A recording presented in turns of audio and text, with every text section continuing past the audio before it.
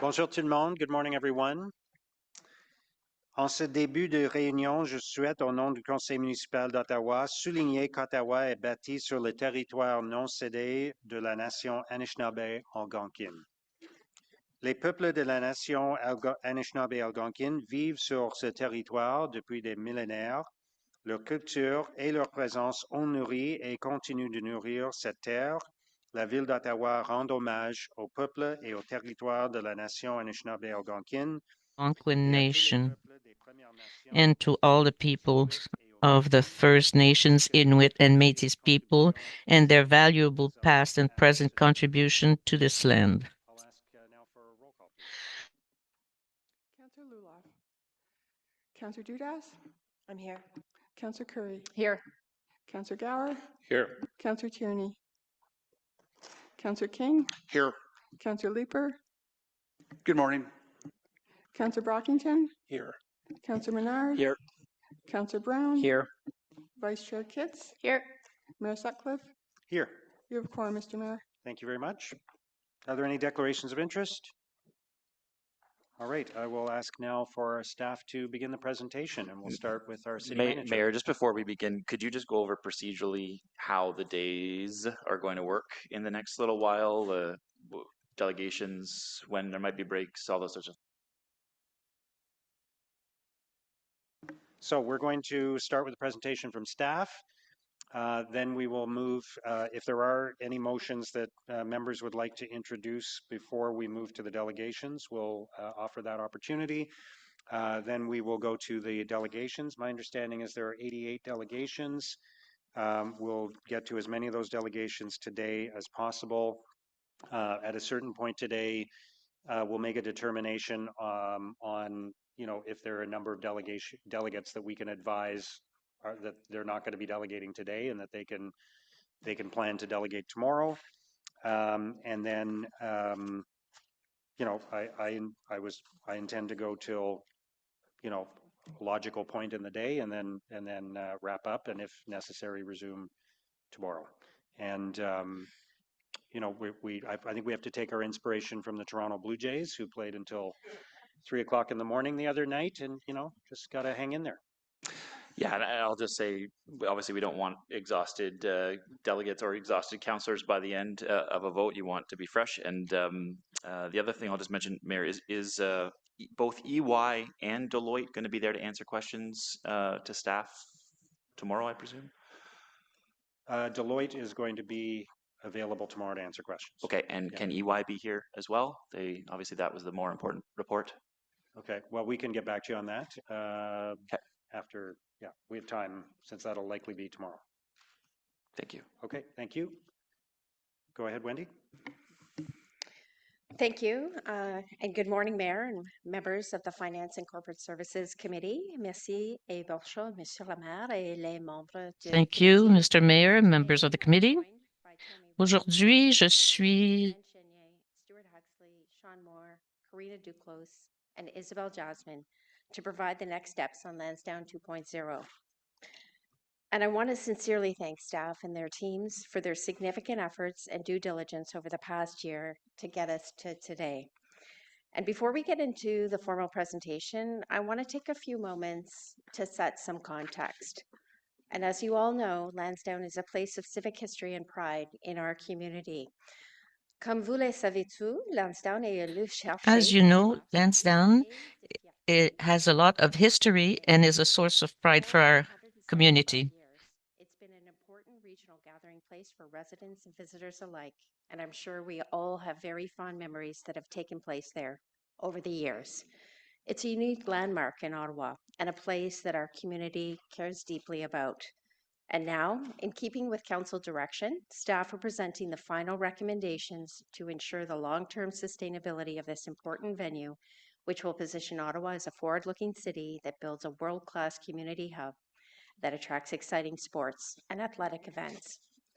The Lansdowne 2.0 project has been a 5-year journey to ultimately ensure the long-term sustainability of the historic site. It's a complex project that has been approached carefully and thoughtfully, with multiple check-ins with committee and council for direction, an extensive public engagement strategy, robust consultations with key stakeholders throughout the planning and design process, and a 6-step council approval process. In December 2020, Council directed staff to work with OSAG and report back on a revitalization plan, including options to enhance the sustainability and long-term viability of Lansdowne operations and the partnership, including both the operating and capital requirements. In July 2021, Council unanimously approved the path to sustainability and the next steps for the partnership.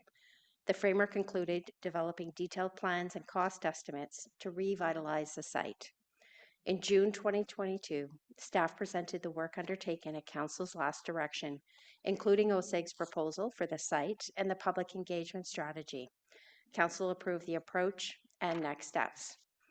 In November 2023, Council approved the concept plan for the new Events Centre, the funding strategy for the Events Centre, the Northside Stands, and the sale of air rights, as well as the planning approvals and development of the pelvic realm. Staff were reported to report back on the procurement options analysis and the recommended procurement model. And in April 2024, Council approved the next step for the path to financial sustainability for Lansdowne, including the design bid build approach for the construction and procurement of the air rights, making the 5th approval in the 6-step process. City staff have worked diligently throughout this process to deliver on Council's direction, incorporating feedback and implementing the recommendations of the Auditor General's Agile Audit. I'm proud of City staff's work and the progress that we've made to date as we move closer to modernizing one of our most important municipal assets and gathering sites. And I recognize that financial sustainability and affordability are at the core of this project. And I can assure committee members that City staff have worked tirelessly to present the final recommendations for your consideration today. I can ensure that members of the committee that the staff worked really hard to present to you today these final recommendations. Responds to Council's direction and contains the final recommendations to achieve financial sustainability while ensuring Lansdowne Park remains a thriving regional gathering place and a world-class destination for our residents and our visitors. The redevelopment plan before committee has not fundamentally changed since its approval by Council in 2023. Work undertaken over the past 2 years has been focused on mitigating corporate risk and ensuring the best value for our taxpayer dollars. Following Council's direction from April 2024, City staff have now completed the detailed facility design, which now contains increased capacity of 6,600 rather than 5,500. They've received the site plan approval for the new facilities. They successfully tendered the construction design and identified a preferred contractor. They've successfully tendered the air rights for mixed-use development opportunity. They've reviewed and validated the assumptions in the business case and the funding strategy. They've implemented the Auditor General's recommendations, and they've negotiated and updated the partnership agreement as well as associated agreements. The culmination of this work has led to a recommended business case and a funding strategy that leverages the unique qualities of Lansdowne as a revenue generator that allows Council to build these new assets for essentially 31 cents on a city dollar without increasing taxes for residents. And overall, the project value of $418 million is lower than the estimated $419 million, with the net cost of $130.7 million to the city. Construction costs for the Northside Stands and the Events Centre are $312.8 million, which are lower than the Class A estimates of $316 million. Residential air right revenues are $65 million versus the estimated $39 million, allowing a contribution to the Affordable Housing Reserve to be $14.4 million versus the estimated $9.75 million. The annual cost to the city for debt servicing is $4.3 million annually versus the $5 million originally stated. The new arena and stadium designs will achieve LEED Silver certification. Accessibility will be significantly enhanced across the entire site with key upgrades, including elevators, inclusive washrooms, sensory and lactation rooms, and hearing support. City staff believe that the report and final recommendations for committee's consideration today will achieve Council's objective to continue the tradition of Lansdowne as a vibrant and exciting gathering place to our community for generations to come, without increasing residential property taxes or diverting funds from other city priorities. As stated in my memo this morning, any delay at this point will put the project in jeopardy. The Event Centre and the Northside Stands fixed price bid expires on January 16th, 2026. Any modifications to the redevelopment plan could push the project out at a minimum of an estimated 2 to 3 years, adding significant cost to the overall project. We are here today to provide a detailed presentation on the work completed to answer committee members' questions. And we recognize the significance of today and the need for open and transparent dialogue, given that this is the final report in the approval process for Lansdowne 2.0.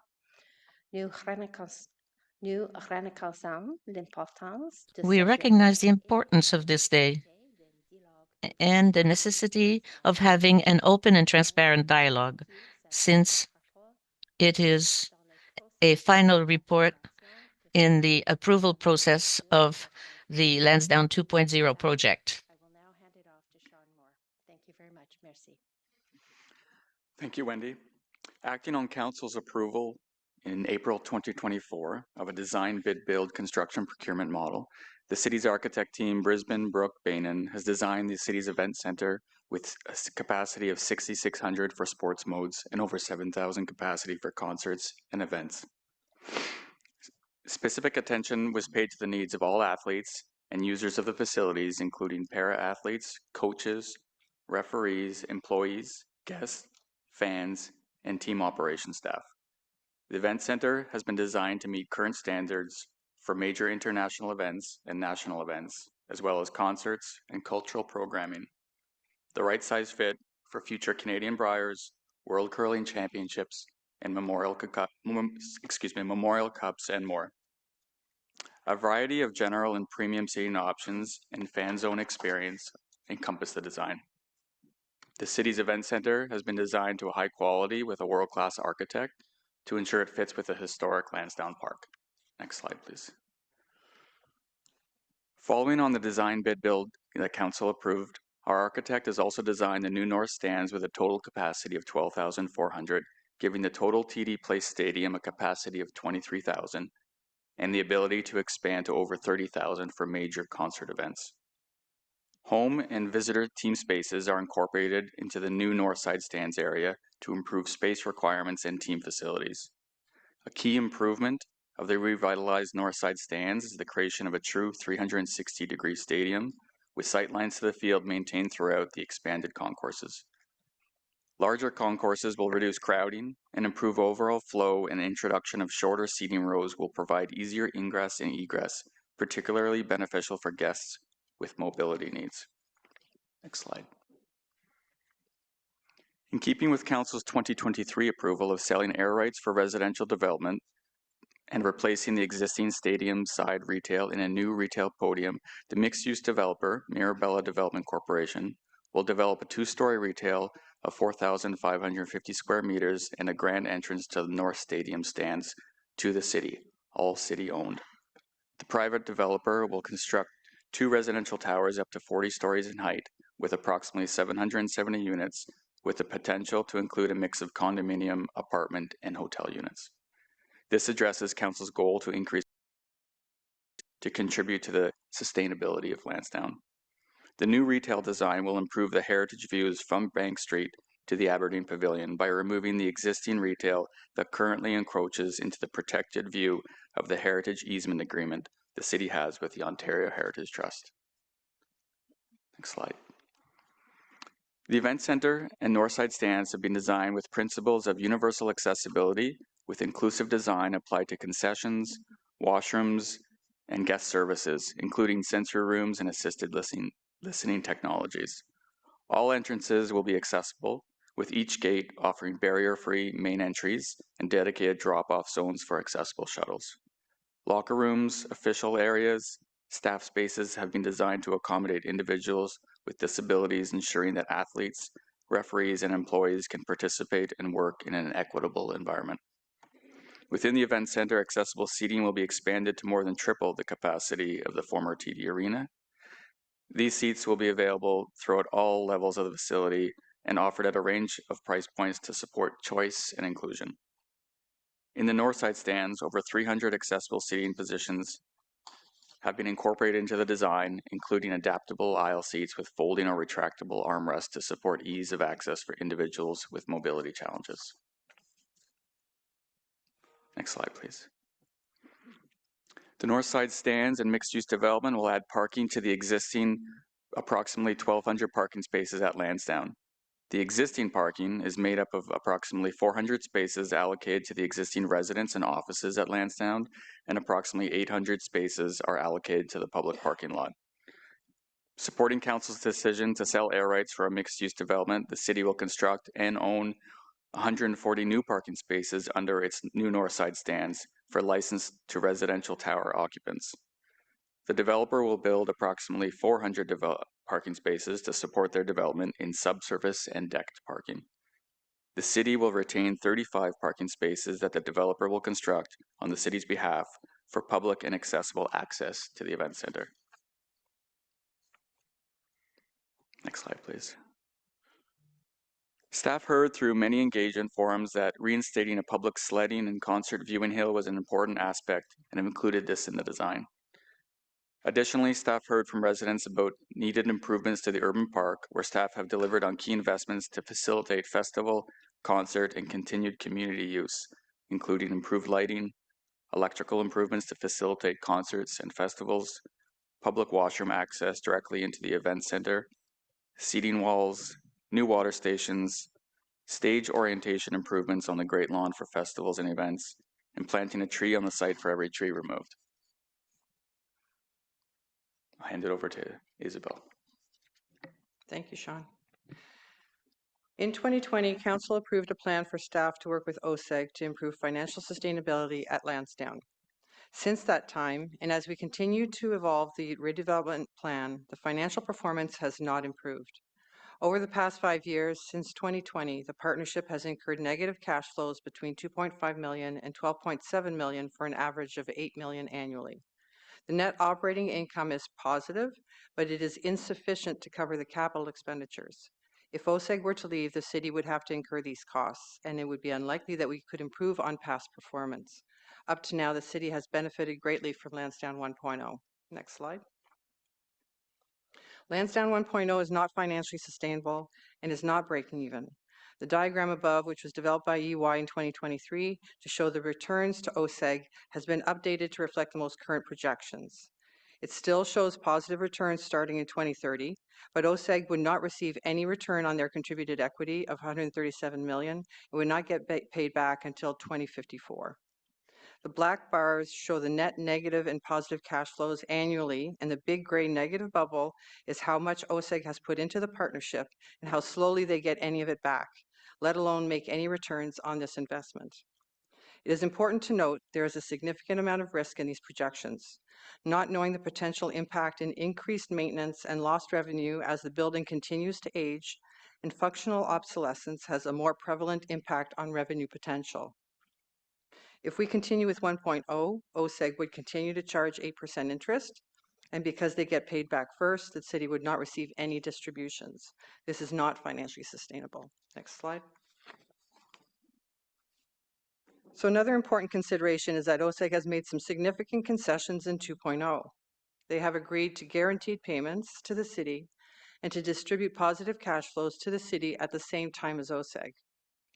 If 2.0 were not approved, the 1.0 agreement would continue with OSEG charging 8% interest and the only distributions going to pay back OSEG. Eventually, the arena and Northside stands would need to be replaced, and with 1.0, there would be no returns from the waterfall to the City, and the cost would be 100% paid by taxpayers. Assuming a replacement in 2037 when it is at 70 years old, and an escalation of 3 to 5%, the cost to replace these facilities could be as much as $752 million. Compare this to the estimated cost to the city of $130.7 million, with the improvements made for the 2.0 new revenue. We can invest 31% of $418 million now, or 100% of $752 million later. That is a $621 million difference. Next slide. So as I mentioned on the previous slides, OSEG has made some significant concessions as a partner in this project. In 2023, Council approved several changes to the partnership agreement. Negotiations with OSEG have resulted in some additional changes to protect both partners during and post-construction. Some of the key changes in the partnership agreement include an extension of the partnership from 2066, which also included 2 option years to 2106, to now end in 2075 with no extensions.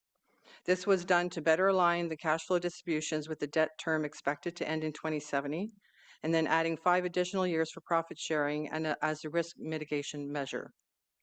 As approved by Council in 2023, the city gets paid back at the same time as OSEG, based on a pro rata share of positive cash flow distributions based on how much equity each partner has contributed. Based on the current estimates, the city would be receiving 56% of the net positive cash flows. OSEG will continue to pay for the net negative cash flows in the 2.0 agreement, and during construction, we would share the costs directly attributable to construction disruption, primarily related to the loss of seating in the stands, loss of the podium retail space, relocation of offices, relocation of anchor tenants, if needed, and also to cover capital expenditures specific to city-owned assets. These business interruption costs are conservatively estimated at $16 million for the city and are included in the total estimated cost of $418.8 million. The partnership would be permitted to put a new $20 million operating line of credit in place post-construction to help manage seasonal and year-to-year cash requirements as a prudent business practice. Since the city is now sharing in net positive cash distributions, it would be beneficial to have the flexibility of leveraging a line of credit versus continuing to increase OSEG's contribution to equity and shifting the pro rata share of cash distributions in their favor. All the other key agreed-to terms were described and approved by Council in 2023, namely the write-off of deemed equity, eliminating the 8% return, the new definition of the city's contributed equity, which is the $418 million less expected revenues from external sources, and guaranteed payments to the city for rent and the ticket surcharge, which equates to approximately $1 per ticket. Next slide. There seems to be some confusion as to how redevelopment will suddenly make Lansdowne financially sustainable compared to 1.0. The answer is more revenue and improved profit margins, primarily from premium seating, additional events, increased sponsorship, and more revenue from parking. Premium seating will have a positive impact on all components. In the event center, we are introducing 11 suites with combined capacity of 262 and 4 lodges with capacity of 117, and a club seat section accommodating 426 patrons. These will be available for all sports, concerts, and other events. A modernized event center will also attract a broader array of shows and events than currently possible, including high caliber acts. Event center sponsorship revenue is expected to increase for both the event center and Northside stands. The event center will also feature 3 tiers of space facing the field that can be used for stadium events and Red Blacks games. The new Northside stands will offer 250 additional field club seats beyond the current field club capacity, 12 new lodges, and a premium club. Parking revenues are also expected to increase significantly because of attendance increases, busier event schedule, and better rates. Next slide. In 2023, Council approved a project budget of $419.1 million. The overall budget authority required has now decreased to $418.8 million. This includes fixed price contracts for the Northside stands and event center. There's approximately $3.5 million of Class D estimates included in the event center for 35 additional parking spaces and $5.3 million for the grand entrance, both of which will be built by Mirabella. There's also $60.9 million in design, construction, and administrative support and consultants for this project. The $22 million spent to date is included in this number. A 10% contingency is included in the estimate to account for unforeseen items that may arise during construction and is in line with the city's project delivery and cost estimating guide. Business interruption costs are conservatively estimated at 16 million and are included in the 418.8 million total. These costs could be higher if timelines are extended or lower if we achieve positive cash flows before construction is completed. Next slide. In November 2023, Council approved a motion to allocate 25% of the first 39 million in air rights revenue to affordable housing, and any amounts above that to allocate 50%. It was not clear at that time was the reliance of the developer on the additional 140 city parking spaces being built below the north side stands. The intent was to ensure there was sufficient parking available to attract developers to this opportunity. Based on current market conditions, the cost to build parking exceeds the returns expected from market rates that could be charged for leasing these spaces. For these reasons, staff recommend that a portion of the air rights be allocated to parking. There is also an estimated 6.7 million cost to integrate the developer's design with the parking deck, stadium, and the retail podium. It is recommended that the 65 million in air rights revenue be allocated as follows: 10 million for the parking facility below the north side stands, 6.7 million towards the cost of the podium. The remaining 48.3 million be used as the basis for the affordable housing allocation, with 25% of the first 39 million and 50% of the remaining 9.3 million, for a total of 14.4 million allocation to affordable housing compared to the 2023 estimate of 9.75 million, an increase of 4.7 million, and the remaining 33.9 million allocated to the Lansdowne 2.0 project. Next slide. Staff are requesting budget authority to spend on two other projects that are separate from the Lansdowne 2.0 project, and that they are to be self-funded and not funded by taxpayers.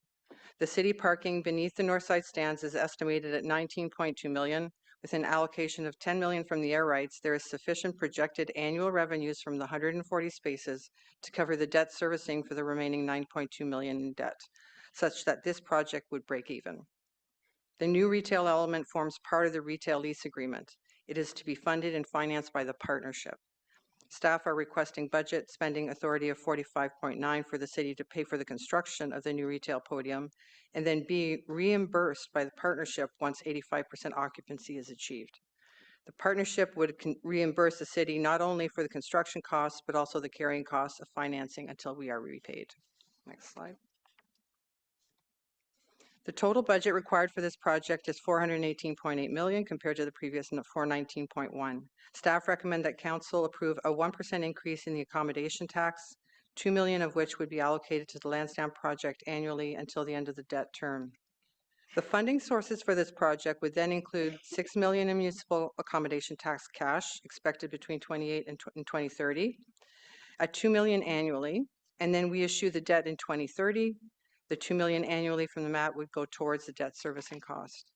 It is important to differentiate between capital cost funding and operating cost funding. The capital cost funding includes MAT revenue, capital reserves, air rights revenue, bond premium, and the remainder is funded by debt. The debt has increased from 313 to 331 million, primarily because we've eliminated the original projected funding of 20 million from senior levels of government, which has not materialized yet. If we were to receive that funding, the debt funding requirement would decrease by that amount, and so would the cost to the city. The 331 million in debt is estimated to cost 17.4 million annually in debt servicing, assuming 4.25% interest for 40 years. The debt servicing is an operating cost. Next slide.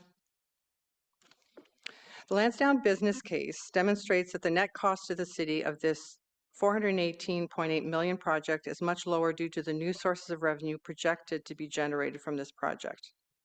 There is an estimated 288.1 million in new revenues that would not otherwise be available for other projects, if not for the redevelopment project. This includes 33.9 million from air rights revenue that is attributable to the new residential towers, 69 million from property tax uplift generated from the new units to be built. This only captures 75% of the uplift, with the remaining 25% available to fund other tax-supported services. Partnership revenues of 141.1 million from the guaranteed payments for rent and the ticket surcharge, and the estimated net positive cash flow distributions to the city. It is important to note that these values are all shown as net present values to take into account the time value of money to repay the debt and are only shown for the term of the debt. The partnership extends beyond the term of the debt and includes projected additional profit that will be explained later. Next slide. I would like to point out that I've changed the title of this table to avoid confusion. It used to say at the top, the first column, funding sources available for debt servicing. This led to assumptions that the city is dependent on these funding sources to pay for the annual debt servicing costs in the operating budget. The funding strategy does not rely on these revenue sources. The business case does. These are projected revenue sources that, if realized, will help to offset the cost of the debt servicing in the years when the revenue materializes.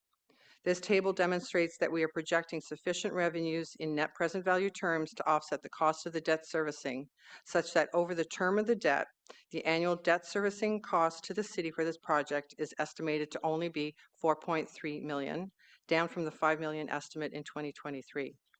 The first column shows the total revenue estimated to be received by the city over the term of the debt, and the column next to it shows it in net present value terms. So, for example, $331 million in total debt equates to $694 in total dollars spent over the term to pay for that debt. $3.6 million annually in property tax uplift equals to $69 million net present value, but a total of $181.3 million in real dollars over that time frame. These are projections, and there is a risk we may receive less from these other sources of revenue, but there is also just as high a possibility that we will receive more. The last column shows this range. The revenue source with the greatest potential variability is the return of city equity from the waterfall. But I assure you that based on the previous due diligence conducted by EY in 2023 and subsequent adjustments made to the pro forma projections, the partnership pro forma projections are conservative, and there is just as much likelihood that the revenues could be higher than estimated than they could be lower. Next slide. This slide summarizes these partnership distribution projections. They have been fully analyzed and assessed by external review, detailed analysis, and supporting documentation. The projections for 1.0 were nowhere near the same level of certainty and predictability as these revised 2.0 projections. 1.0 projections were developed before the facilities were even built. These projections are based on 10 years of experience operating the site and the most current market data. There is significantly more substantiation inherent in these projections than there was even possible for 1.0. Extending the partnership to 2075 increased the total projected distributions, but it did not materially change the amount required to offset the cost of the debt. $397.1 million is expected from the partnership to the city, and the remaining $83 million is surplus cash flow to the city. Next slide. So as described earlier, the new revenue will help to offset the cost of debt servicing over time. Estimates of the new revenue and timing of those revenues are shown in the last line of this table. This will show up as additional revenue line items in the city's budget in those years to be used to offset tax-supported budget pressures in those years. The debt servicing cost of $17.4 million would be a budget pressure starting in 2031 if the debt is issued in 2030. In 2023, Council approved the funding strategy described in the table, which is to increase the base budget for debt servicing each year by $1.3 million annually until 2036, when it reaches the $17.4 million value. Based on Council's approval, and as part of the annual budget approval process, we have been increasing this base budget since 2024. Until the debt is issued in 2030, we are accumulating the annual base budget amount in a reserve to use as a debt servicing funding in those years between 2031, when the debt servicing cost materializes, and 2036, when we reach the $17.4 million base budget level. These budget increases, because they are done over a long period of time, can be accommodated within existing tax targets. There are no tax increases associated with this funding strategy for Lansdowne 2.0. Next slide. If you recall, one of my first slides showed that the return of equity to OSEG was not achieved within the time frame of the partnership agreement, and that they would receive 0% return over that time period. With 2.0 and with the extension of the timelines, the conservative projections show profitability by 2030 and a return on investment for OSEG at almost 2%. The big difference between these projections combining 1.0 and 2.0 going forward is that these projections are based on known changes to the facility that will result in higher revenues. These projections are based on very conservative estimates that could have either an upside or downside. The 1.0 projections that I shared earlier did not include the same rigor due to the unknown operational and financial impacts of continuing a functionally obsolete facility with the downside risk, where the downside risk is much greater. Moving forward with 2.0 eliminates this risk. Next slide. And finally, this graph shows the overall projected investment and return to the city. The city's contribution is higher than OSEG's, and therefore our share of the equity and distributions will be close to 56%. The city's return on investment is estimated to be 2.65% compared to OSEG's overall return of 2%. And I will now pass it to Debbie. As directed by Council, the City's Housing, Real Estate and Investments team solicited bids on the sale of air rights and subterranean rights to develop 2 residential towers in the airspace above a city-owned retail mixed-use podium, as well as subgrade parking.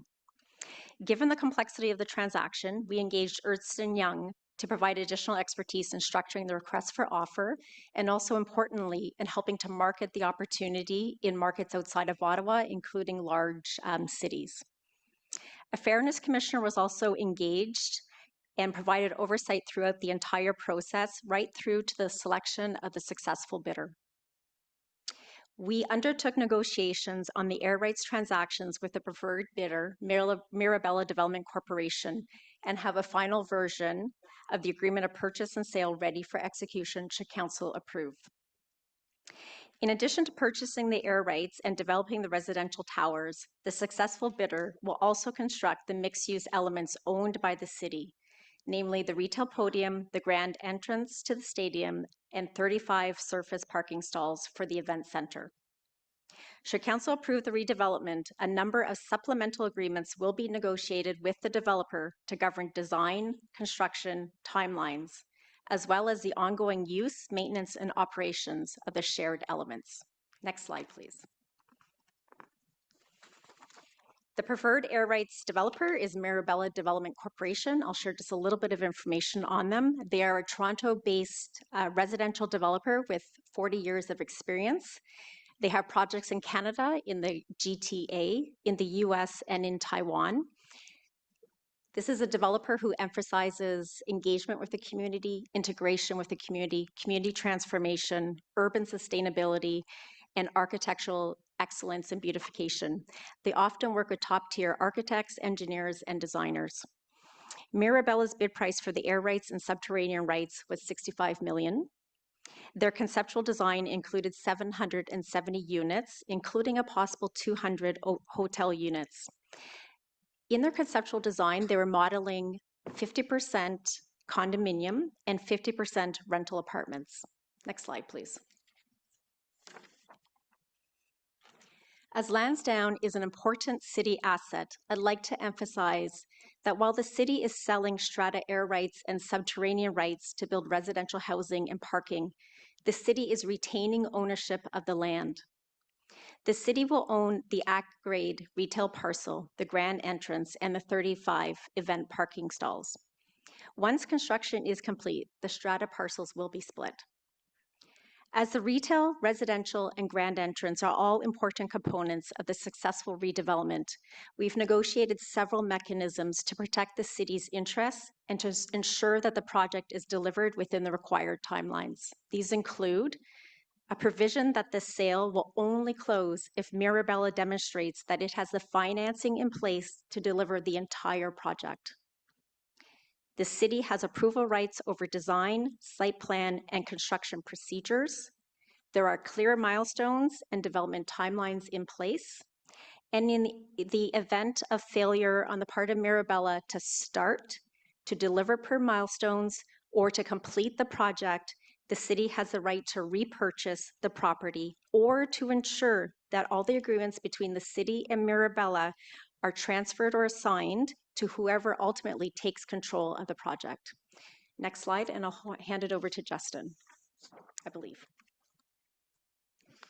Karina. What you see today comes from listening to residents, to stakeholders, to council, and to everyone who cares deeply about what Lansdowne means to this city. The design before you reflects years of thoughtful engagement, careful technical work, and the direction Council set us for. This project, it's about creating a place that feels welcoming, accessible, built to last, a place where people want to come together.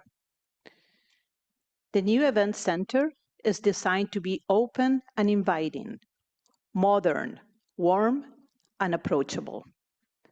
Inside, it is easy to navigate, inclusive, accessible, and built for everyone. Whether you are attending your first concert, cheering on your team, or volunteer for an event, it is meant to feel comfortable and connected.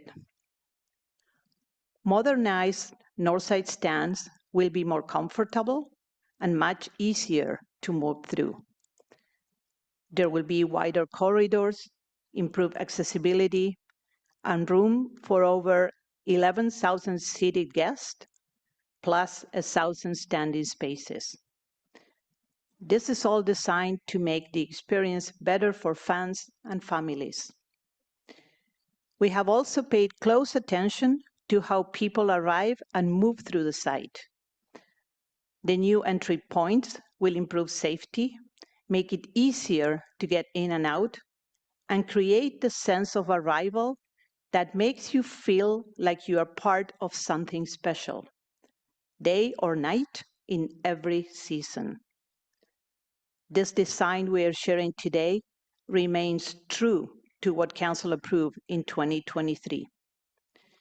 Endorsement to move forward will unlock the full potential of this site, ensuring Lansdowne continues to serve residents for generations to come.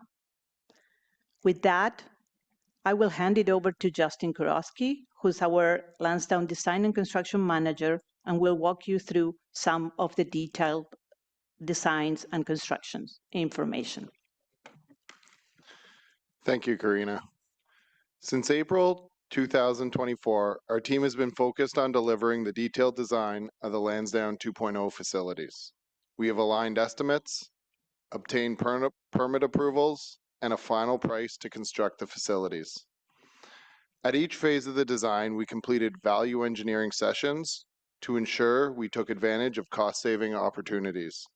The goal was about doing things better, not doing less. Through those sessions, we have maintained the budget while delivering a facility design with the features as approved by Council in November of 2023. Next slide, please. We completed a 3-stage procurement process with a fairness commissioner monitoring each phase. First, we completed an expression of interest, followed by a request for qualifications. This ensured only qualified bidders were bidding on the project. We moved forward with our 6 pre-qualified bidders and completed the request for tender, which closed on September 19th. We received 3 bids. Next slide, please. As you can see on this slide, our 3 bidders were all very close to our Class A estimate, with our lowest bidder being just 0.01% below our Class A estimate. The alignment of the bidders with our estimate gives us great confidence that our contractor understands the project scope and requirements very well. Next slide, please. EBC is a Canadian construction leader recognized for large-scale projects such as the Ottawa Art Gallery here in Ottawa, hospitals in Montreal, educational institutions, as well as sports and cultural centers. After tender close, our negotiations with EBC resulted in a final fixed price construction contract of $312.849 million. Next slide, please. We have taken a risk-based approach to scope, schedule, and budget controls throughout the design phase of the project and into construction. Our integrated project team engaged with our operational partners early to ensure all project requirements were included in the design phase and priced into the construction. Going forward, we will continue with our structured risk management approach, aligning with our change control process. This approach will ensure only required changes are approved, resulting in a managed contingency drawdown. Next slide, please. Throughout construction, We will have a variety of mitigation measures in place to lessen the effects of construction on local area residents and businesses. These measures have been developed in consultation with the community. We will continue to engage with the community throughout construction, listen to concerns, and actively evaluate and adjust our mitigation measures as needed. Next slide, please. Residents were clear during the public open house sessions that we held for the Lansdowne project that our team should deliver LEED Silver facilities. We're proud to say that the city's design team and architect are delivering on that request. While delivering on enhanced fan, athlete, and user experience, we have also incorporated efficient building systems, resulting in a 36% improvement in energy intensity and a 31% reduction in greenhouse gas intensity when compared to the existing facility. I'll now hand it back to Sean for the next slide. Thank you, Justin. A hallmark of the transportation demand management plan for Lansdowne is the provision of free transit service to all ticket holders attending ticketed events. This innovative TDM strategy, which is the first of its kind in North America for a large mixed-use entertainment district, provides free transit to all ticketed events starting 2 hours prior to event and lasts until 2 hours post-event. The cost of any enhanced transit service provided for OSEG events with attendance levels of 5,000 or more are borne by OSEG. The cost of any enhanced transit service provided for city events with attendance levels of 5,000 or more are borne by event organizers. The comprehensive TDM program implemented in 2014 as part of the original revitalization of Lansdowne Park will continue to play a critical role in supporting the transportation program for Lansdowne 2.0 and includes other key TDM measures such as the use of the 13 regional, both City of Gatineau, City of Ottawa park and rides, increased frequency of public transit on Bank Street, routes 6 and 7, ability to pre-purchase parking in the Lansdowne garage prior to event, walking and use of infrastructure such as the Flora footbridge, biking and bike valet for major events, taxi and rideshare, accessibility drop-off, an OSEG shuttle from Carleton University with free parking, and utilizing the Trillium line with the O train station at Carleton and coupling that with shuttle or rideshare. Next slide, please. As per Council Direction 2023, for the first time in Ottawa, staff have established a social procurement framework for a major project. The outcomes defined by Council are 1, local procurement, 2, supply chain diversity, and 3, training and employment opportunities. The framework establishes a collaborative approach with multiple objectives, including opportunities for social procurement to fill any gaps in the project's supply chains for both goods and labor. The construction contract contains a series of deliverables related to social procurement. The general contractor, EBC, is required to hire a social procurement facilitator who will navigate the administration of the framework and support EBC to achieve the social procurement outcomes. I'll hand it over to Debbie. Economic Development Services engaged Deloitte Canada to undertake an independent economic impact analysis of the Lansdowne 2.0 redevelopment. The assessment is based on the project as it is proposed here.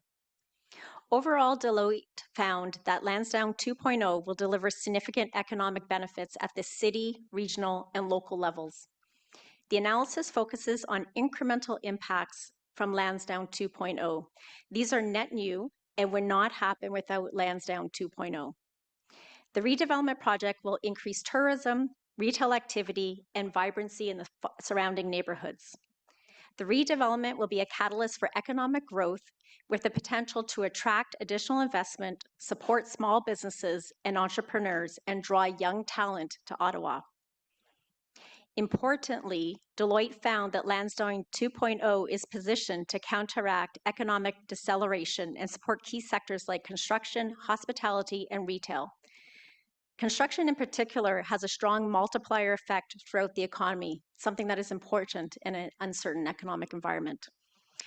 Overall, the Deloitte modeling indicated that Lansdowne 2.0 is anticipated to realize $590 million in GDP growth throughout the construction period from 2026 to 2035, with $89 million annually in incremental GDP from operations. Close to 5,000 new jobs will be created through the construction period and 427 net new jobs from ongoing operations.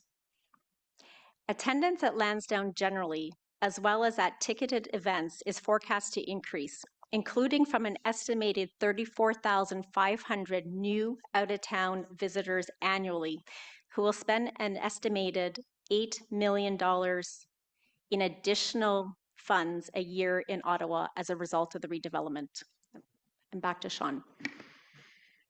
Thanks, Debbie. Since 2020, the Lansdowne 2.0 project has been presented to 9 committees, including the Accessibility Advisory Committee, the Built Heritage Committee, Planning and Housing Committee, Finance and Corporate Services Committee, and the former Finance and Economic Development Committee. Over 135 delegates have spoken at committees on the Lansdowne 2.0 project. Since 2023, staff have engaged with over 900 public attendees in 8 in-person and virtual public meetings and open houses. As well, we've received over 20,000 unique visits to the Engage Ottawa Lansdowne platform. The Lansdowne project team have held targeted meetings with local community associations, the local BIA, local businesses, and staff have ongoing discussions with our Indigenous communities. Staff have undertaken specific design discussions in collaboration with the National Capital Commission, Parks Canada, the Ontario Heritage Trust, and the City's Urban Design Review Panel. Next slide, and this concludes our presentation. Thank you very much. Thank you very much to staff for the presentation, and of course we'll have an opportunity later to ask staff questions, but I wanted to say thank you to all of you for the hard work that has gone into this and following through on the recommendations that were approved by Council in 2023. So at this time, I'll just ask councillors if they have any motions that they would like to introduce before we move to delegations.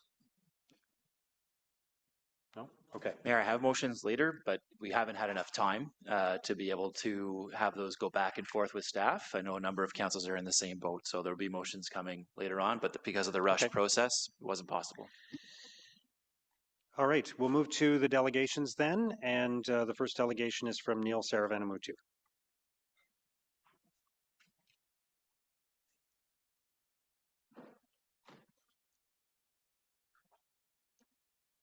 Good morning.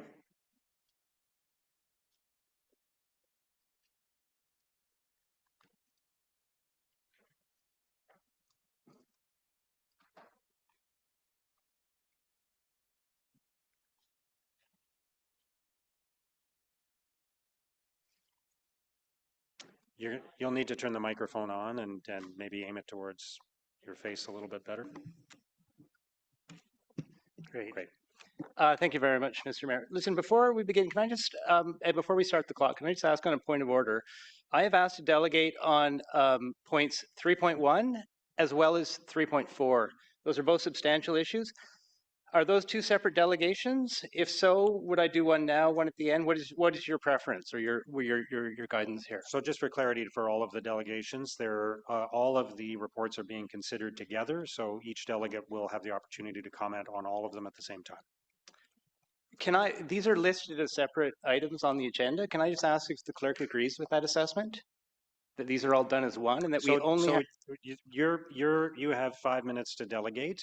This is not you do not have standing to ask questions of council or of city staff. So you have 5 minutes. We can reset the clock to 5 minutes, but you're not able to raise points of order. You're not able to ask questions of staff or of council. Okay.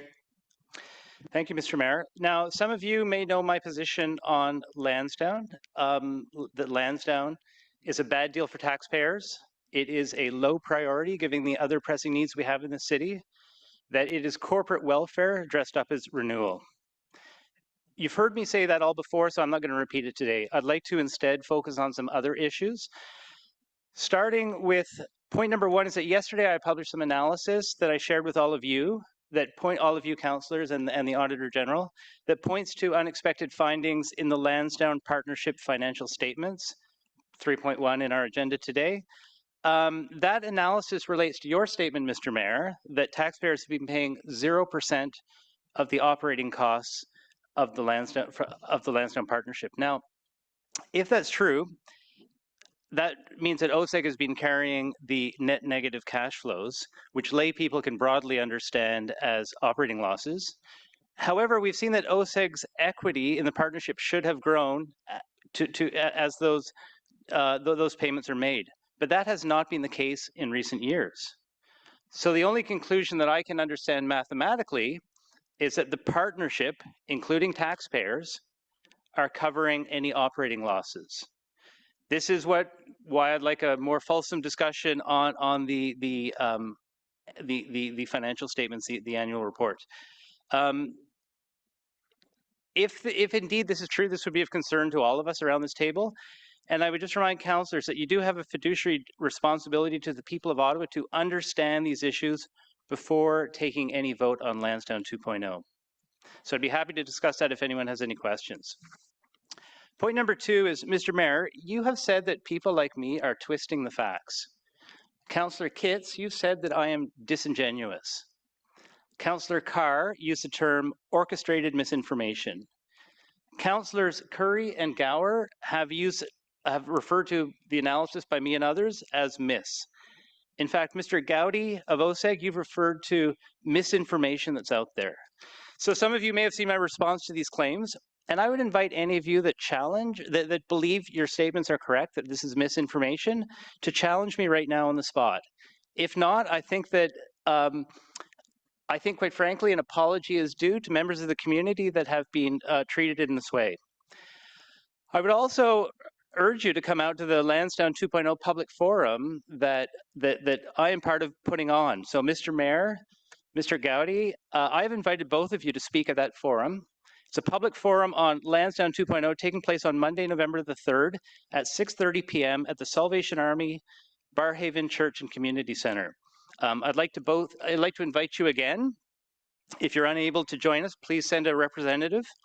And I will just remind councillors and anyone listening in today, members of the media, that this is an event that's open to everyone, either in person or online. You can find more information at betterottawa.ca. So my third point that I'd like to make today is simply that many of you councillors have expressed your opinions on this issue already and have essentially made your decision. And that's, I just wanted to say thank you for declaring transparently how you feel on this project, why you're supporting it one way or the other. And I would encourage all councillors to be as equally transparent with your constituents. Because the truth of the matter is that this issue does not end at your council meeting next week. You own your vote. And I believe that most Ottawa residents do not view Lansdowne 2.0 as a priority. They see Lansdowne 2.0 as little more than a bailout for the Ottawa Sports and Entertainment Group. Many residents agree with Councillor Brown that Lansdowne 2.0 is a boondoggle. This vote is about whose priorities you put first. The priorities of residents or the priorities of Mr. Greenberg and the Ottawa Sports and Entertainment Group. Ordinary taxpayers or powerful special interests. You can choose, this vote is a test. You can choose fiscal responsibility over spin, public good over private bailout, taxpayers over powerful developers. This is your decision. We're watching. We will remember who you put first. Thank you very much. Thank you. Councillor Menard? Thank you very much, Mayor. Thank you, Neil, for your work on this file and uncovering a lot of the intricacies on the finances about the deal. I have several questions for you. The first is on the referendum petition and the petitions you've had. How many people have signed the petition? There's close to 7,000 signatures on that petition. 7,000 people. 7,000 people have said that they would like a referendum to be held to have a say in whether Lansdowne 2 goes forward. And that's not to say that it will be one way or the other. It's just simply over 7,000 people have signed a petition saying that they would welcome the opportunity to be part of that decision. And why is it important for residents of Ottawa to be able to exercise a vote on this and have a say on this project? Lansdowne 2.0 is one of the most important decisions that this term of council will take. It's certainly the largest spending decision that I can see. And people understand that there's a lot of priorities that people would like to see funds used to address. And people are very upset that this is being done without what I would consider and what many other people would consider proper consultation. So a referendum would be one way to do that consultation properly. And why do you think the deal at this stage is so unpopular amongst residents of Ottawa? I think that people see that what we're being sold is not what is likely to pan out. People say that we're promised this $419,000 house for $130,000. No one buys that. I mean, that's just too good to be true, I think a lot of people would say. And so there's a lot of skepticism about whether those revenues will ever come through. Now, what we've heard today is some clarity that we are not counting on those revenues to come through at all. We've been told that taxpayers will be capable of paying 100% of the cost of Lansdowne, the full $419 million. We're putting all that aside as tax money. So it's like, I refer to this as a 1% Lansdowne tax. If you want to call it a 1% Lansdowne tax diversion, that's fine. But that's what's going on here. We are putting aside that money so that we have absolutely no dependence on any revenues coming through from other sources. Yeah, after investigating, it seemed clear that the $17.4 million to service that debt over those 40 years to 2070 is in the operating budget. So say council raises taxes by 1% for that year. Well, that's pretty much eaten up by that entire amount, with the hopes, fingers crossed, that we get that money back sometime after 2052. I did want to just get to your point about the operating deficits and the cash that was supposed to be injected by OSEG. It appears to me that since 2019, 2020, there has been very minimal amount put in by OSEG to actually offset those deficits with cash, and that what's happening there? Is it that we're expanding the retail loan to offset it? Is it that we're giving line of credits? Is it that we're allowing them to access funds in the partnership meant for repairs of the buildings? What's going on? Well, the truth of the matter is that we don't fully know, and that's something that councillors, I think, need to know before they make a final decision. But what is surprising is that if you look at the equity that OSEG has in this project, when it started in 2014, it was about $30 million, and it's been rising ever since until about 2020. And then 2020, it stops rising, which says that OSEG had been injecting equity or injecting cash to cover the net negative cash flows from 2014 to 2020. 2020 hit, and of course, we all know that the pandemic happened, and a line of credit was introduced to get through those pandemic years. And so some completely appropriate arrangements were made to deal with that. But the last couple of years, there is no proper explanation for why the equity is not increasing. What we do know is that a mortgage, that there has been an increase in the mortgage taken out on retail. In other words, the city is increasing, the partnership is increasing its debt levels, and the concern is that some of that is used to pay operating costs. I don't know, because that's not documented clearly in the annual reports, but it's something that I think we need to get to the bottom of. Okay, my last question for you is just, was the Auditor General right or wrong, do you think, in the report that was released by that office? Sorry, can you repeat that question, please? Was the Auditor General correct, do you think, in the report that was released back in 2023 about the potential overruns in cost? Yeah. I think the Auditor General's report from 2 years ago said that we really should be provisioning a much higher cost for this project. I think that was aligned with what the city's own contingency reserves and policy was on this issue.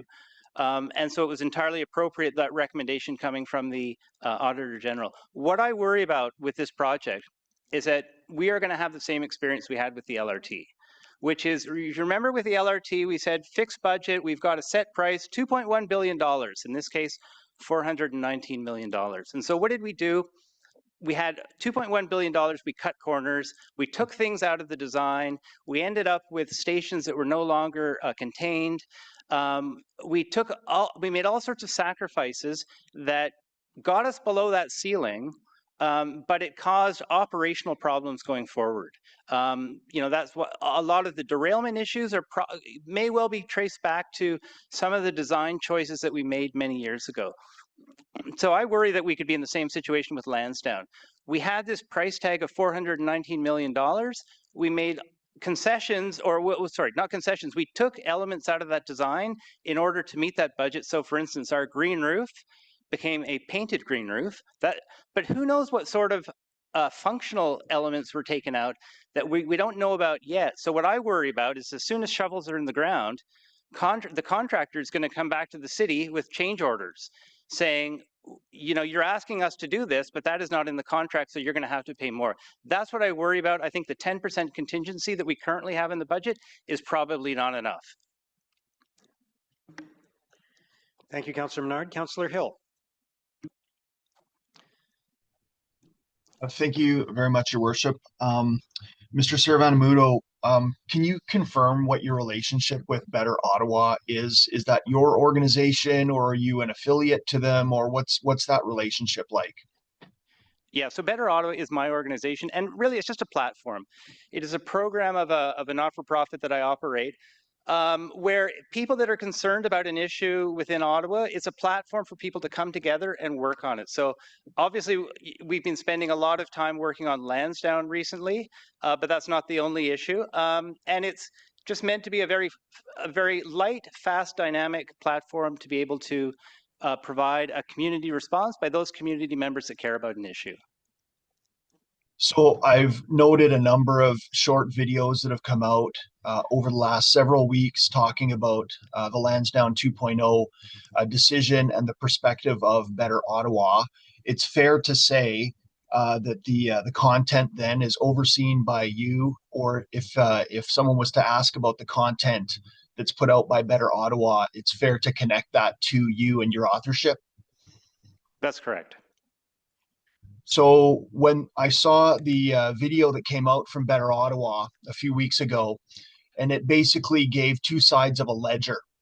It talked about $419 million as an investment option for the city of Ottawa with regard to Lansdowne 2.0.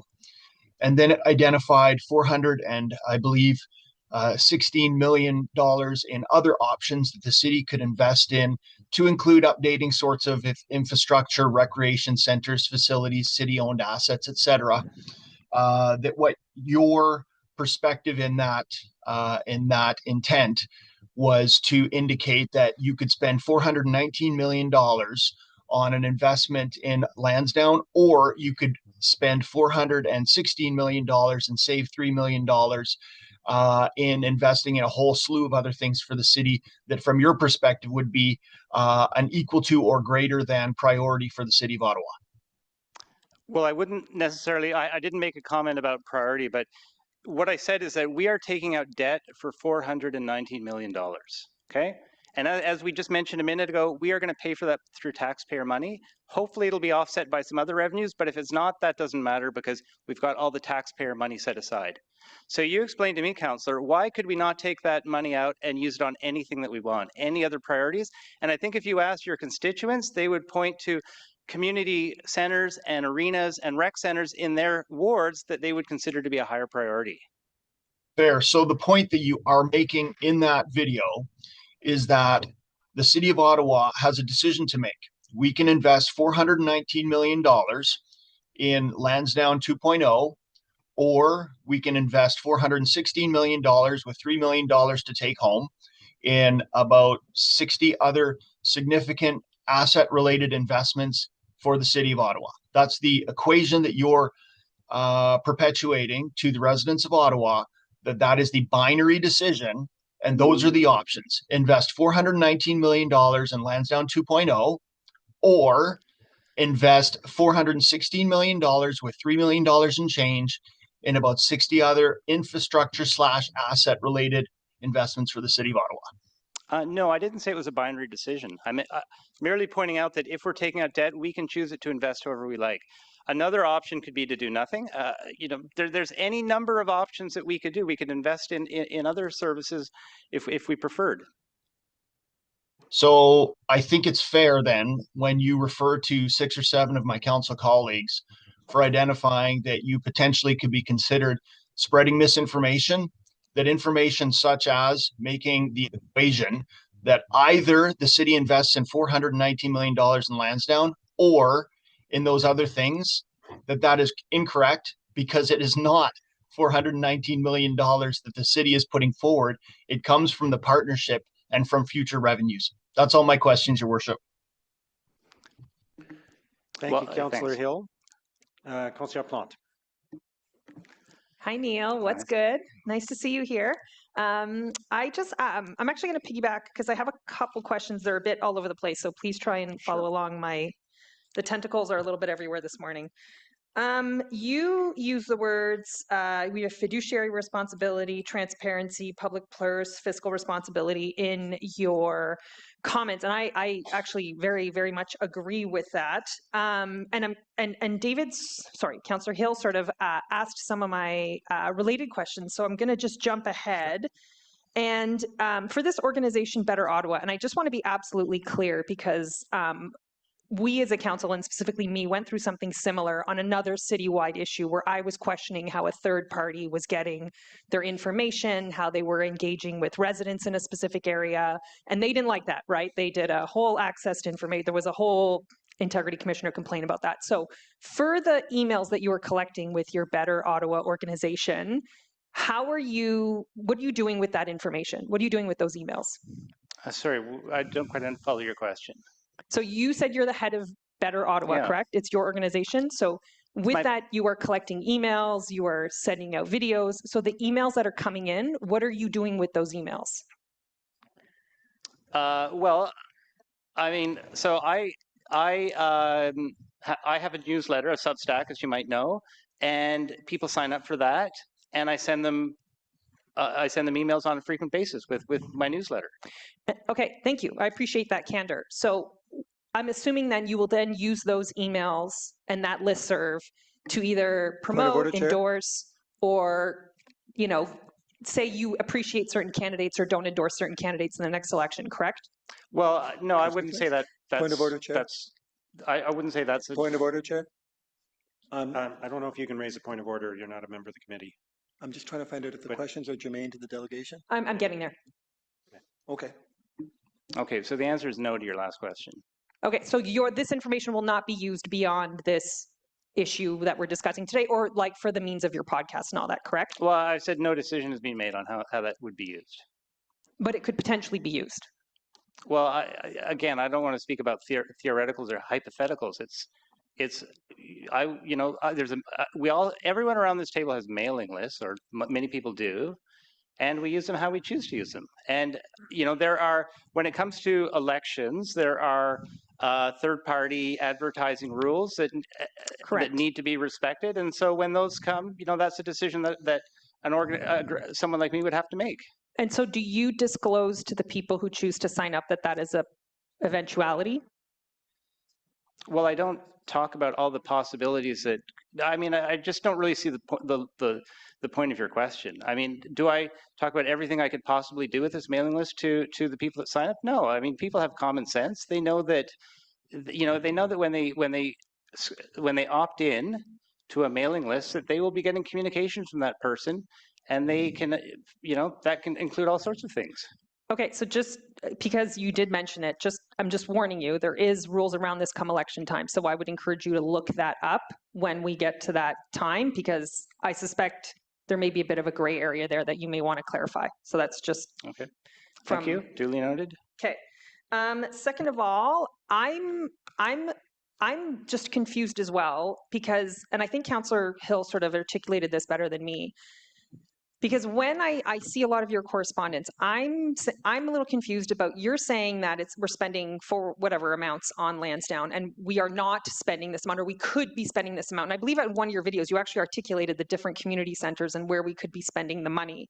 So is it that money could be spent on the community centers? Because in my conversations with people, and I've met a lot of people, by the way, on this issue, both who live in your area, who don't live in your area, sporting people, etc. That's not the story that's told to me. So I was wondering if you could clarify if that's what you're trying to impart, that that money could be spent on our recreational services or not. Yes, we can. Let me just reiterate what I said a minute ago. The City of Ottawa is taking out $419 million in debt. It will be paid for through taxpayers entirely, and hopefully there will be some offsetting revenues through the partnership that will reduce those payments. But if the partnership produces zero in distributions to the city, as it has done in the past, as is the historical record, then taxpayers will pay the full amount. So the question is, could you take out that debt? Can you take out debt and pay, and can you take out debt for any project? And the answer, as long as it meets certain criteria for under which we're allowed to take out debt, i.e., I think there's a legacy component to it, then the answer is yes. Okay, so my understanding is that's not exactly how that works, but we'll get clarification from staff on that later. And last, I just wanted to, I absolutely agree with you that there will be cost overruns on this project. I'm here from the future to tell everyone there will be cost overruns on this and every single project that ever happens ever. So I just wanted to agree with you on that. Okay. Thank you very much. Thank you. Merci, Conseillère Plante. Councillor Bradley. Thank you so much, Mr. Mayor, and thank you, Neil, for being here today. And I, for one, want to thank every single community member who has taken the time to contribute to increasing our knowledge of this project, and it is incredibly, incredibly complex. So I just wanted to sort of keep on this narrative of debt. So we are issuing $331 million of debt for this project with an annual servicing cost of $17.4 million a year. My understanding is the funding strategy that we approved last year, we saw new funding added to our budget of $1.3 million of new money to base funding last year. We will continue to see $1.3 million added to the base budget every year until 2036, when that base budget reaches $17.4 million. That's what we will use to service the debt. Now, my initial understanding, again, very complex, and I think it's a lot about how this project has been framed, is that as we receive revenues from the various lines of business through Lansdowne 2.0, taxpayers' contributions to the project would be diminished and our debt servicing would be lower. That was my initial understanding. I was wrong.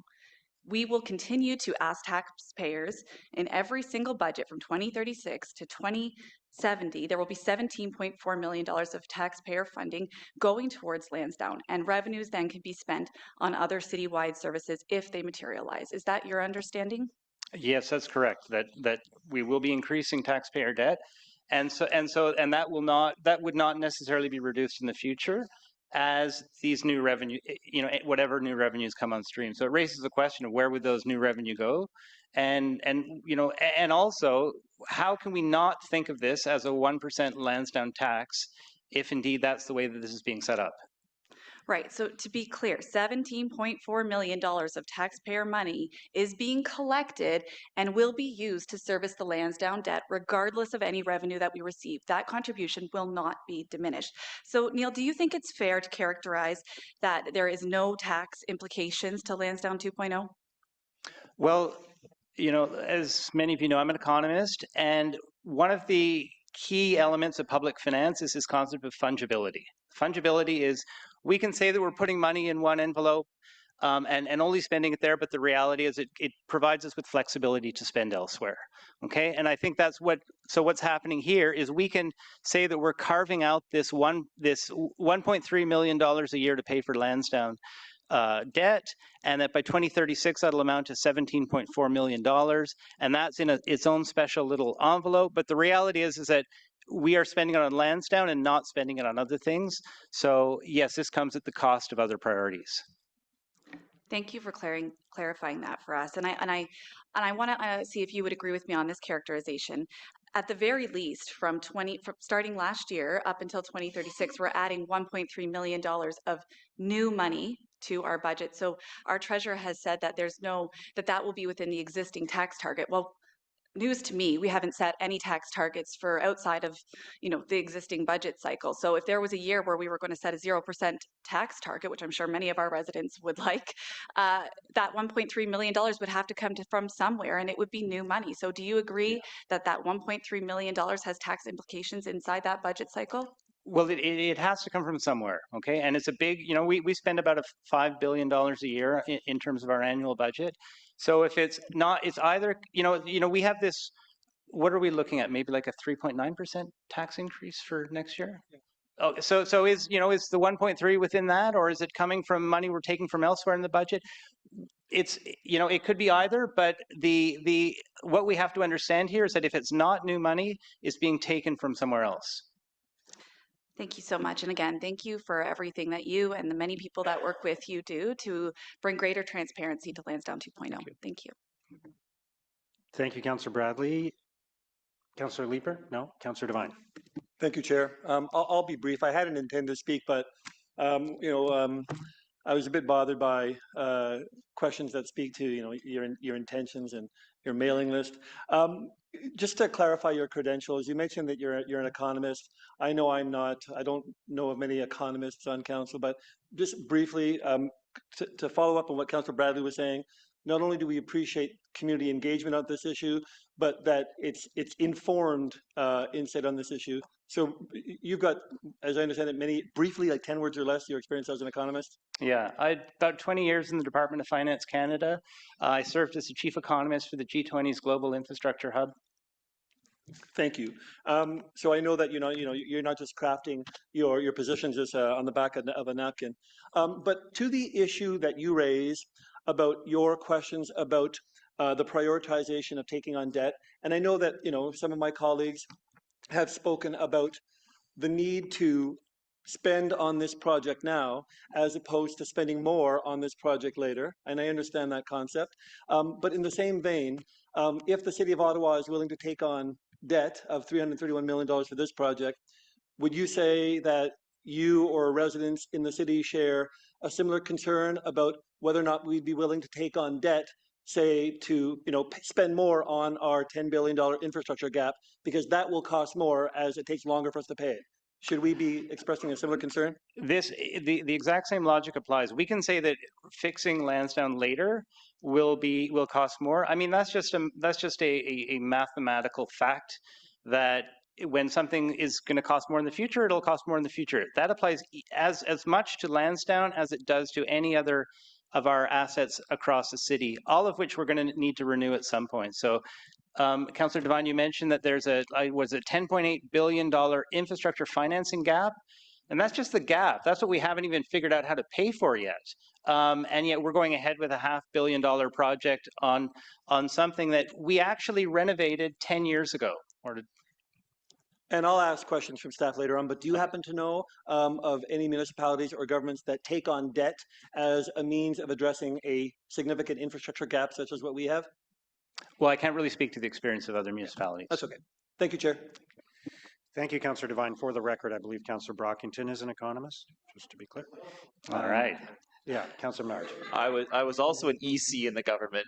Okay. There's economists everywhere. Yeah, that's right. Economists all over. I'm not coming back on to ask any questions. Just to say, and there's a lot of numbers floating around, and I know it's a lot up here, but the total project cost, as stated by the city, is $419. The debt the city is going to take out for the project is $331 million. I just want to, because I think we've been saying there's been a couple different numbers up here, and I just to clarify, that's your understanding, right? The total cost, and now I have a total cost of the project as being $483, but it's $419 under the city's what the city is saying, with the debt at $331 million. That's correct. Yeah, and okay. if I can just clarify that, that's because we're taking out debt, but we're also paying some of Lansdowne up front. It's a bit like taking out a house or buying a house where you take out a mortgage, but you have a down payment too. And the reality is that we're putting about $50 million into that down payment that we could spend on anything around the city. And that's just one of these factors that barely enters into this discussion. It's obviously material. Yeah, no, appreciate that. Thank you, Mayor. Thank you, Councillor Leeper. Thank you very much, Mayor. I just want to make sure I understand your point, Neil. It came around, I think, last night with respect to the contributed equity and the mismatch between what you're seeing as your contributed equity versus the operating losses that you've identified. So I just want to make sure I understand that, because it's relatively new as an introduction to the councillors. The partnership OSEG is responsible for covering operational cash shortfalls? Net negative cash flows. Net negative cash flows. And there have been net negative cash flows for several years now? Well, there have. However, they haven't reported what the level of those amounts are. That's not reported in the annual statements. Okay. The only way that we can get a sense of what they are is by looking at how much is OSEG's equity increased. Because if they were making up those net negative cash flows, their equity should be increasing, right? Correct. Okay. But it hasn't been. Since 2020, correct. So either somebody is not covering those net negative cash flows, or it's being covered in some other way. Or it's being covered internally within the partnership, yes. And one of the possibilities that you have identified is that those net negative cash flows are being paid for out of a line of credit. During the pandemic, that was the case, and that's what's being proposed for Lansdowne 2.0, as we heard a minute ago. But there's a period of the last couple of years where it may be, and I don't have it's not documented clearly in the reports, but could it have been financed through the partnership, taking out more debt on that through that retail mortgage? And that's an outstanding question I think needs to be answered. And what are the implications for the city part of the partnership if they have been taking on more debt? Well, that's a very important question. And if the partnership is taking on more debt, it means that the future profits that get distributed out of the partnership are going to be lower. So it means that, and if the city has half of that partnership and OSEG has half of that partnership, it means that the distributions that will go to the city are going to be smaller in the future than they would otherwise be. Okay. Thank you for helping me to understand it. My understanding, something that has escaped my notice, obviously we have had virtually no time to read the reports and documents. But the treasurer did speak to, in her presentation, a change in the definition of deemed contributed equity, I think. Is that something that you have taken any note of in the limited time that you've had an opportunity to look at the... Yeah, sorry, I missed that comment. Yeah, so that's going to be something I'll need to ask staff about, and may have some relation to the question with respect to the missing net negative cash flow payments. Thank you. Thank you. Thank you, Councillor Liebert. Councillor Plante. Hi, yes, me again. So I'm on your Better Ottawa website right now about the Lansdowne advocacy you've been doing, and you've been doing quite a bit. You have this public forum, a whole bunch of things. How is all of this funded?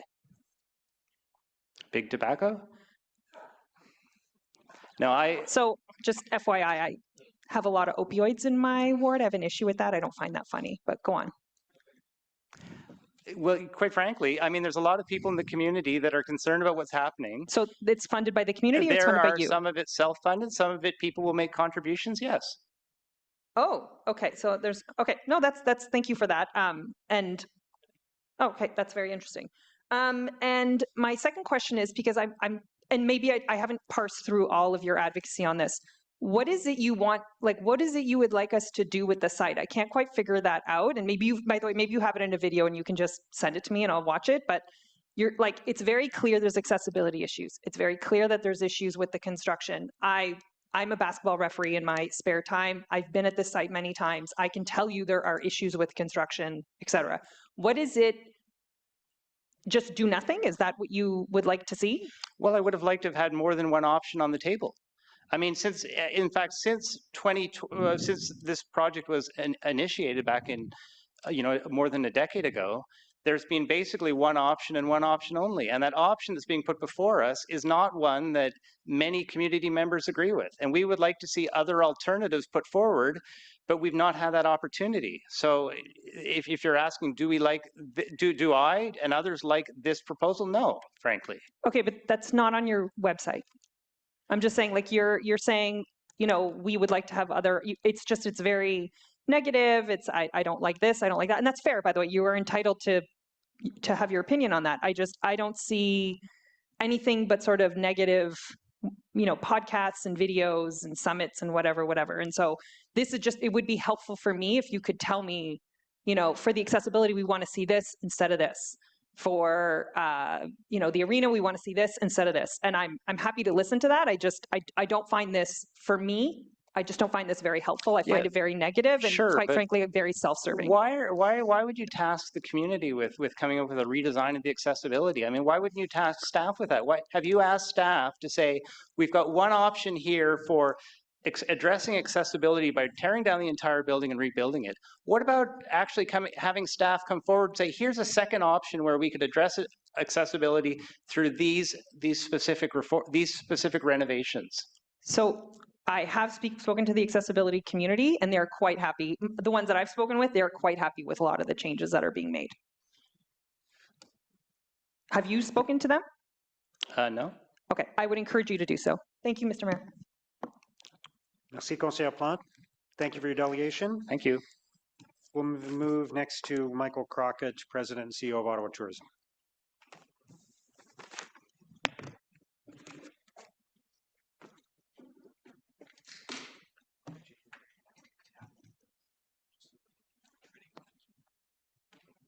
Could we just maybe turn off the other microphone that was left on?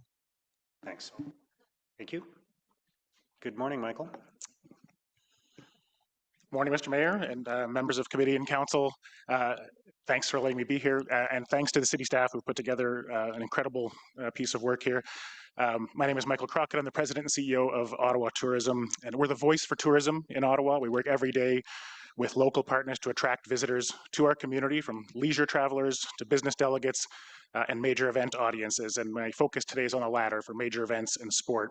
And of course, you're going to hear today many views on a very complex matter. And my goal today is to share some information from the tourism perspective so that you have all the info you need from us to make an informed decision for our community. And along with my colleagues from the Ottawa Board of Trade and Invest Ottawa, a coalition called Ottawa Unlimited, we believe that cities that choose to invest in themselves and their infrastructure see benefits for years to come. And a prime example was the Ottawa Convention Centre, now the Rogers Centre Ottawa, which was also viewed as a bit of a controversial and expensive project at one time. And today, of course, it's recognized as the world's best convention center. And since opening, it has hosted dozens of international conventions, many of which would never have come to Ottawa's pre-existing convention facilities. And our community has welcomed tens of thousands of delegates, generated hundreds of millions of dollars in economic impact, and now no one questions the value of that investment anymore because it's a tangible benefit to our community. Now, one of the questions I anticipate that you might ask me today is about the use of the municipal accommodation tax in the financing model here, the MAT, as part of the model. Now, we've been very consistent sitting in this chair for the last couple of years that Lansdowne is a critical piece of our city's infrastructure that serves both residents and visitors. And a use like this is consistent with the best practices for the use of such funds across the country. And that's why we've been very pleased to be in constructive dialogue with the city, with the Ottawa-Gatineau Hotel Association, and we do support applying a portion of the city's MAT revenue towards the financing model here. We believe in this project, and we believe that this piece of critical infrastructure will benefit our city and will ensure that our visitor economy reaches its full potential. Lansdowne 2.0 will deliver long-term economic, social, and reputational benefits for our city. Because unfortunately, this cornerstone of Ottawa's appeal as a host venue for major sporting events can no longer say that its facilities meet the standards required by today's organizers. So the investment in question today is needed to ensure that Ottawa remains competitive, relevant, and ready to welcome the world. A new arena and event space will allow Ottawa to bid on and host more sporting and special events, bringing more visitors, more business, and more visibility to our city. It's a chance to position Ottawa as a destination where sport tourism plays a bigger part in our visitor economy. And if we invest in this segment of our economy, it'll be transformative, making our current 10 million visitors a year a benchmark to grow from, and their $2.6 billion in visitor spending a new starting point for us. And it's not just about elite sport either. Modern, accessible venues allow us to host adapted and inclusive events that serve underrepresented communities and para-sport events. Without these facilities, we're not just missing economic impact, we're missing the chance to lead in a sector that is actively seeking venues that are properly equipped to host. And this is also about quality of life. A vibrant, competitive destination benefits residents just as much as visitors. And tourism is a net contributor to community well-being. If you build a place that people want to live or to want to visit, you build a place that people want to live. and that attracts businesses, jobs, and investment. And our industry currently supports 35,000 jobs in this community, providing meaningful and reliable employment to everyone from youth to seniors and everyone in between. But we're falling behind. TD Place is becoming functionally obsolete. We're losing bids, we're losing events, and we're losing relevance.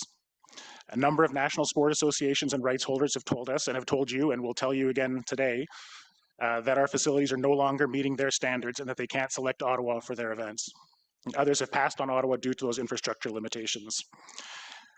The Canadian Elite Basketball League has had events interrupted because of leaking onto the floor. Ottawa deserves better than that.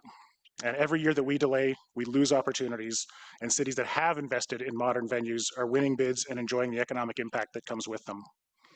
And it's not just about Lansdowne, this is about Ottawa's place in the national and international event landscape. It's about enabling a city that can host, inspire, and grow. That's why we stand with our Ottawa Unlimited partners who have jointly called for support of Lansdowne 2.0. And together we represent the city's economic development leadership. And together we're steadfast in our support of the city investing in itself by building infrastructure that will be competitive for years to come. Infrastructure that wins bids, attracts visitors, and delivers real value for our community. Thank you. Thank you, Michael. Councillor Bradley. Thank you so much, Michael, for being here today and for the work that you do for our city. I'm trying to harken back to the discussions we had in 2023, where the proposal was $500,000 of the existing MAT be redirected towards Lansdowne. And if I can recall correctly, were you supportive of that at the time? Not of that model. And so that's what led to the subsequent conversations with the city, because the suggestion at that time was that the MAT generated by a hotel on site at Lansdowne be used to support the Lansdowne model.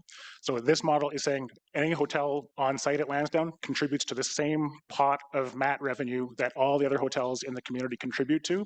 And from that pot, there's this dedicated stream that would be going towards the financing model here. So yes to supporting the use of MAT for Lansdowne, but not the original model, just because this is a much more logical way to do it, I think.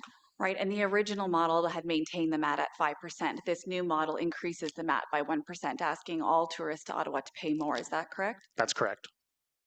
And have individual hotels been consulted on how they feel comfortable with this increase?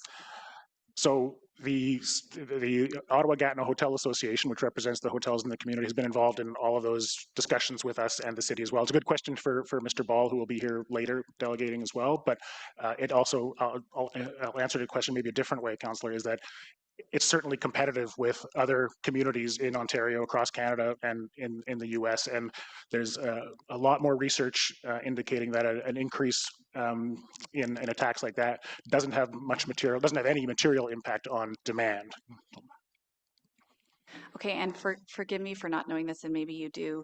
Is the 1% expected to only generate $2 million, or is it more than that? It's more than that. So this 1% not only helps Lansdowne, but also provides you with, or your organization with more income. Well, the additional percent is all dedicated to the city. So the city will make decisions as to what to do with that revenue. Now, I know Ottawa Tourism has expressed concern with issues like homelessness in our city. Would you entertain the idea of part of the MAT tax going towards addressing issues like affordable housing? Well, we're in conversations with our partners, with the city and the Ottawa Gatineau Hotel Association, in ways that we can further support things that are happening to help our downtown revitalization. And I'd also say, we have made millions of dollars of investments on vibrancy into downtown and bringing events to downtown, which is really our area of expertise. But that's what one of the benefits of the MAT is. No, as well. and I appreciate that. But specifically, would you be open to the idea, because homelessness is only solved by creating more homes, would you specifically be open to the idea of redirecting a portion of this new MAT tax towards affordable housing, capital dollars towards affordable housing? The best practices for uses of visitor-based assessments like MATs and visitor and destination marketing fees across the country are for tourism-related purposes. And so what we can do, though, is talk about the ways that we can help to do the things that the city wants to do that generate economic development opportunities, that generate more revenue for the city that can then be used for things like housing. That's our roles on the economic development side of things. I appreciate your delegation. Thanks so much. Councillor Brockington. Thank you, Mayor, and thank you, Mr. Crockett, for being here today. I certainly agree with much of your presentation. I just wanted to clarify, the destination marketing fee is currently 5, proposed to go to 6. Is that correct? Yeah, it's a municipal accommodation tax. The destination marketing fee was the voluntary one that went away in 2017. But yes, it was 5 and goes to 6. Yes. Okay. What's the limit? At what point do we ask ourselves, in addition to HST, which is 13%, we're now going to tax visitors or hotel users 19% on their stay? And I acknowledge, as someone who travels, that these fees are present. They're, you know, Alberta doesn't have a provincial sales tax, but not everyone is well-heeled. Not everyone is a business traveler who has their expenses covered. Mm-hmm. And I'm just concerned that at some point, the taxes are too high. And we got lucky this year as to why people wanted to travel and stay in Canada. I'm not sure that's going to be sustained. But at some point, people are going to say, here are all the taxes and fees I have to pay if I want to come to Ottawa, comparing against other municipalities. And I'm just concerned, and you know, the funds, the revenues can be used for very good purposes. I'm not arguing that point with you today. Mm-hmm. But what amount is too much? Yeah, I wish I had a straight answer for you there, Councillor, because it is, nope, no, none of us like it either. The good part about the model is that it is the users of the visitor economy that are helping to pay for the sales and the marketing and the investments on things like Lansdowne in this case. Maybe the best way for me to answer it is that the hotel rates themselves are very varied, of course, right? Like yes, some people will stay at more expensive hotels, some will stay at less expensive hotels or B&Bs or Airbnbs as well, where the rates might be lower, and then the tax rates are also, well, the tax rate is the same, but the payable tax is lower. What we have seen in other municipalities in Ontario and across Canada where there have been increases, and Toronto is a good example where not only were they at 6% for the permanent MAT, but they've added a temporary fee to pay for their FIFA obligations for 2026. But demand is still very, very strong there throughout the market as well.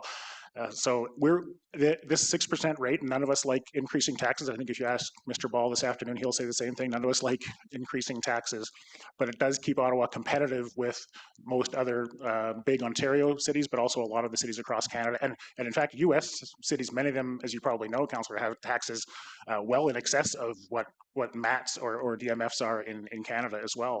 So it's an ugly thing sometimes when you get your bill. I agree, but it's and there's no magic answer for you on that one. Thank you. I appreciate. There's certainly a lot of talk around this table about this council being as cognizant as we can to keep taxes as low as possible for our residents. Mm-hmm. I think in our ability to attract new business, whether it's corporate or families or true tourist dollars, that part of our competitiveness is what people are going to be charged to come here. And so I appreciate all the arguments about how those revenues are going to be used. Again, I'm not baiting you on that. Yeah. I just wanted to openly say today that anytime we increase taxes around this table, I'm uncomfortable. Can I just make one more point on that, Councillor? I think that's this was one of the mechanisms that we could get to share that burden of paying for this with visitors and with residents too. So, yeah. Thanks. Thank you, Councillor Brockington. Councillor Curry. Thank you, Mr. Mayor. Michael, thanks for being here today. As the councillor that represents Canada's largest tech park, I tell you, when I speak to the business leaders in the tech park, not a lot of economists, but a lot of very wealthy people, multinational companies, creating 17 billion GDP for Canada. They're very supportive of Lansdowne. And, they actually ask me if council is actually still contemplating this and what's taking so long. This seems to be a very simple decision for a lot of business people for revenue generation in this city. So I'm just wondering if you have a thought about why that you might be able to help explain, maybe better than I, why the businesses in the tech park, when they're talking to me, are very supportive of Lansdowne. Well, I think I hope part of the answer is because they see how something like that helps Ottawa's reputation on the global scale as well. And so when there are those big international events that we can host, that they can take some pride. I mean, I see some of the international CEOs from there at rugby events, for example, because they love their sports from their countries, and so it certainly helps from the brand reputation side of Ottawa. It helps from a talent attraction standpoint as well when they've got they know they've got a first class venue with first class sporting teams and events coming to our community that their staff can utilize as well. So it's a big part of it, but I think it's also what is a sign again of a city that believes in itself and wants to invest in itself, and that's what those people are doing in our communities too. They're investing in our city, they're investing in their people, and giving our people and their people the best community to live in is a big part of what we want to do as well from a tourism perspective. So it's great, and I share that feeling. I was surrounded by some of my colleagues from across Ontario at a conference this week, and telling them that we're having this conversation today, and they also say, wow, we would love to be in the position to be able to do that in our community. So we're fortunate in Ottawa that we've got the momentum here. So great. Great, thank you very much. That is exactly what I hear everywhere I go. So, when we talk about rationale for voting, I mean, this is something that really, as a councillor for the entire city, but representing that tech park, I think there needs to be an understanding that there's a lot more to this than just simply upgrading an arena and upgrading Northside stands. Thank you. Thank you, Councillor Curry. Councillor Plante. Robert, excuse-moi. I'll just sort of sneak over here. Sorry. I can see you, Councillor. Yeah, thank you. I did want to maybe circle back to the idea of the para sports. I know you and I are not like sports experts by any chance, but there is a real uptick in attendance and participation in para sports. Ottawa is hosting the 2026 wheelchair basketball, and we have to host it at like a reconfigured Rogers Centre because it's not, we can't host it at Lansdowne. But I was just wondering if you are aware, like, what are we doing while all of this construction is going on? Are we going to be putting the sports somewhere else? Like, I'm just kind of worried about what the after effects could be and depending how long it takes. I mean, the Rogers Centre is fine as a reconfigured basketball area, but it's definitely not a permanent spot for that. Yeah, and we've been very fortunate to be able to move some sporting events into places like the Rogers Centre and the EY Centre. There's some great successful things that we've been able to do as a community, and they are, those are pretty accessible facilities.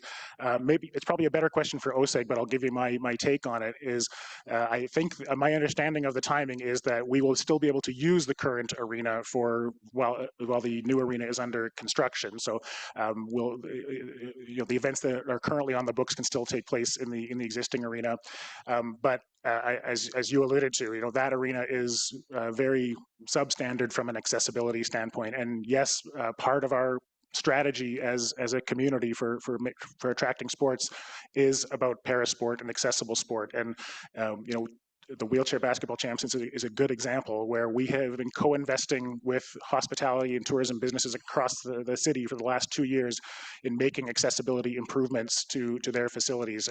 And we can also tell you we have a very long way to go still in this city, not just talking about Lansdowne, but across our city. But that is a growing part of the sport landscape, and we need to do better than having athletes being wheeled into an arena through the garbage facilities. So as a city, we should take some better pride in that and be better. Sorry, and just to follow up, do you guys do that? Does Ottawa Tourism do that kind of advocacy, like trying to get more world championships? And I understand that like wheelchair basketball is a bit niche-y and this is our first time hosting it, but are you speaking, for example, to para hockey or anything like that to try to entice them to come here? And then I have one more question after, but go ahead. No, yeah, the answer is absolutely yes. I mean, I'm trying to think of some of the ones we had in the last few years. Para badminton, we had boccia, which is through the Canadian Cerebral Palsy Association. So it is an important thing from an economic standpoint, but it's also an important thing from a city branding standpoint. What kind of city do we want to be? We're an inclusive, welcoming city, and that is it's a big part of what we should be doing as a community as well. Sorry, got a long answer for your question. Just last thing, sorry. I just wanted to co-sign what my colleague, Councillor Bradley, said about the housing and homelessness component to the tax. I think that's something definitely worth looking into, and I will ask that question of Mr. Ball when he comes today. So thank you again for coming. Okay, thanks, Council. Thank you. Councillor Leeper. Thank you very much, Mayor Michael. Thank you very much, and thank you for the work that you do. We all appreciate it. So first off, I just want to make sure I understand the basic facts of the MAT. It is currently a 5% tax on hotel stays.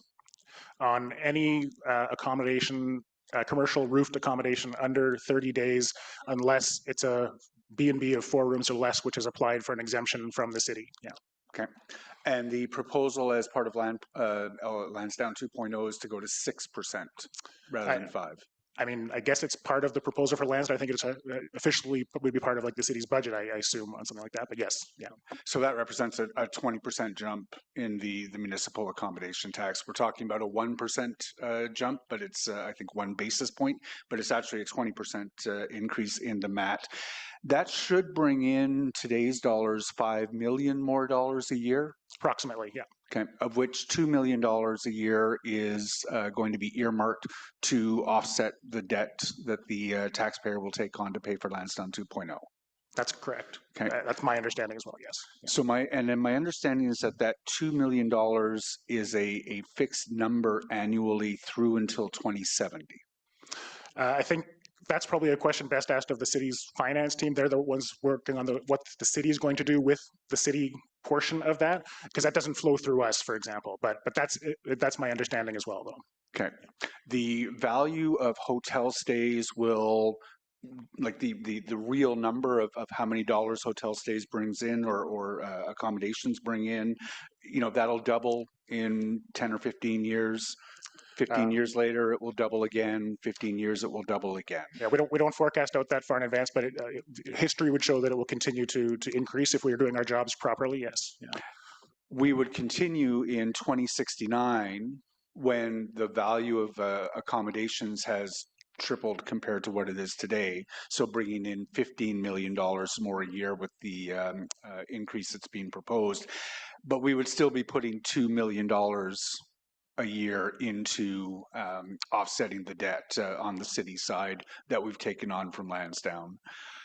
Would you be amenable to a discussion around increasing how much of the municipal accommodation tax we put toward Lansdowne 2.0 debt as the value, the absolute value of accommodations increases over the course of the next 50 years? I'm going to give you an indirect answer, but not because I'm avoiding your question, Councillor, but that's very much a city decision as to what to do with that. That's not an Ottawa tourism decision, because that money won't be in our hands. Okay, but right now you are supporting an increased MAT. And I guess I would wonder whether you would object to, or whether you would still support an increased MAT if the contribution from the MAT increases in relation to the value of the overall revenues through the 50-year period of the payback on the Lansdowne 2.0 debt. Yeah, I would say that the three parties in these discussions, which is us and the city and the Hotel Association, have had very productive and amicable discussions, and I don't think, you know, I don't expect any of those that feeling would change in the future. We would be able to have those conversations together. Okay, that was my question. Thank you very much. Thanks, Councillor. Thank you, Councillor Leeper. Councillor Menard. Thank you very much, Mayor. Thanks for being here and delegating to us. You mentioned that you were concerned about the initial proposal in that the hotel potential at Lansdowne would only be contributing that portion to the Lansdowne 2.0 debt repayment. Why was that a concern?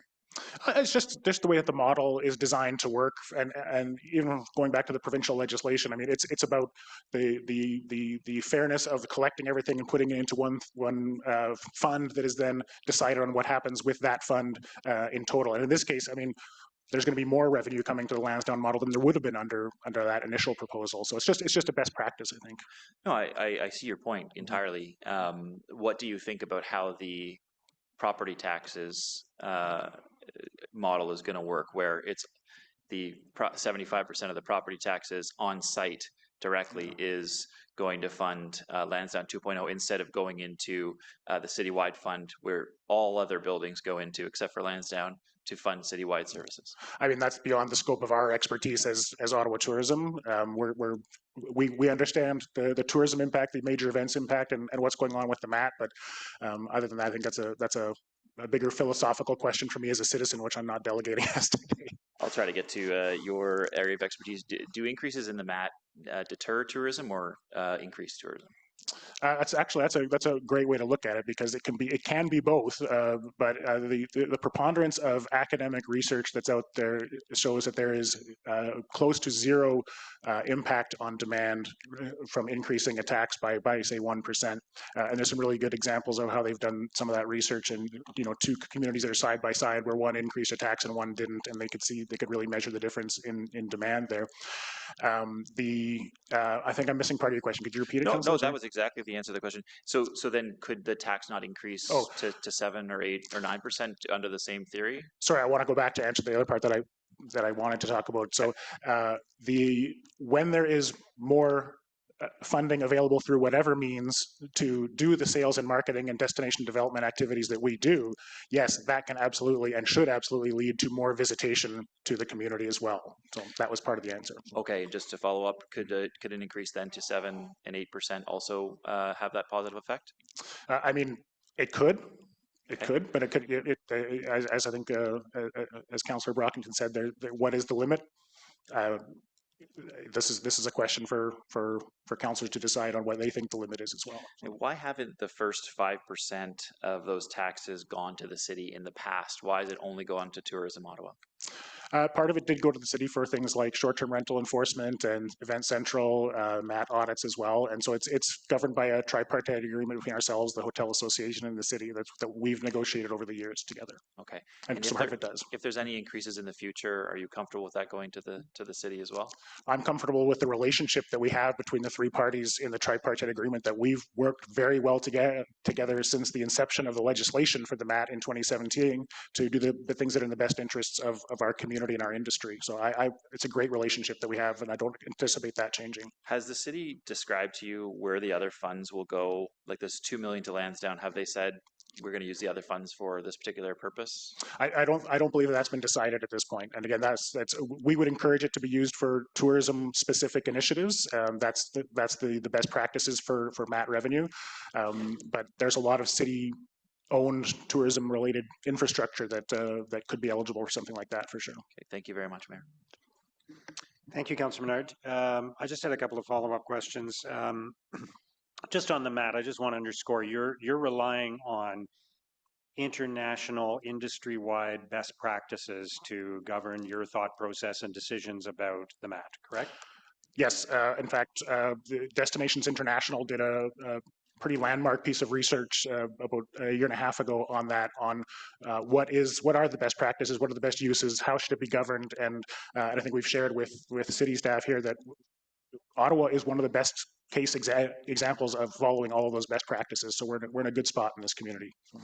And the MAT has in the past and will in the future, some of the funds from it go to fund infrastructure that helps to drive tourism for the city. So you consider Lansdowne, rather than describing that as money going to the city, it's going to tourism infrastructure, right? Absolutely. And it gives a redeveloped Lansdowne gives us an incredibly powerful tool to go out and bring more events, more economic impact, more visitors to the city as well. So yeah, it's a fantastic fit. The Lansdowne 2.0 proposal has included in it a multi-purpose event center, a modern state-of-the-art multi-purpose event center with a capacity of 6,600 for sports events and 7,000 for cultural events, music, comedy, other events like that. Do you support that size of facility, and can you describe the kinds of events that we could bring? I'm thinking of curling, basketball, volleyball, figure skating. Can you describe the scope of events that we'll be able to bring to that specific size of multi-purpose event center? Well, I think you just did it. It's great, but I will say, this is an amazing time in our city right now, because we're on the verge of having history open in downtown Ottawa. We've got Hard Rock Live that's just opened, where we just had a boxing event there. We're now going to have, hopefully, this facility at Lansdowne and hopefully another facility at LeBreton Flats. Like, not many communities get to have that type of growth in their sports and entertainment infrastructure, and it's exciting for us because, yeah, in this facility, we have heard from a lot of the national and international sport associations, that's the perfect fit for them, and especially when it's more accessible, has all the modern things that teams and events are looking for. So I think curling, I think volleyball, I think skating, figure skating, we know that those are ones that are really going to want to come. We think it's going to be a much better facility for basketball for us as well, and you know, we've even done some great things, not for the last decade or so, but even tennis in there, right? So there's some great things that we can work together with our partners at OSEG to attract to the community for sure. And that's the size of event center that your partners are looking for. Some of them have said that is the perfect size for what they want. So yeah, it is. We see no negatives about that size. Could you fill it bigger on some game days? Absolutely, for sure. But you could do that for any sport facility in the world. So this is what we have heard from some of our partners, is that yeah, this is the perfect size for our events in Ottawa. Okay, Michael, thank you very much. Thank you. Appreciate your input. Next up is June Creelman from the Glebe Community Association.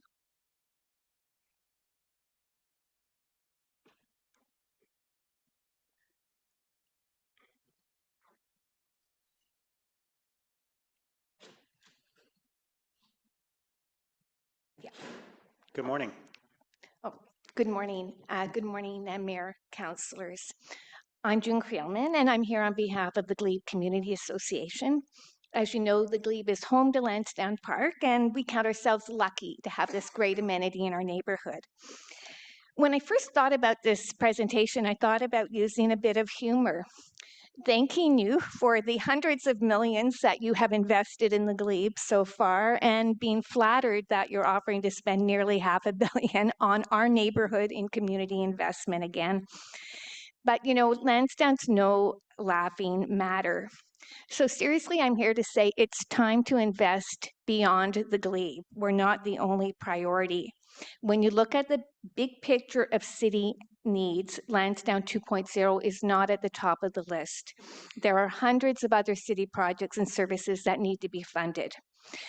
In the interest of time, I'm going to give you 3 reasons why you should choose to spend taxpayer dollars on other priorities.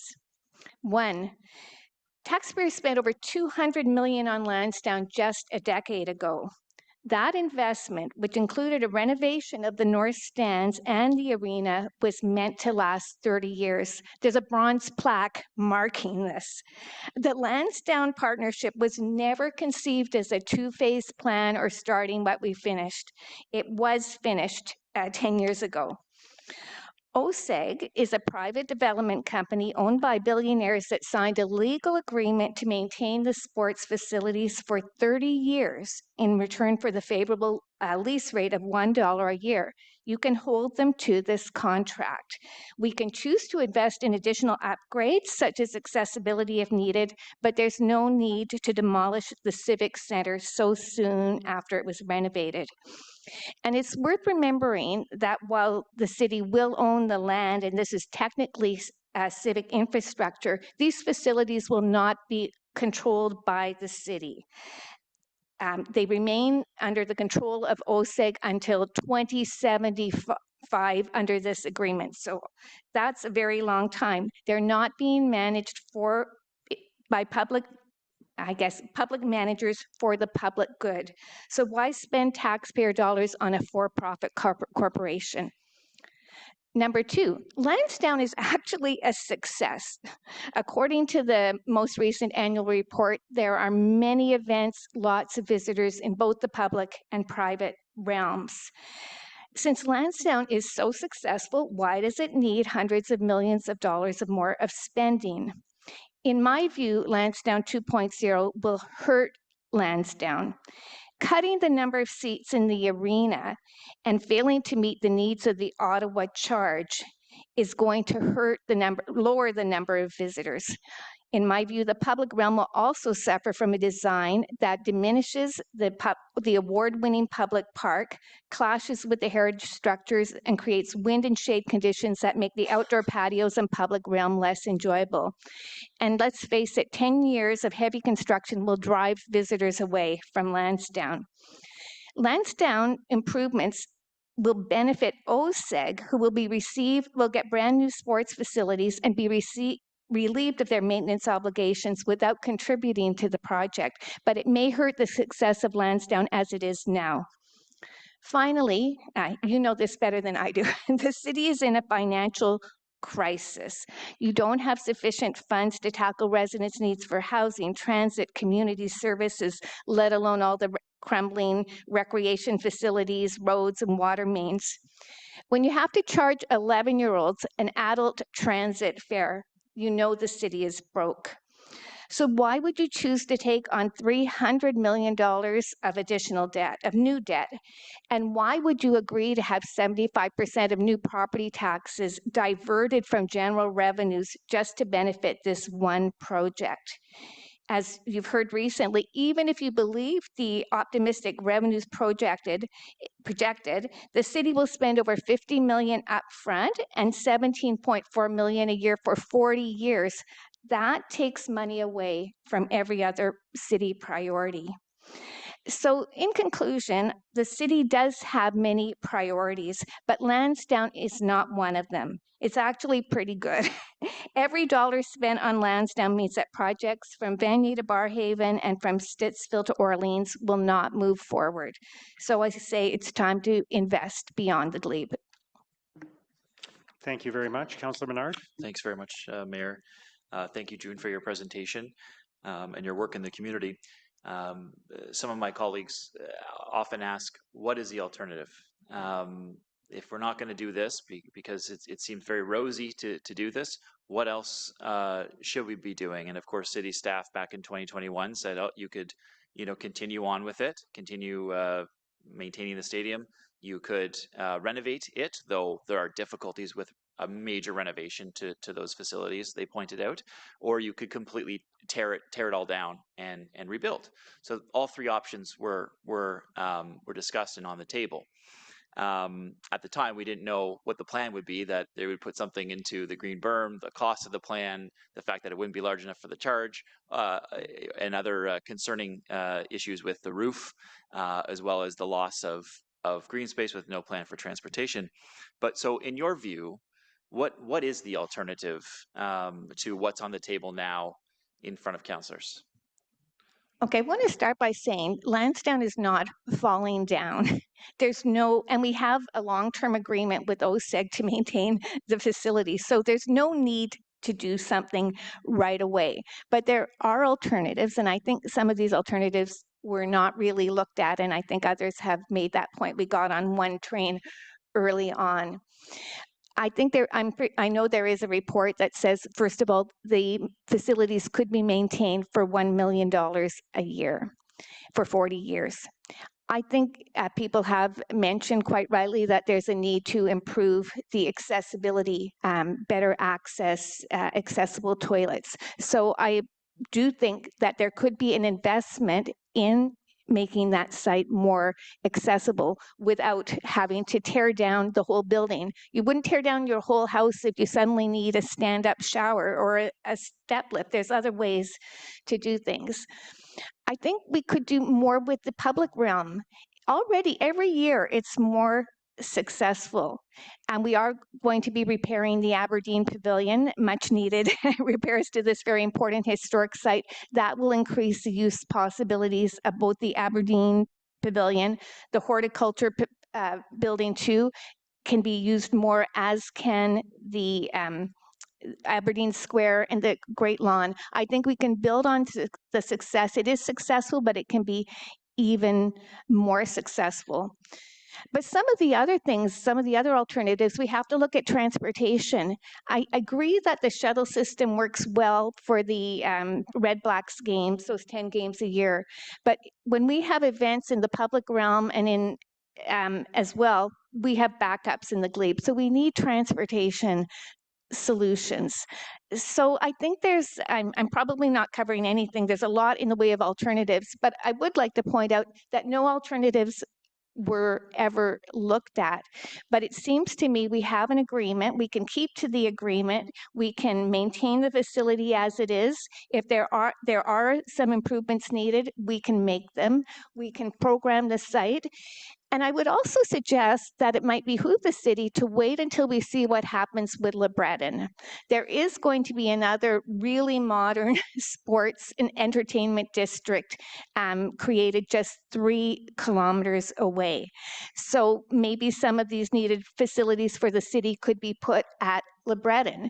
At least that conversation has to take place.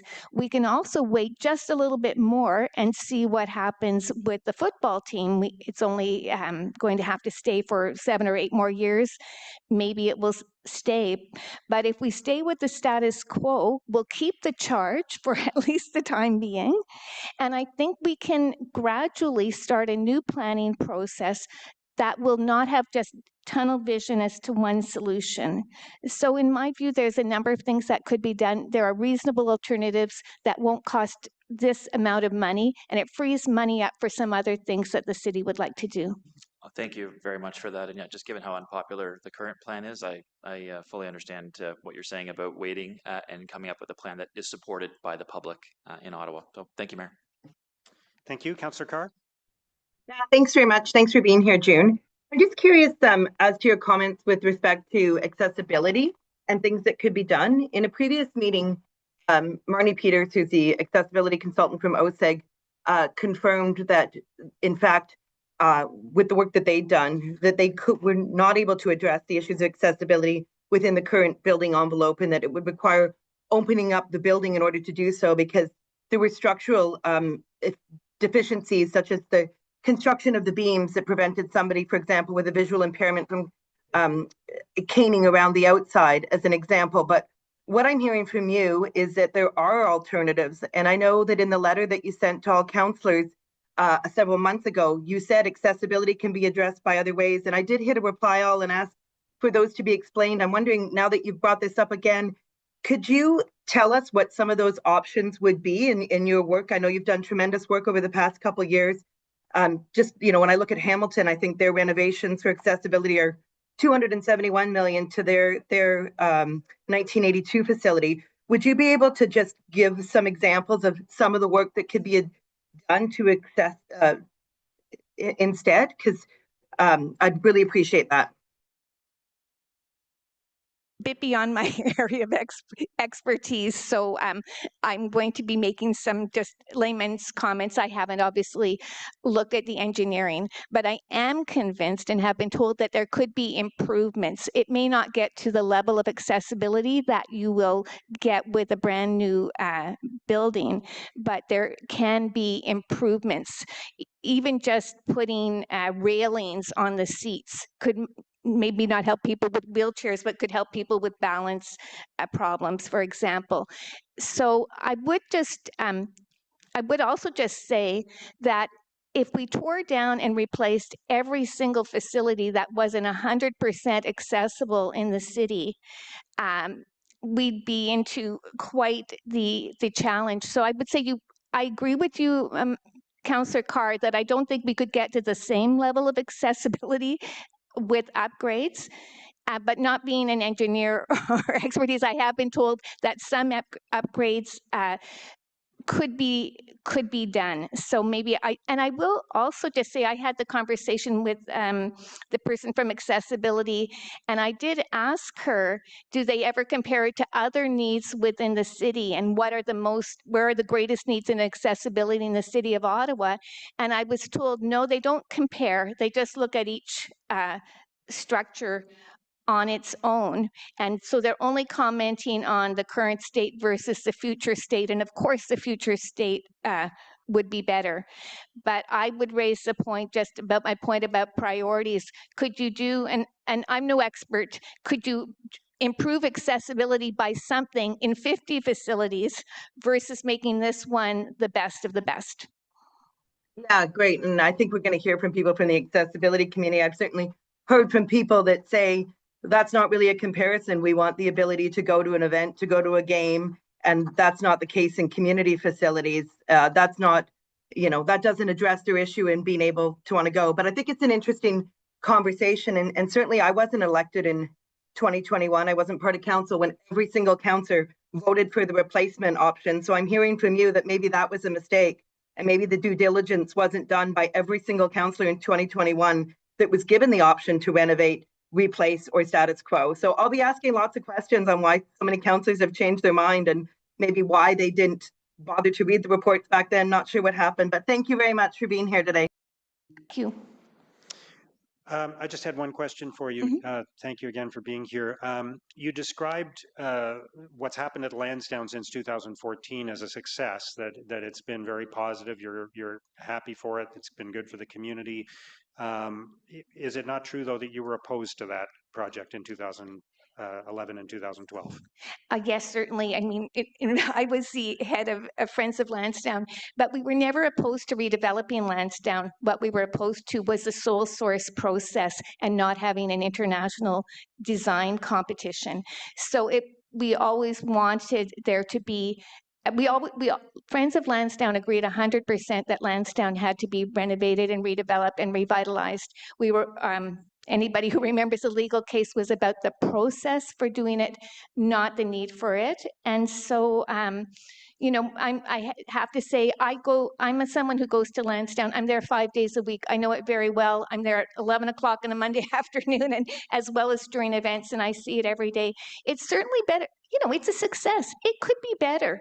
During the weekdays is when it's most empty and dead, and nothing in Lansdowne 2.0, well, I guess the residences will do it, but more attention could be made to making it use 7 days a week, 9 to 5, and not just for events. That's my view. But yes, I was maybe happy to see how successful it was, and we do feel very lucky to live near it.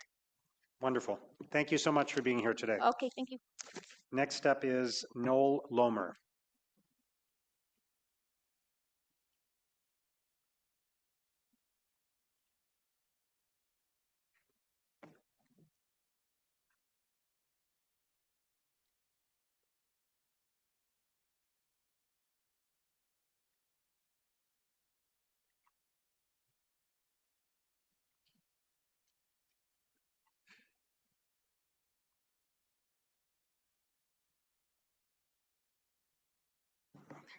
Good morning. Good morning, Mr. Mayor and councillors. My name is Noel Lomer. I'm a resident of the Civic Hospital area and a retired investment advisor. The Lansdowne project has high risks, both due to the economy facing Ottawa and due to the project's financial risks, which could terminate the project. In the recent past, Canada had low interest rates and a positive economic environment. Today, the city is facing economic risks of slow growth and inflation. Prime Minister Mark Carney said recently that Canadians need to be prepared for sacrifices. The unemployment rate is forecast for Ontario in 2026 to be 7.3%.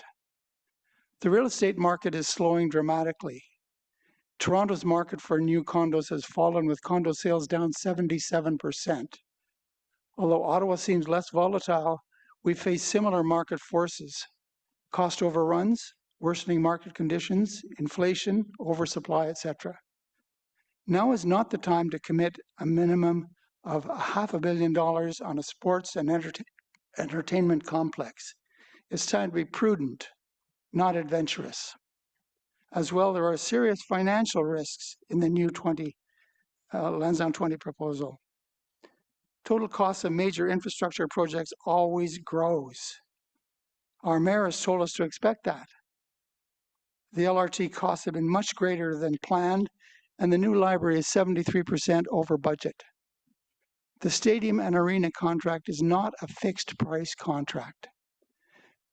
Taxpayers are on the hook for cost overruns. Revenue sources are very high risk: tickets, property tax uplift, waterfall distribution, retail profits are all unpredictable. It's impossible to reliably predict revenue streams over 50 years until 2075. The anchor tenant for the stadium is the Red Blacks, but 7 of 9 CFL franchises are losing money. It's important to note that OSIG has committed to keep the Red Blacks and 67s at Lansdowne only until 2032. 43 years before the end of the financial plan to which they're expected to contribute. But the most serious financial risks is the air rights deal. The developer Mirabella Development Corporation has not bought air rights. It will pay a deposit for the option to build the 2 towers. The city will not receive $65 million from the air rights deal. It will receive $1 million in 2025 and potentially $4.7 million in 2030. The developer has the choice to exercise the option or walk away. If Mirabella abandons the deposit and the deal by 2030, there will be no $65 million from air rights to pay the interest on the $331 million of debt from the deal. There will also be no income from 75% of taxes in the 2 towers. The whole unsecured air rights deal could fall through. This is a deal killer. I ask you not to vote for this high-risk project. If it doesn't work, your vote to approve it will be remembered. Thank you. Thank you very much, Mr. Lomer. Next is Su-Ling Ching from the Ottawa Board of Trade. Good morning. Good morning, Su-Ling. Thank you, Mayor Sutcliffe, members of council, and engaged citizens of Ottawa. My name is Su-Ling Ching, and it's my honor to be the president and CEO of the Ottawa Board of Trade. We are the voice of business, an independent, nonpartisan partner with a mission to cultivate a thriving, world-class business community, one that drives affordable, inclusive, and sustainable city building. We are also a founding member of Ottawa Unlimited, which is a collaborative partnership between OBOT, Ottawa Tourism and Invest Ottawa, and which was created to present a united front and promoting Ottawa as a premier destination for businesses, innovation, talent, tourism, and investment in the global marketplace. Thank you very much, all of you, for the opportunity to express our strong support for the city staff recommended advancement of Lansdowne 2.0, which we deem to be a strategic and future-focused investment in Ottawa's prosperity. This project to us is about renewing confidence in our city, creating the kind of community where people want to live, work, and visit, and building some momentum at a time when we need it the most. Over the last few years, Ottawa has faced significant headwinds, recovering from the pandemic, adapting to federal downsizing, managing inflationary pressures, navigating shifting U.S. relations, and responding to geopolitical uncertainty. All of that affecting investment and supply chains. And now, with AI transforming our workforce and industries, the ground beneath our economy continues to shift. That is why we need visible, tangible signs that Ottawa is growing, investing, and leading, and we need them now. Lansdowne 2.0 is one of those signals as a bold long-term investment that will generate $600 million in GDP and create close to 4,900 local and diverse jobs, adding 770 new homes, including contributions to affordable housing, and attracting 150 more visitors each year, strengthening our tourism sector, which is the front door to every other form of economic development, including talent and investment attraction. In terms of everyday impact, that means more jobs, more local spending, and more confidence in our future. The city's investment starting now for a civic landmark that will serve generations is fiscally responsible. If we delay the inevitable renewal, construction and hard costs will increase significantly, but more importantly, the opportunity cost is greater. Lost private sector investment, lost event revenue, lost momentum for downtown revitalization. Rebuilding later without partnership revenues will cost taxpayers more, and acting now avoids those costs and protects what we already own as an asset. Lansdowne 2.0 also reflects modern, responsible city building, density where infrastructure already exists, lower emissions, energy efficiency, and universal accessibility. Leveraging private capital to renew public space is the kind of collaboration that allows Ottawa to do more with less. Beyond the numbers, this is about the kind of city that we want to be, a vibrant, lifestyle-rich capital where young people see opportunity, where families see a community, and where visitors experience a confident, creative Ottawa. If we want to attract and keep the talent and entrepreneurs who will power our economy in the future, we must invest in the places that make people proud to live here, amenities, housing, events, and experiences that reflect who we are and, more importantly, where we're going. Lansdowne is one of those places, a gathering space that brings us together and showcases the very best of Ottawa, our sport, our culture, our sense of community. We know that Council has many difficult decisions to make. We do not see this as a choice between Lansdowne and other priorities. We see it as a both-and decision that keeps our roads, parks, and services funded, unlocking new private dollars and tax revenues that will strengthen the city overall. About choosing caution and ambition, we think we are practicing both. We believe the confidence is at the foundation of prosperity, and Lansdowne 2.0 is a chance for us to demonstrate that confidence and unity in our city, our partnerships, and shared responsibility to build a vibrant, inclusive capital that competes with the best in the world. Thank you to Mayor and members of Council for your leadership and for giving our community this opportunity to imagine what is next for Ottawa, and thank you for building up the NCR as part of a great nation. Thank you. Okay, Su-Ling, thank you. Thank you for being here this morning. We will go next to Michelle Grew, who I believe is joining us online. Hi, Michelle. Hi, sorry. I guess I'm the first person online. Thank you, Mayor Sutcliffe, committee member, councillors, and staff for the opportunity to delegate. My name is Michelle Grew, and I'm the Chief Advocate of the Ottawa Coalition of Business Improvement Areas, OCOBIA. OCOBIA represents the 18 BIAs throughout the city who house over 7,000 businesses. There are 370 businesses in the Glebe BIA who contribute to this 15-minute neighborhood's vibrancy and uniqueness at the city core, housing Lansdowne Park. For decades, Lansdowne has been a landmark in Ottawa, serving citizens and tourists of all socioeconomic backgrounds with events and attractions deemed world-class without question. The surrounding locally owned businesses benefited from such attractions and the people they brought. This activity also brought conflict with Lansdowne's neighboring residents with parking and transportation. While everyone may not agree on what happens next with Lansdowne Park, we can all agree that Lansdowne serves all of us and is a jewel of the city, attracting people from near and far, providing entertainment, experiences, and a place to gather for us all. Our city is growing, and as such, we are seeing investments into public assets that truly enhance our quality of life and provide economic impact. This year, we are seeing at Asoke and our new public library in development. We're enjoying the completion of Westboro Beach by the NCC, and we saw returns to Lansdowne Park in outstanding numbers. I want to thank Ottawa Sports and Entertainment Group for their excellence in stewardship of our city's Lansdowne Park. You have done an amazing job of taking an underused, essentially a parking lot with an aged arena and dilapidated stadium, into something Ottawans can truly be proud of.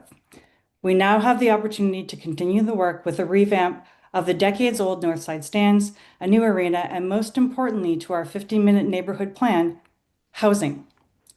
BIAs are the backbones of 15-minute neighborhoods, where residents can find a variety of goods, services, entertainment, and activity within a 15-minute walk.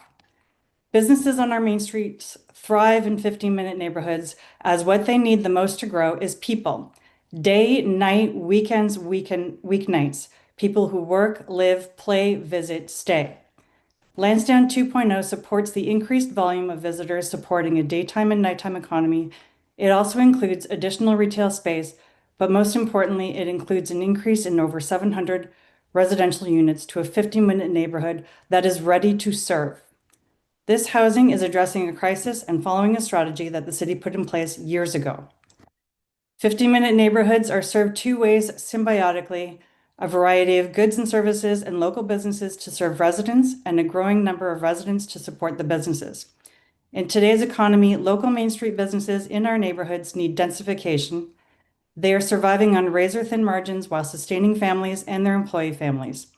The addition of housing is critical in all parts of the city, but most importantly in places where the backbones of 50-minute neighborhoods exist, our main streets. A major component of 50-minute neighborhoods is transportation. As mentioned earlier, transportation has been a heated topic as it impacts neighborhoods and businesses, and it needs urgent attention. Current issues will only be exacerbated with densification. It is good to see that the transportation plan put in place for 2.0 that was presented this morning around events, and I hope the city works with the NCC on a plan for Queen Elizabeth Drive and Colonel By Drive to support density with public transit access that will take visitors and cars out of neighborhoods. The city is committed to 15-minute neighborhoods, addressing a housing crisis, a nightlife economic strategy, a music strategy, and the transportation plan. These commitments need to be followed as a great city is set in writ and our businesses depend on it. City staff have been exercising due diligence in consultations and tendering this immense project. It is good to see their work has resulted in the selection of a preferred contractor, which has resulted in a gain of millions of dollars in the air rights over what was projected and a savings of costs that were projected, ultimately decreasing a taxpayer investment and increasing affordable housing investment. We hope there will be an opportunity to offer a portion of the residential unit rentals as affordable housing, and that the city would exercise levers to offer affordable retail space for equity-seeking entrepreneurs or social enterprises. Lansdowne 2.0 is a project that has been carefully considered and deserves no less than this. And thank you to staff for this undertaking and the report. And I thank everyone for your time. Thank you, Michelle. Councillor Menard. Thank you very much, Mayor. Thanks, Michelle, for being here. Nice to see you. I just wonder there's been some news recently that wasn't mentioned around attracting events and people to Lansdowne. Are you worried at all about the size of the event center? From what I hear for the event center, it's actually, I've actually heard that it is the right type of fit. It's kind of like what Ottawa needs. We have the very different sizes of event center, but I haven't heard any kind of feedback negatively about the event center. Okay. You mentioned having affordable housing in dense neighborhoods, 15-minute neighborhoods. Do you think that we should have affordable housing on site here or nearby? I did before and I do still. Yes. Okay. Yes. I appreciate that opinion, and unfortunately, there's no affordable housing on the site being planned at this time. I'm wondering, just in terms of the visitor experience there, and there's obviously several businesses that would be torn out. Have you had conversations with those folks?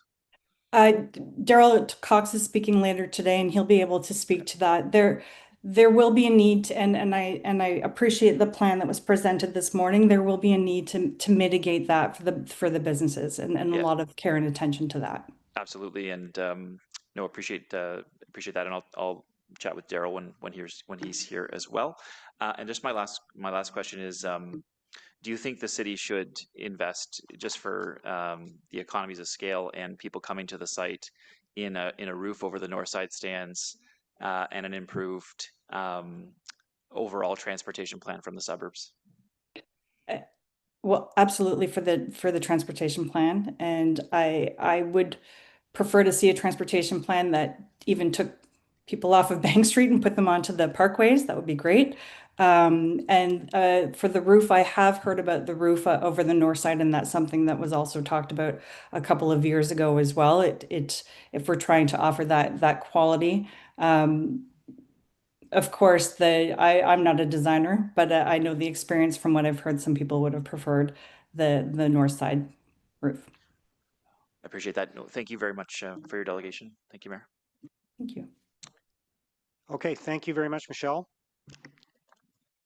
Thank you for joining us today. We'll go next to Sonia Shorey from Invest Ottawa. Good morning, Mayor Sutcliffe, councillors, committee members, and sincere thanks to everyone, including all city staff, for their work on this important project. I'm Sonia Shorey, President and CEO of Invest Ottawa, your lead economic development agency for knowledge-based industries here in the capital, and a proud partner in Ottawa Unlimited, alongside my valued colleagues and partners at the Ottawa Board of Trade and Ottawa Tourism. Thank you for the opportunity to join you. At Invest Ottawa, our mission is to enable and accelerate the growth and success of entrepreneurs, business owners, and companies, because when they thrive, our entire city prospers. We exist to drive job creation, investment attraction, and long-term economic growth that benefits every community, building a capital of global opportunity and shared prosperity. These firms we collaborate with generate global revenues that build our local economy and strengthen our tax base for the services we all rely on today and tomorrow. I join you today to bring economic development perspective aligned with our vision, mission, mandate, and with a focus on economic competitiveness, prosperity, and the critical ability to attract and retain the talent, entrepreneurs, and companies that are critical to driving our future growth. Through this lens, Lansdowne 2.0 is critical economic infrastructure and a strategic investment in our future, one that will generate growth, opportunity, and prosperity across our entire city and region. Great capital cities invest through cycles to help weather every storm. Every strong G7 capital, London, Paris, Berlin, Washington, Tokyo, has world-class cultural and entertainment infrastructure that powers its economy, attracts global talent, and fuels innovation. These venues don't simply exist to host events. They drive long-term economic activity, strengthen civic pride, and reinforce each city's global reputation as an opportunity to drive future revenue and investment, a destination for talent, and long-range opportunity. Every dollar invested multiplies through the local economy, from construction and hospitality to technology and retail, generating income, growth, and opportunity across all neighborhoods. Lansdowne 2.0 will do the very same for Ottawa. This project will unlock almost $1 billion in new capital investment, including more than $535 million from the private sector. It will deliver almost $600 million to boost GDP over the next decade and $89 million in GDP annually once fully operational.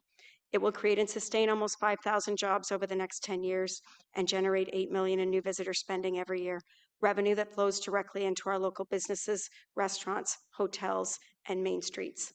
But beyond those numbers, the long-term impact is even greater.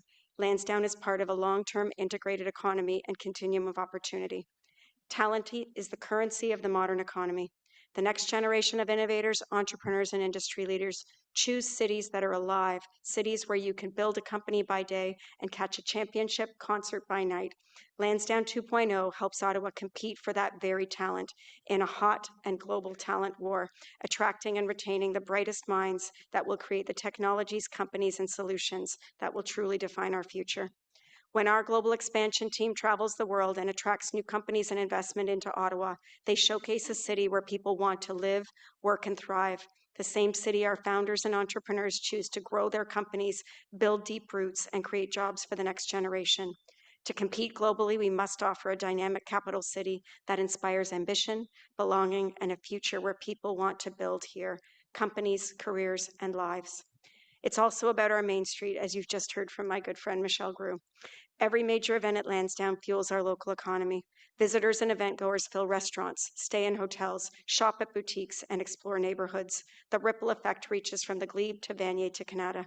Our small businesses depend on this visitor economy, and this project strengthens our entire ecosystem. When Ottawa hosts international concerts, sporting events, and cultural celebrations, we also strengthen our national and global identity and drive future opportunity. This brings new business and new revenue to Ottawa today and the referrals that go for many, many years. And it's how we live our values. We are particularly encouraged, and me especially, as our diversity, equity, and inclusion champion at Invest Ottawa, that through the city's first ever social procurement pilot, Lansdowne 2.0 will open new doors for Indigenous peoples, newcomers, and equity-deserving communities, creating new jobs, local contracts, and opportunities for social impact businesses. We support these very businesses at Invest Ottawa. This is what inclusive prosperity looks like, when public investment multiplies into private growth, stronger neighborhoods, and opportunity for all. In conclusion, Lansdowne 2.0 is an investment in the very foundation of our economic future. It supports global investment attraction, our entrepreneurs, our Main Street businesses, and a talent base that fuels them all. As Canada's capital and a G7 city, this is an opportunity to create the type of infrastructure that anchors prosperity, inclusion, and innovation for generations to come. Thank you all. Merci. Thank you, Sonia. Conseillère Plante. Salut, Sonia. So indulge me for a second, I wanted to thank you for all your work in the Byward Market with the Changemaker Hub and the immigrant entrepreneurs. I know a lot of people benefit from those programs. I just wanted to say that we're not very far down the list, and we just have heard from a lot of financial experts about some concerns about the partnership and other aspects of the program. So I was just wondering if you are getting a lot of feedback, or if you yourself have some concerns about the finances of this, or is everything simpatico in your eyes? Merci. We have not received any direct feedback with respect to the partnership specifically. I would say similar to what Councillor Curry has already articulated, many of the larger, particularly larger and more established companies that are looking to attract new customers, attract new investment, want to see Ottawa continue to invest in this infrastructure. Very much about that end goal as opposed to the specific structure of the partnership. That is, I am not an expert in that area. What I can say is we are very committed to supporting infrastructure investments and working together in an integrated, collaborative way. Our economy works as one with many different parts. All of the infrastructure that we invest in today and tomorrow will do the same, and we have confidence in this council that they will work together with us on those goals. Okay, merci. Merci. Councillor Curry. Yes, thank you, Mr. Mayor. Thank you, Sonia, for being here. As always, yesterday's event was outstanding. And we appreciate everything you are doing here to try to make sure that Ottawa is seen as a defense hub, and that some of the money that the federal government will be spending on defense will be coming to Ottawa. So when we hear today people saying, you know, the Prime Minister has said, you know, we need to be concerned. He's speaking to all of Canada. Just we'll note that. And certainly there are concerns about federal government jobs, and that does affect Ottawa. But when you hear that, and then you remember what our plan is in terms of being a defense hub, what are your comments in terms of our current situation in Ottawa as it relates to Lansdowne? So when I think about the big picture challenges and risks, we are looking consistently with our partners at what opportunities we can seize. That's what an economic agency does. We help to preserve the health together with our community, seizing that opportunity and the unprecedented dollars that will be invested in the defense sector over the next 10 years, looking to achieve that $150 billion in GDP spend by 2035. That represents a massive opportunity for us. We are committing and are actually right now bringing new entrepreneurs, new investment, new large companies such as C Canada in my ward of Stittsville into Ottawa, and that trajectory is just increasing. We are building that global visibility, and if we as a capital city don't keep pace and create the quality of life and the type of experiences that the employees, that the talent base of those companies will need to keep that talent here growing and thriving and spending their dollars on our city streets and across our neighborhoods, we will fail ultimately. So I see it as very integrated. I have never seen economic development in pieces. Everything connects, and the more we can do to work together to collaborate, to maximize investments like Lansdowne and LeBreton, together with strategies, the one that I have personally authored to get together with our community for that defense hub is critical, and I think it will pay long-range dividends. I am not an economist, but I've worked in economic development for almost 30 years and helped to secure $330 million of public investment for clients that I've worked with, and at least $100 million into the city of Ottawa directly. I know this will have an impact. One more question. You saw the investment by NVIDIA yesterday and Nokia. What do you think about that? I'm very excited. I feel that that's a tremendous opportunity. We are looking to learn more. We do not have all of the details. The more that we can attract those big players and get them collaborating with our small business, our entrepreneurs, our startups, and our scale-ups, we're here for them all. That is a powerful equation. I'm excited to learn more, and I know that we'll be collaborating with you and Canada North Business Association to make the most of that opportunity. Thank you very much, Sonia. I think your whole world is maybe not well enough known to some of the speakers here today and to maybe some councillors, that there are a lot of other things going on in the city that impact our decisions as a city and what our revenue generation opportunities are for Lansdowne 2.0. So thank you very much for all that you've done here. Thank you, Councillor Curry. Sonia, thank you. Thanks for your presentation today. We'll go next to Alexandra Gruca-McCauley.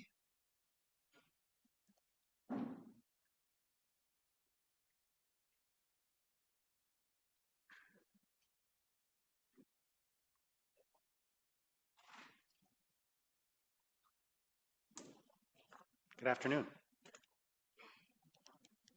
Good morning. There's been a suggestion that we should think of Lansdowne 2.0 as if it were a new house purchase. Here's how such a conversation might go. Hey, babe, we could tear down our house and build a new one that's worth $420,000. But it'll only cost us 1/3 of that. But honey, the contractor says that we'll have to pay the full $420,000 now to get a new house built, not 1/3 of that. And the bank says we'd have to pay $17,400 a year for 40 years in mortgage payments. Oh, babe, you never were that good at math. What you're forgetting is my sure thing business deals and sports bets are going to bring in reams of money starting just 30 years from now. If we imagine having those streams of money today, then our mortgage is only going to cost us $4,300 a year. Well, I know you're the smarter one, honey, and I'm sure that your sports bets will be winners, but we wouldn't have money to spend on anything. Oh, babe, you've always been so practical about money. The idea that Lansdowne 2.0 can be had at a 60% off fire sale price is just not a serious approach to such a major decision involving hundreds of millions of Ottawa taxpayers' money. Next slide, please. The city is asking for budget authority to spend up to $490 million on this project. The biggest chunk of that will be funded by city debt that will obligate the city to make budgetary allocations of $17.4 million a year. The biggest chunk of hoped for offsetting income for these debt repayments are projected to arrive far into the future, if ever. The slice and dice approach to the presentation of this project has spilled over into claims of financial catastrophe should council vote no. As I presented earlier, in the November 2023 report, staff, with seemingly no concern for accuracy, simply copied and pasted the cost of doing nothing estimates from a 2020 COVID impacts report verbatim, but excised any reference to the very specific pandemic shutdown context that gave rise to the estimates. How can we now take any claims from these reports seriously? The cost of doing nothing comparison cited in this report is a simplistic and misleading exercise. Somewhat randomly, the report also describes a scenario that involves replacing the facilities in 2037, an approach that some might call unserious. Next slide, please. I hope you understand that if OSEG were to default, then the current streams of revenue that flow from Lansdowne's biggest profit maker, the retail operations, would flow directly to the owner landlord, the city. Retail generated $12.9 million in net operating revenue last year, and Ernst & Young has opined that the retail component is in very good shape. If we were to extrapolate last year's figure and not even add in a growth factor, then that would mean $516 million net operating revenue to the city over the current term of the partnership. And as landlord, the city could lease out the facilities directly to the tenant teams, like the Ottawa Charge, and help grow rather than squeeze out women's professional hockey. We know from Ernst & Young's due diligence that OSEG budgets about $1 million a year for the upkeep of the sporting facilities, and it pays $1 a year to the city in rent. So why do we have a cash flow problem at Lansdowne? Well, here we do have a bit of a transparency issue. The 2020 report stated that in order for the city to make a profit at Lansdowne, it would need to manage and operate the site more efficiently than OSEG, which raises a really good question. Could Lansdowne be better managed? The city has done nothing in the way of looking at whether a massive expenditure in debt could be avoided by making far less expensive upgrades, as contemplated in the Morrison Hirschfield engineering report, and sharpening the focus on the management front such that the site could operate successfully for Ottawa residents well into the future. The idea that this project can be had at 1/3 of its cost is a sales job on steroids. Let's start to get serious about how council chooses to spend hundreds of millions of taxpayer dollars and vote no to Lansdowne 2.0. Thank you. Councillor Menard?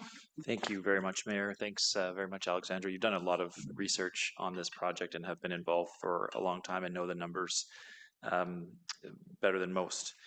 I'm wondering, on the return on investment for the city itself, EY looked at some of these things, but certainly we have our own figures that the city has presented or not presented. Under Lansdowne 1.0 versus Lansdowne 2.0, where is there a higher return for the City of Ottawa? Well, Councillor, thank you. Like, we don't have to go to our numbers. We can just go back to the Ernst & Young 90-page full due diligence report. And you know, I noticed Ms. Jasmine put up the slide of the internal rate of return to OSEG under a Lansdowne 1.0 alone scenario.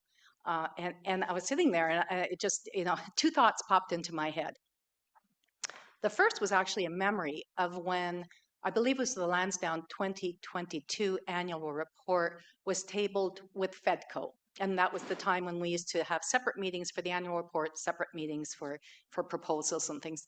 And at that time, I remember, and I might have it slightly wrong, but this is a pretty direct quote. I remember Mr. Gowdy presenting to FEDCO and said something to the effect of, you know, last year I would have said, Roger's losing his shirt. But this year, I have to say, Roger's losing his shirt and his shorts. And, you know, and there were kind of chuckles around the FEDCO table, and Mr. Greenberg in response, you know, added, you know, things are not going well financially for us, and that is one reason, you know, this partnership is just not sustainable. And if we remember the May 2022 report, it was the partnership sustainability plan. You know, now we're into next steps and redevelopment, but it was the partnership sustainability. This has been about retaining the partnership. Now, the Ernst & Young 2023 very comprehensive financial due diligence did look at different scenarios for different internal rates of return on investment for the parties, for OSEG and for the city. In today's report, what we have is a figure on, I think it's been slightly updated, on return for OSEG, Lansdowne 1.0 plus 2.0, return on investment for the city, Lansdowne 1.0 plus 2.0, that's in the report. But this morning, Ms. Jasmine put up the slide for Lansdowne 1.0 alone for OSEG and said they would be earning less than a 1% return on their investment. And the report that we have today says much the same thing, and it says that just wouldn't be fair. That wouldn't be fair. But the slide that has not gone up, that's also one of the charts in the same report, shows the return to investment to the city under a Lansdowne 1.0 alone scenario. And that's the highest rate of return to the city under the various scenarios. And that's 4-point-something%. I don't have the report in front of me, but the highest return to the city with those charts is the Lansdowne 1.0 scenario. That's not in our report. That clearly was not up on the charts. But what we do have is a scenario where OSEG would be earning, according to these projections, less than 1% return on investment. City earns the highest return on investment from the various scenarios, over 4.1, but that was not presented, and you won't find it in the report either. So I guess to sum it up, looks like a potential better financial return on investment for the city under 1.0 than 2.0. I guess what would happen, if anything, if we went to the end of the 1.0 deal and OSEG was owed any equity in that deal, and what would happen if they defaulted in the deal under 1.0? Would the city owe them any money under those scenarios? Well, the first one, which is just the partnership runs its course under the current set of legally binding agreements, which is that OSEG will maintain, manage, and operate the facilities. It pays $1 a year rent. And for that, there's to be some profit sharing with the city.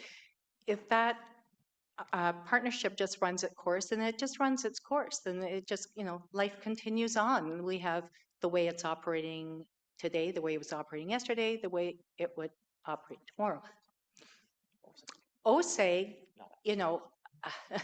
may make a business decision to default. I can't speak to that. I have not, I have no idea what the business decisions might be. I do remember in 2023 when asked point blank, I think it was staff was asked point blank, has OSEG said they would default if we don't go ahead with this?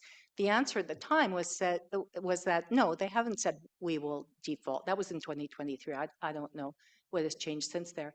I also have to say that I can't speak to what the final calculation would be if OSEG were to default.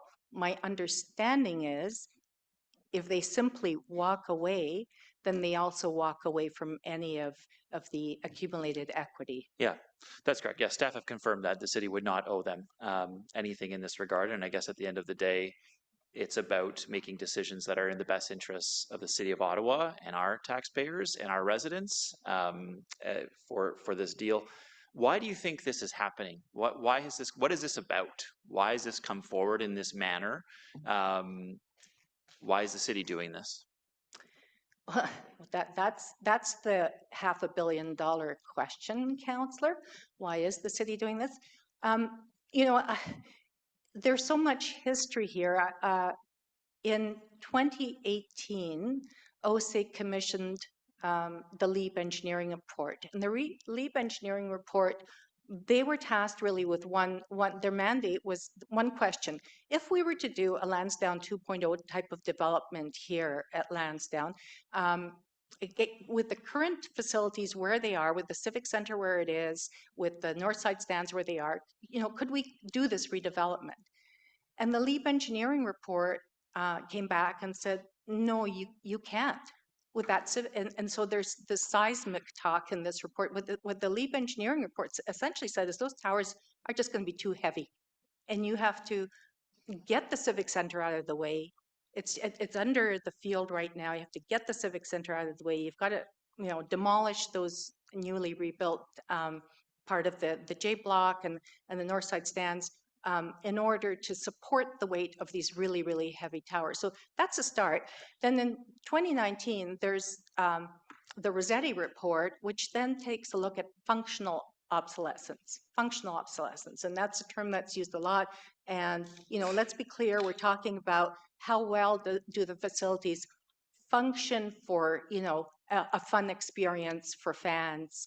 And then we had COVID, and OSEG came to council and said, okay, can you please extend the repayment term, and we have cash flow problems, so can we please dip into the capital reserve fund? There was no talk of the line of credit during those. Could we please dip into the capital reserve fund? And council said yes. No, we're in a shutdown situation. Yeah, yes, go ahead. Then the next annual report was tabled, and it turns out, well, there was a line of credit as well, but it wasn't disclosed in 2020. And that was rolled into a remortgaging of so what we see is step by step by step by step by step of starting with financial sustainability concerns. And now here we are today with, we absolutely must have these new facilities. There's just no other alternative. And are the financial sustainability concerns for OSEG, or are they for the city? Well, like I say, going along, the highest return to the city is the Lansdowne 1.0 alone. And OSEG is contractually responsible for repairing, maintaining, operating, managing the facilities. Yeah. Okay, well, thank you very much for all the work you've done on this and the information that you've produced. I appreciate your time today and for spelling out very clearly that the city is in much better financial position to continue on with Lansdowne 1.0 than moving to a Lansdowne 2.0 scenario. Thank you. Next is Jill Anholt, who I believe is online.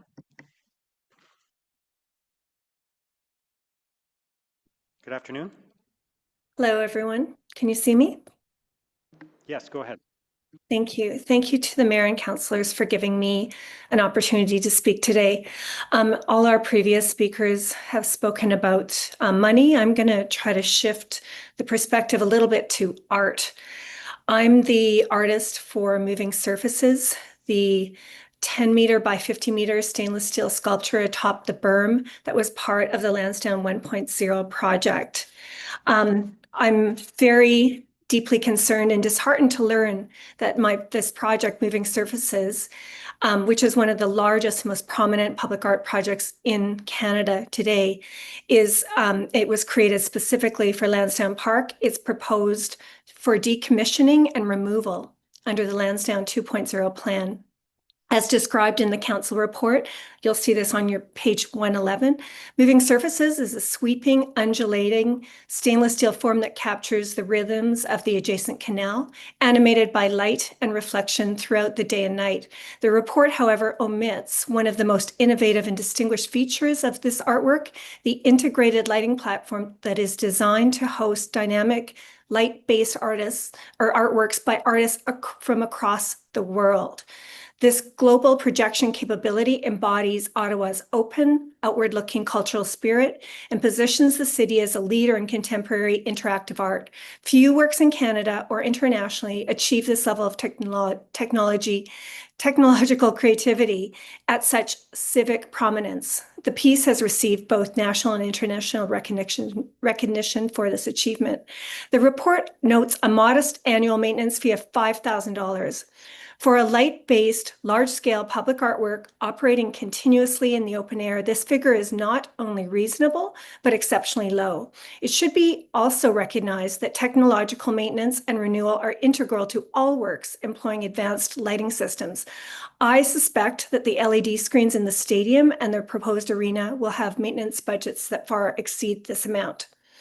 In 2017, Moving Surfaces was temporarily removed for Grey Cup seating expansion and reinstalled the following year without consultation or supervision from me, the artist. All subsequent technological issues originated after that unsupervised reinstallation by non-specialist contractors engaged by the managers of Lansdowne. Now, more than a decade after installation, the work is no longer functioning as its lighting components, which naturally require updating due to technological evolution and product obsolescence. Despite my repeated offers to collaborate with my own lighting designers to produce an economical and creative refurbishment proposal, my requests have been declined. Instead, I was told that an external vendor without artistic input estimated a replacement cost of $700,000, an amount I was not given the opportunity to review, question, or refine. During this period of non-operations of Moving Surfaces, many citizens and concerned members of the public have reached out to me to tell me of their admiration for the artwork and to ask me when the lighting display will be functional again. The Lansdowne 2.0 plan already designates a suitable new location for Moving Surfaces adjacent to the proposed arena. I personally worked with the project team in good faith to help identify this berm site. The suggestion in the report that the artwork would inhibit the arena's use as a sledding hill is inaccurate and misleading. Moving Surfaces was intentionally designed with an archway at its base to accommodate public sledding, a feature integral to its original placement. The artwork and the public recreation are fully compatible. To remove this renowned and beloved cultural landmark would be both devastating and short-sighted. Moving Surfaces represents a unique civic asset, a dynamic, evolving platform that brings global digital artistry to Ottawa residents free of charge, transforming the public realm into a space of continual renewal and cultural pride. The Lansdowne 2.0 plan apparently is allocating $2 million for new public art. Given that Moving Surfaces when built, cost nearly this budget to build in the first place, it would be fiscally and culturally irresponsible to dismantle and discard the work, not to mention a huge waste of taxpayer dollars. If even a quarter of the new art budget were directed towards restoring and maintaining the sculpture's dynamic lighting system, this internationally acclaimed work would continue to animate Lansdowne Park for decades to come. I urge Council to reconsider the proposed decommissioning of my work. Instead, let us reaffirm Ottawa's commitment to excellence, innovation, and stewardship of our cultural investments by restoring moving services and ensuring it remains a source of pride for future generations. Thank you. Thank you. Councillor Bradley. Thank you, Mayor, and thank you so much, Ms. Anholt, for your delegation today, and thank you for your contributions to the vibrant art scene in our city and, of course, at Lansdowne Park. You answered many of my questions as your delegation progressed, but I did want to ask you, did staff ever give you a rationale as to why they chose to engage with a third party as opposed to yourself with respect to the operations of the art piece? Do you mean the continual operations day-to-day of the art piece? Yes. Yes, that is, I mean, that would be normal that the way the art piece was designed was it was created with a lighting component that was to be operated by the Lansdowne owners. And we had training people come and explain how to work with the lighting program, how different content from other artists across the world could be shown on the screen. There was a training manual given. So third-party operators is normal for this. I wouldn't have the capability to run it myself. Okay, thank you. And am I to understand that the art piece is just being fully decommissioned? It's not moving? Yep, that's what I understand from the council report. It says not relocated, decommissioned. So I expect just almost $2 million of stainless steel to be sold for scrap. I'm not really sure what other, I have not heard of any other plan for it. It's decommissioned and removed. I'm really sorry to hear that, and I'll certainly have some questions for staff. Thank you. Thank you. Thank you, Councillor Bradley. Councillor Menard. Thank you very much, Mayor. Thank you very much, Ms. Anholt, and for your contribution to Lansdowne Park.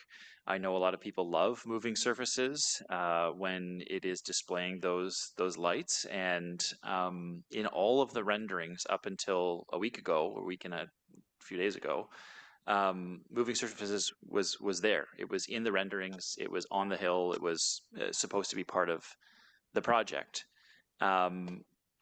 I'm wondering just what you think happened, why it's not moving forward, especially when there is an art budget now for the project, and there always was an art budget for the project, and there was going to be obviously a project cost to move the artwork because it was in all of the renderings, so it was being taken into consideration in terms of the actual move of the artwork. I'm wondering what you think happened. Thank you. So I was asked to have conversations with the Lansdowne 2.0 design team throughout the development of the new arena. And I worked in very good faith with them. And we talked about, I expressed what the artwork needed in order to be successful. It needed to be on a berm. It needed to be prominent. It needed to be seen from all points across the canal. So we talked about all of those aspects, and they seemed to be listening to many of my concerns, and they showed a placement, as you mentioned, in all the renderings. So it was my assumption that was happening. Now, the lighting has not worked since 2024 March, but it had problems ever since the work was taken out and reinstated without any input from me, and not by my art team, but by some external a contractor that I had absolutely no input, no supervision over that. So not to say that the work didn't need updating of its lighting components. It does need updating of its lighting components. It's been 10 years, and every project that is as complex as this needs updating. I think what happened is, instead of letting me come up with a proposal for how to refurbish the lighting, they went to an external group. I don't even know who it was. They got a giant cost of $700,000. So they said, council will not support this amount. And I said, the work doesn't work, it will not work without the lighting component. That is an integral part of it. So now it has been removed from all the renderings and slated for decommissioning completely. So the estimate that's there, do you think that cost estimate is not a realistic estimate, and that you could help with that discussion, given it is your artwork and that you helped initially with the design? Well, I certainly would like to have an opportunity to engage with it. And I work on lighting projects all over the world. I have a great team of different lighting designers I would like to speak with and come up with a proposal. I can't tell you what the cost is because I've never been given this opportunity to actually engage with this. Well, I appreciate those comments. Moving surfaces and uplift were commissioned at a cost of approximately $4 million in the original Lansdowne deal. It is part of a berm that would be removed at a cost of $8 million just to remove soil. A massive waste of money if not reinstated, given the project just 10 years ago. So I appreciate your comments here today. I will work with council colleagues and staff to see the structure reinstated to ensure that the original vision there, the money that was spent initially on this, is not just throwaway costs. So I thank you again for all your work on this. Thank you, Councillor Menard. I really appreciate it. Thank you, Mayor. Thank you for joining us today. We'll go next to Kevin Ling, who I believe is online as well. Hi, good afternoon. Hi, good afternoon, Mayor Sutcliffe, members of City Council, and member of the Finance and Corporate Service Committee, and thank you for allowing me to speak today. My name is Kevin Lang, and I'm honored to serve as the President and General Manager of the Ottawa Sooners Football Club, one of Canada's oldest and most respected community football programs. For more than 60 years, the Sooners have represented Ottawa in the Canadian Junior Football League. We teach discipline, teamwork, and accountability, but what we really build are people. We help young men become leaders who carry that same work ethic into their families, schools, and communities. In 2022, I was humbled to receive both the Brian Kilree Award for Excellence in Coaching and the CJFL Ontario Conference Coach of the Year Award. These weren't about wins or titles. These were about building programs that put people first. And I've consistently brought those same values and beliefs to some of the businesses that I do still conduct in the city, such as my gym, Power Muscle and Fitness, 88 Sports, and Arlington Group Risk Management. Each of these ventures shares one common goal: to develop people and strengthen community. Football in Ontario and Ottawa isn't just a sport. It's a pathway for opportunity, for mentorship, and belonging. Through the Ottawa Sooners, our partnerships with high schools, colleges, and local coaches, and the expansion of our 88 Sports program allows us to be able to continue to grow the football landscape across Ottawa and Eastern Ontario and beyond. Our vision is simple, but ambitious: to create a complete player pathway from youth to junior, senior, and post-secondary, both in tackle and flag football, right here in Ottawa. That means that more athletes are staying local, more families engaged in community sport, and more opportunities for players to develop both on and off the field. That's where OSEG and Lansdowne 2.0 become key partners in that vision. The facilities, the partnerships, and infrastructure that come from this project are what allow programs like ours to expand, providing access to professional level venues, mentorship opportunities, and an environment that inspires the next generation of athletes. While we recognize that there are currently no direct funding streams or grants within this project specifically aimed at amateur sport, I believe the success of Lansdowne 2.0 will strengthen, expand, and continue OSEG's historic support for local programs through their foundations and community partnerships. Their track record speaks for itself. From grassroots initiatives to youth development, OSEG has consistently shown that investing in community sport is part of their DNA. These new and improved facilities also create opportunities for Ottawa to host major football events, from OFSA High School Football Championships to OUA showcases such as the Vanier Cup, bringing in athletes, fans, and economic activity that benefit the entire region. Lansdowne isn't just a place for professional football. It's the heartbeat of football in Ottawa. And with this project, it can become the foundation for how we grow the game across the region and across generations. Why Lansdowne 2.0 matters. When I think about Lansdowne, I don't just see the buildings or the numbers, I see people. Families on Bank Street before a game, kids tossing a football on the grass, and fans coming together to cheer for something that belongs to all of us. That's what makes Lansdowne so special. It's where Ottawa feels like community. Lansdowne 2.0 builds on that spirit, and I've had an opportunity to review some of the city reports, and I believe that they show a plan that replaces our aging facilities with modern, accessible spaces that serve our community and will do so for decades to come. I feel it also enhances how people will experience Lansdowne with better pedestrian flow, stronger transit connections, and a year-round functionality while preserving the public spaces that make it such an important gathering place. This isn't about changing what Lansdowne is. It's about protecting what it means to the city of Ottawa and ensuring future generations get to feel that same sense of belonging. I've had the privilege of working with OSEG for several years as a community partner, as a coach, and also a fan. Their support for grassroots football and youth development has had a real impact on our players and our coaches.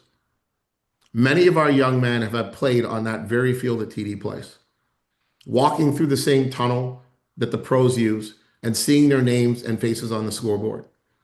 I can still remember the look on their faces, that mix of nerves and pride, and for some of them, it was the first time they realized that their dreams potentially were within reach. And as a coach, watching them stand under those lights is something I'll never forget. And when I'm there as a fan with my friends or family, that same energy is everywhere. To me, it's Ottawa at its best. That's why I believe so strongly in this project.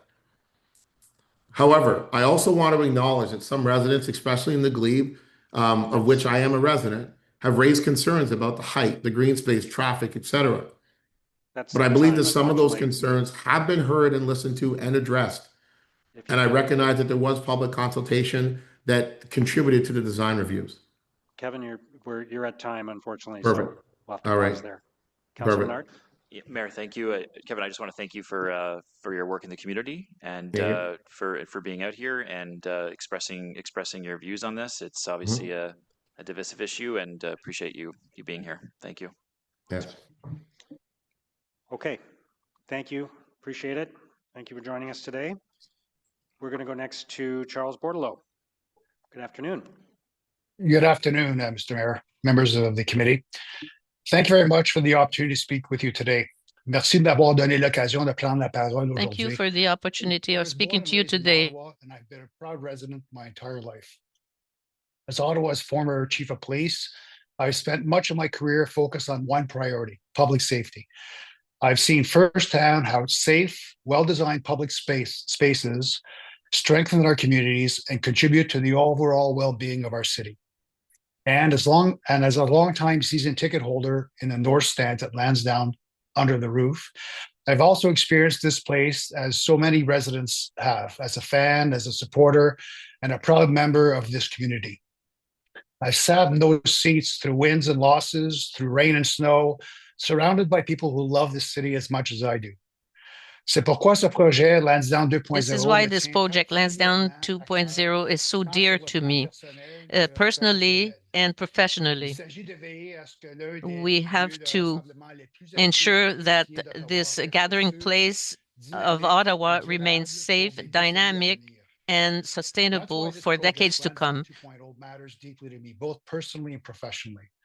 It's about ensuring that one of Ottawa's most cherished gathering places remains safe, vibrant, and sustainable for decades to come. The truth is, the infrastructure at Lansdowne is aging. The north side stands, the arena, and the utilities that support them were built generations ago. They no longer meet modern standards for safety, accessibility, or efficiency. Every year that passes, the costs of maintaining them grow, and the risks, both physical and financial, increase.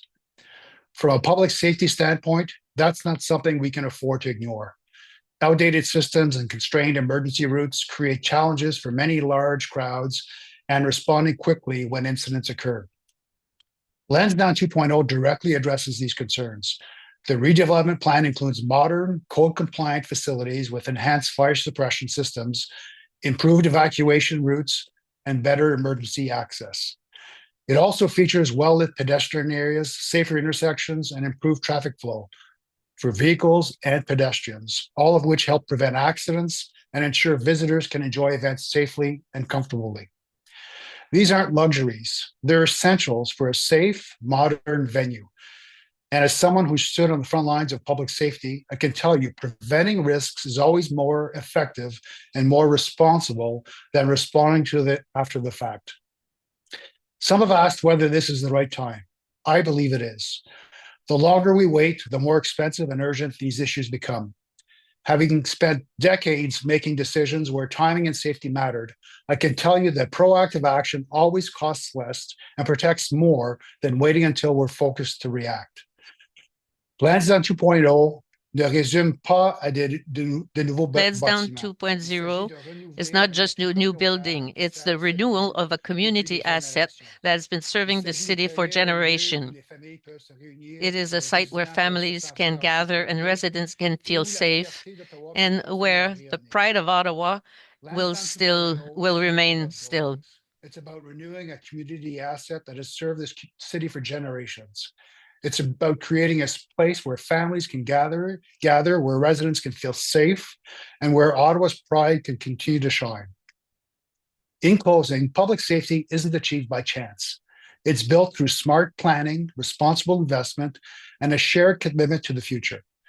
Lansdowne 2.0 embodies those values. It's a project that will make this space and our city safer, stronger, and more connected than ever before. Thank you for your time, your leadership, and for your continued dedication to building a resilient and vibrant Ottawa. Merci. Merci. Merci à vous. Councillor Menard. Thank you very much, Mayor. Thank you, Mr. Borlo, for being here. I wanted to ask you about an element of safety with regard to the pedestrianization of Aberdeen Square. Obviously, there's concerns from some of the local businesses there, the patios, and for people that are traversing that with the cut-through traffic that exists around the square. Would you support a safety improvement by pedestrianizing Aberdeen Square? You know, there's no question that when you mix pedestrians and vehicular traffic, it makes it more, the risk is higher. I know that there's a lot of work that's being done for pedestrian safety, including the alleyway to create the Bank Street crossover passage, because right now they're forced to cross over an unsafe Bank Street with all the vehicles and the buses. So that's a great thing that they're doing. And I would be open as well to supporting reducing the amount of vehicles that are present in that whole entire area. Thank you very much for that. Just on the roof over the north side stands, just your views on that. No roof over the north side stands. You know, it's great to have the roof. I know it's a luxury and there's a big price tag associated to it. But certainly I think that the roof is not the decision whether or not you go to a game or to events. It is a luxury. It's a nice to have. And personally, I'd like to see it back again. However, I think many fans will be willing to live without it. Okay. Thank you very much. Thank you, Mayor. Thank you, Councillor Menard. Thank you, former Chief Bordelot. Thank you for joining us today. Next up is Richard Trudell. Is that also online or no? Richard Trudell? Okay, we'll move to the next person.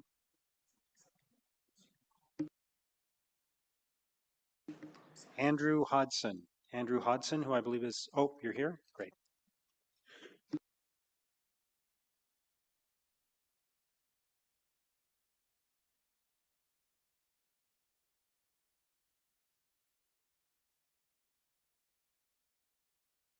Thank you. Good afternoon, councillors, mayor, audience in person and online. My name is Andrew Hodson, and I'm here to state my reasoning why Lansdowne 2.0 should be voted against. First, a bit about me. As will be shortly become obvious to you, or is not already, I do not have a career in public speaking, and I'm not an economist. 15 years ago, I was a figure skater with Disney on Ice. I lived for performance. I played in venues across the world, including what is now the Canadian Tire Centre in Ottawa. I'll never forget the first time that I stepped foot on the ice in front of thousands of cheering spectators. It was nothing short of magical. The performer in me knows that a downtown venue is something truly incredible. It's a place that has special, unique energy. I would have loved to perform in downtown Ottawa, where I grew up. But when my councillor, Lane Johnson, knocked on my door in the previous election, we discussed some of the most important issues facing the city. Guess what wasn't covered? Lansdowne 2.0. Councillor Johnson brought up the critical issues of public transit, affordable housing, healthcare, services for those in need, including safety. Lansdowne 2.0 is a rich city project. With the challenges that we face and the massive budget deficits that we continue to battle, we are in no position to squander taxpayer money on corporate handouts. This project is based on predictions that only look at the most positive and potential outcomes. Only after we balance the books properly and provide services to the million residents and growing, then maybe we can consider fancy projects like this.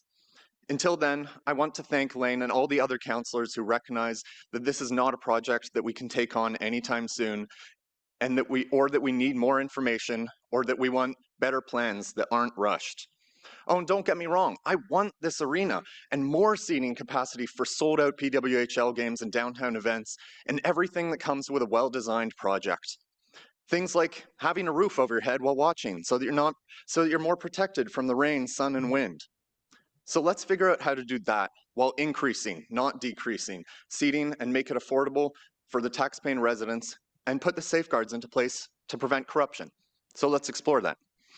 Our mayor talks about how obvious or smart of a choice this is to fund this project. Respectfully, sir, if it was obvious, you wouldn't have had to block 3 days of overflow, public outcry, and near record-breaking 88 speakers presenting. So how can we add some safeguards to this project? First, if you believe in it so much, and that all the plans and projections make sense and are totally accurate and future-proof and won't be a repeat of Lansdowne 1.0 with literally the same developer that was projected to generate $100 million for the city and instead is costing us around $10 million a year to this day, then put your money where your mouth is. I would ask that any councillor that votes yes be required to sign a personal binding contract that stipulates that if any large project under their watch has been materially underestimated or misvalued, that the city is able to recover costs from said councillors, along with barring their public office for misrepresentation and misallocation of public funds. Any revulsion that you may be currently experiencing at this idea should make it pretty obvious that this project is too risky. Along with the binding contract, have concrete plan in place to get thousands of spectators and concert goers in and out of the Glebe. Move forward on the Bank Street Active Transportation and Transit Priority Feasibility Study that will be before council soon. I want this project to happen, just not in the way that you've laid out in your presentation today. I want affordable housing for anyone in Ottawa, not just more corporate handouts. I want to rely on reports that discuss how the north side stands and arena will remain structurally sound until 2054 and beyond, and not whatever data our mayor is using to say otherwise. I want a construction contract that makes sense, not yet another public-private partnership where the public takes all the risk and the private gets all the benefit, with a chance of repeat failings like the O-Train all over again. I want a venue that the PWHL and Ottawa Charge actually believe in, and not to rely on revenues from the Red Blacks who aren't even contractually bound to stay in Ottawa after 2032. That's in 7 years. I want a contract that does not rely on sunk cost fallacy to try to become relevant. I want a contract that doesn't set precedent to have LeBreton developers similarly ask for taxpayers to hand out even more corporate handouts. I want good deals, not a bankrupt city. Thank you. Thank you. Councillor Menard. Thanks very much. Just wanted to ask you about the existing state, just given that the plan in front of us now is not supported by the public at large. Would you be okay with utilizing the existing stadium that we have, the existing stands that we have in the meantime, until a proper plan that could come forward that speaks to the elements that you've talked about here that are important to you, and ensuring that the public supports the project in the future? Or do you think we should go forward with what ostensibly is the least worst option? I like your phrasing of the least worst option, because that's how we seem to choose politicians these days. Yes, to your question, we should continue utilizing what we have access to until we find a way that makes sense. And I know that as politicians, you're going to present ideas that a third to a half of people are going to fight against, and that's just reality. There will never be a project that absolutely everyone agrees to. But one as divided as this, maybe we should keep looking. Okay, thank you. We're going to try again with Richard Trudell. Mr. Trudell.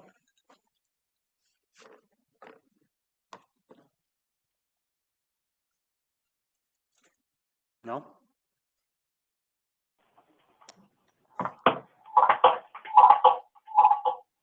Mr. Trudell, can you hear us? Yes, I can. Okay, go ahead, please.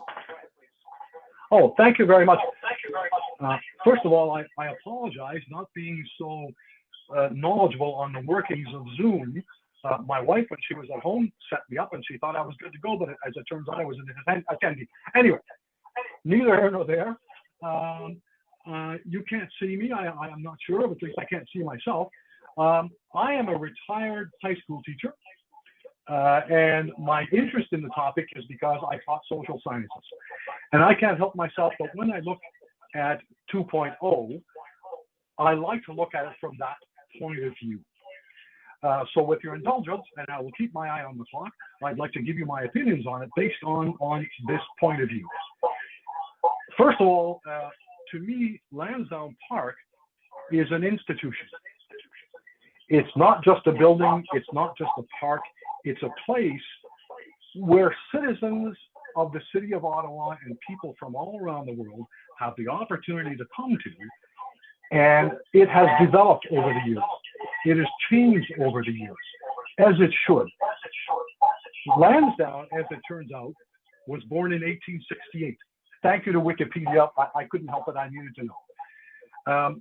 But it's an institution to me, much like the National Arts Center, our museums, our soon-to-be new public library, these things that all citizens can go to and share and enjoy and enhance their lives.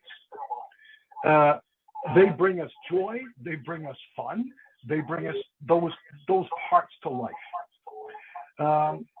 So with Lansdowne 2.0, what I'm hoping that you will see as our leaders is that it is deteriorating, as the experts seem to tell us. Can we let that happen to such an institution? Can we let it deteriorate?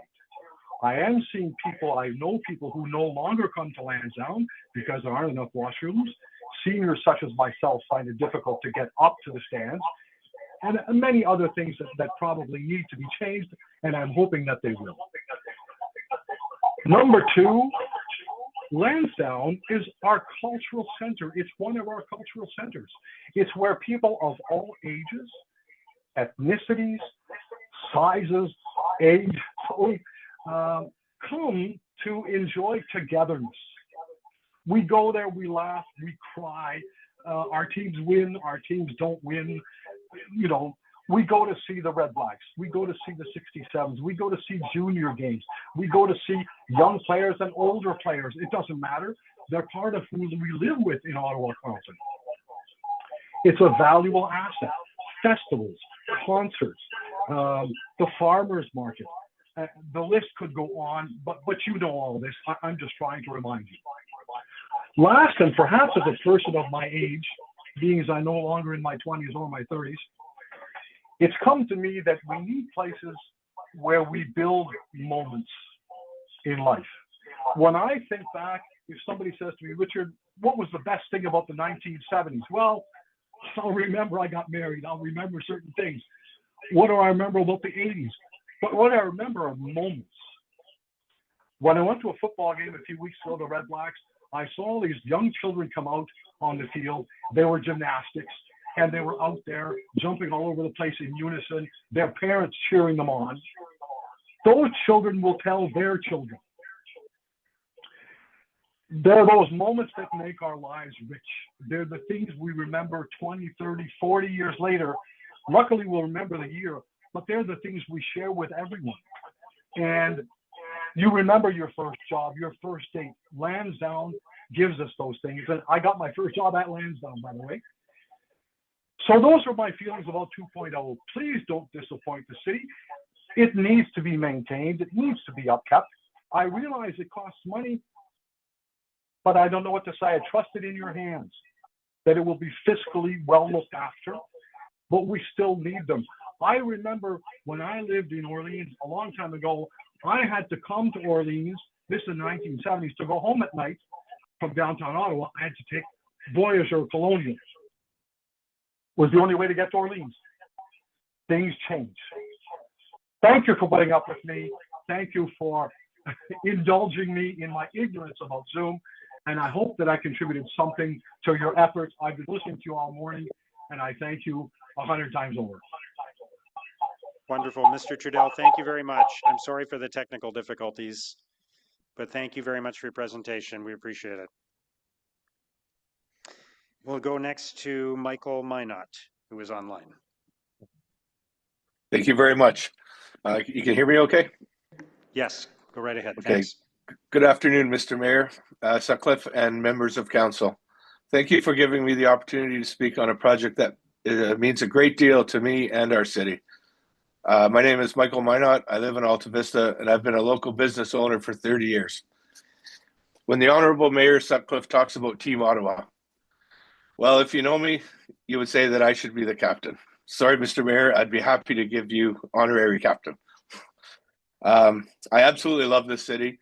It is safe, beautiful, full of things to do, and a fantastic place to raise a family. One of the things that makes Ottawa so special is Lansdowne. It's not just a place for games or concert. It's the heartbeat of our city. It's a place that brings people together and brings life to Ottawa. I'm a season seat member for the Red Blacks and the 67s. I attend concerts, community events, and many other activities at Lansdowne regularly. I also support the restaurants and local businesses. Being at Lansdowne is part of my life, and with 4 million plus visitors annually, I'm not alone.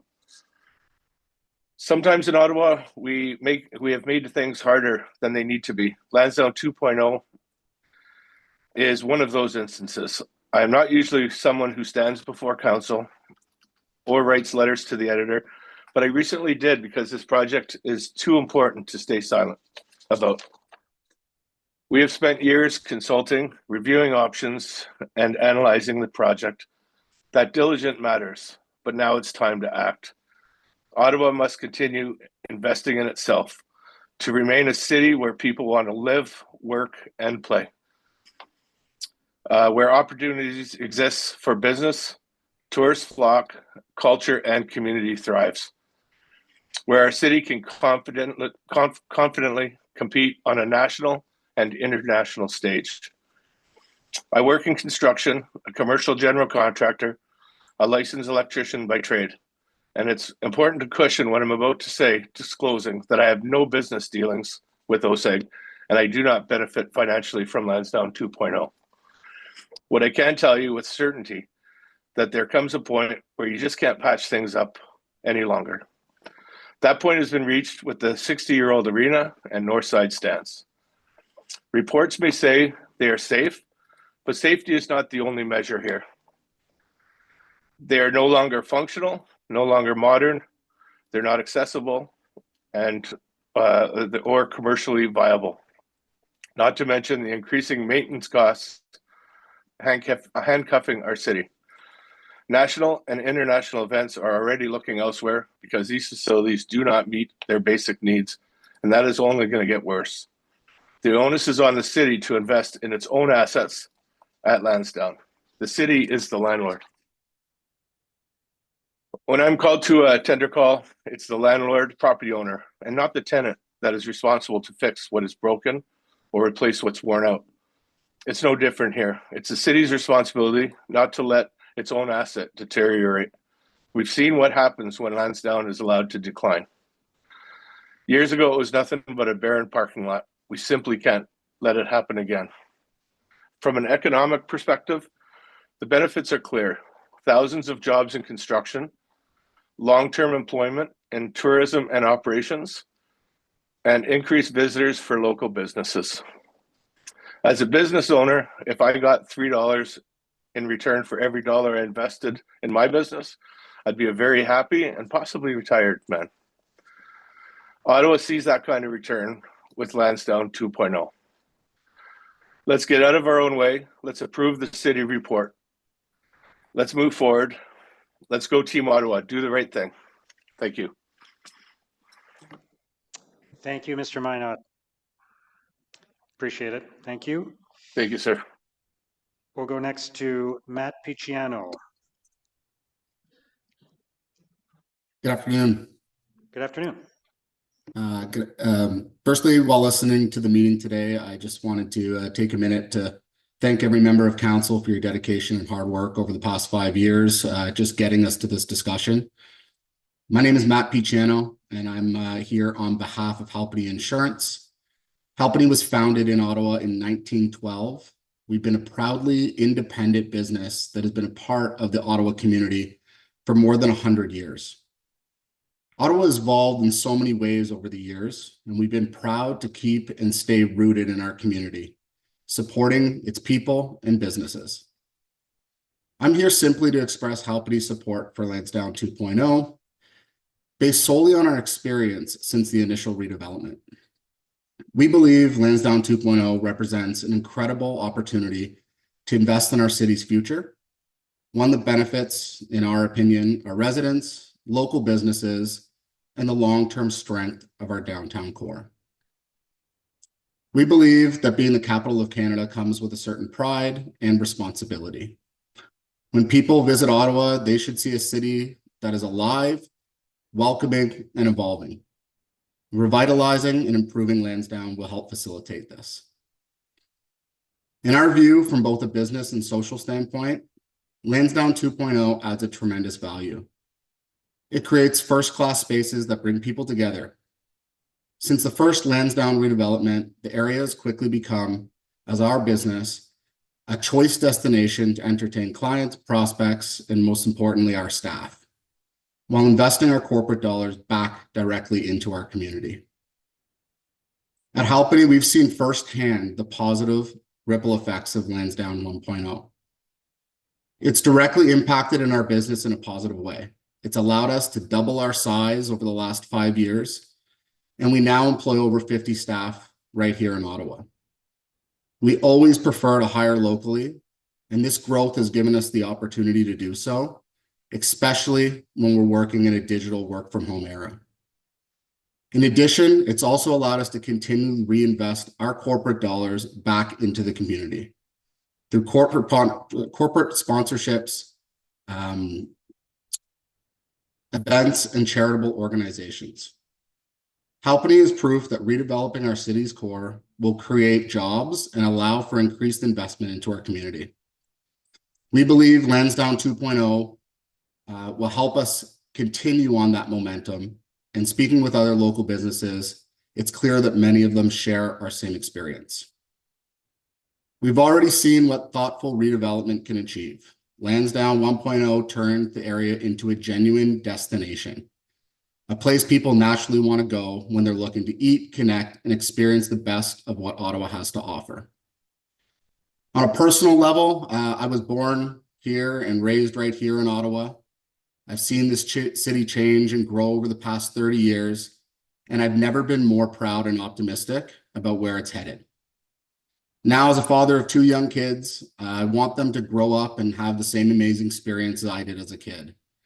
I grew up in a city that keeps investing in itself, a city that believes on being better, that celebrates progress, and that strives to be the best city in the world to live, work, and raise a family. Thank you all for your time and your continued commitment to shaping the future of our capital city. Thank you very much, Mr. Picciano. Appreciate it. We'll go next to Angelo Toffolo.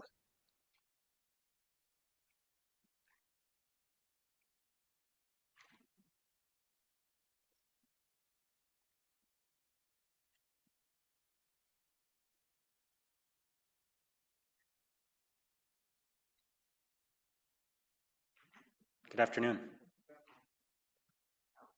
Yeah, we'll just turn on your mic for you here. Just one sec. There you go. Good afternoon, everyone. My name is Angelo Toffolo. I'm not representing any group or organizations.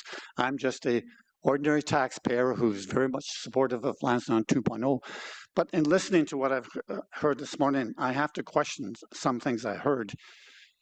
First of all, I would like to know how Councillor Menard gets this information that the majority of people in the city are not supportive of Lansdowne Park. Everywhere I go, I talk to people, and they seem very, very supportive of it. I don't see anyone complaining to me, oh, that's negative. And I've been hearing this business about return on investment. Well, We don't expect our museums to return on investment. We don't expect our art galleries to return on investment. We certainly don't expect the Taj Mahal of a library that costs $350 million to return as a return on investment.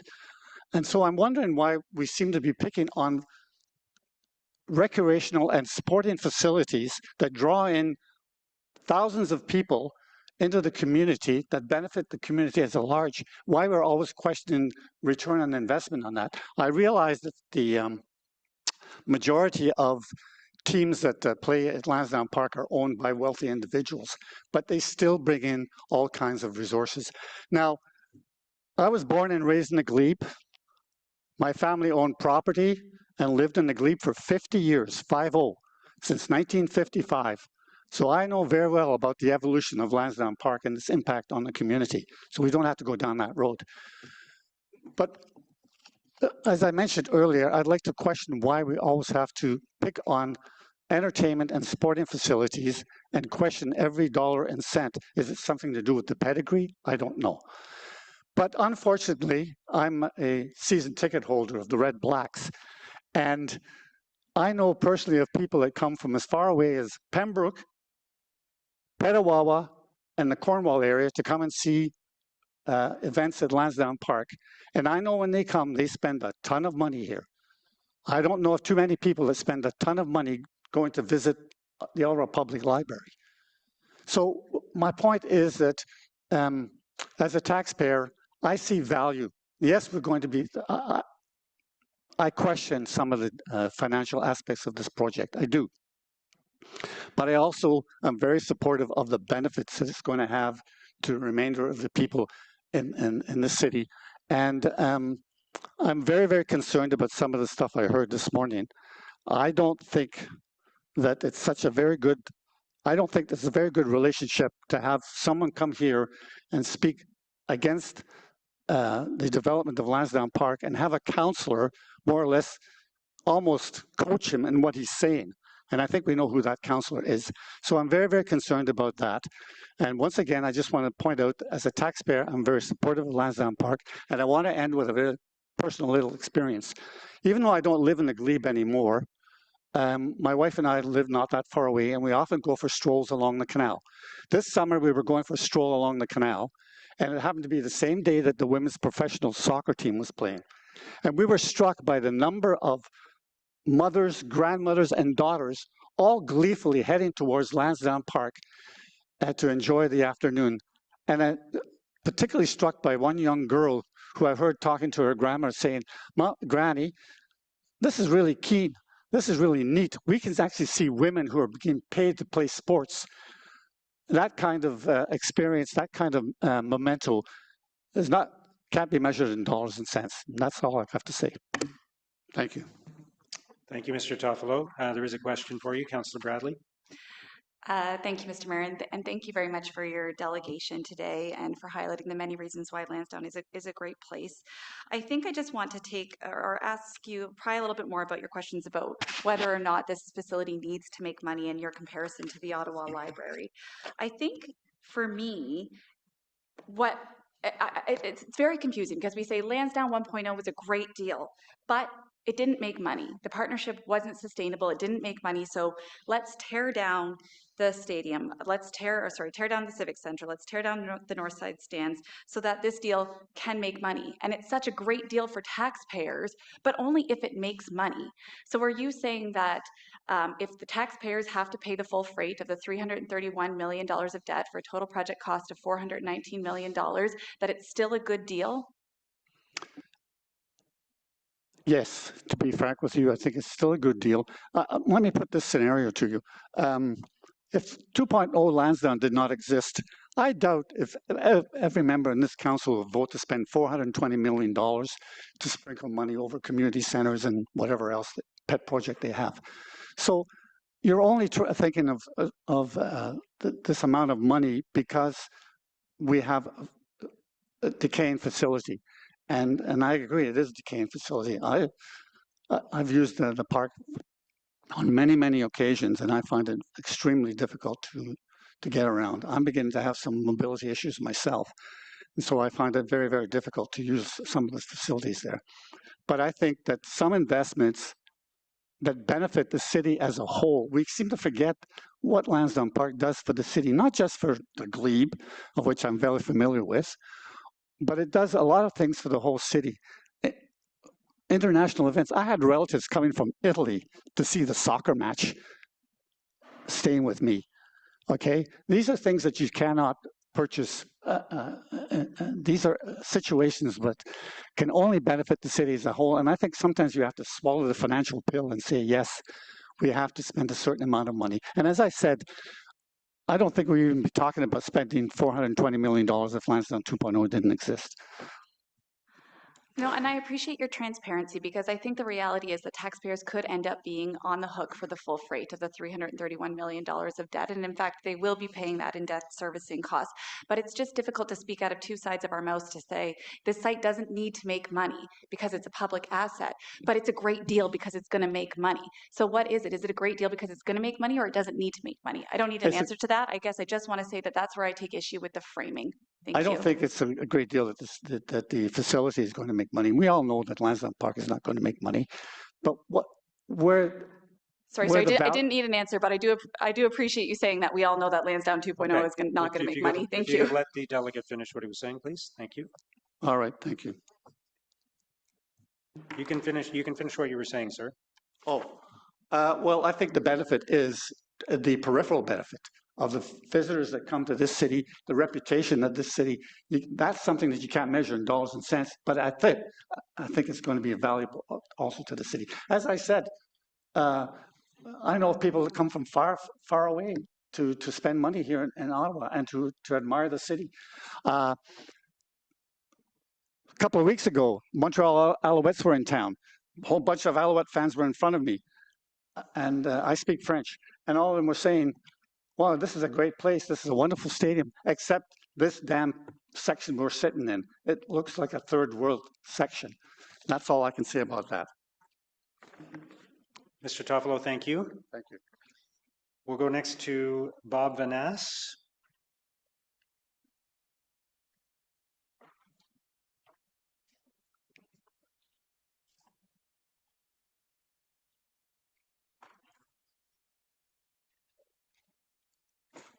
Good afternoon. Good afternoon.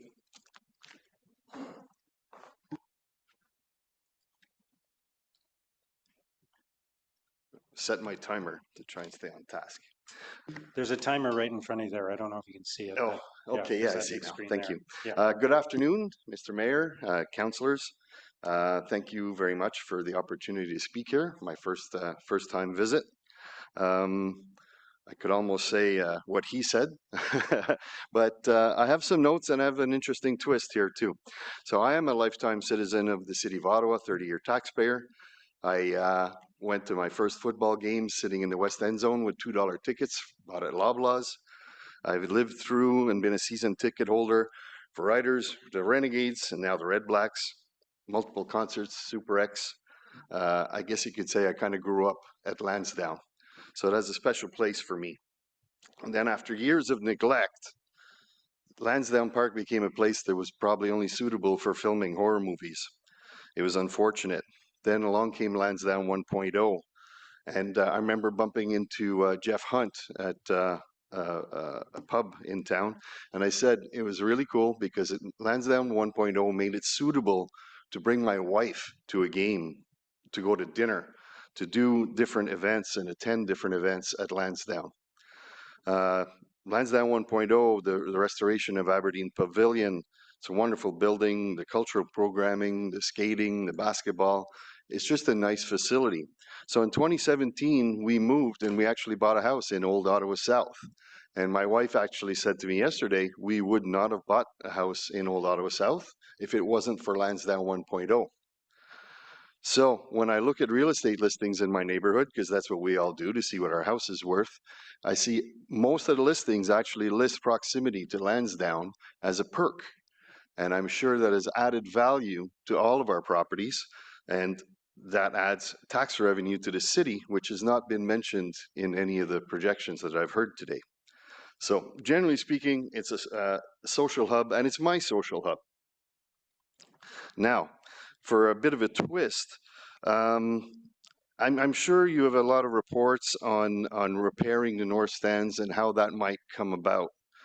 I happen to be a semi-retired, 90% retired partner in an engineering firm in Ottawa that specializes in roof asset management. We manage over 500 million square feet of commercial retail roofing assets across Canada. And we have a full-time team that dispatches emergency leak calls, at least 5,000 a year across Canada. So we use 100 service roofing contractors, and when they can't find the leak, they go to my team, and when they can't find the leak, it escalates to me. I'm the one solving those complex roof leak problems. I was also in a previous career, I helped with the design of the waterproofing at the Bird's Nest Olympic Stadium in Beijing. So I think I know about roof leaks. In 2017, 2018, I can't remember precisely what year because there's no paper on it, the City of Ottawa staff called us to come and look at roof leaks. And we were doing other work at Lansdowne Park, at TD Place, by the way. And we walked around, I showed up with one of my colleagues, and they had over 200 roof leaks for us to look at. When we were done walking around the site several hours later, I told city staff, I said, I don't know what to say. I don't know where to start, because fixing all these leaks would potentially cost $500,000 to $1 million. And this is unpredictable because leaks are hard to find and trace. And I also had to tell them that I don't know that we'll ever fix them all, because there's some design issues here, particularly with the expansion joints, that I don't know that we'll ever get it solved. And there would just be ongoing leaks. So they didn't even ask me for a quote, because they didn't have $500,000 to $1 million in their budget at the time.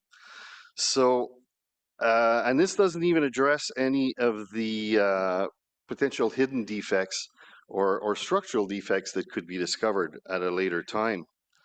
So from a consumer point of view, I would say that the north side stands, the north side, my football tickets are discounted compared to the south side tickets at the same location. And the Civic Center generally, as a customer, it's basically a dump now. So I would like to say that there's been a lot of people doing a lot of work on finances. I would say the same thing as the previous speaker. There will be revenue. We're not sure if it'll be enough to be profitable, but there will be revenue, and the building will become so much better, so much more useful, so many more amenities for citizens. So I don't like it as well when a councillor states that all the public is against Lansdowne 2.0. That's time, unfortunately, sir. So thank you. Okay. Mr. Vanasse, thank you very much. Okay. The next registered delegate on our list, just to be clear, was Kim Wright, but she indicated to the city clerk that when she registered, her intent was to register the folks who are coming up next, who are Jana Hefford and Amy Shear from the PWHL. So we're going to hear from them in order. I think Jana Hefford is going to go first, and then Amy Shear. So just so everybody's clear on that, when Kim Wright went online to register, her intent was to register these people, so that's why they're going now. So welcome to you, Jana, and let me just say it's an honor to welcome a 4-time Olympic gold medalist, and thank you for everything you've done for women's sports and for women's hockey. Appreciate it, and appreciate the opportunity to be here today. Amy and I are both going to speak, and then we're happy to take some questions after that. As Mayor Sutcliffe mentioned, Jana Hefford, EVP of Hockey Operations for the PWHL. I'm also a 4-time Olympic gold medalist, as well as an honored member of the Hockey Hall of Fame. I'm proud to be here today to tell you that I was part of the group that nominated Ottawa as a location for the inaugural PWHL season. Having grown up just down the road in Kingston, I spent a lot of time here as a young girl because there was very few places that girls could play hockey at that time, and Ottawa happened to be one of them. This is a city that I always felt supported hockey and supported sports. The truth is, in those days, I felt like a girl playing in a boys' sport. And when I imagined myself playing pro hockey, it was playing in the NHL because there was no women's pro leagues as an option. And my dream changed in 1990 when I watched the first Women's World Hockey Championships played right here in Ottawa. And that was the moment that I realized maybe there was a future for me in this sport. This is why I'm incredibly proud of the PWHL, because of the dreams I know that it will nourish in young girls. And it's why I'm so thrilled to see the Ottawa Charge in particular have so much success here. I'll never forget January 2nd, 2024, the first PWHL game in Ottawa. The energy, the passion, the gratitude in that building was undeniable. I'll also never forget the moment the Ottawa Charge fans booed Marie-Philippe Poulin in a shootout here in Ottawa. That was when I know that these fans were loyal. Canada's golden girl was a villain that night in Ottawa. As the legendary Billie Jean King, our advisory board member, reminds us daily, we're just at the beginning of our journey, and we have a lot of work to do. We must continue to fight for women to have equal space to live out their dreams and earn a living playing the sport they love in a world that appreciates and adores them. This is why it's also disappointing to have to speak here to fight for something to us that feels so obvious. As we continue our journey to grow the PWHL, we want to do so in an arena that's worthy of not just the talents on the ice, but one that the fans of this city deserve. No one wants to play in a situation where we're limiting people's ability to join games and enjoy Charge hockey. To put a fine point on our disappointment with the proposed arena, consider one fact. The PWHL will play in 29 different arenas across North America last season and this season. Lansdowne 2.0 will have the fewest seats of them all. Let me be clear, we're excited about the concept of redeveloping Lansdowne. We love playing at Lansdowne. We believe it can be exciting for the Charge, exciting for women's pro hockey, and for the city of Ottawa. But this is why we're here today. Whenever OSAG asked us to endorse the project or come and speak in support, we've done it every time. All the while, OSAG continually told us there would be a proper time to discuss arena capacity. OSAG used our support to help get the project to this stage, with promises that one day our main concern around capacity would be addressed. The last straw came last week when the mayor and OSAG presented the final plan, and it was clear to us at that point that those discussions would not occur. We want to be excited about the project. We want to grow professional women's hockey here in Ottawa, and we want our Charge fan base to grow with us. I also want to be clear that this isn't just about growing a sport or allowing dreams to thrive for women. Investing in women's hockey is investing in your community and in the future of your youth. 94% of top executive women were athletes. 88% of people regard professional women athletes as great role models. We are more than just a hockey league. We're catalysts for societal change. The way young girls and boys view these strong, empowered, athletic women will shape the future leaders that they become in your community.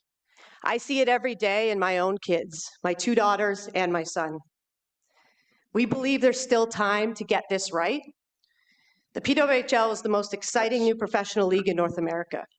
It's a powerful example of how women's teams continue to deliver despite the inequities in access and facilities.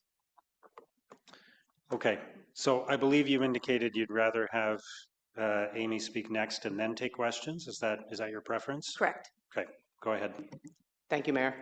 I'm here today to support Jana, but for 2 additional reasons. One, really to set the record straight on how things came to where we are today. And then I sit here with 40 years of experience in the sports business as a sports executive. And I've been, over those 40 years, fortunate to work for the NFL, the NBA, WNBA, MLS, and now the PWHL. In all the leagues I've represented, I am most proud to be here representing the PWHL. We have created an environment where what sports is great for. You walk into our building and it is full of joy, and I could promise you that is not an easy thing to do. You need to understand, being a good partner is in our DNA, and we're a better community partner. What I can tell you is over the last year, as Jana alluded to, we have done everything possible to be good partners to OSEG and the city as the new kid in town. We've shown up, we've participated and complied when asked to attend events in support of this project, all the while making it clear to both OSEG and the city that the proposed size of the venue would be a major challenge for us. In every conversation, we were told capacity would be addressed at a later date, and that if we don't support the project where it was in the process today, that it would not move through this phase. We trusted the mayor, we trusted OSEG, yet not once were we contacted to speak about the capacity, and I'm going to repeat that, not once were we asked to talk about capacity. I saw on a slide this morning that 18 other constituencies in pretty colored boxes were contacted, and at no time were we part of those 18 boxes or 18 conversations, and that's pretty disappointing. So that's why I'm here today. Do we support the project? Yes, we do. We would love a new building. We'd love to see a new building thrive in this community, but not at this capacity. Reducing the arena by 3,000 seats for us, and also, for, by the way, for other events, it's debilitating for business. It's not just about ticket sales. Reduced ticket sales, it's a waterfall. It impacts, what your merch sales are. It impacts what your partnership's value is. It impacts food and concessions. It impacts parking. It is an entire waterfall. The less tickets, the less revenue you bring in across all of your revenue areas. And what's interesting, I think, over the last, several decades, what you've seen across North America is stadiums being built that are too big for women but fit men. And in like the most cruel twist of fate, we sit here today seeing the absolute reverse, where a stadium or an arena is being built that is too small for women and perfect for the men. And I have to say, honestly, in 4 decades of working in professional sports, this might be the most disappointing thing I have ever seen. In just 2 short years, we have built something extraordinary. A women's hockey league that fills arenas, inspires fans, and fuels civic pride. And we've done it with one arm tied behind our backs. And I bring this up because attendance has been a big conversation.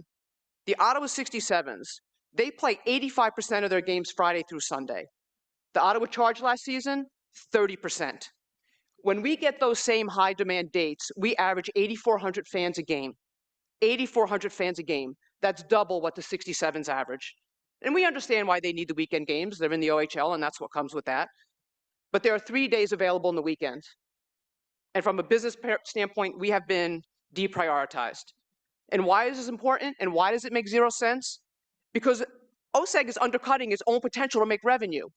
The more games we have on the weekends, the more ticket fees they're collecting, the more revenue they're collecting for food, for parking, for all the things that matter. And so in a time when the rest of the world is investing hundreds of millions of dollars in women's sports and the business is going boom, Ottawa is telling us bust and throwing us back 30 years. And there could be a great story here, right? A great story. Imagine a world where women's sports are treated equally, where women have the same dreams, the same opportunities, and the same first-class venues to grow their game and serve their fans. In just 2 short years, we've accomplished more than anyone thought was possible, and we are only getting started. We are expanding, we are growing, we have the Olympics this year. There is a lot going on, and we will only get bigger, better, and stronger. And we would love for that to happen here in Ottawa. We'd love to have it happen in Lansdowne. But ultimately, as you all know, that's not up to us. We call Ottawa home for a reason. We love the city, we believe in the city, and we believe in this community. We just hope the city believes and values the future of its girls and women, as well as the PWHL. And thank you for the opportunity to speak today. We do appreciate it. Thank you. Councillor Devine. Thank you, Chair. Amy and Jana, thank you very much for coming. And Jana, I didn't know, but thank you very much for having nominated Ottawa as one of the premier cities for the PWHL. I've been to several games over the last few years, and without a doubt, at least in my opinion, one of the most exciting things that I've seen in Ottawa in my time here. So when the charge was last here in this committee room back in 2024, and I remember that delegation, and when you expressed your support for Lansdowne 2.0. So I've heard comments from the city, I've heard comments from OSEG expressing surprise at why you would have supported then, but now you're speaking otherwise. But am I to understand that even back then, when you conveyed your support for Lansdowne 2.0, not only back then had you already been concerned about capacity, but that you had communicated those concerns clearly, whether to the mayor's office or to OSEG? Yes, 100%. We were told, come and support the project. If you don't support the project, we do not think it will get past this phase. And we were specifically told capacity would be discussed at a later date. So being the good kids, new kids on the block, 100% yes, we supported the project. I remember being at the flag raising, the charge flag raising we had just for the playoffs last year. And I remember meeting yourself, and I remember wondering, why is your face not happier than it should be? And I think I'm getting to understand why now.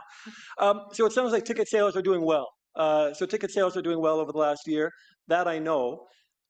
Does the charge have ticket sale projections for the next few years? Or if so, are you projecting growth in ticket sales year to year? We are. Ticket sales this year are already up 20% year over year, so that's a nice place to be. This year, we're looking at an average projecting 7,000 fans per game. For years after that, it's really schedule dependent, right? It's one of the things I talked about, the context for games. The more premium dates we get, the better we're going to do. And so if we're prioritized, we'll bring more money to OSEG and Ottawa. Of course, prioritized, i.e. giving you more weekend games, for example.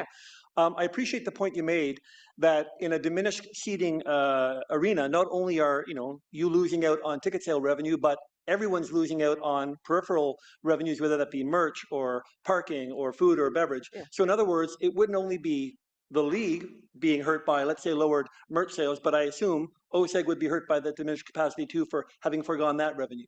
Yeah, 100%. I mean, it's we're in this together as partners, and diminished capacity impacts everybody. So I understand from what I've read from the charge in the media over the last little while that what the charge wants, and I understand why you want that, would be if there's going to be a new arena, that you would like to see a new arena of the same capacity. I understand that. For myself personally, I've already got concerns with the current price tag, so I'm not sure if I could see myself supporting that. But to better understand what you are proposing, because you've been wanting to be at the table to talk about capacity since 2024, does the PWHL or its owners have experience developing complex concert arena venues that you'd be looking to bring to the table if there were, hypothetically, an option to revisit the plans? Oh, 100%. Under the Walter Group, there's an ecosystem of sports businesses, whether it's an architectural firm, Canopy, whether it's tech. We certainly have the expertise and the experience and the people to do it. And I've heard from one side of things that to have an arena of 2,000 more seats would cost an estimated $80 to $100 million. And I'm not sure what it's based on. We only had that information recently. But do you have insight into expert opinions from others that would perhaps challenge that figure? Well, I don't know how you determine that figure until you understand what goes into that figure, what amenities are there, how many seats it is, what is happening back of house, what is happening front of house. I don't know how you could have an estimate until you understand actual physically what's going into those 2,000 additional seats and how that impacts the building. Thank you. Now, again, it's not that I am here to advocate for an even bigger arena than already exists. I certainly want to keep you in Lansdowne, in town. But just so I understand clearly, if the PWHL charge were given a stark choice between a new 5,500 seat arena with improved back of house amenities or the existing 8,600 seat arena with necessary repairs, accessibility improvements, which would it choose if it had to? We would take the current with the capacity. Where is the PWHL charge? Where are you in your current lease with OSEG? We are in the final year of a 3-year lease. So if there's only one more year on your lease, is it safe to say that if the new 5,500 seat arena passes as proposed, that the PWHL charge would be reluctant to sign a new long-term lease to stay at Lansdowne? I mean, I think we'd have to understand what that means. We really haven't been given that option today. The extension was tied to the new building, which we didn't feel was the right move. And so I think it's a, it's a question of what's on the table and what's not on the table. Can I assume then that what you hope is on the table are conditions that would have the charge staying in Ottawa, staying at Lansdowne? Yeah, I mean, we love being in Lansdowne. I think our fans do as well. And we'd love the opportunity to sit at the table and have a meaningful conversation about increased capacity and what that could mean for the city of Ottawa and events. So let's say you're not invited to the table, as you say you haven't yet been. Yeah. Or let's say that you're invited to the table, but the terms don't work in a way that you find it to be financially viable. Does that mean that after this year, the final year of your lease, that the PWHL might be forced to consider whether it has to step away from Lansdowne, step away from Ottawa? I think we'd certainly, as a league, would have to take a look at what's ahead and what the best option for us is. And I don't know what that is today because we've been optimistic and hopeful that this would work out and that at some point we'd have a seat at the table. If there is no seat to be had, then I think as a league, we have to sit down and weigh all of our options, whatever that may be, whether it's Canadian Tire Center, whether it's, moving a team out of the city. I mean, there's lots of options to be had, and all of those would be considered. Well, having been to many games and seeing a lot of joy from a lot of people, I hope it works out that we keep the charge in Ottawa for as long as possible. Yeah, we Thank do you, too. Mayor. Thank you. Councillor Curry. Thank you, Mr. Mayor. Thank you very much for being here. I'd like to start by saying, first of all, that I played women's hockey, love hockey. My daughters both played hockey, so do my sons. Hockey's my favorite sport in the entire world, and I can't believe it's taken this long to have a women's league. So I really want to separate that from the rest of this conversation because I think there are two things happening here. Absolutely love women's sport and women's hockey. This is about money. And I guess I want to start with a very quick, easy question. Is the PWHL a not-for-profit or a profit organization, just so we're all clear? We are a for-profit organization, currently not-for-profit. But fundamentally for profit. Thank Yes. you. And is the Ottawa Charge owned by the PWHL? Yes. We are a single entity. And who owns the PWHL? Mark Walter, the Walter Group. Is he a Canadian? No, he's a U.S. businessman who also owns the Dodgers, the Sparks, which is a women's basketball team, the WNBA. The Dodgers. We know all about the Dodgers. Yeah. Shh. And the Lakers. Go Blue Jays. So, when anyone owns a league, one of the things they try to do is franchise out the teams, right? Would that be a plan for the PWHL to sell off the charge at some point? Right now, that is not currently on our timeline. I don't know when that would happen. But it's a possibility that that could Yeah. end up happening. 100%. And so if you have a favorable lease when you try to go sell a team, is that a good thing? Would you get more for the team if you had a good lease agreement? It's a great thing. Yeah. Yeah. And currently the ticket sales, there's some fees that come to OSEG, and then where do the rest of the, when Canadians are buying these tickets and supporting their wonderful team, where does the money for that go? Does it stay in Canada? All of the ticket fees go to OSEG, and we receive the price of the ticket minus the taxes that we pay to the city and the country. So a portion of that goes to your American owner? Yes. Yeah. Would you say that your delegation here today is partially about the lease negotiation? No, we are here to advocate for a seat at the table for an arena that fits the size of our team. So you've had no discussions? When you say a seat at the table, what does that really mean? Well, we've asked from the beginning to be able to talk about the capacity, that from day one, we've had a concern around the 5,500 seats being too small for our league. And that the charge have well surpassed that average attendance. And so we've asked to be part of the conversation when discussing Lansdowne 2.0 and the capacity. We've been told that that would happen, and it just has not. So you've had no discussions with OSEG in the past many, many months? Well, we've had discussions around a lease negotiation, and that's it. We've had no discussion around capacity, but every conversation addressed capacity to say, listen, let's keep talking, but again, understand that at 5,500 seats, this is going to be very difficult to work out. Yeah, I guess I just don't understand a seat at the table. what that means. Like you are discussing lease negotiations right now. But for a 5,500 seat arena, you know, I sat down at the table to do my very best to find a way to make a 5,500 seat arena profitable for the PWHL and for the Ottawa Charge. And we cannot. We've run multiple financial analyses, and there's not a way for a 5,500 seat arena with the expense of a hockey team to be profitable. Running a hockey team is expensive. It's not an inexpensive sport. And so we were looking for a way to be able to run a profitable business like anyone would like to, regardless of Canadian, American, everybody wants to run their business at a profit. Believe me, I know that. Yeah. But this is about revenue generation. Yeah, you know, we're not in the business to lose money like any other business person. And I think if someone said to you as a business owner, hey, how do you feel about cutting your ability to make revenue by 30% with no room to grow? I don't know of many business people who would sign up for that model. A long-term model is not to stifle one's business growth. You know, we added we added Vancouver and Seattle this year, 2 teams. We're going to expand at least 2 to 4 teams next year. We are in growth mode, and this league is exploding. And to take one team and have it try to function with, you know, 2 hands behind its back is not a long-term plan that any business owner would sign up for. Yeah, I mean, I guess I thought when the PWHL was created, it was about women's sport. And it is about women in sport. If you understood the investment that is being put into this, you would probably fall off your chair. This is being underwritten by one person, and it is losing a good amount of money. And the hope is that one day we are at the point where we are profitable, but we are far from that. And so we have to provide our league and our teams every opportunity to get to that point where we are profitable. But that's a long way off. And the owner that you are referencing, Mark Walters? Yeah, Mark and Kimber Walter.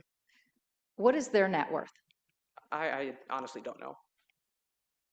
I literally don't know. Last time I looked, it was in the billions. Okay. Like, we are a municipality. Mm-hmm. We're trying to support women's sport. Mm-hmm. And we have an American billionaire who owns the Dodgers and the LA Lakers, mm-hmm, asking us to invest more. What we were asking for was a seat at a table to have a conversation. He's also investing half of this league into Canada as well. We've got 4 Canadian teams and 4 US teams. And so there's a lot of money being invested into Canadian infrastructure as well. We play in 4 Canadian markets.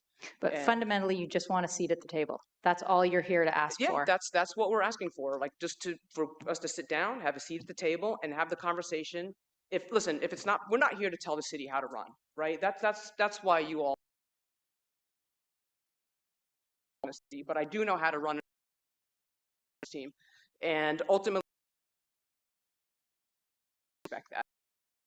I'm certainly not here to then getting all the constituents at a table to have a conversation if it's possible or if it's not possible. And if it's not possible, that's okay. But we've been invited to the table to have the conversation, which we've. Your ask is, I think that can be arranged. Fair enough. Thank you, Councillor Curry. Councillor Dudas? Thank you very much for being here. I think it's important that we have this opportunity to speak with you both and understand a little bit more about this. I want to go into some of what has already been discussed. I have some questions. You talk about a seat at the table. You allude to the fact that, you know, even after you signed in October, I think it was 2023, the lease agreement with OSEG, that you had not been heard in your concerns regarding the size of the arena. OSEG had released some information today about their timelines. Again, you know, once again, it says that from the very get-go, you were aware of the event center size and what was being proposed. I know when your consultant had reached out to me, and I did meet with her, Kim Wright, she had indicated that it had always been expressed behind the scenes, and it was only up until recently that you decided to come forward. So I wonder why, if you were at the table and you were expressing your concerns, why, when you came and delegated, when you had delegations here, it was never expressed to us or publicly. And 5 days before we're about to vote on the fate of a very extensive project that has much more to do than just the event center, you decide to go public with your concerns and almost, I don't know, blow up the entire project? Why now is the time for us to know about this when we are almost past the point, if not past the point, of changing what is before us? Yeah, it's a fair question. We were not brought into the Lansdowne 2.0 loop until April of 2024. And that's when we were asked to come and have Jincy Rose speak on behalf of the Ottawa Charge. So that was the first time we were brought into the loop. And at that time when we expressed concern, they said, don't worry about it. We will have a conversation at a later date about capacity. Great, want to be good partners, let's show up and let's participate in the council. Then in June, there was a follow-up conversation and I had a phone call. I think it was June 21st. It was about 6 o'clock at night. Our comms person sitting up there, myself, had a conversation with the mayor. And I promised the mayor that we would be good partners in negotiating the building and I would not negotiate publicly. I promised that because I don't think using the press is the way to negotiate. And so I said at the time, sitting in my living room, my dining room, in my apartment, that we would not negotiate publicly, that I would never come out and say something publicly. And when we found out that this was done, that this was final, a week or so ago, we felt that it was time for us to come out and set the record straight because we had heard from so many people that they had been told that we were on board with this project, which was absolutely not the case. And so whether this changes or not remains to be seen, but we felt at the very least, we wanted to set the record straight, that we have talked about capacity being a concern. We promised we would never speak publicly about it because I don't think that's the way to negotiate. But when we were told it was final, it was time to set the record straight. So I appreciate your interpretation of the information. We've gotten both sides of it. I appreciate that. Yeah, it's not an interpretation. Those are facts. Your facts on the case. Here's the thing, though, is that 5 days before a major decision, and you've identified, and clearly you're very involved in the business world, you're a businesswoman, you get it, as are the PWHL owners. To leave things till days before a vote seems like an unwise business decision, does it not? I had no idea that the vote was happening in 5 days until we saw the report on, I think, 5 or 6 days ago. So I honestly can't sit here and tell you, oh, I knew the vote was happening on November 5th or 6th, whatever the date is. What I saw was, I think it was the 20th where the report came out and we were like, oh my God, this is now final. We've got to do something. But at the end of the day, listen, I'm not looking to upend the apple cart. If there's no seat at the table to be had, then, go ahead and have your vote, and we understand, and that's okay. We came here today to have a conversation and let it be known, our version of what we would consider facts. And if you vote in 5 days and it's the 5,500 seat arena, we love Ottawa. Great. It'll be wonderful. So, well, and I appreciate that. Aside from timelines, I have a question. So one of the questions was about the ownership of PWHL, and I believe it's $345 billion investment fund that's led by one of the wealthiest sports owners in the world. So why is the league now demanding public subsidies from a municipal partnership to offset costs that it previously agreed to? We are not demanding anything. We are asking for a conversation to be part of a conversation. We are not demanding anything. Again, ultimately, Ottawa will decide what is best for Ottawa, and that is fine. We are not demanding anything. You guys can decide if a bigger building is in the best interest of Ottawa, and if it's not, that's okay. Although we would take it if you had it. But would you commit to a similar financial investment here? What we are to table and seeing what is possible, right? What is the art of possible? And if you are saying, hey, the only way you're getting the building, would I commit to going to ownership and having a conversation? 100%. But none of these have been offered to us because we haven't been part of the conversation. So we could commit to having that conversation. We could commit to involving our in these conversations.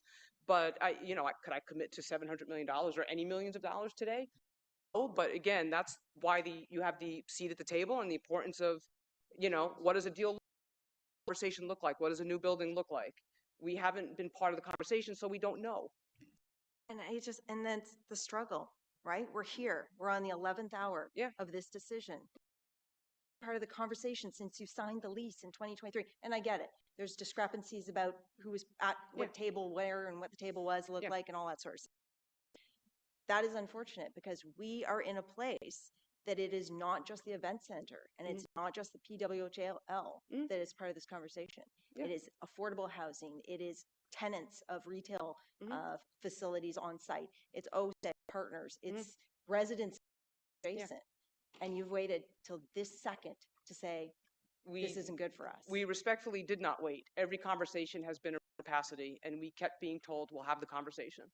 Well, I do wish you had reached out to myself and my colleagues in advance. Yeah, listen, I wish too. But like when you put those 18 colored squares up there, it would have been great if we were one of those 18, because I feel pretty confident that based on my experience, at the very least, and the experience of our ownership group, we could have helped the process.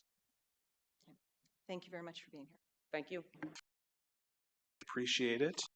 I have always been uncomfortable with a 5,500 seat in a city of the seating capacity would be more than 5,500, at least the same that we have now, not significantly less.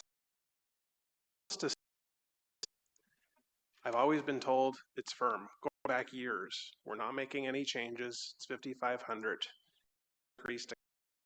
Net increase to annual operating costs, and then the pressure to get a good fits for an arena of whatever the size would be the number of seats. So, this discussion will be tomorrow's front page headline because a number of revelations are being presented to us today. What I think I heard you say is the team's not yet profitable, that a reduction in the number of paid seats will only make it more challenging to become profitable if you have the ability to say sell 8,500 seats and 5,500.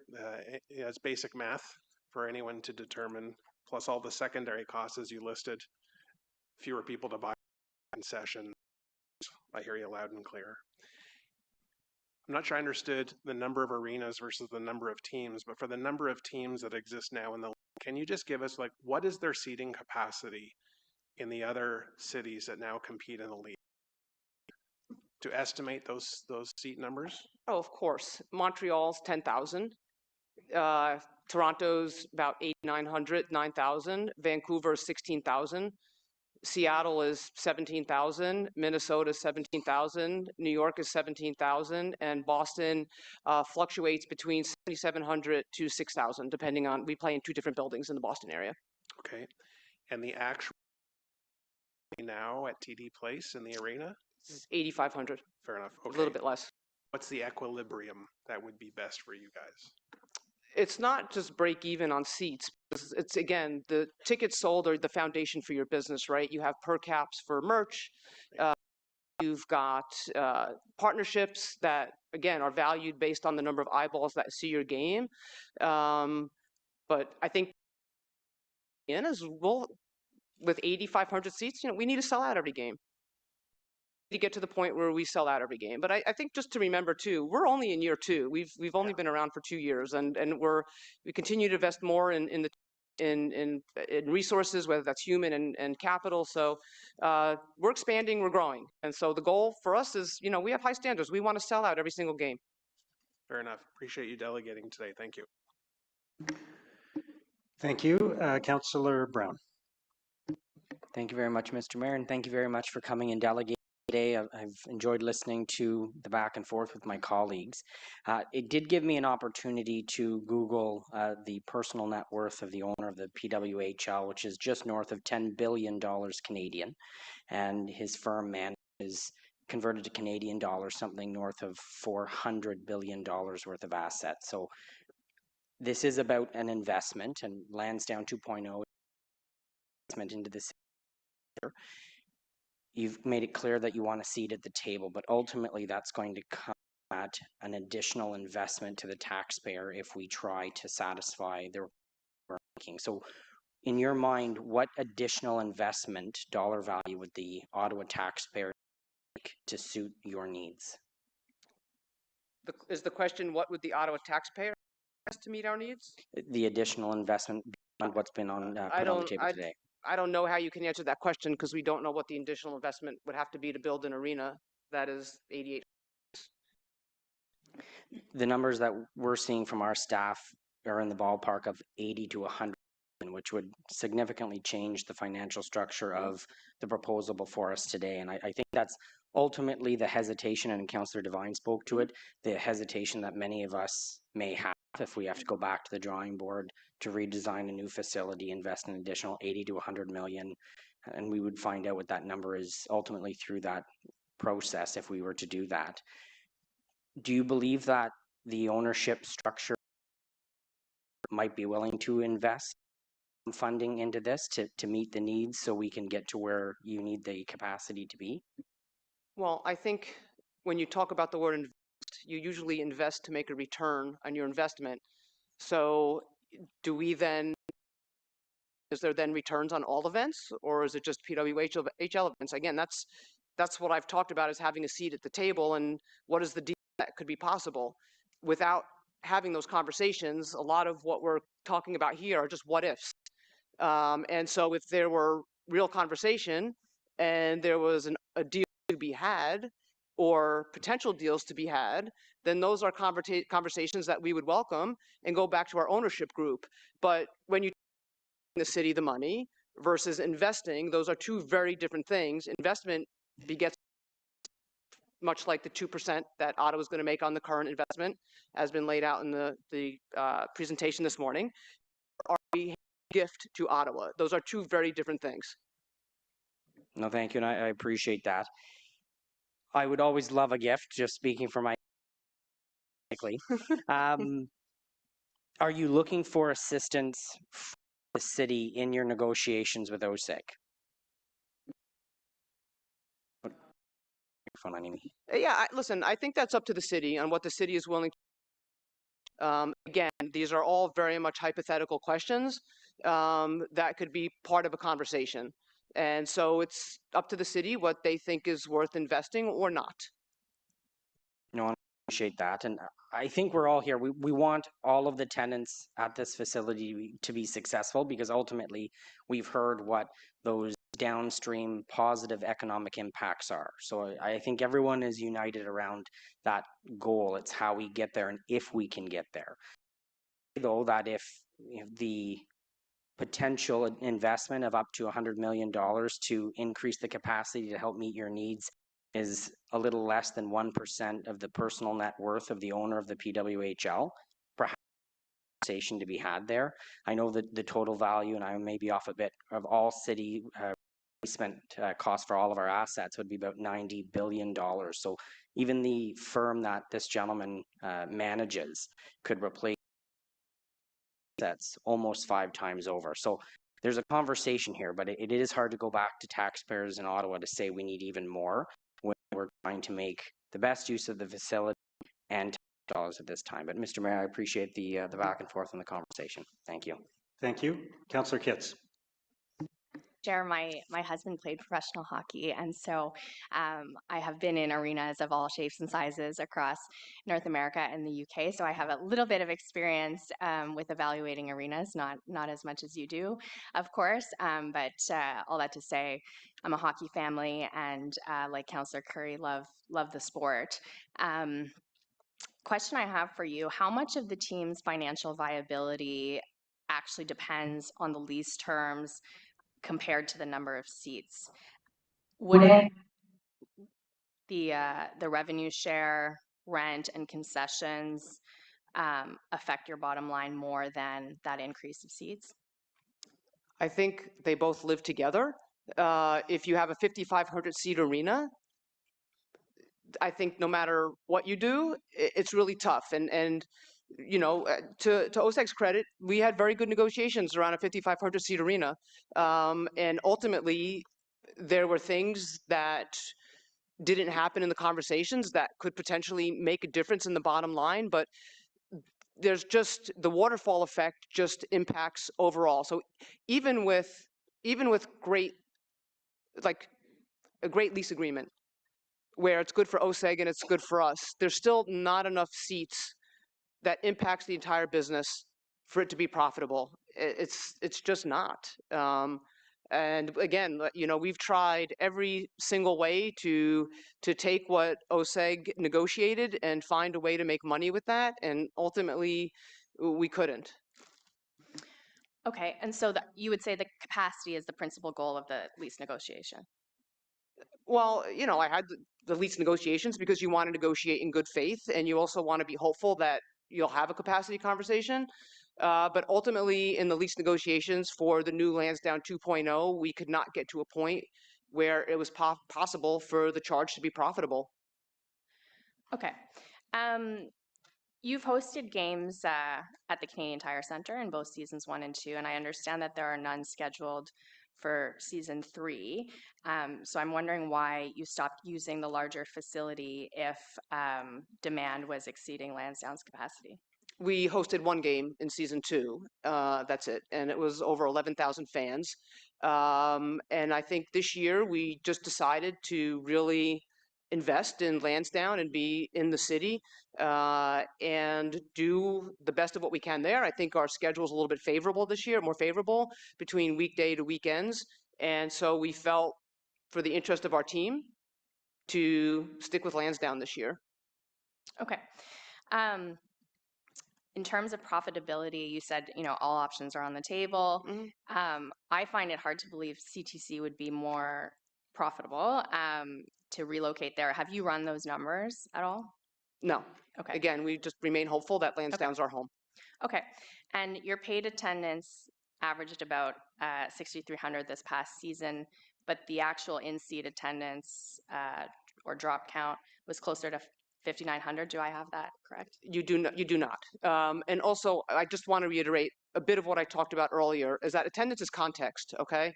When we were given the better dates on the weekends, we averaged 8,400 fans a game, okay? That was only 30% of our games.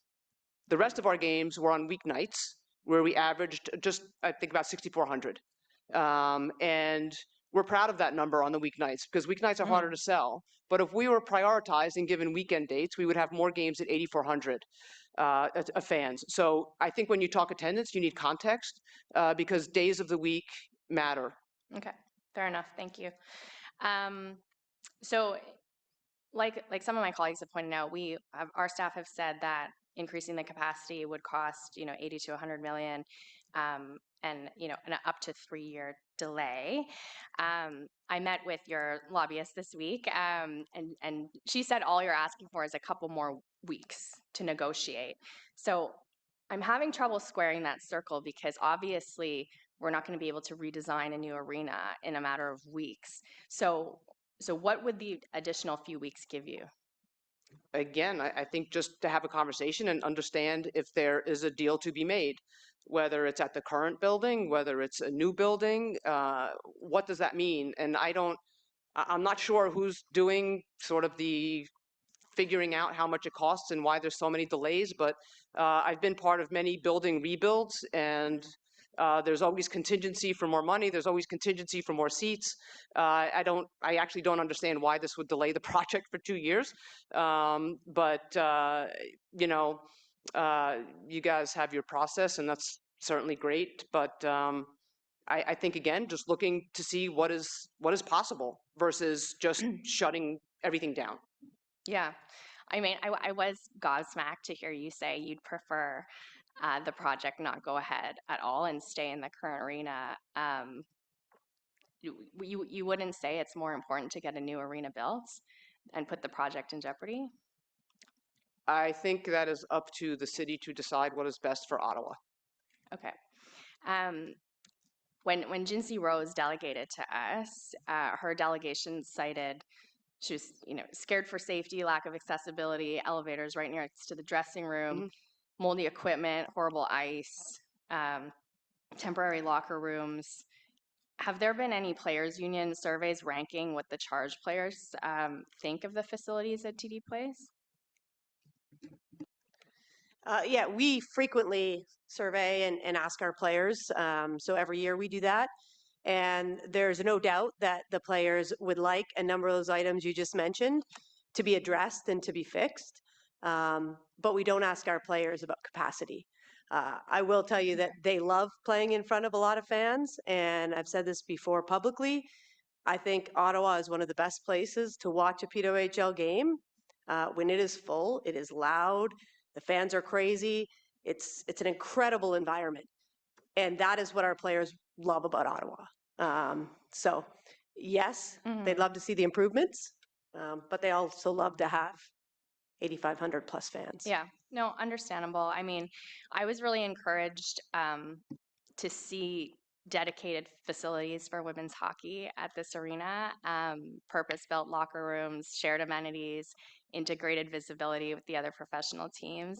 And, you know, as council, we are definitely supporters of the charge and of women's professional hockey. So, you know, I would love to see a facility that is all things to all people.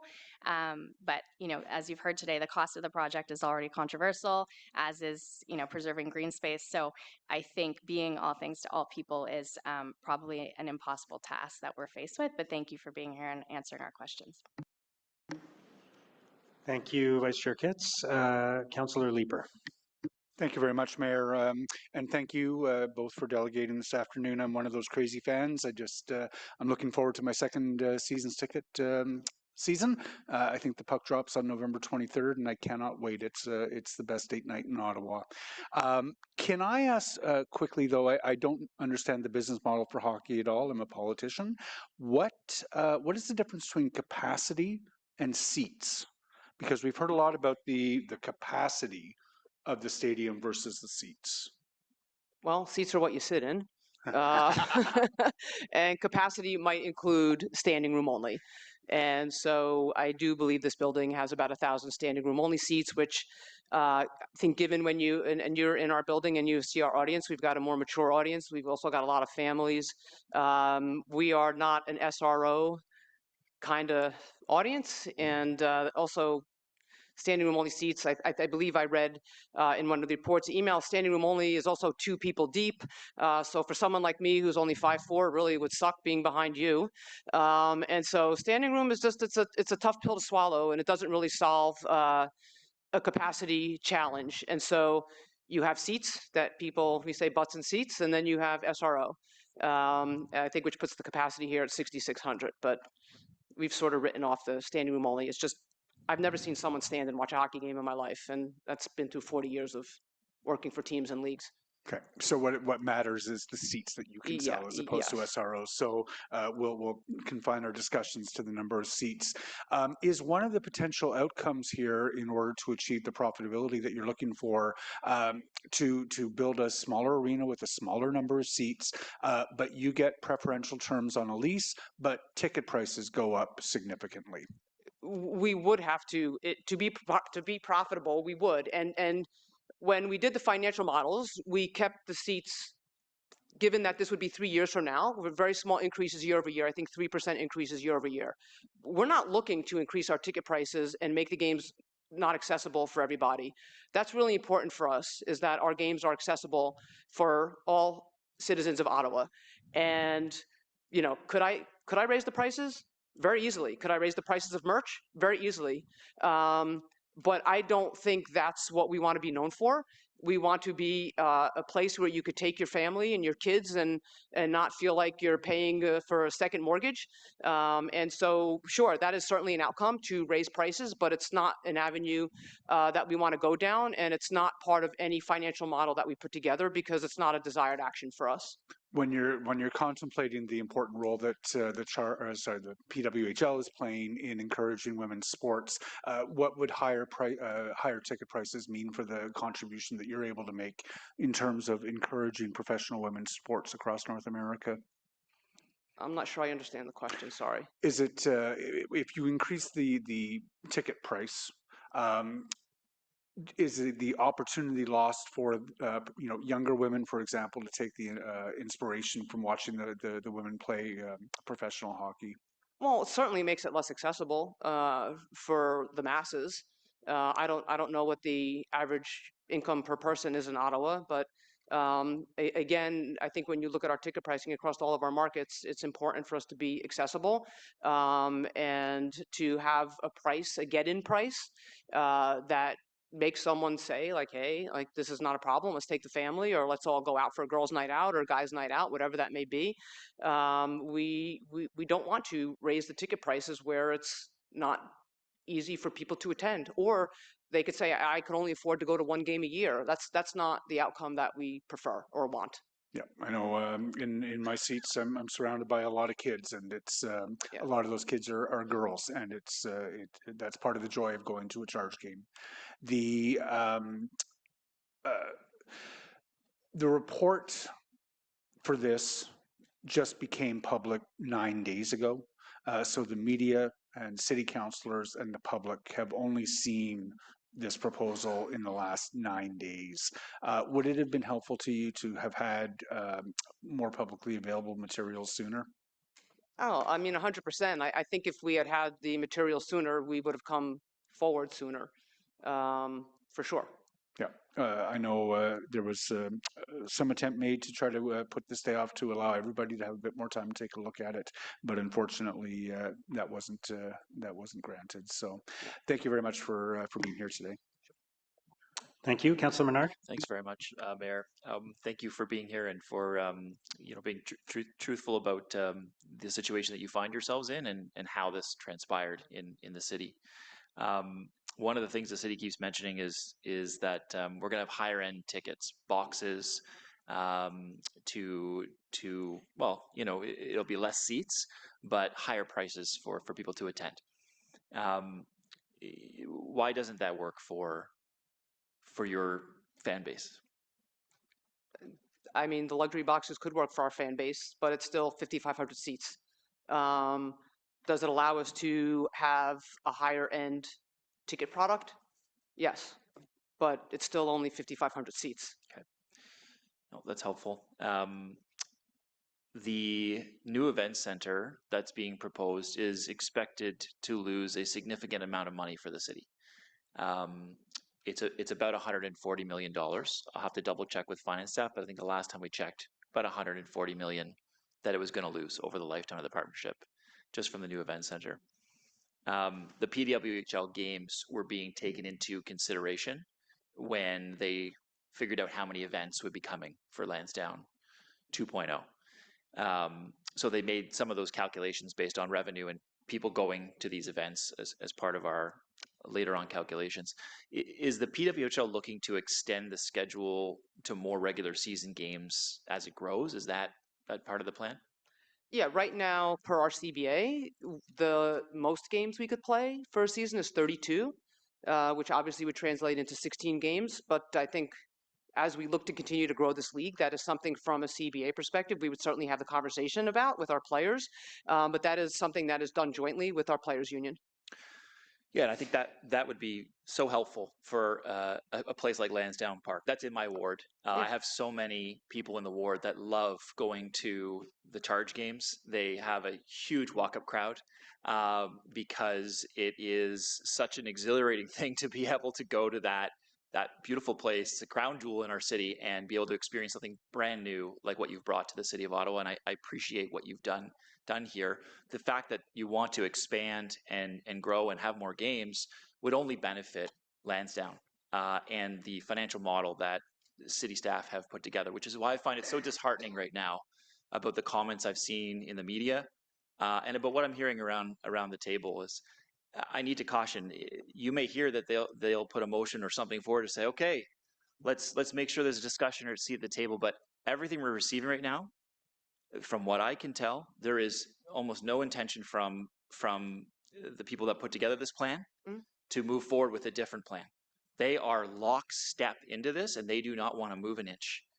And I think that's the wrong decision. I think we should be looking at the buildings that we have, sustaining those buildings, and then ensuring that we have a plan that the public can support moving forward.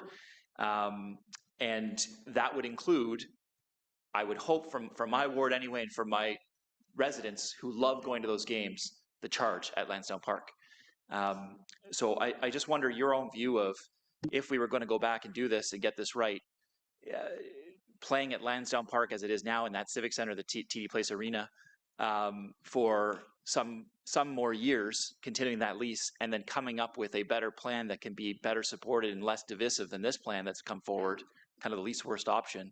Would that be something you could get behind in terms of having that seat at the table and those discussions?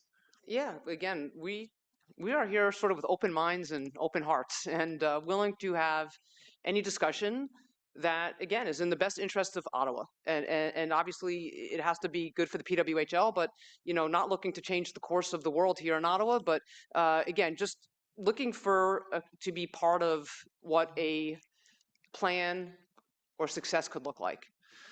Thank you very much. And last thing I'll just mention, I know people are talking about a billionaire benefiting.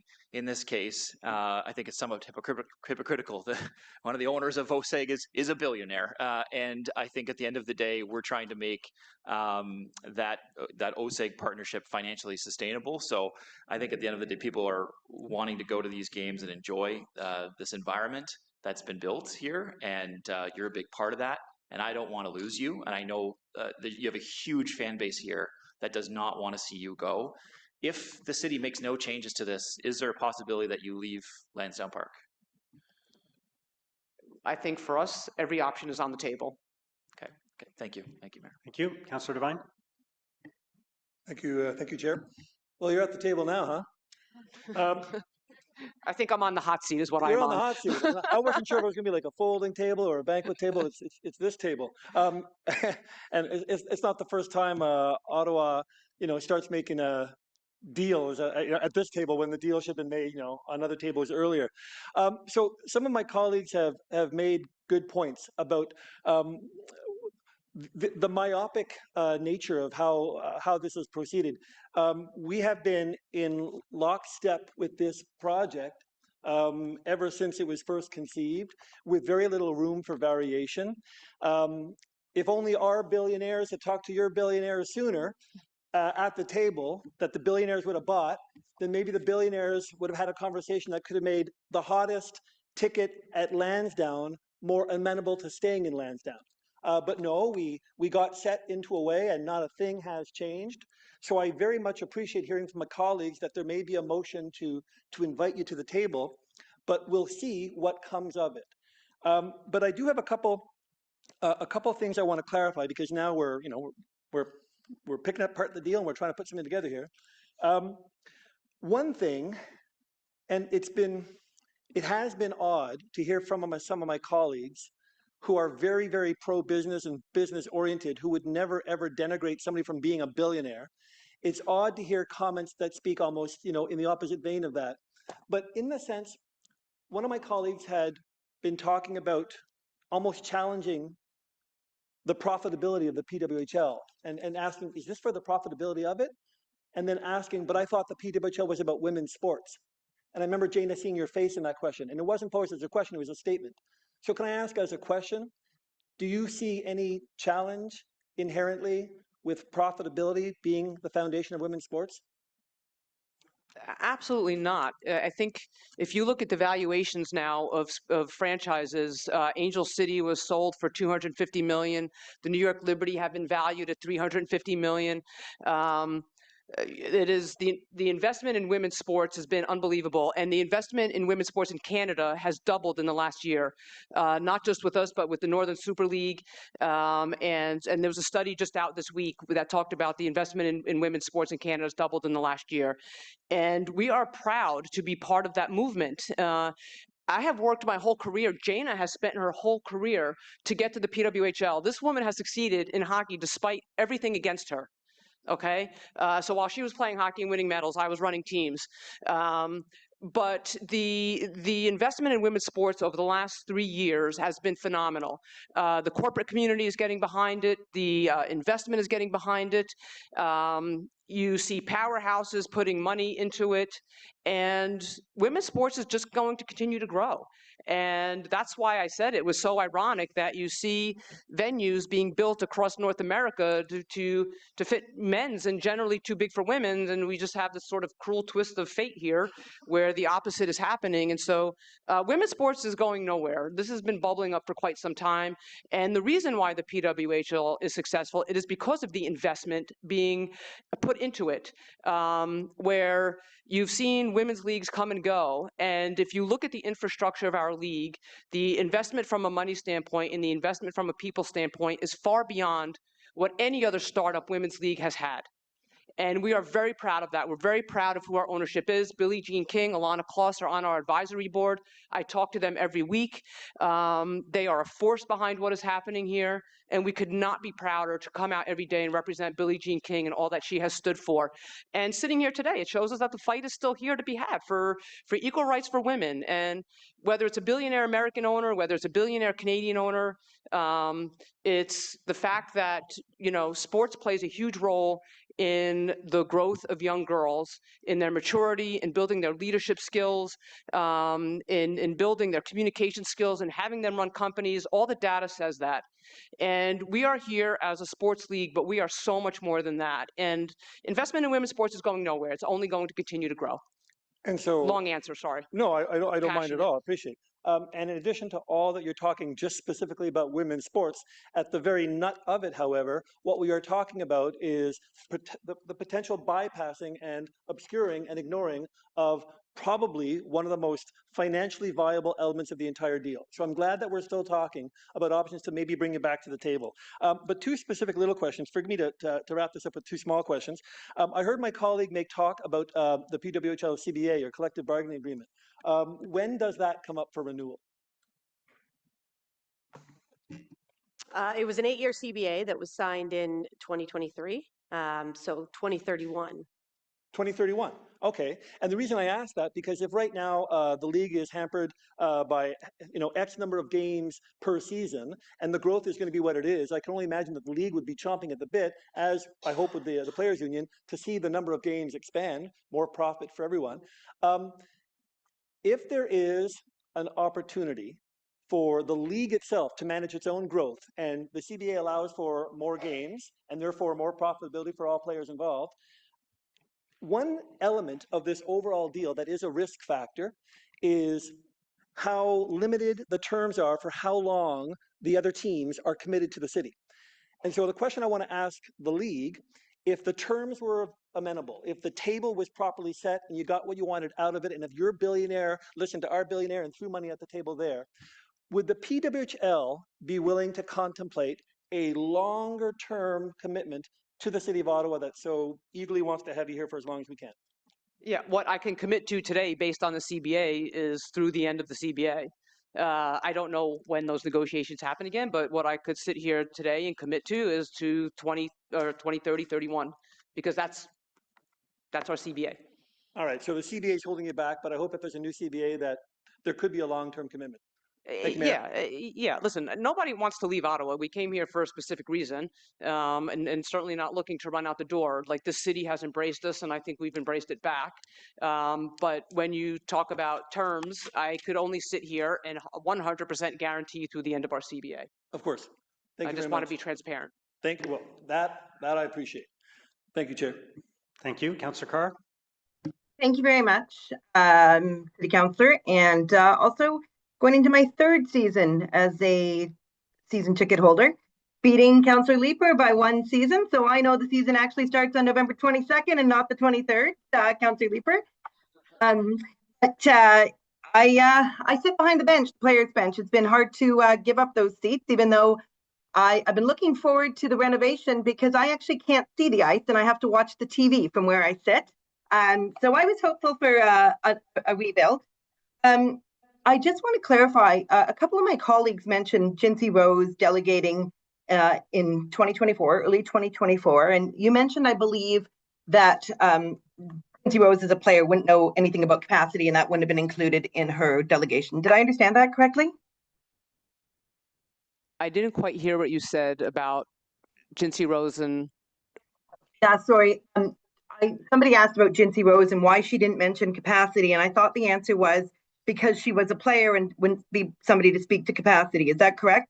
Yeah, that's correct. But at the same time, Chris Burkett, who works for our league, was here and addressed capacity. So I listened to that delegation. And what I heard in that delegation is that the top priority was a professional environment. The league has been thrilled with the response from the city and community.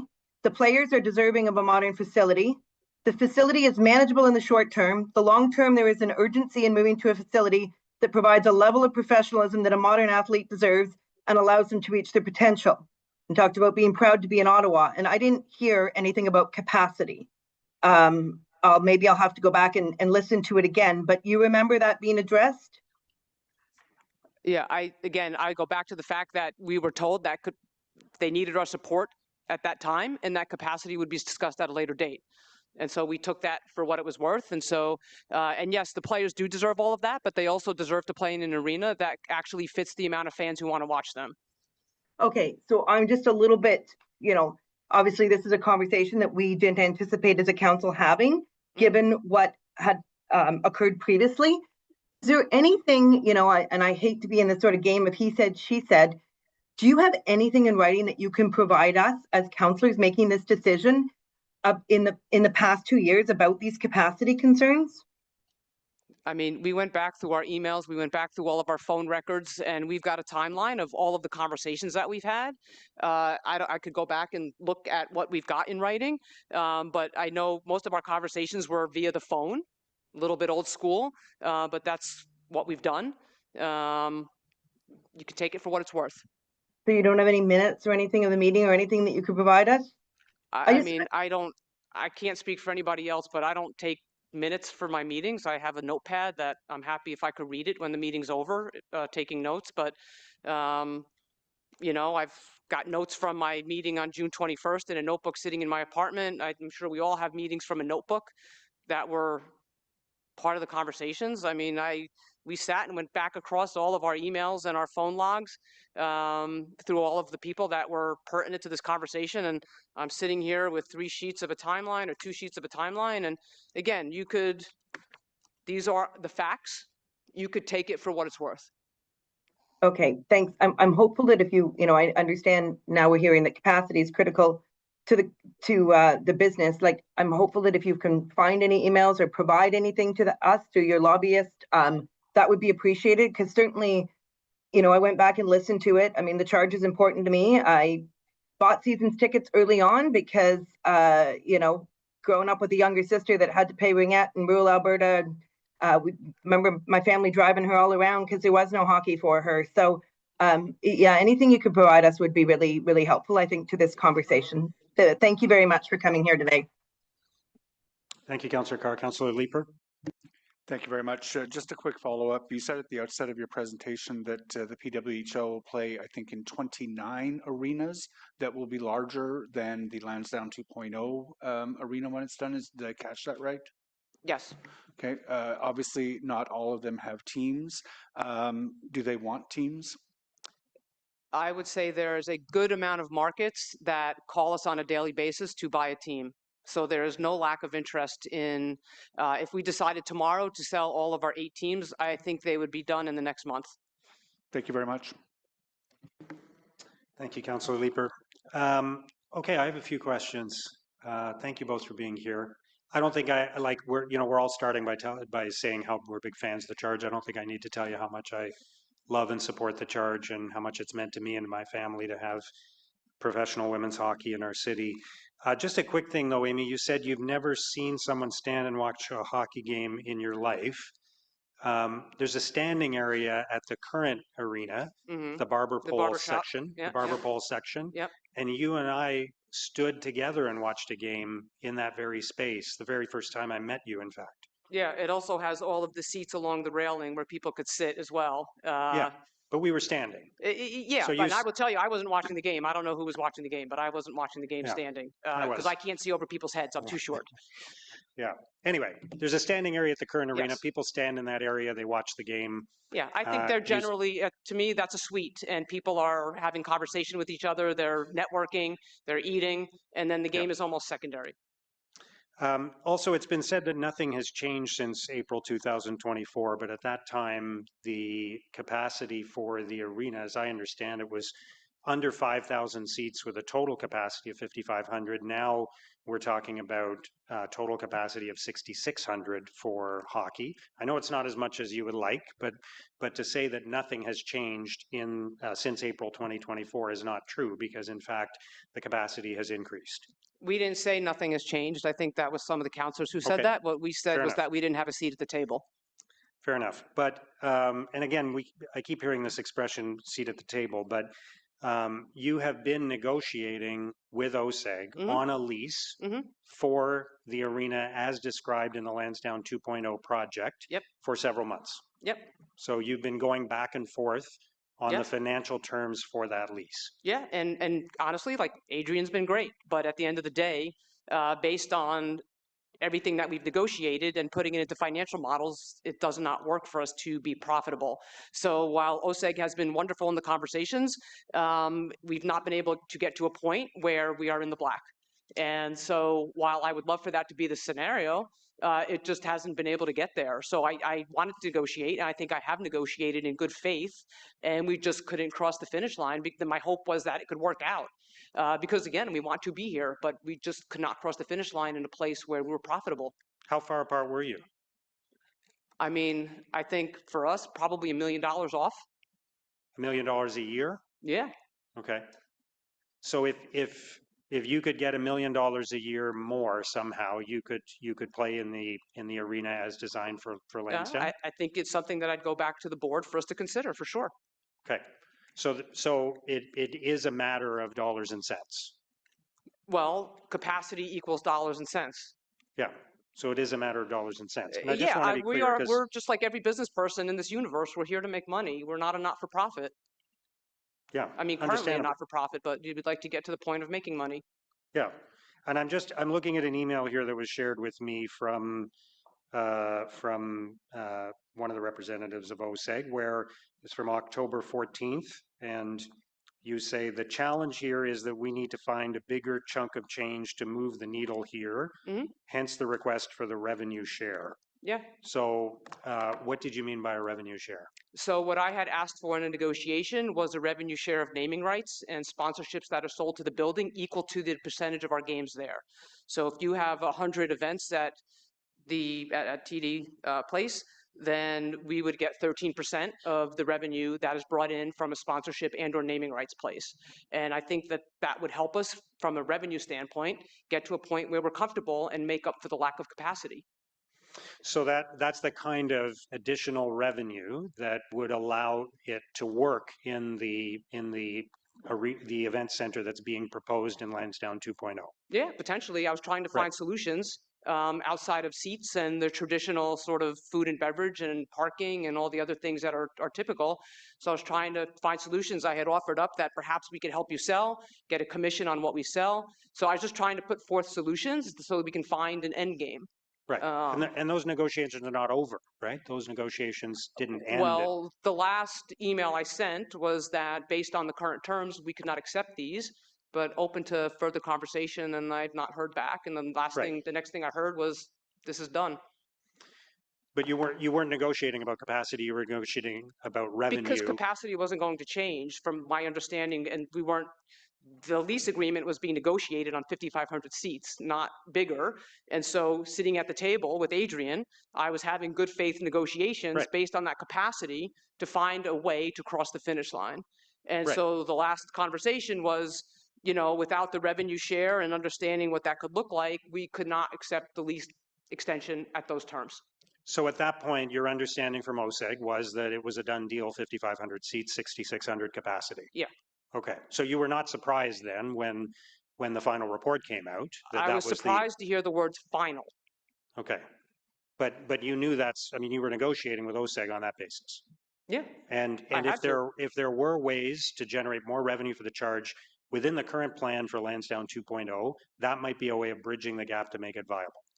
Yeah, again, I think we're open to what a possible deal could be. I don't think at any point there was a walk away from the table. I kept offering solutions, and Adrian, to his credit, was offering solutions as well, but we just couldn't find enough to cross the finish line where we would be in the black. So I want to look at this from another angle, which is you mentioned some of the other arenas you play in Vancouver, in Seattle, and in Minnesota. I believe you said roughly the capacity of those arenas was 18,000. Yeah, they're NHL buildings. Right. I think the one in Vancouver is a former NHL building. Yeah. So is it not? So I'll ask another question first. You're saying if you got a lot of weekend games at Lansdowne Park, you would probably draw next season, 8,500 fans a game. Is that realistic? I think it's realistic, yeah. Yeah. And then with growth, presumably you'd be looking the following year, the year after that, at 10,000 fans a game, 11,000 fans a game? Maybe, Is that maybe realistic? not. Maybe. I mean, listen, like, do we want to continue to grow? Yeah. And what could that look like? I don't know. But I can't imagine that we're going to get 13 weekend games. But we'll take as many as we could get and sell as many tickets as we can get. And I think as an organization, what you start to do then is you start to look for ways to make revenue outside of the arena. So how many camps, clinics can we do? What are the other ways we can make money outside the building? And so that's what you start to look at once you get to capacity. Sure. But realistically, if you continue to grow, you'll be looking, you'll be going beyond 8,500 fans. You'll be looking at 10,000 fans, 11,000 fans. I mean, you drew 11,000 fans to a game at the Canadian Tire Centre already. So it's not unrealistic to think if you had a great schedule, you could be drawing 11,000 fans, 12,000 fans a game. In which case, you wouldn't fit in an 8,400, 8,500 seat facility anyway, right? If we get there, that would be great for women's sports. But I think we've also committed that we want to be in Lansdowne and we want to be in the city. But there is another arena in Ottawa that has 18,000 seats, just like the arena in Vancouver, just like the arena in Seattle, just like the arena in Minnesota. Yeah. So that would be an option at some point, I would think. And as you probably heard, there's talk of building a new arena downtown. Yep. That would be probably 17,000 seats, something in that range. But they're talking about it being smaller than their current arena too, interestingly enough. But so that would be a realistic option for you at some point if the team was successful, right? Yeah, it's certainly possible. Yeah. And again, you said a moment ago, you can't commit to a long-term lease that would go beyond 2031. Is that right? That's correct. Yeah. I could lie, but I prefer not to. Appreciate that. Yeah. So realistically, if we were to spend as a city a whole lot more money to build a bigger arena with, let's say, 8,500 seats or 8,500 capacity instead of 6,600 capacity, there's a chance you could outgrow that arena, number one. And number two, you would not be able to commit to being in that arena past 2031. As of today, I could not, based on our CBA. And the current schedule would be for us to move into that arena in 2028. So we would be looking at 3 seasons of the Charge playing in that new arena before the lease ran out, and we'd have spent the money on a bigger arena, and we wouldn't know if the Charge were going to play another game after that in that arena. Well, I think there are things to be negotiated. What does the mechanism to stay in the building look like after the CBA is done? What does it look like based on attendance? I think, again, it's a very black and white picture, and I think when you negotiate deals, there's a lot of nuance involved. And I think what you're talking is very black and white versus what are mechanisms, what are things within a deal that keep the marriage lasting. Sure, but you're not able to. You've said you're not able to commit past 2031. No, not today. Sure. But that doesn't mean an agreement can't allude to something should the circumstances happen. Okay, but again, I guess what I take from this is, there's been a negotiation that's been going on. You were something like $1 million apart in that negotiation. It's a big number. Acknowledge that, but there might be a way forward. That on a financial basis, if there were other revenue streams for you, or if there were other ways, we might be able to make it work. And maybe through some combination over the next few years, if you're playing some games at Lansdowne, some games at Canadian Tire Centre, the team would be viable in Ottawa. Yeah, I mean, I offered up solutions. I sat at the table in good faith and offered up multiple solutions, including talking about sort of $1 million and not just taking a handout, but taking $1 million and giving back to the city. How many clinics could we do? How many ways could we get kids on ice?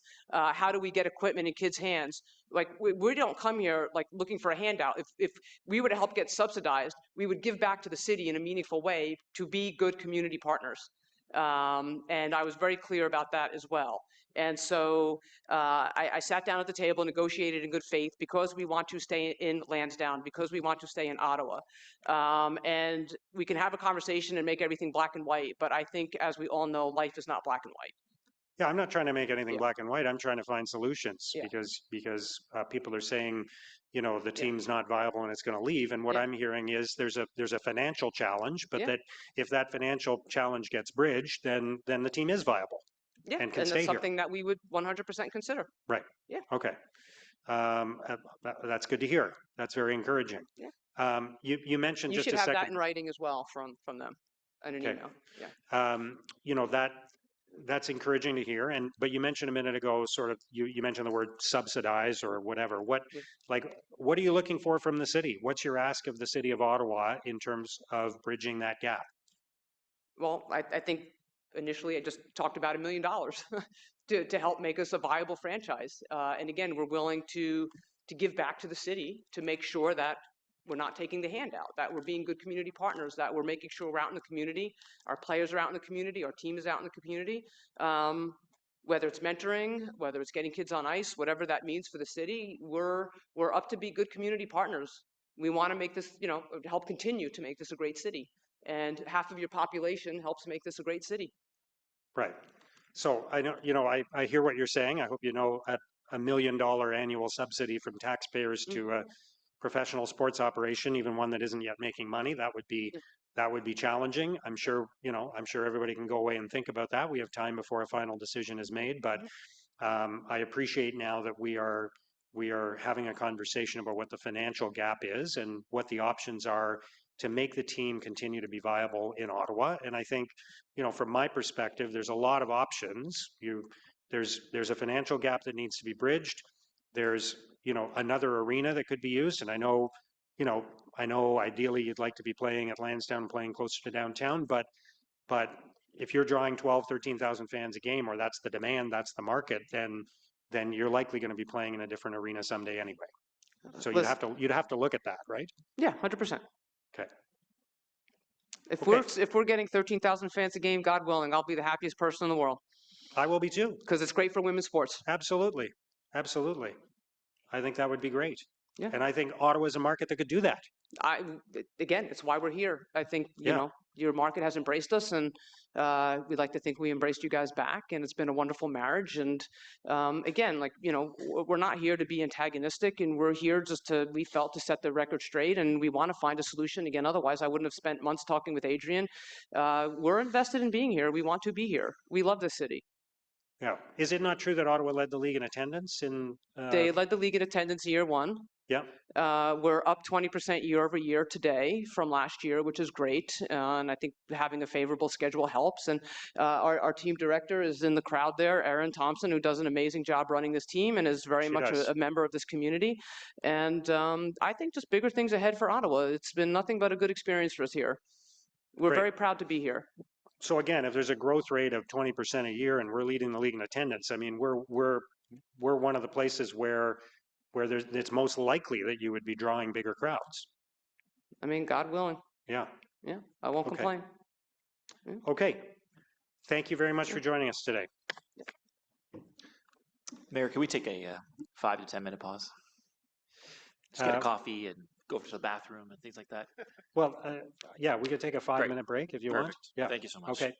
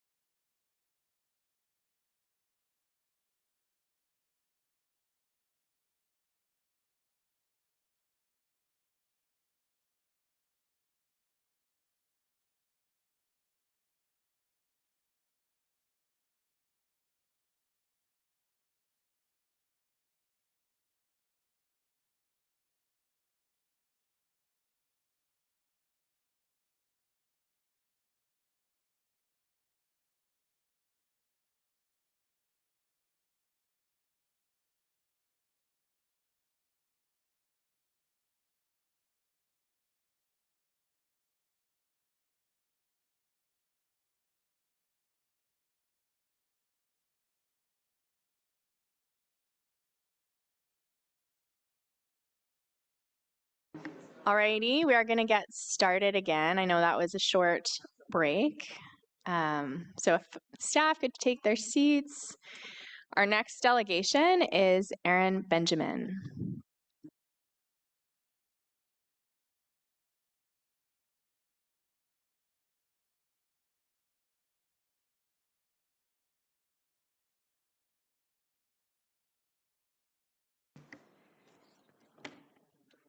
Hard act to follow. I thought there was someone before me. Fantastic. Thank you so much for the opportunity to speak today. My name is Aaron Benjamin.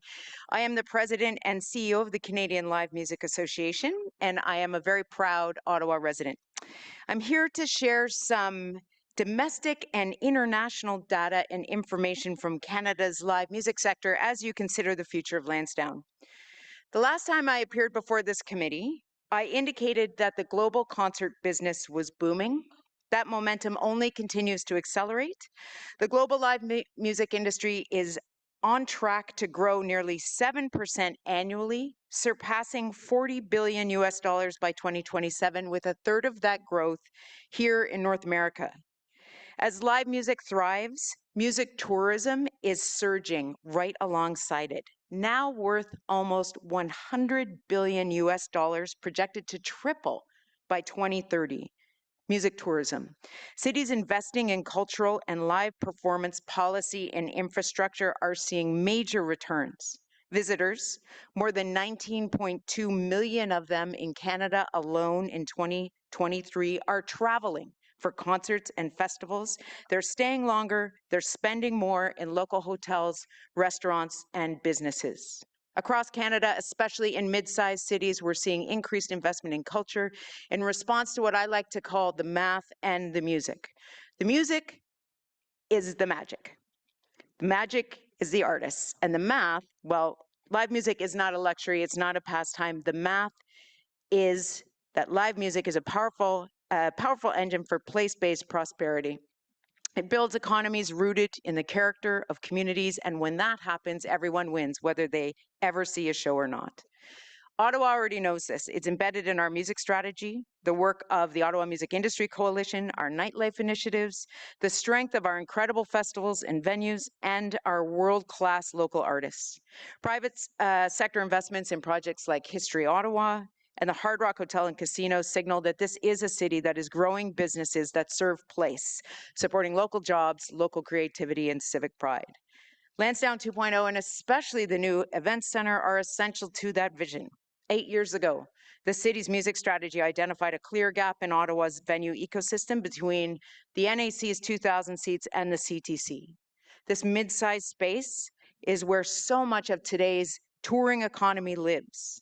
Without it, Ottawa simply cannot compete for those artists and events that attract local audiences and music tourists alike from across the region, across the river, across the country, and around the world.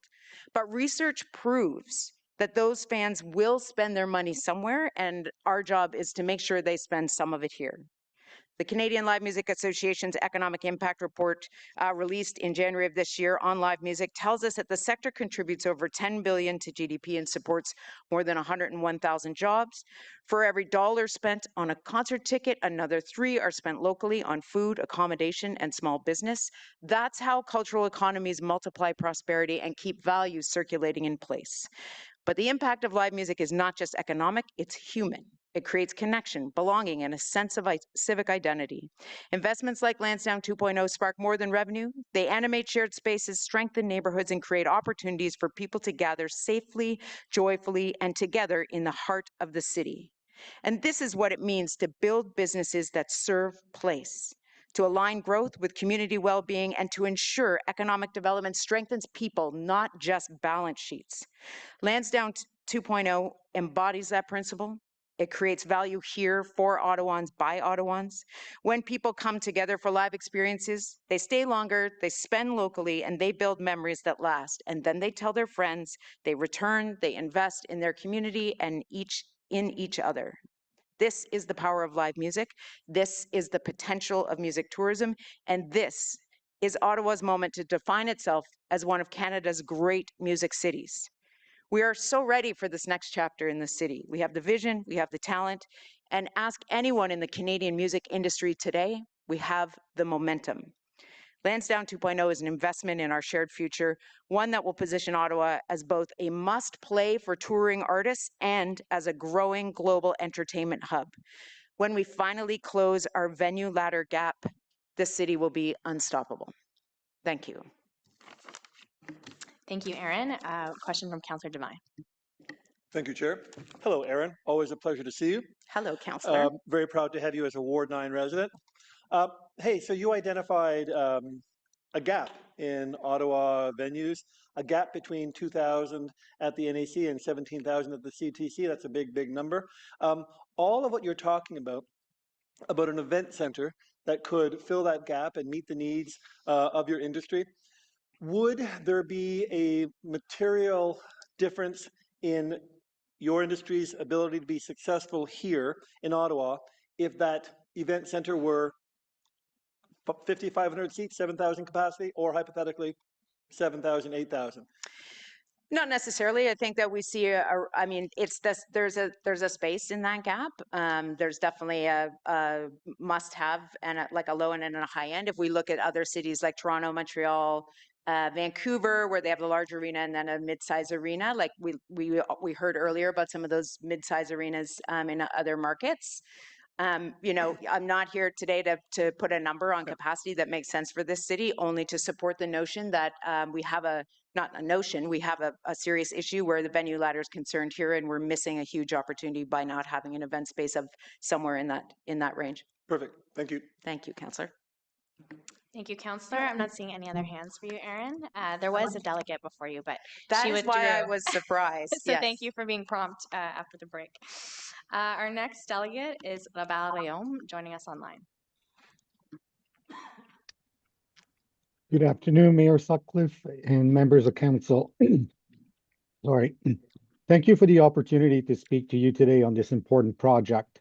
My name is Laurier. I spent my entire 40-plus year career here in Ottawa and retired as a managing partner of BDO Canada, one of the largest accounting and advisory firm in the country. I've also had the privilege of serving for 9 years on the board of the Ottawa Board of Trade. More importantly, I'm proud of this city. As a father, a grandfather, and someone who cares deeply about Ottawa's future, I want to see it flourish for generations to come. Like many of you, I've spent lots of time at Lansdowne.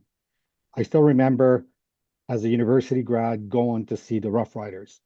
So I've attended Red Blacks games, watched 67s games, Atletico, I've watched rugby matches, attended concerts, and countless other events like the World Curling Championships and World Junior Hockey Championships. Lansdowne has become the go-to destination for our city. It's a place that brings Ottawa to life. Volunteering and giving back to the community has always been deeply important to me. I love this city, and I want to do everything I can to help it thrive and be the best it can be for everyone, for families, for businesses, and for future generations. That's why having professional sports teams like the Red Blacks, 67s, Atletico, Blackjacks, Rapid, and Charge playing here matters so much. These teams are more than just entertainment. They are active participants in our community, supporting charitable cause, inspiring young people, and giving back in countless ways. But that impact is only possible when they have a modern facilities to call home. Facilities where they can perform at their best, host fans, and engage with the city. Modernizing Lansdowne is essential to keeping these teams and events in Ottawa, so they can continue to thrive and give back to our community in meaningful ways. When you're at Lansdowne, it's impossible not to notice that parts of it, particularly the arena and the north side stands, are nearly 60 years old. After decades of use, they are showing their age and are in dire need of replacement. A patchwork repair job isn't going to cut it this time. It's time for real, long-term solutions. I've seen firsthand how important Lansdowne is to our community as a gathering place for sports, concert, and countless events that bring people together. Supporting Lansdowne 2.0 is about ensuring that Ottawa continues to have a vibrant, modern destination that serves our city, strengthens our local team, and benefit families for years to come. For every dollar the city invests, it receives $3 in value. With Lansdowne, the city is covering only 1/3 of the total cost, unlike most public projects, which are typically fully funded by taxpayers. This is a good investment for Ottawa. That's why I, along with my colleagues of the Ottawa Board of Trade, Ottawa Tourism, and Invest Ottawa, signed a joint letter in support of Lansdowne 2.0. The project isn't just about upholding old municipal infrastructure. It's about investing in the kind of city we want Ottawa to be: vibrant, competitive, and full of opportunity. Lansdowne 2.0 will create jobs, attract visitors, and strengthen our local economy. Benefits that will be felt well beyond Lansdowne itself. The project is important for the national capital city of a G7 country, our city. A thriving Ottawa will attract students, talent, investors, and tourists, all catalysts to a strong economy. Around the world, cities are defining their future by investing boldly in places that bring people together.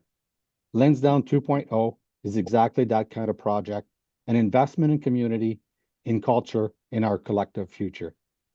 It will modernize one of Ottawa's most iconic destinations, support our local teams, attract new events and visitors, and strengthen our city's reputation as a great place to live, work, and visit. To me, this is about leadership and legacy. It's about finishing what we started at Lansdowne and ensuring that it continues to serve our community for generations to come. Mayor Sutcliffe, members of council, thank you again for your time today and for your continued commitment to making Ottawa the best it can be. Thank you. I'll see it on back. I'm not seeing any hands up for you, but thank you very much for being here today. Our next delegation is Kevin Lawless, who is meant to be joining us online. Kevin, are you there? No. We're going to go to the next delegate, Ken Craig.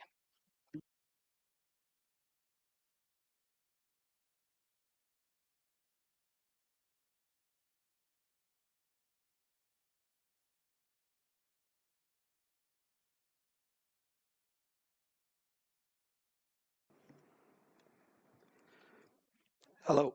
Thank you very much for having me here today. It's my pleasure actually to be in this hall. But 1 year ago, almost to the day, I was honored to receive the Order of Ottawa, and very proud of that. And I'd like to say I received the Order of Ottawa probably because 50% of my career is because of Lansdowne Park. I have done so many shows there since I started in 1979, aging myself, but started at the bottom, worked all the way up, and I've done all the stadium shows on the football field. There isn't one stadium show that was not mine. And excuse me for my voice. And but I'm in the support of Lansdowne, and my main support is because of the new arena. It's very important right now in the industry, 44 years in the industry now, that we really are in need of a 7,000 seat concert venue. There's so many different types of artists that can fill the national arts centers of the 2,023 seats at Southern Hall, the new theater at the Hard Rock, which is 1,900. Which I had a lot to do with, because at one point the theater was only going to be 1,000 seats, and I was influential in making it to 1,900. Because right now, for example, I do Jerry Seinfeld. I have Jerry Seinfeld in Kingston on November 15th. It's the perfect venue for Jerry, 5,000 people. And I do Jerry, as some you may know, I had Jerry Seinfeld and Jim Gaffigan here at the Canadian Tire Centre January 11th. Did 14,000 people. But when Jerry does his own show just on his own, he just likes the 5,000 to 8,000 seat arenas. And for example, I just did a great arena in Abbotsford, capacity 7,200. The next night did Victoria, capacity 6,800. Both shows sold out. Both broke a record of gross ticket sales. And this is exactly what Ottawa needs. And the reason that I support the new arena that's going to be built, an event center, is because I've seen my day. I've been there since 1979 at 17 years old, working the Ottawa Civic Center, starting in the box office and working my way up. And as much as I love the arena, it's old, it's tired, and I know at Lansdowne 1.0, and I was the last to speak at council back in that day, renovations were done, but it's just not enough. I remember, what was it, Depeche Mode, and if I stand correctly, June 20th, 1990. And we had to close the show down because of all the asbestos that was falling out of the ceiling. Right up until a few years ago, where I'm doing some shows, which was actually a CUPE show. If you recall, the CUPE used to have some concerts for the staff. And we had 14 buckets placed around the arena floor because of the water leaks that a gentleman was talking about earlier today. And that's why I'm in support of that 7,000. It's a great venue. I like to do shows like that. Yes, you can go to Canadian Tire Center and do a cut down, but it just doesn't look right. And again, I go back to Jerry, that he won't play those big arenas by himself.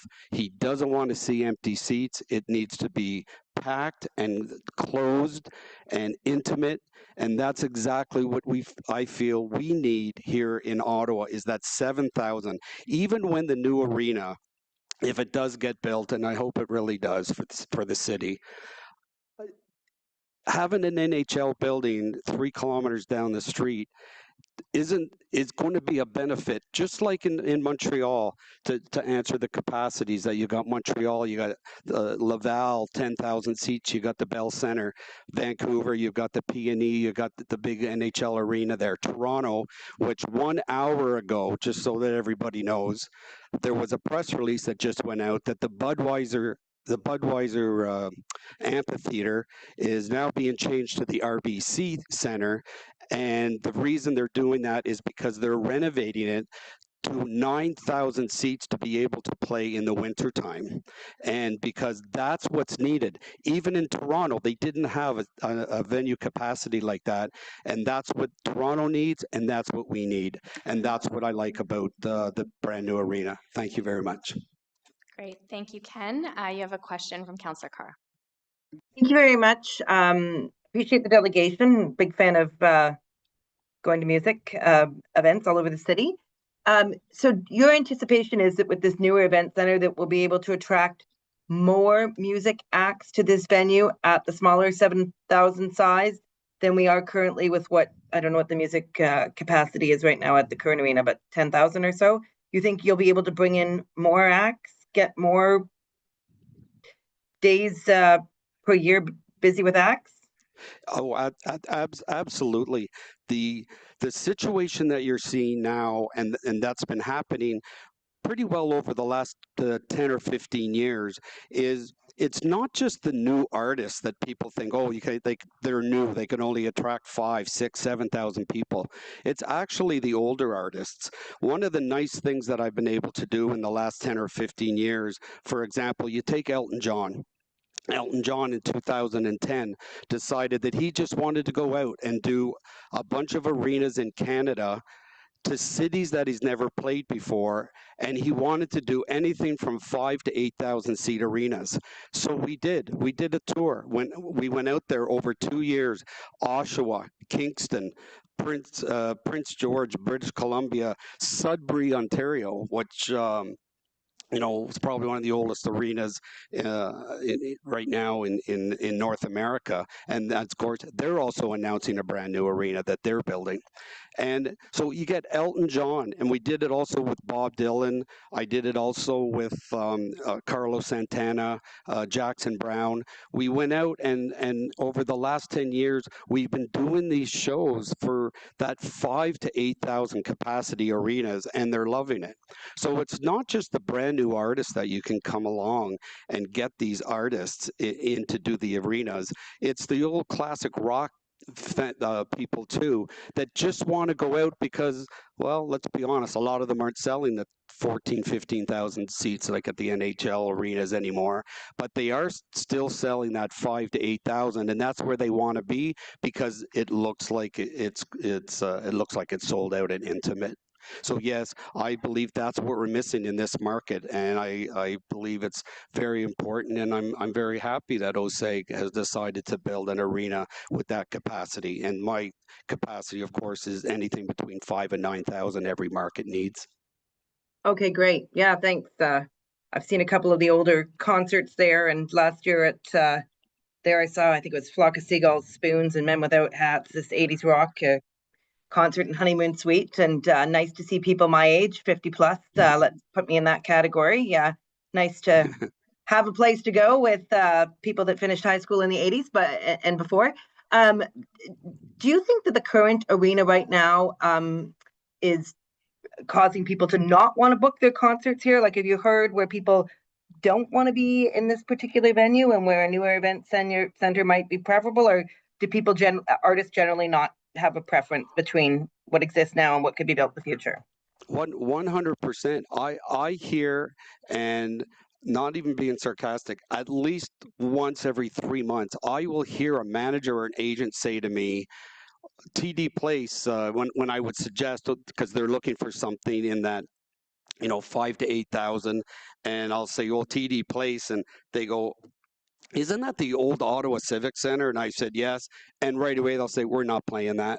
And because it is amazing, like I said, that show Depeche Mode on June 20th, 1990, if I believe that's the date, is that has gone a long way. This industry is very small. It's the same crew people and managers and agents over and over again, and they don't forget things like that. And a lot of people just feel, because so many markets in North America are building new arenas, as you all well know, and of course the smaller arenas. I mean, that Kingston arena is beautiful, and like I say, you got the Oshawa arena, the London arena, and all the new arenas in Red Deer and Prince George that are being built.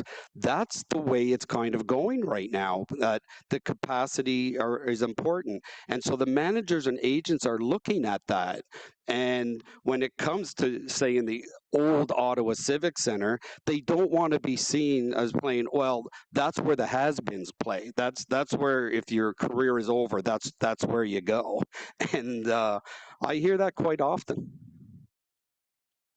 Okay, thanks. I really appreciate that perspective from somebody in the industry. Thank you very much. Thank you. Thank you very much, Ken. There's no other questions for you. Thank you for your time. Thank you. Our next delegate is John Reddens, who is online. Hello. First of all, thank you for the people that, for the councillors that spoke up this morning about some of the presenters about accessibility issues. Well, good afternoon. If you don't know me, I've been an employee for the OSEG Foundation selling 50/50. I also like to thank Joel Harden, former MPP, recognizing me as an employee there, and on World Accessibility Day, recognizing me in the Ontario Legislature during the COVID-19 lockdowns as a community leader as well. During those 10 years, I have faced numerous obstacles with our team. For instance, our 50/50 room is located underneath the stands. For me to get there, I need to go through one elevator in the building to go through the dressing rooms, areas to get there. The obstacle I have is event security, like the World's Hockey Tournament, and Briar won't let me do it. As you heard today, but the ladies hockey team was talking about it. I feel sometimes I don't belong and frustrates me. I still hang in there. If you ever watched the Briar on TV, you could see the pails of water on the TV screen. Or if you're a member of the Good Life Fitness, hoping it doesn't rain because the wind will blow you, the rain will blow through the windows and on you. The paratransport situation last December during the World Junior Hockey Tournament, I was advised to book two hours prior before my scheduled shift, leaving me in the cold. So basically, 4 hours is not good for a person that suffers from arthritis. It's time to act on more delays. The facility will increase the cost of every even more.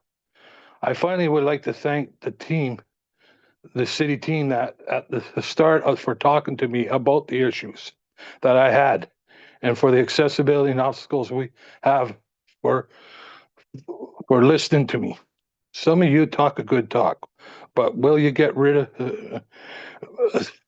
Please help. Thanks. Thank you very much, John. You have a question from Councillor Carr. Thanks, John. Appreciate you coming here to delegate. You're an employee of OSEG as well, correct? Yeah, it's part of the OSEG, yes. Okay. And can you just tell me, when you enter with a walker or any or whatever device that you're using, how do you enter the building?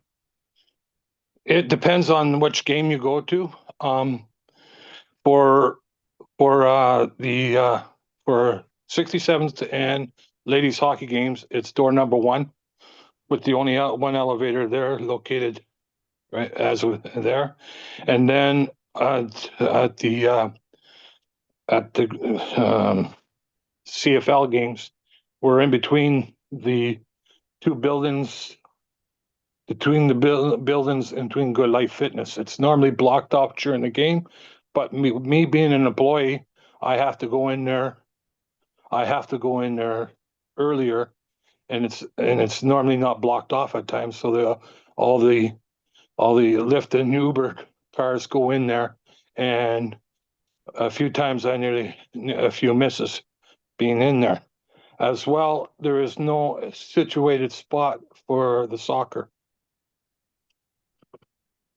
In terms of, you don't have a space to work during the soccer games? The soccer games, I have a place to work, but we don't have no designated spot for a bus stop during the soccer. I normally get there before they put the gates up, going up to gate 1. And I usually ask that to go up there at the start before they put the gates up. And then on the explanation, when I do the return, I said, I'll be waiting at the gate, and I will wait on the side of the road coming in to the entrance at Lansdowne.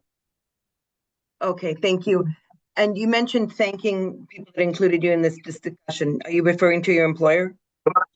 I'm thanking the councillors that stood up today, to some of the presentationers that for some presenters' comments on disability. And I'm also thanking the staff, the city staff that contacted me right at the start of this more of the drawings about 2 years ago on the phone, and talking to me and my wife about the obstacles we face. Okay, thank you. Have you ever been engaged? I know you're a pretty big advocate. We see you often around City Hall. You've been a political candidate over a dozen years, probably. Have any of these advocacy groups that you're talking about that spoke out today, whether I didn't get the name, Ottawa or Glebe Community Association, have they contacted you about the accessibility issues at all? No, they haven't. Okay. And Mark 613 follows me on my social media threads, and he hasn't asked me one thing yet. Okay. Thank you very much, John. Always appreciate you coming out and talking to us. Thank you. Thank you, Councillor Carr. Councillor Curry. Thanks. Sorry. Mike, sorry. Thanks, John. I really just wanted to say thanks. I miss seeing you at the Sens games. I mean, OSEG's so lucky to have you. But I wanted to say thanks because, you know, you are delegate 25 of 88. And I think you are right that we have not had very much mention of the accessibility of Lansdowne. And I really appreciate you taking the time to bring this to the forefront. And I'm hopeful that of the next, 50 plus delegations, that more people actually mention this. I've heard lots of comments about how, the Lansdowne Arena just needs a few little upgrades here, there, wherever. I'm hoping that people really heard what you had to say, and I really appreciate you being here to make sure people are paying attention. Even this morning, I was scheduled to go to City Hall. My booking was at 9, at 8:30, and my return was at 2. I canceled it because I knew that in the past that transit meetings went on forever and ever, and that's why I'm here. And I also want to congratulate the new counselor that's probably sitting on the side listening to this debate. Thank you for waiting and for making sure you got here for your delegation in one way or another. Thanks, John. Have a good day, everyone. Thank you, John. Thanks for being here. Our next delegate is Adam Malberg. Thank you so much for having me. My name is Adam Malberg. I'm one of the founding partners with Dunrobin Distilleries, and I've been fortunate to be a vendor and business partner with the Ottawa Sports and Entertainment Group for the past 5 years. And to say that it's been life-changing would be modest. Not only has Lansdowne been a privilege to go to with me and my family for the past 10 years, but it's been a place for us to operate as a small business in this community and really grow. When Matt Bennett and that team first let us become part of this community with OSEG and the Red Black 67s, Blackjacks, and everything else that it does, it really kind of took us a little bit by surprise that they take a shot on a little company like us. And now we've been able to grow with much success because of the partnership with OSEG. OSEG is not just a place that holds sporting events. OSEG is a place that holds experiences and core memories. I can say that from my past experiences, growing up, being part of the old Southside stands and everything, to now this new development, first part with Lansdowne 1.0, and hopefully going into Lansdowne 2.0. It's an essential part of the city's development to have this construction done, not just for us today, but for my kids and future generations to participate and have not only a facility that showcases first-class sports entertainment in Ontario, but I truly believe they will be one of the ones that showcases first-class sports entertainment and hospitality in Canada. It hosts everything from women's soccer, as you know, just recently the Rapid, to the life-changing breath of fresh air, which was the PWHL last couple of years. 67s were a staple. But these core memories are essential for everyone to get behind in a community. And hospitality is just the same kind of breath. They've created an atmosphere for people to enjoy in that kind of participation, inclusion, experience, and support. And that's what kind of OSEG does and has brought into our table, I truly believe and feel. It's allowed small businesses that haven't had an opportunity on more of a communal stage to be showcased, such as ourselves, and be executed in a great capacity on a pro sports level that none of us could ever fathom before, and given that opportunity. So it's been part of our lifeblood to really get behind this movement, and only that beginning part of OSEG was completed to get behind this new movement and really get into the future with 2.0 and everything it has to offer, with a brand new state-of-the-art stadium that may only hold about 6,900 people, standing room and everything, but really showcase that intimate venue. One person one time told me that, it's not just a sporting event. It's a party with a sporting event in the background. And I truly believe that, because people go there to forget their day, to make memories, make new friends, and have a great time. And it brings us to the core. We're the nation's capital, and we don't have a facility like this in our core, and we need this. We need every aspect and everyone to get behind it. The people want this. I lived in the Glebe for 10 years. And when the Friends of Lansdowne and everything like that came down, it was devastating how long it took to get the first development on. Let's not make the same mistake the second time. Let's get behind this. The people want it. I see it. I talk about it all the time. And I'm very fortunate to be part of this. So thank you very much for your time. Thank you very much to OSAG for making me a part of this and City Council. And I appreciate it. Thank you very much for joining us with your thoughts today. Okay, we'll go next to Daryl Cox from the Glebe BIA. Oh, Daryl, just turn on the mic. Yep. Thank you, Mayor and members of the Finance and Corporate Services Committee for the opportunity to speak to you today. My name is Daryl Cox. I'm the Executive Director of the Glebe Business Improvement Area. I should hopefully have a presentation coming up. Today, I'd like to share with you the results of a recent survey we conducted with our members on Lansdowne 2.0. The survey aimed to understand our members' sentiment regarding key elements of the plan, including anticipated economic impacts, construction concerns, and future opportunities for the community. A total of 91 valid responses were collected, representing a 34.1% response rate and achieving a 95% confidence level with a 9.7% margin of error. This provides a statistically solid snapshot of business sentiment suitable for directional insights, trend analysis, and local policy guidelines. Next slide, please. 37% of business owners expressed, next slide, please. 37% of business owners expressed that they support or strongly support the redevelopment. 35% were neutral, indicating neither support nor opposition, and only 27.5% opposed or strongly opposed the project. The largest group of businesses expressed either openness or support for Lansdowne 2.0, viewing it as an opportunity for renewed economic activity in the area. Next slide, please.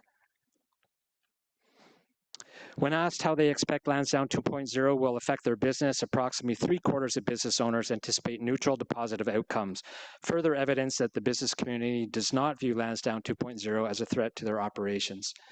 Only 26.4% expect a negative or very negative effect. Many businesses see potential for increased customers, improved amenities, and renewed interest in the area once the project is complete. Next slide, please. Not surprisingly, the biggest concern our members have is the disruption that will be caused during the construction. 60% of business owners expressed some level of concern about construction impacts. 20% were neutral, while nearly 20% were not concerned or not concerned at all. Businesses know construction will cause disruption, but they also understand it's manageable. The tone in their feedback wasn't alarmist, it was practical. Most comments were about how the project can be managed effectively and emphasized the importance of proactive communication, parking management, and maintaining customer access. Businesses want the city and OSAG to keep them informed and visible, not to stop the project. And we didn't hear from any business owners who indicated that they would need to close their business as a result of construction. Next slide, please. A clear majority of business owners at 89% expect the addition of new residential units to have a neutral or positive effect on their operations. Businesses recognize that more residents mean more customers, more year-round activity, and a stronger local economy. These results reinforce that the business community views the residential component as a net benefit, bringing consistent foot traffic beyond event days and supporting everyday retail, dining, and service activity in the Glebe. Next slide, please. Nearly 80% of business owners expect the addition of new retail space to have a neutral or positive impact on their business. 48.4% were neutral, indicating they do not expect competition or harm their operations, and 32% anticipate positive or very positive effects, suggesting that more retail could help attract visitors and reinforce the Glebe as a destination. These results show that the Glebe business owners are confident the area can sustain additional retail activity, viewing it as complementary rather than competitive. Next slide, please. The 4 key themes that emerged from the survey were support and openness for the project, with many business owners viewing Lansdowne 2.0 as an opportunity to attract new customers, increase foot traffic, and strengthen the local economy. Construction is a considerable concern, but the main issues raised, parking, communication, noise, and traffic, are logistical and can be managed. Business owners want collaboration and mitigation, not cancellation. There's confidence in the future of Lansdowne, and respondents repeatedly emphasize that they can manage the disruption if supported with clear communication, signage, and customer access plans. And business owners want to work with the city and OSEG to ensure construction impacts are minimized and the benefits of redevelopment are shared across the Glebe. Next slide, please. What you're seeing here are direct quotes from Glebe business owners, and they tell a very clear story. Many businesses recognize that the events hosted at Lansdowne Park generate a significant increase in foot traffic in the Glebe, creating the opportunity for increased sales and awareness of their business. Many businesses are also excited about the new residential development, where we see more than 1,000 new residents that can walk or ride their bike to shop at Lansdowne, the Glebe, or Old Ottawa South, bringing in millions of dollars in new sales and revenue to support and sustain the growth of our local small business economy. I'm going to skip this one to get to the end. So next slide, please. I'll end here. The Glebe BI looks forward to continuing to collaborate with city staff, councillors, and OSEG to ensure their decisions around Lansdowne strengthen, not strain, the health of our local Main Street. Thank you for the opportunity to share our members' perspectives. Thank you, Daryl. Councillor Menard. Thank you very much, Daryl, for your presentation. Great to see you. Thanks for being here. I wanted to just talk a little bit about some of the, I guess, mitigation that's needed for some of the businesses here. One aspect of the Lansdowne plan includes the city compensating OSEG with $16 million for business disruption costs. So the city will pay that portion, and OSEG will pay that portion as well. I believe that's the only investment that OSEG is doing in Lansdowne 2.0. Have any offers been made to you for Bank Street businesses, other small businesses, the businesses in the J Block, anything like that for compensation for business disruption costs? Not to this point, Councillor, and thank you for the question. We see, I think the most significant impacts are going to be obviously in Lansdowne Park when the construction is occurring. As many councillors will be aware, 2011, I believe, to 13, there was the major reconstruction of Bank Street. We've been speaking with many of our businesses and board members who have been around during that time. Many of them did not see a significant impact at that time. Most of those businesses are still around, endured that construction where the street was dug up. Similar to what we're seeing, Councillor, in your ward further south with along Billings Bridge and what's been happening there. But my understanding, speaking with staff and understanding the project, we'll be seeing heavy equipment going through the Glebe, but it certainly won't be to the same impact that was 2011-13 with the street being dug up. So our businesses, as I said, they're really looking forward to working with the city, working with OSEG, in particular. I'm sure you're going to ask this question later on as well around the traffic management. They're concerned about that, about parking, but certainly there hasn't been any conversation yet in terms of any financial compensation if there are losses. Okay, no, appreciate that. I guess the difference this time around versus Lansdowne 1.0, which was large, kind of a parking lot, a lot of asphalt there. Now we have an active site, lots of pedestrians through there, a lot of folks visiting, your businesses on Bank Street.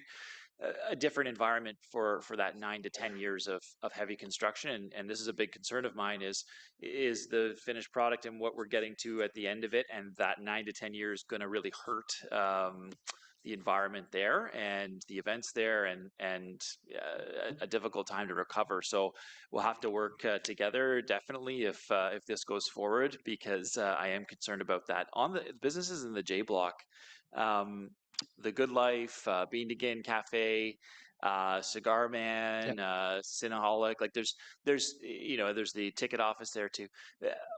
What's happening with those businesses? Do you know where the Good Life is going, for example? Are those businesses just out of the fold until 2035 when there's a new retail podium created, or? Yes, thank you for the question, Councillor. I have not yet was waiting for the appropriate time we get through this process to start having those conversations. Our goal will be, if we know it's going to go through, is we have those conversations with the business owners. We have a very active commercial real estate brokers in our community. I've been having conversations with them. We'll work with our property owners as well if space becomes available. As you well know, we've got a very successful Main Street. Our vacancy rate is probably one of the lowest in the city. But we do have opportunities come up that I can see. We have 2 right now that we could potentially move some of those stores like Cigar Man and others, Cinnaholic, into if the opportunity, if they were interested in those locations. So I think it's also important to note that the majority of these stores, it would have been the time frame for Lansdowne 2.0 would have been written into their leases. So they're well aware of this time frame. So it's not like it's catching them off guard. So they would have had time to prepare for this time frame, and if they needed to move out of that location. Yeah, I just worry. I know there's been talk about citing the Good Life somewhere on Lansdowne or at the Horticulture Building, which is, you know, that'd be a big concern if it was in Hort. And just want to make sure that anything, if it goes forward, is managed appropriately. Those are some of the only smaller businesses at Lansdowne, and obviously we want to keep that type of environment there. On the transportation side, we've previously had discussions with OSEG and the BIA about expanding low or no cost transit, free transit, and shuttle service along Bank Street to help support both the nearby businesses and the congestion that we're seeing in getting to Lansdowne. Is that something that you still support? And OSEG, well, I'll ask the same to OSEG when they're up, but is that something you folks support? Anything that will improve transportation and makes it more attractive to people to get to the games, I think we would be on side to supporting. Obviously, the financial model would be, for OSEG and /city to decide. But, we've been making some good headway, Councillor, as you're well aware, with the Bank Street Active Transportation and Transit Priority Study. And, your idea of having and staff's idea of having that lane, bus-only lanes being put in, I think is really going to help in terms of before and after major events at Lansdowne. And certainly, the dedicated bus lane areas at Bank and Fifth are certainly going to help, move traffic through the Glebe as well. And just want to mention thank you to your support through the process. You've been really helping the business through the initial options that were presented to us. Yeah, absolutely. Appreciate working with you and the board, and appreciate hearing from you here. Thank you. Thank you, Councillor Menard. Councillor Brockington. Thank you, Mayor, and thank you, Mr. Cox, for sharing the survey results of your members. It's appreciated. My questions line up with the last theme that Councillor Menard talked about, and that's traffic flow, public transit. What's the current situation like on Bank Street in particular, in the opinion of your members? I know different times of day are more challenging than others, but if you could summarize and describe it for the committee now, traffic flow, transit options, the frequency of transit, that'd be appreciated. Okay, so thank you for the question, Councillor. Yeah, certainly, as in most Main Street areas and throughways in the city, as we are one of the major streets, heading north-south to downtown and out of downtown, we do have the AM/PM peak bus lanes, which are extremely helpful. Those time frames are obviously busy for traffic getting in and out of leaving. The one area that is causing disruption actually is south on the Bank Street Bridge because of when the bike lane was put in, which is now narrowing that from 2 lanes. So we've got the inside lane, outside lane, which is no parking in peak time, but then it channels into 1 lane. So I park at Lansdowne and I head south, and that's typically where I get stuck. Event days, yes, are an issue. And certainly if we've got a lot going on at Lansdowne, 613 Flea, Farmers Market, if there's an event, then sure, you're going to see challenges. But there's a lot of people I know, friends, family, colleagues, some that live in Barrhaven. They take the shuttle from Barrhaven, the park and ride, get in to let their season tickets holders for Red Blacks have no issues at all getting in to watch the games. So, I think we're hearing a lot from people who are opposed to Lansdowne, and that sentiment is getting out there. That's a challenge, and certainly it's busy, but is it feasible? Is it doable? Can you get to the game? Yes. Okay, that's great. So even with a net increase of another 1 million visitors, which is one of the objectives of this whole financial model, does that set off any alarm bells with you on those main items, traffic flow, public transit options, etc.? When we look at the majority of the events, and I've been looking at this obviously fairly deeply over the last year or so, the majority of the events, hockey games and others, are held in the evening. So the charge game, 67s are Friday night. There is a Sunday afternoon game, but even the concerts and other events are at night. So we've got that peak period traffic flow in the afternoon has diminished. So anytime I've been to an event in the evening, it's the traffic flow through Bank isn't really that much of an issue. Okay, I appreciate that. I'm concerned with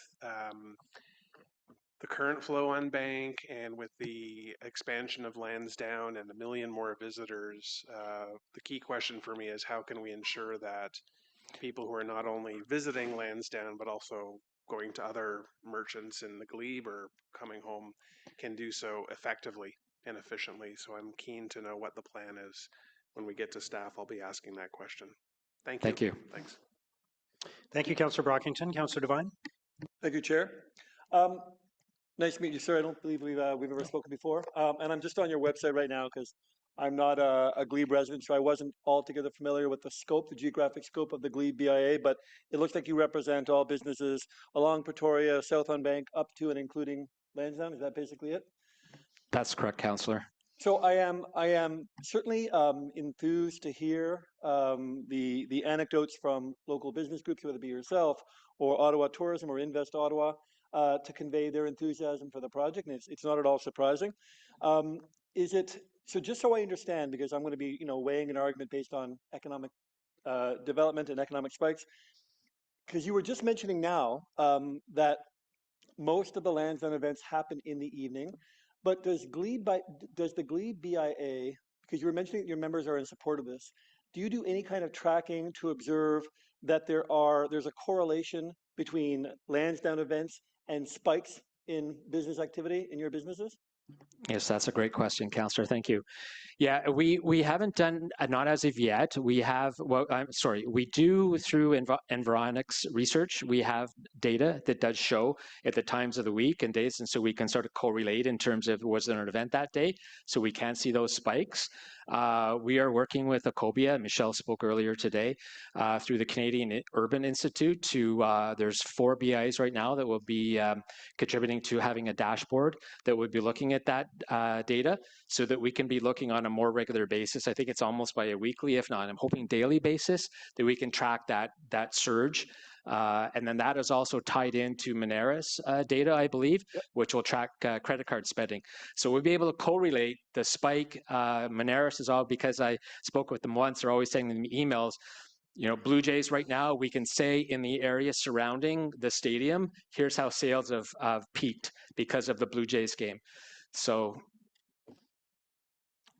Oh yeah, okay. And so sales in bars and restaurants? So yeah, exactly. Restaurants, bars, while a game is on, when there's an event happening in downtown Toronto around the stadium, they have actual data to show. Sorry, I thought you were talking about that when you have Blue Jays games, you still are seeing a spike in Bank area businesses. No, sorry. I was sorry for the confusion. No, we don't have that data. But were you also saying, though, that you see the greatest spike for businesses that are open in the evenings when most of Lansdowne's events are evenings, or is it you even see correlation spikes during daytime business activity as well? Today was a great example. It was the 67's school day game. And so there were a lot of people on the street today. When there's other events, I would say, yeah, it's evening when there's, if there's a Red Blacks game, certainly pre-game and post-game, that's great for our bars and restaurants. Farmers market on the weekend, lots of people coming, that's daytime, but that's Saturday and Sunday. But if there's an event that's during the evening, yes, then we will see a certain increase, a definite increase. And this is a very general question, might be hard to answer. I know with like a lot of restaurants, they're Mondays to Wednesdays, they're just scraping by, they're waiting for Thursday. If they isolated only Mondays, they would not be profitable.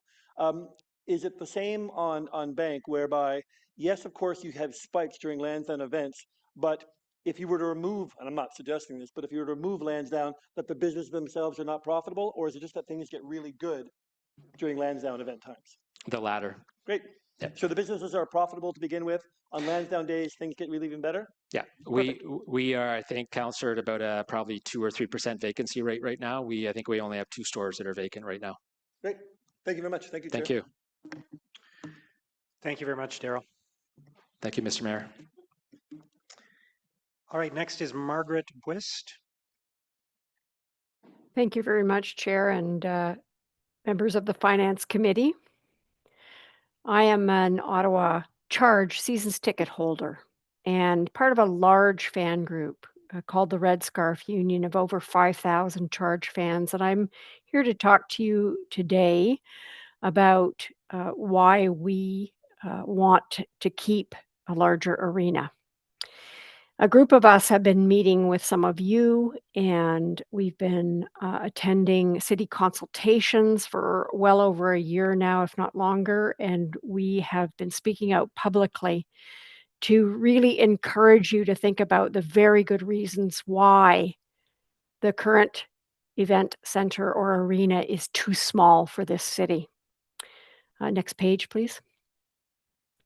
I want to say that I'm not going to take you through all this presentation. You heard a lot of this presentation from the PWHL executive. These are the three main reasons why we think it's important that the arena should seat at least 8,000. And by seat, I mean regular seating, not expensive corporate boxes, not standing room, not bars. But because of the nature of the Charge audience, we feel it's essential that this city have an 8,000 seat arena, not just for the Charge, for various other reasons. You heard very loudly and clearly today from the PWHL executive that 5,500 seat, or in actual fact, I've got the numbers from city staff, it's 5,050 regular seats, is not enough. It's not enough financially. It's not enough for us as fans. And I'm here to say that we're here to give you the fans' perspective, not necessarily the leagues, not the team's perspective, but the fans. As taxpayers, we want you to hear from us. And I want to talk to you about the importance of having as many fans as possible at the Charge games, and the importance of supporting women's professional women's professional sports in this city. I've been listening to your questions, especially to Amy Shearer and Jana Hefford, and I want to say I'm a little disappointed in some of the councillors today. The Charge is one of the best things that's happened to this city in recent years. It has revitalized Lansdowne. It has brought tremendous business to the Glebe and to Old Ottawa South. And some of you were very adversarial in your approach to the Charge, and I just simply don't understand why you would treat a women's professional sport league in that way, and why they have not been included in the conversations with OSEG and the city about the size of the arena. I'd like to point out to you as well that your choice that you have before you today is false, and it is binary. Your choice is not this small arena or the old one that needs renovation. You have other options of renovating the existing facilities or building a larger one. And these are part of the deliberations that you need to take as a finance committee and as a city council. But that's not what we're seeing today. And the loss of 3,000 seats, and you can turn a few more pages on if you want, but the loss of to the page, and I apologize for not numbering these, cardinal error. But you can turn to the page that starts with the changing the design will have benefits. And I would like you to read this page at some point, but it'll change our experience of as fans to have a much smaller arena with box seats and corporate boxes that most of us won't be able to afford. It'll raise tickets prices. You heard from the Charge, it'll have a huge drop in their revenue. And it puts us in the league of cities, small cities like Kingston, Barrie, and Oshawa. Why a capital city of 1 million people would want to have an arena that size is beyond us. Finally, I'd just like for a moment to ask you to consider your constitutional duties to women's equality when you are spending public funds. You have funded in this city the sports arenas that have helped and supported men's professional sports for years. And finally, we have a women's professional sport that is taking off, that is growing, that is engaging thousands of Ottawa members. And I can't see the time, and I'm sorry, Mayor, if I'm going over, but I'll just be another second. But I really want you to consider and perhaps get some legal advice about your constitutional duties to substantive equality, because the decision that you're making to build a smaller arena, which will compromise the access to women's professional sport, is systemic discrimination. So please consider that Thank as you for you your make presentation. your We'll deliberations. go to Councillor Menard now. Thank you very much, Margaret, for your presentation. I noticed that one of the slides there indicated that TD Place now is a perfect size and location for the charge. I did want to just expand on something that had been suggested, that the charge could simply just move out to the CTC. What do you make of that suggestion? That's certainly not what the fans want, and you heard that that's not what the league wants. Everyone wants to be downtown, and everyone wants to have the access to the area of Lansdowne. And the size of CTC is too big right now for a growing league. It's 2 years old. And yes, I agree with Amy Shear. We would all love, as the mayor has suggested, to be able to fill a 19,000 seat arena, but that's a long way off for a new league, and it's not realistic at all. But 8,000 seats is realistic, and we've repeatedly filled 8,000 seats. 5,500 is going to shut a lot of us out of charge games, and it's really going to negatively impact the fan experience.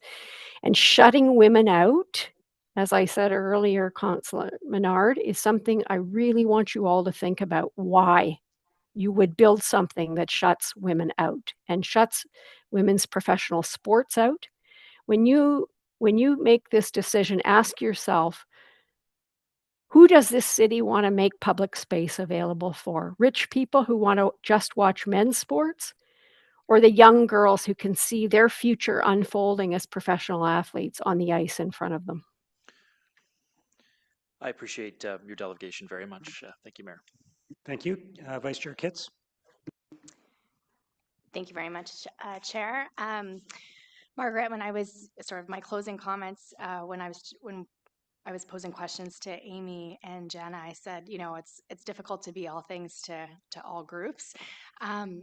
We've been told that the cost would be likely $80 to $100 million more for the capacity increase that you're requesting. Is that something, as a taxpayer, you feel comfortable with, that the project cost, as you know, it's been very controversial, the cost in general, so the project cost would increase, $100 million more? Well, let me talk as an equality rights lawyer to you for a moment. Sometimes equality is expensive, and a city like you has to determine whether it's reasonably justifiable under the charter or undue hardship under the Human Rights Code for you to spend that money. And I would say to you, first of all, I would be asking questions if I were you. 80 to 100 million, where does that come from? Why is that the number? You heard Amy Shear questioning that as well, and she's in the business of arenas. I'm not. But I would say to you, how much does it cost to make it accessible for people with disabilities? You seem to be very open to that, and thank goodness for that. Certainly the existing Lansdowne needs to have some work done on accessibility. That costs money. So it's not just about the money, it's about equal access to public services that I think is so crucial for you to consider in your deliberations. But ask why 80 to 100 to add another level of seats. I have no idea. I am not an engineer, but I think it's very important for you in your deliberations to consider the importance of using public spaces to promote women's equality. Okay, thank you. And you do believe that Lansdowne 2.0 should go forward. You don't agree that we should leave it as is? You want it to go forward, you just don't like the current plan. I'm here speaking on behalf of a number of fans who are saying to you, consider all the options for having an arena that is over 8,000 seats in whatever format. The decision will be yours, whether it's a renovation of the existing facility, the building of a new. That is going to be something you have to deliberate on and decide. But all you are given right now in front of you is keep this old decrepit place that nobody likes anymore, or build a small one. There are more choices. Okay, thank you. Okay, thank you very much for delegating. We'll move next to Ross Meredith. Good afternoon, Ross. Afternoon, Your Worship and Council. Thank you. My name is Ross Meredith. I'm the dual general manager of the Westin Ottawa and the Delta Ottawa. I'm also a board member of the Ottawa International Airport and the Ottawa Gatineau Hotel Association. I'll try to just speak on a few things. Earlier today, I listened to Michael Crockett's presentation, which I thought was strong and appropriate, and Aaron's this afternoon, and they're speaking about the importance of quality venues. And in my role as the leader at the Westin in particular, you know, we book more group guest rooms than any other hotel in the city, threefold, connected to the convention center. We book events, groups, and functions years out. In fact, I chuckle a little bit because I see the next speaker is Wendy from Wheelchair Basketball, and it was 8 years ago that we met their group in our lobby at the Westin to talk about the potential of winning this bid for Ottawa, and here it is only 6 months away. So, so I think we have fairly strong knowledge on the competitiveness of what's out there. And when we see bids or RFPs from other cities or to our city, we're seeing a list of who we're competing against. And we're competing against, if it's Canadian-wide, all the big guys. And some of the smaller guys, but we're up there. They're going to visit Hamilton. They're going to visit Quebec City. They're going to check Niagara Falls. They're going to visit Calgary and Edmonton, and they're going to explore their options for where to bring their event. And without a doubt, the quality, location, suitability, pricing of the venue they're selecting is probably the single biggest driver of their decision. I'd like to think it's hotel rooms and how pretty they are, but it's probably not. It is a venue choice, selection, suitability. And we can choose to do nothing as a city on this project and just sort of let's think about it for 5 years. And we will not be able to measure the economic loss. But I think every single person around this table and in these chambers today would know that there will be an economic loss by doing nothing. That the music guys that were speaking earlier, that the sports organizations, they all know that we will drive more business to Ottawa with a revitalized and repositioned Lansdowne 2.0.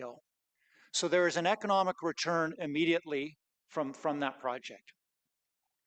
And when we talk about the economic return, I think in terms of, there was some questions earlier, and I apologize which councilman was asking about the municipal accommodation tax. But, you know, at our Ottawa Gatineau board meeting last week, there was unanimous agreement to support the 1% because we recognize that it can be used for this project and can be used for continual improvements and incentives and exposure for our city. And when we look at that tax going forward, there was a question about, well, could we keep raising it? I think we are going to raise the revenue.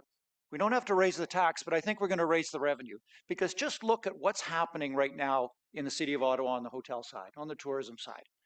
The Andaz expansion down in Byward Market, a beautiful new Renaissance being built by Marriott, the AC Hotel that just opened, the Hard Rock expansion and investment, the Moxie Hotel that's opening in March, and then finally the new at the airport in-terminal Alt Hotel. Just think of the increased tourism mat revenues that are going to be generated for and by the city and for Ottawa tourism without raising another percentage on top of what we're going to do, but just in conjunction with it. So we hire 35,000, we have 35,000 associates working in our industry. 750 of them work at the Westin and the Delta. Unionized jobs, benefits, pension plans. These are the kind of things that are the economic drivers that we feel strongly that support our city. So this project will allow us to continue the economic growth in our industry. As we know, there is an enormous amount of spread of the dollars when someone comes to town. It's the gas station, it's the movie theater, it's the retail stores. It's much broader than just the tourism attraction. And I think the owners and investors that are piling capital money or dollars into these hotel projects will appreciate and be pleased to know that the City of Ottawa Council supports their tourism ambition with support of this project. Thank you. Sorry. Councillor Leeper. Thank you very much, Ross. Thank you for being here today. Sure. I did have the question about the municipal accommodation tax. We're going to increase that, or it looks like we're set to increase that by 20%. Yeah. Of that, that 20% increase in the MAT would raise about $5 million a year in current dollars. Correct. $2 million of that would be set aside to offset the cost of repaying the Lansdowne 2.0 debt. Over time, that $5 million is going to be $20 million, will be $80 million. This is going through until 2075. Would you have any objection to seeing that $2 million a year that is allocated to the Lansdowne 2.0 repayment indexed with some sort of inflation? Not at all, because I think it would reinforce the idea that there is tourism growth, and as we see that grow, it's a reminder that the project's working and effective, and that there is performance. So when we see, as we did in the month of August, the highest municipal tax revenue collection in the history of Ottawa happened this year. It's partly because we're adding new inventory, adding new choices, but I think it's also just that the city's growing and expanding. And so I think supporting the infrastructure projects, whether it be this one and or other ones in the future, through a portion of the municipal accommodation tax, I think is appropriate as we're helping grow and expand our industry. So okay, I'll be giving some thought to that overnight. The second question, I just want to make sure the municipal accommodation tax, we're going to increase that by 20%. We know that I think it's the Association of Hotels are aware of this and support it. Right. Do you know what kind of consultation, though, they did with their individual members? So Steve is here, I think, later today or tomorrow, probably tomorrow, the president of the association, so he can speak even more accurately. But as a board, which represents 70% of the hotel's size, scope, and number of keys, so I can speak to the 70% communication. It's been extremely clear and relevant. Can I share that a smaller property on the edge of town has been fully versed? I'm not sure, but certainly anything of size and scope has been made well aware of, and as I said, we had unanimous support at our meeting last week. So wonderful. Good. Thanks for being here. Thank you. Thank you. Councillor Brockington. Thank you, Mayor. So I had asked the question this morning about, what's our reservation price, or what's the ceiling for this municipal accommodation tax? Because when you add it with the HST, visitors will be paying 19% tax. Is that a concern at all for you? So I raised it, interestingly enough, I raised it around our board table just to say, where do we fit within our competitive set? Because as I shared earlier, those same organizations that are considering Halifax or Quebec City or Niagara Falls or Ottawa, they're looking at the total cost. And if we're out of line on that, then we're at risk. And so we did an analysis, and we sit clearly with the additional 1 point. We sit clearly in the middle. We're not out of line. We're not the lowest, we're not the highest. And so it felt like it wasn't going to be a material deciding factor that would hurt our business. Now, do we want to add another % next year? Probably not. We probably want to test time, and we want to make sure that the marketplace supports it. And as I shared earlier, we're going to have way more municipal tax coming in with 6 new premium assets opening or recently opened or opening in the next 12 months. So we're going to see more tax revenue coming in, and I think that's the best way to achieve it, rather than continuing to grow the tax. But the answer is right now we're at a safe spot, but I don't think anyone from a consumer or from a hotelier's perspective or for a council wants to get too excited about using it as a future revenue strategy by simply growing the tax. I appreciate that. I'm never one to look at what someone else or another jurisdiction is charging and say we've got to be just like them. Rather, what do we need in Ottawa to provide service, to pay for outreach, and adjust accordingly? But I'm not surprised that the members were unanimous on increasing the rate. Your members don't have to pay for it. Correct. So given that your members will be the beneficiaries of a new Lansdowne 2.0, beneficiaries of more tourists, more sporting events, more conventions, would your same colleagues be willing to pay more in property tax to contribute to the cost of building something like Lansdowne 2.0? I'm not sure. Yeah, it's a fair question. Yeah, it's a fair question. There's a sensitivity, of course, and yes, the only thing I would challenge you, if I may, Councilman, is that, it's not just our members or the hoteliers that are benefiting from this. I think it's a much broader win as we see tourism increase. So I talked about the 35,000 employees, talked about the 750 that work for us, and there's a lot of additional benefits, not simply some hotel guy that's making more money or something. I think it's much broader than that. So I think we support the idea that if we can generate more tourism, more volume, more events and activations, that the whole city wins in that. I appreciate that context. Thank you. Thanks for coming today. Thank you. Thank you very much, Ross. Thank you, sir. Appreciate it. Next up is Wendy Gittins, who I believe is joining online. Wendy?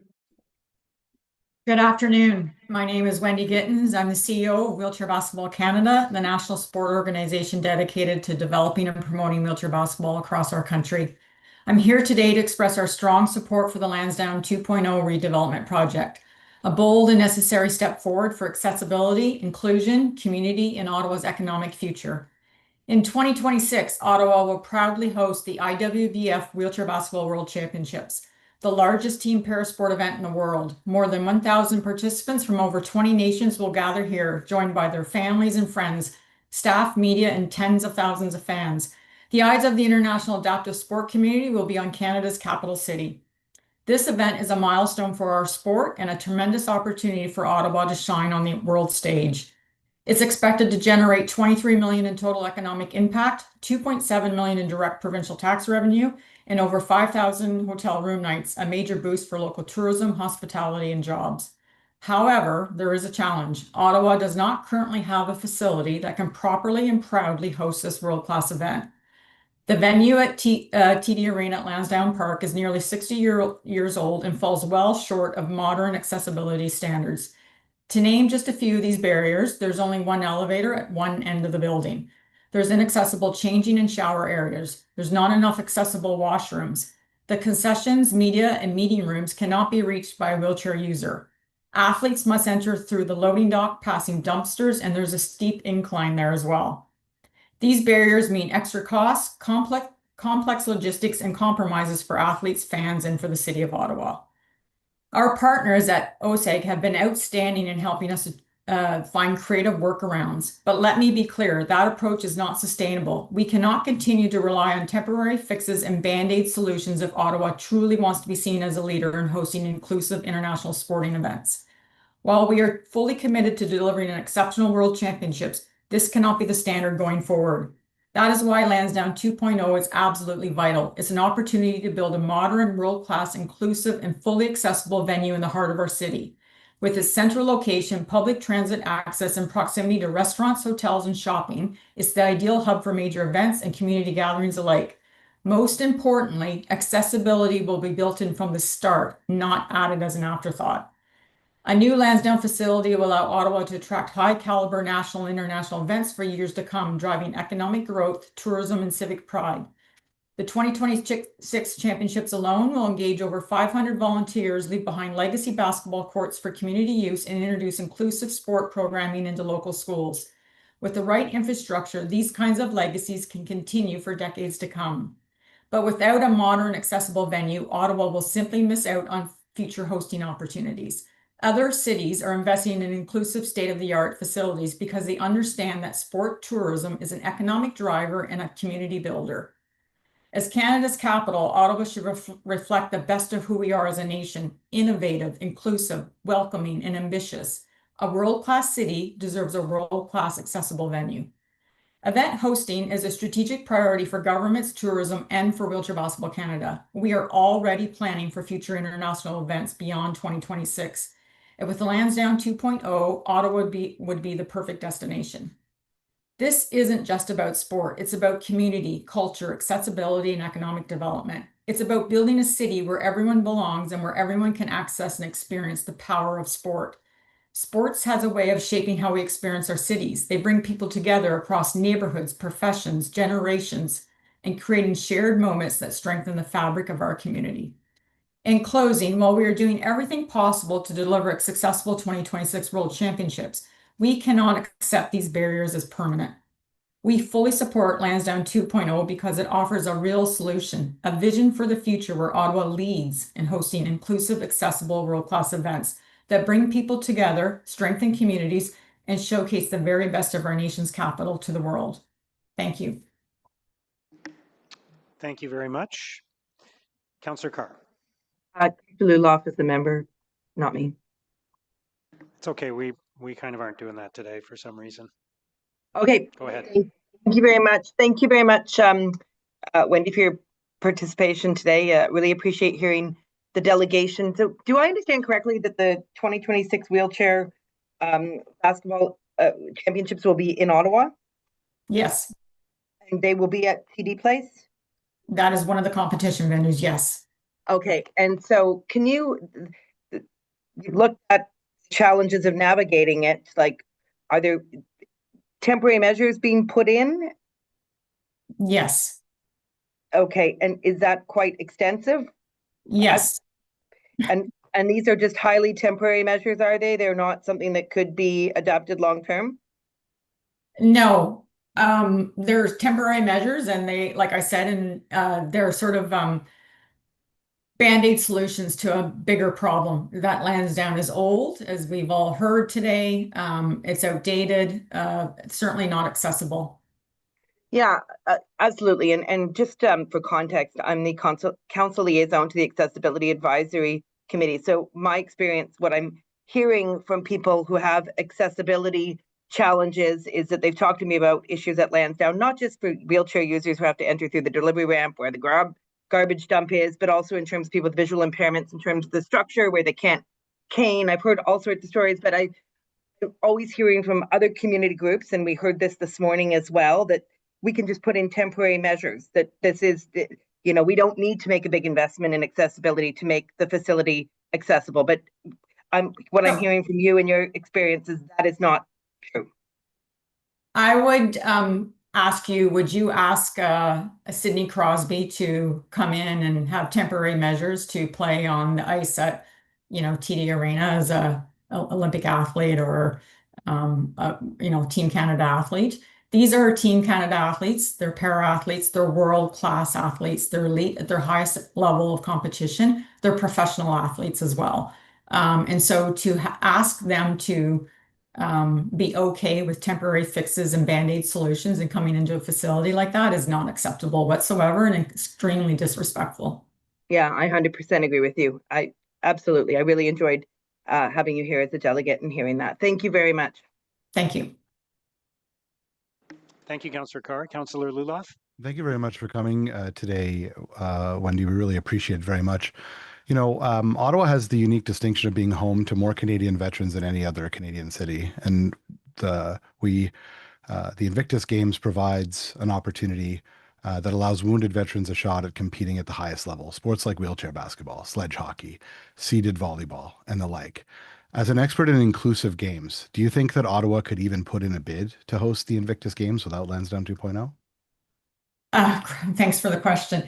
No, I actually don't. I think Lansdowne currently, the TD Arena, you actually lose out on international events and multi-sport events and inclusive games like the Invictus Games because of the lack of facility here in Ottawa. So with a new facility, those types of events and bids would be much more viable to obtain. And including for our own sport, for wheelchair basketball, we have multiple opportunities to host international events. Our calendar is very, very full.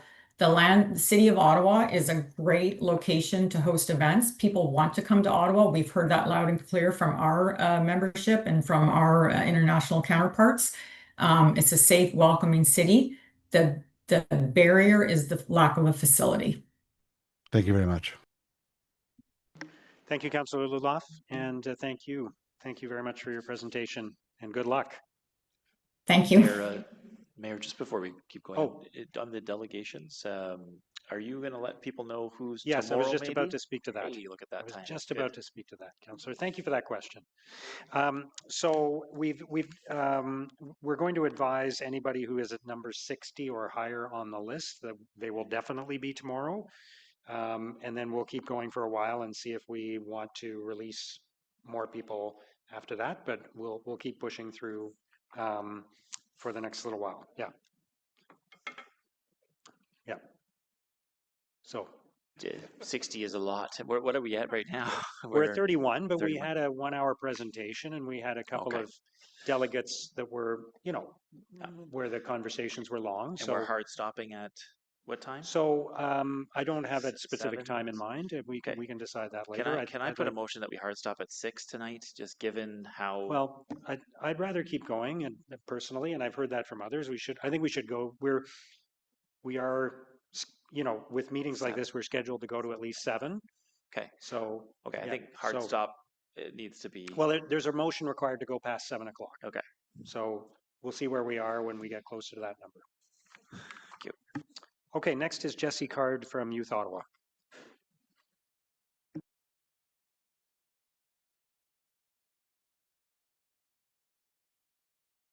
Hello. Thank you, Jesse. Mr. Mayor, Go members ahead. of council and members of the committee. Thanks for having me. My name is Jesse Card. I'm here today as the Executive Director of Youth Ottawa, but also as somebody that grew up here in the city.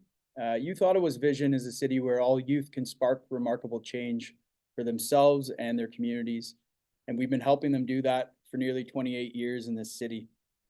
I moved to Ottawa when my family and I moved here from Winnipeg when I was 9 years old. And like many young people, I found my identity and confidence through youth sports. In my case, it was football.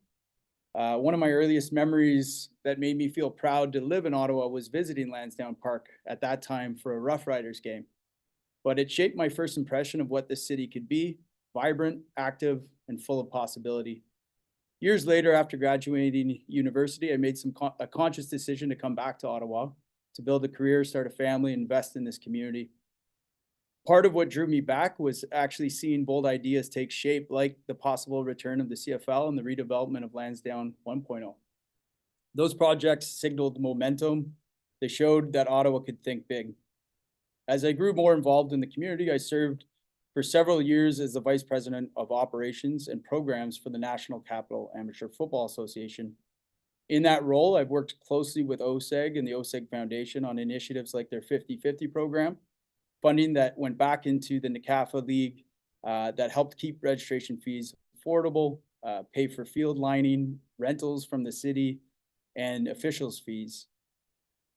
We've improved services for athletes and improved the attractiveness of playing sports as young people. That partnership made a tangible difference in tens of thousands of kids over the last 10 years. Today, through Youth Ottawa, we continue to collaborate with Lansdowne, bringing youth from across the city to games, connecting with them, finding employment opportunities, training opportunities, and helping them see an Ottawa that has a future worth getting excited about. I understand and appreciate that there are many perspectives on Lansdowne 2.0, and that careful consideration, transparency, and fiscal responsibility are essential. Those conversations are healthy, and they show that our city is being thoughtful about its future. I understand the caution that's been expressed today, but I also believe in balance, and that vision must be part of the equation. From my vantage point, though, what's clear after listening to everyone today, that Lansdowne really matters. It's not just as a set of buildings, but as a symbol of how we see ourselves. Projects like Lansdowne 2.0 are exactly the kind of civic investment that define what it feels to live in a great city. So yes, it's important to get the details right, but it's important that we don't lose the courage to act. Lansdowne 2.0 needs to happen, and when it does, it needs to be spectacular. We cannot take half measures. My worry is, and I say this with great respect, is just that if the project doesn't go through, it may never happen at all. And I think that that's the type of inaction that can drive young talent out of this city.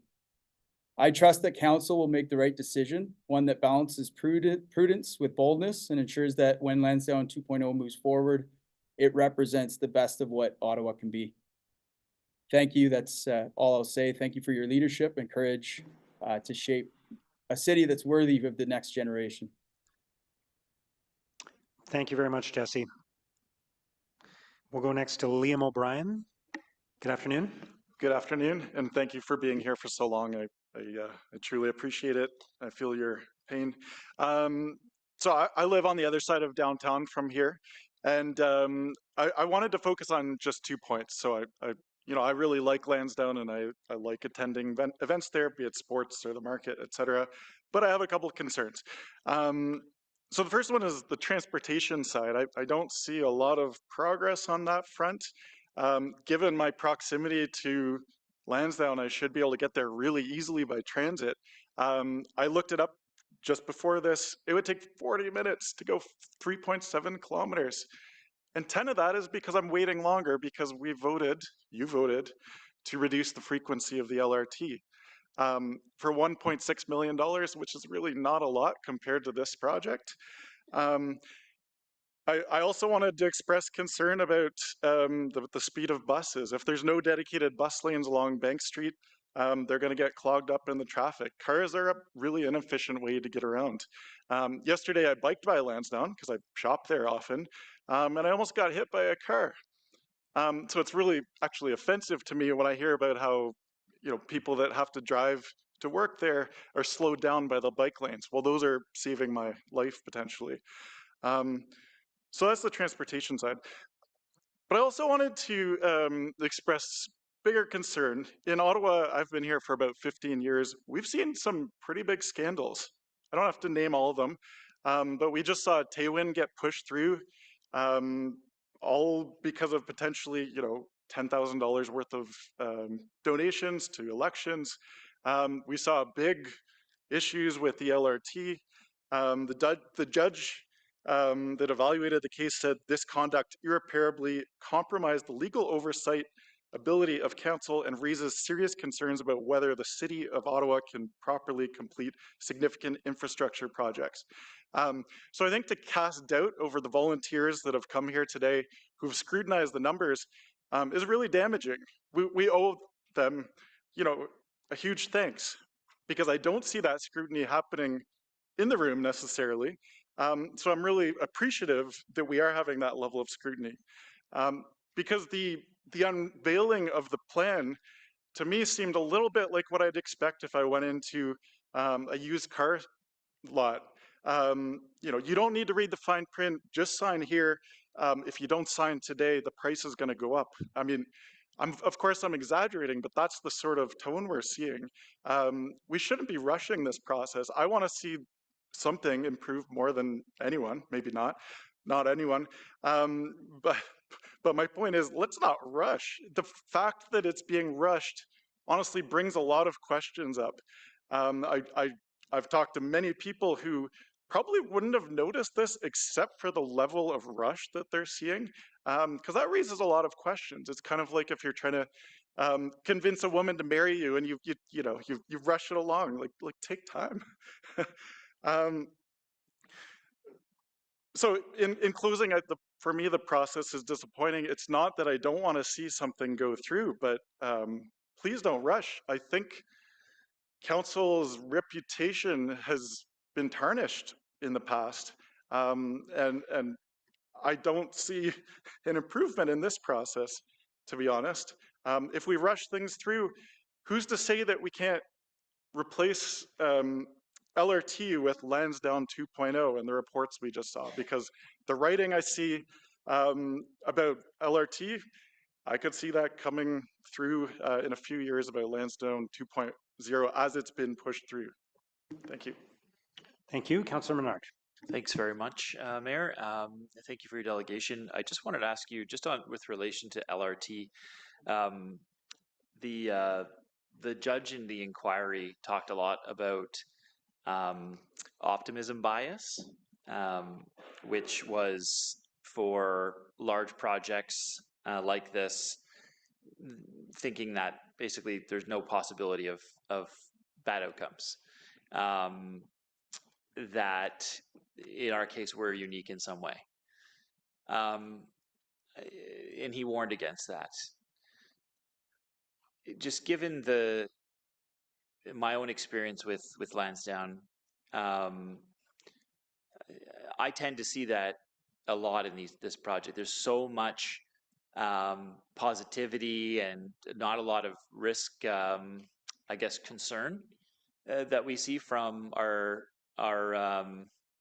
I guess, authority or executives in the city. It tends to be sell the project as much as possible because we think it's going to be good. And that's fair, a position that they think it's going to be good.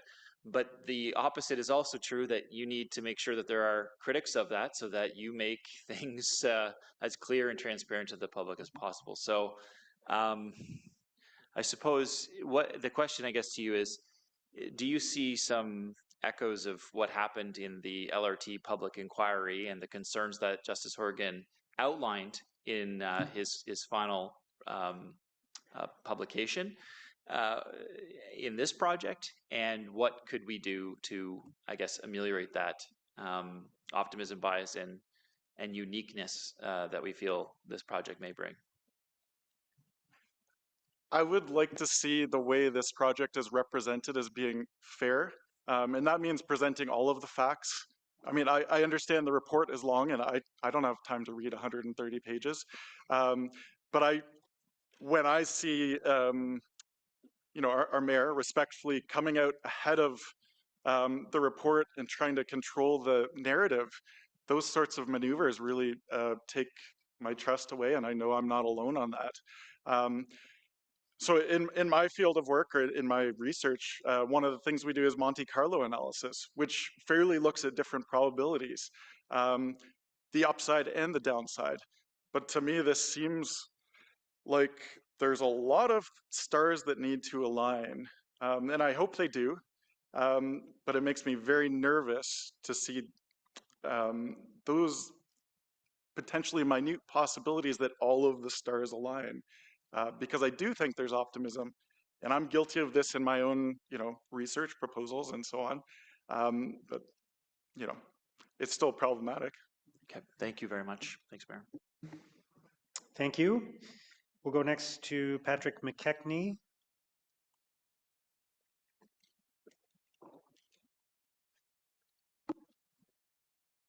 Is that online? Patrick McKechnie?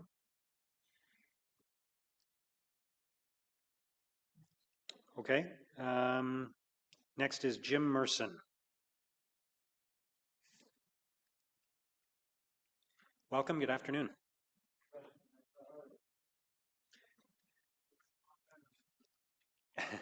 Just turn on that mic for us, please. Thank you. Yeah, okay. There we go. Thank you. Good afternoon, everyone. Mayor Sutcliffe, City Councillors, Committee Coordinator, members of the Finance and Corporate Services Committee who are here today. Good day. Bonjour. My name is Jim Merson. I wish to express my strong support for Lansdowne 2.0 and, in my humble opinion, encourage Council to proceed without delay, moving forward with this extremely vital investment in our city. I'm not a native Ottawan, having moved here from Montreal in 1975. I embraced my new home in many ways, meeting my late wife in 1979, raising 3 amazing children, and becoming an Ottawa Football Club season ticket holder way back then with the Rough Riders. Back then, the Montreal I left was already a world-class city. Ottawa, though, our nation's capital and my new home, was to me still a large town. Over the decades, though, through strong progressive municipal leadership, both with municipal government, with mayors such as Laurie Greenberg, Jackie Holtzman, Jim Durrell, Jim Watson, and now Mayor Sutcliffe, as well as local corporate builders such as the Ottawa Sports and Entertainment Group that are here today, and most recently, even Michael Andlauer and the Ottawa Senators. I have seen Ottawa grow into a truly world-class city, one that I am so very, very proud of. Move over a little. I am currently an owner and taxpayer in Mr. King's ward.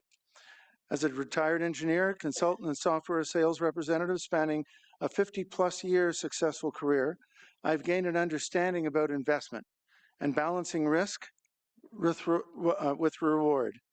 And throughout my career, I've heard many of my competitors spew FUD about my solutions. For those who may not be familiar with the acronym, that's fear, uncertainty, and doubt. Over the past 2 days and weeks, I've been witnessing too much FUD about Lansdowne 2.0. As adults, we should all know that in any initiative or endeavor, there's always an element of risk. Over the decades of my business life, I've succeeded by seizing opportunities while managing that risk. When listening to local and social media over the past weeks, people who purport to know what they are talking about seem to only tell part of the story in order to gain support for uncertainty in their attempt to derail Lansdowne 2.0. I believe that I represent the silent majority of Ottawans who are in support of real economic progress for our city. The reality is that Lansdowne 2.0 will be that economic driver for the city, helping to fund many more initiatives that the city currently struggles with to find ways and means to address. I agree with the conclusions cited in Deloitte's City of Ottawa Economic Impact Study for the Lansdowne 2.0 redevelopment final report, which I read in its entirety, published last month. Those conclusions are: 1, Lansdowne 2.0 represents a major economic opportunity for the City of Ottawa. 2, the lack of redevelopment could hold back Ottawa's economic growth, vitality, and reputation. And you've heard a lot from the business community here and others about that.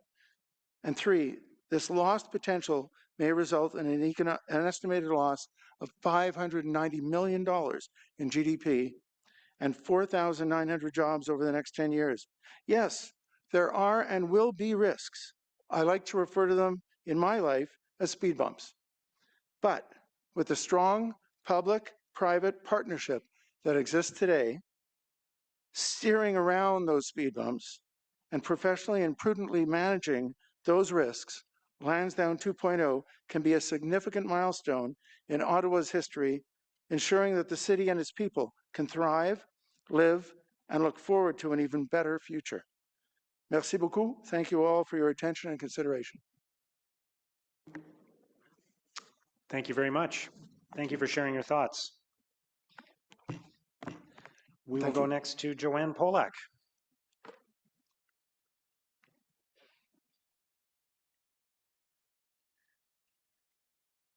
Perhaps I should say Order of Ottawa recipient Joanne Polak, new Order of Ottawa recipient Joanne Polak. Congratulations. Thank you very much. Oh. Please. No, thank you so much. Thank you for that, Mark. I just wanted to say that I'm so grateful for being inducted into the Order of Ottawa for the class of 2025.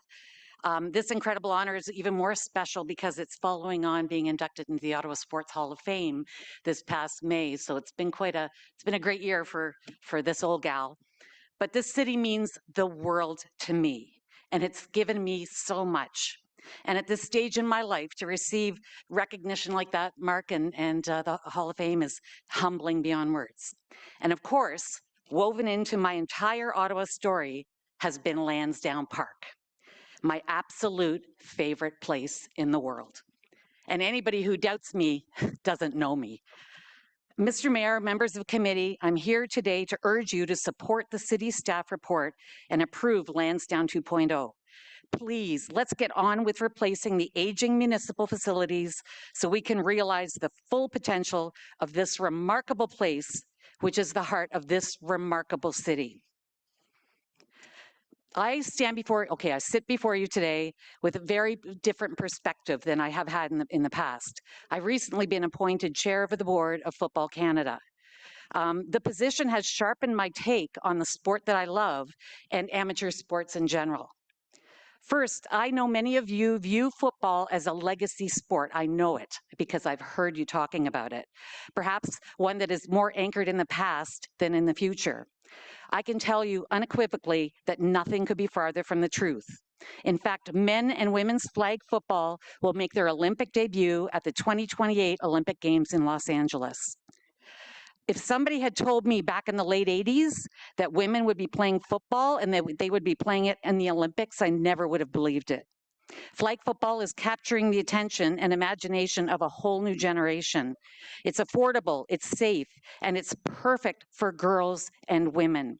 As a result, more and more girls are participating in a sport that was traditionally completely dominated by men. Amateur sports has never been more important in our society.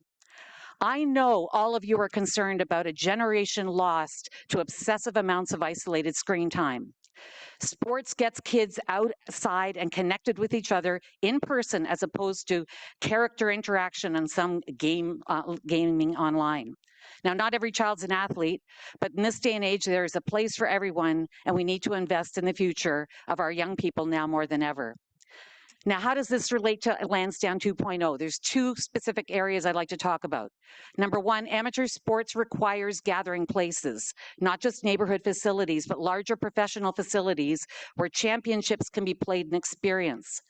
OSEG makes our Lansdowne facilities available to young men and women. Their support of amateur football through foundation funding and through access to facilities is substantial.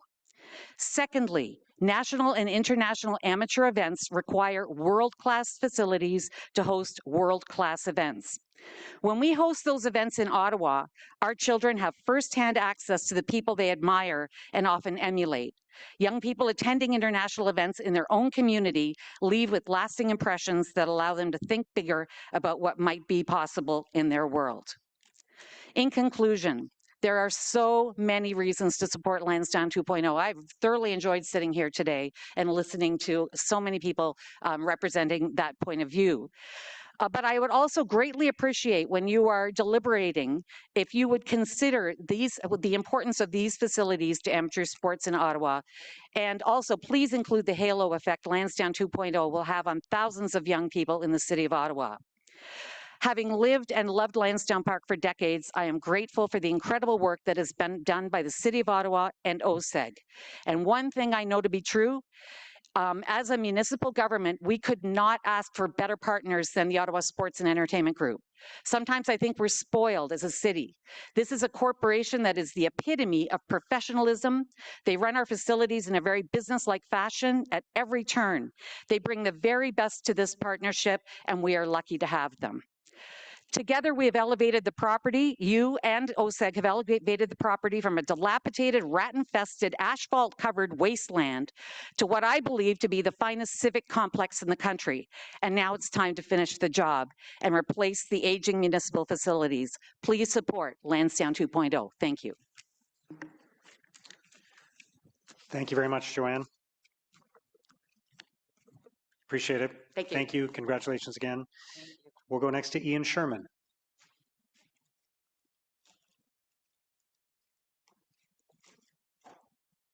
Good afternoon, Ian. Good afternoon.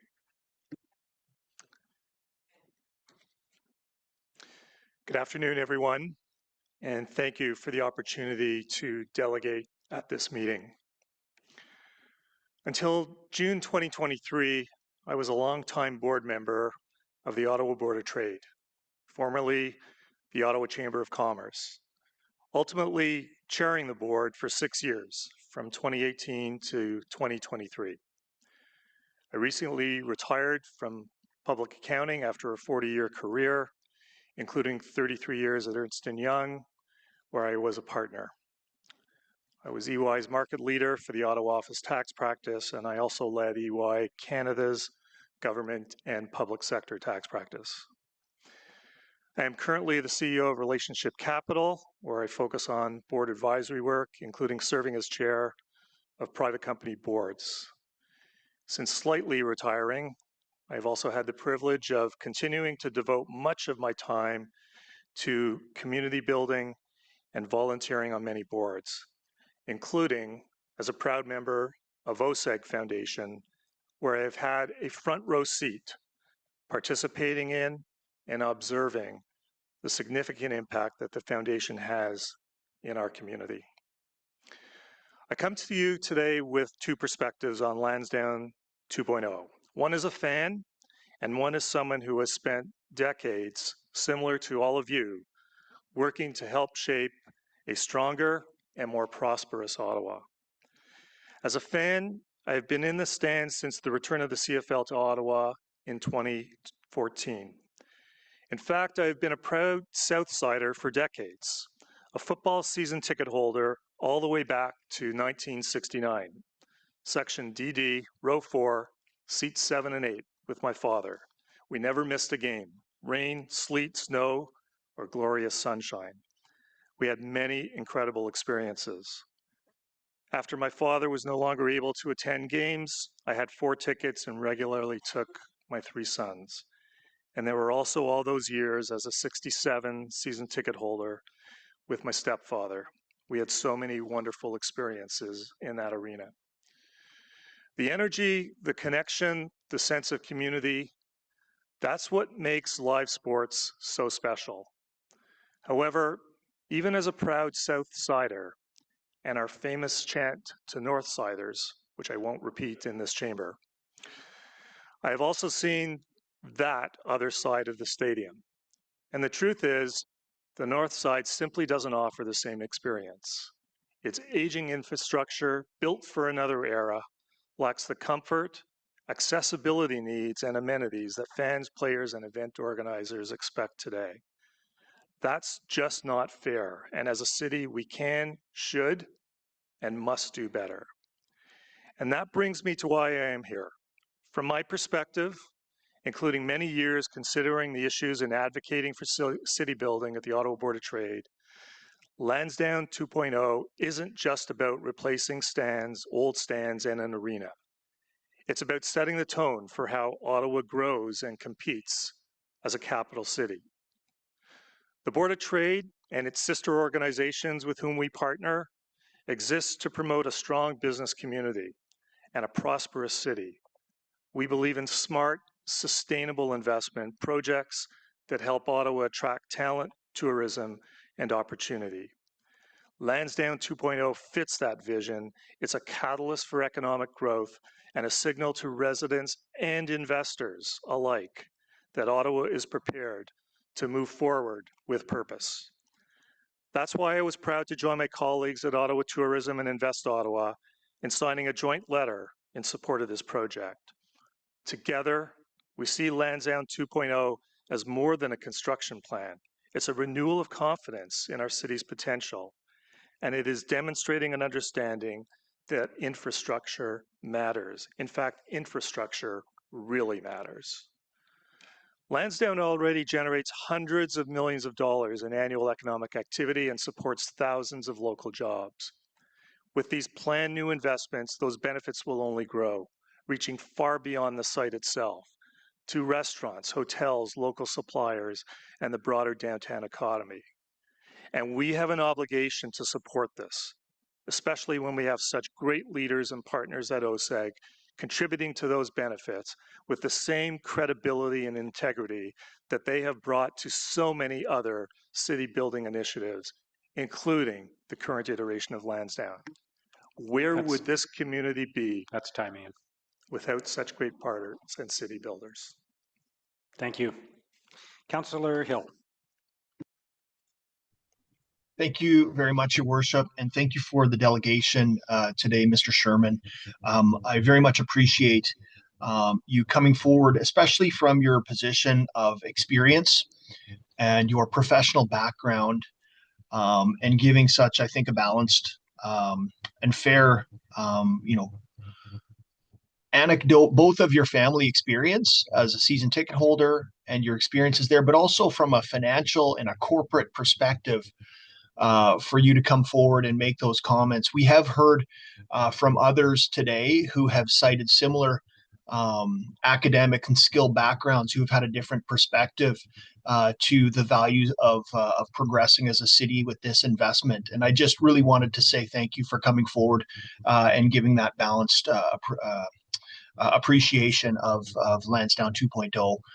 From your perspective. So thank you for taking the time to wait in line to delegate on this important issue, Mr. Sherman. Thank you. Thank you, Councillor Hill. Councillor Menard. Thanks. Thanks very much, Mayor. I do have some questions for you, and appreciate you being here and delegating to us. I do wonder if you're aware of the current replacement value of the Civic Center, the North Side stands. It's $140 million. The retail built in 2014, just 10 years ago, is valued at over $12 million. And the roof repairs that we made to the north side, the steel structure roof for the arena, was a $23 million debt that we took out just a few years ago that we're still paying off today. I wonder your views about stranding those assets, the value or replacement value of those assets, and proceeding with this plan.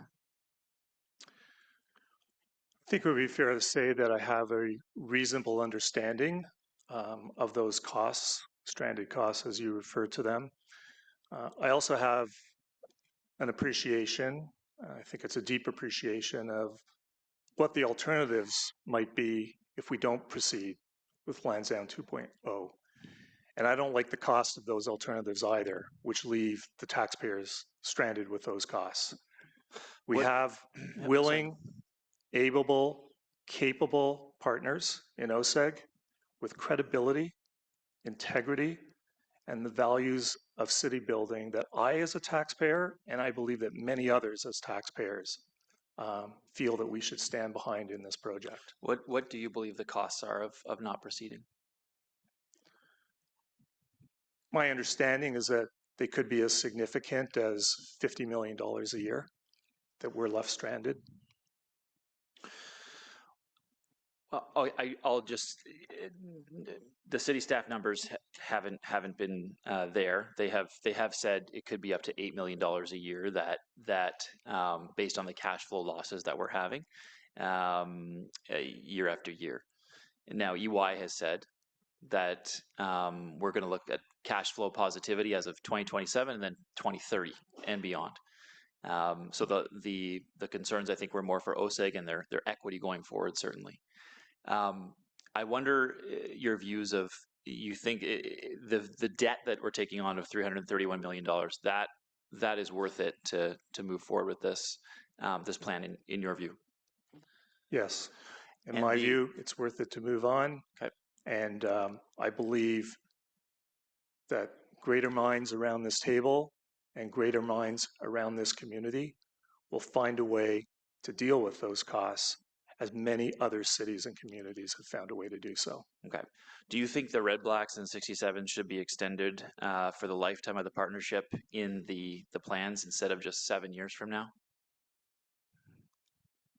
Can you rephrase that question for me, please? Yeah, just the guarantee that we've got for the Red Blacks and the 67s right now on paper, signed deal that would continue with Lansdowne 2 currently in the LPP is to 2032 for both of those teams to continue until, after which there is no I guess, potential default from not running those teams. So I guess you could say there's a guarantee that they're here for the next 7 years. After that, it's not guaranteed, and they could be sold or leave or not operated.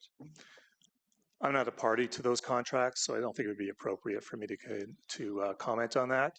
What I will say is I believe in those organizations. I believe in the principles behind those organizations, and I believe that they have demonstrated the quality and merit for this community that we should believe in their ability to proceed. The deal is back end loaded, so it's a 50-year deal to 2075. Most of those revenues come after 2052. Do you think that that balances our risk ratio in proceeding, or do you think that we need to not extend a deal so long into the future because of the risks it may hold with another P3 contract for the City of Ottawa? So again, not being a party to those agreements, I don't think it's appropriate for me to comment. If I heard your question earlier referencing an EY report, I should make it clear that notwithstanding the fact that I was a partner for many years at EY, I had no involvement with this file. I appreciated EY's report very much in their analysis of the risk in the plan, and just want to thank you for being here and engaging in conversation. Thank you. Thank you. Thank you, Mayor. Okay, Ian, thank you. Thank you very much. We're going to go back to Patrick McKechnie, who I believe is online now. Sorry for any technical issues. Go ahead whenever you're ready.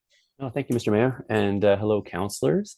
My name is Patrick McKechnie, and I'm here today not just as a sports fan, but as a proud father of two and a lifelong member of the Ottawa community living in Alta Vista, who believes in the power of shared spaces to bring people together. I've been a season seat member to the Red Blacks for the last decade, and like Ian, I'm a Southsider and won't begin our famous chant with the North Side today. Lansdowne Park's been a landmark and a gathering place in Ottawa for over 150 years. It's where we celebrated victories, we gather for festivals, shop locally, and connect with one another. Generations of Ottawans have made memories here, from football games to farmers markets, concerts, and community events. But today, Lansdowne's really showing its age. The infrastructure is outdated, accessibility is limited, and the facilities no longer reflect the values of a modern, inclusive city. Lansdowne 2.0 is our opportunity to change that. For sports fans, this redevelopment means a revitalized experience. A new event center will replace the aging TD Place Arena, offering better seating, improved sightlines, and full accessibility. It will be a home worthy to our Red Blacks, 67s, Atletico Ottawa, and our newest professional women's sports teams, the Ottawa Charge and Ottawa Rapid FC. And critically, it'll include gender-neutral facilities, from inclusive dressing rooms to equitable training spaces. As a girl dad, this is the kind of stuff I want to see. These upgrades aren't just about comfort, they're about dignity, representation, and ensuring that all athletes and fans feel welcome and respected. But Lansdowne 2.0 isn't just for fans like me in jerseys. This project also offers a year-round cultural and social hub for non-sports fans. Exhibition Way will feature local shops, dining, and modern concert venues. And the Great Lawn will host gatherings, farmers markets, and community events, ensuring a welcoming space for all. This isn't just a renovation, it's a reinvestment in one of the heartbeats of our city. So I ask you today to support Lansdowne 2.0, not just for the fans, but for families like mine, small businesses, artists, and everyone who calls Ottawa home. Let's build a Lansdowne that reflects who we are and who we aspire to be: inclusive, vibrant, and future ready. Thank you for letting me speak today. Thank you very much. All right, we will move on to Laurier Giamaria. Laurier Giamaria. Good afternoon.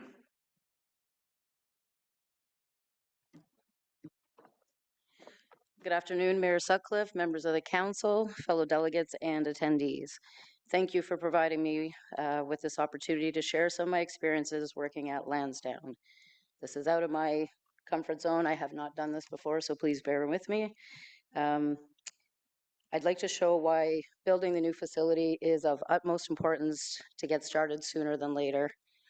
Proud to say I've spent my working years involved in the local music scene, local festival circuit, hospitality, and service industries. For the last 11 years since day one, when we reopened again, I've worked at Lansdowne for Levy Canada.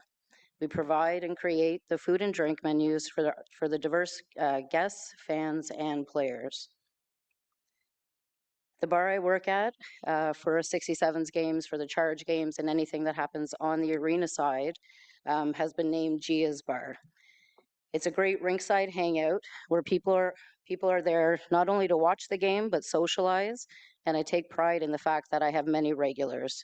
From 2 months old, wearing little Ottawa 67s jerseys or charge jerseys, to age 93 years of age. Generations of fans come to experience a game and make memories. It's truly something special. A fair number of the regulars at the 67s games have some form of a disability. The lack of elevators in the President's Stadium is therefore unacceptable. There is one floor for the fans who have mobility issues, as well as the catering staff, and for the delivery of stock to the lower level concessions and bars. One elevator. Furthermore, the windows in the building aren't weather tight. Gates 1 and 2, at times in the winter, staff are wearing their toques, jackets, and gloves as, excuse me, during the winter months. The employee entrance is not accessible, and some staff do have mobility issues. Lastly, the rainwater, melting snow, leaks from the ceiling and forms puddles. Sorry, could I actually get my slide up? I forgot to ask, sorry. Yes, sorry. The one of 2. Oh, it is, sorry. Again, sorry guys.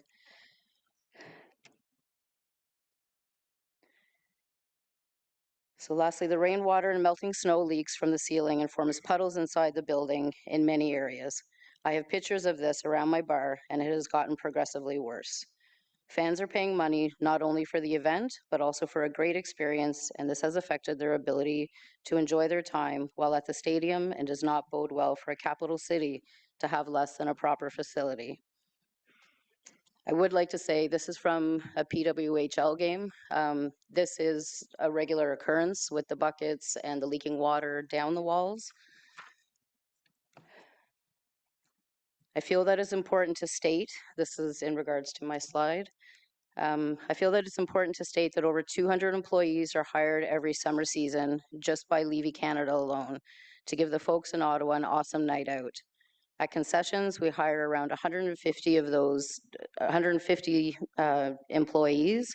Culinary team makes up the rest to give us our 200 employees for the season. We've partnered with Lionhearts. They're a company that takes potential food waste, redistributes to people in our city in the greatest of needs. We have students that have been with us studying abroad, come back home for the summer, and work with us for the season, making enough money at their part-time jobs to not have to go out and get student loans. We've seen this year after year, a lot of the same students come back to work with us, and it's something we are proud of. We cater to, we're a supportive and inclusive company that hires many members of our marginalized communities and new immigrants. Students from our local colleges come to gain experience in this industry with us. There's a job position for many segments of our ever-growing diverse city. Many people have to supplement their incomes, and through Lansdowne 2.0, we'll be able to provide them with the opportunity to do so. For years now, we've worked with Live, Work, Play, and we've partnered with them to bring in extra employees to give them an opportunity to shine in a position that may not have been available to them without this stadium. In closing, not only do I support what OSEG, its partners, community business members, and along with city staff are trying to accomplish for our city, I applaud them for the vision and sticking with it. Our great fans deserve an accessible, comfortable environment when they come to our place to continue to make memories and have a nice time with their friends and families.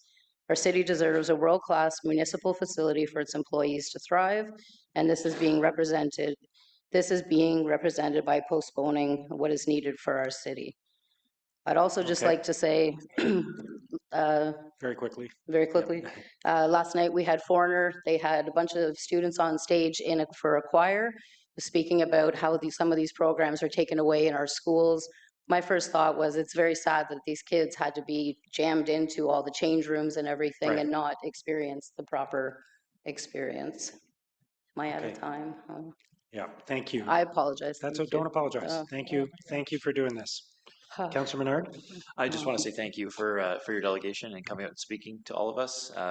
You did well in your presentation. I wanted to just ask about the leaks and the buckets, because we're hearing this from people. There's leaks in the building, and of course the city spent $23 million at one point to help repair the corroded steel roof not too long ago. But the leaks are separate. It's an open air stadium, and then of course the arena's underneath it. OSEG is responsible for maintaining the building. Do they ever talk to you about why those leaks continue to occur and whether or not they can be fixed? You're asking if OSEG has spoken to me about fixing leaks?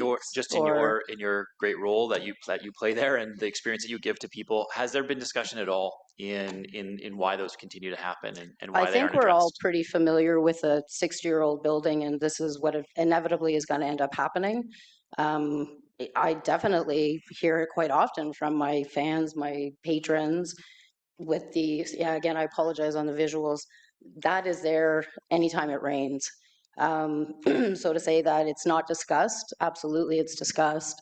But I think, again, the answer would be you can't patch these kinds of things. This is where our new stadium would not only broaden who we're able to assist in hiring and bringing into our stadium, but these very intense projects they'd be fixing these issues. I apologize, Councillor Menard. As I say, I'm the bartender at the stadium. You can come by and see me. We'll have a drink or so. I love that. When it comes to structure, it's far out of my reach. Yeah, but as I say, no, it's pretty obvious that this Yeah. is not a patch job, eh? Yeah, absolutely. It's not, Cool. and I know it's not your role at all. Yeah, I just no, but wonder I about those do appreciate the conversations. question because Yeah. I do interact with my customers for sure. Absolutely, For sure. and it sounds like you do an amazing Cool. job and give people a good experience there, and definitely want to thank you for that. I think there's a lot more questions that probably need to be asked of OSEG and how that maintenance occurs, and of the city, and what can and cannot be done into the future with that facility. So what I would actually offer for you in that same kind of vein of the structure and the leak, this Friday, the Ottawa 67s are actually playing the London Knights. It's our Halloween game. I would love to see as many faces as I could come on down, general admission side, Gia's Bar. It's going to be pouring rain tomorrow and Friday, so you will see exactly what I speak of, that I'm not articulating the best, but just know that it's embarrassing, to be quite frank with you. So yes, I definitely speak with my clients, my fans, the team's fans. And I know we can do better as a city. I've seen it and I believe in it. And as I say, this partnership with OSEG is very far reaching. And I'm super proud and I really appreciate this opportunity to be able to do this too. absolutely, thank you so much for being here. Take care.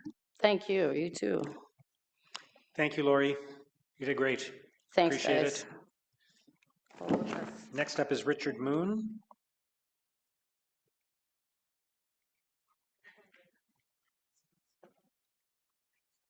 Welcome. Good afternoon. Thank you, Mayor, councillors, city staff, and the public. My name is Richard Moon, and I'm a taxpayer in Westboro. Thank you for this opportunity. At the outset, I'd like to be very clear that I'm not anti-development. I'm not anti-investment.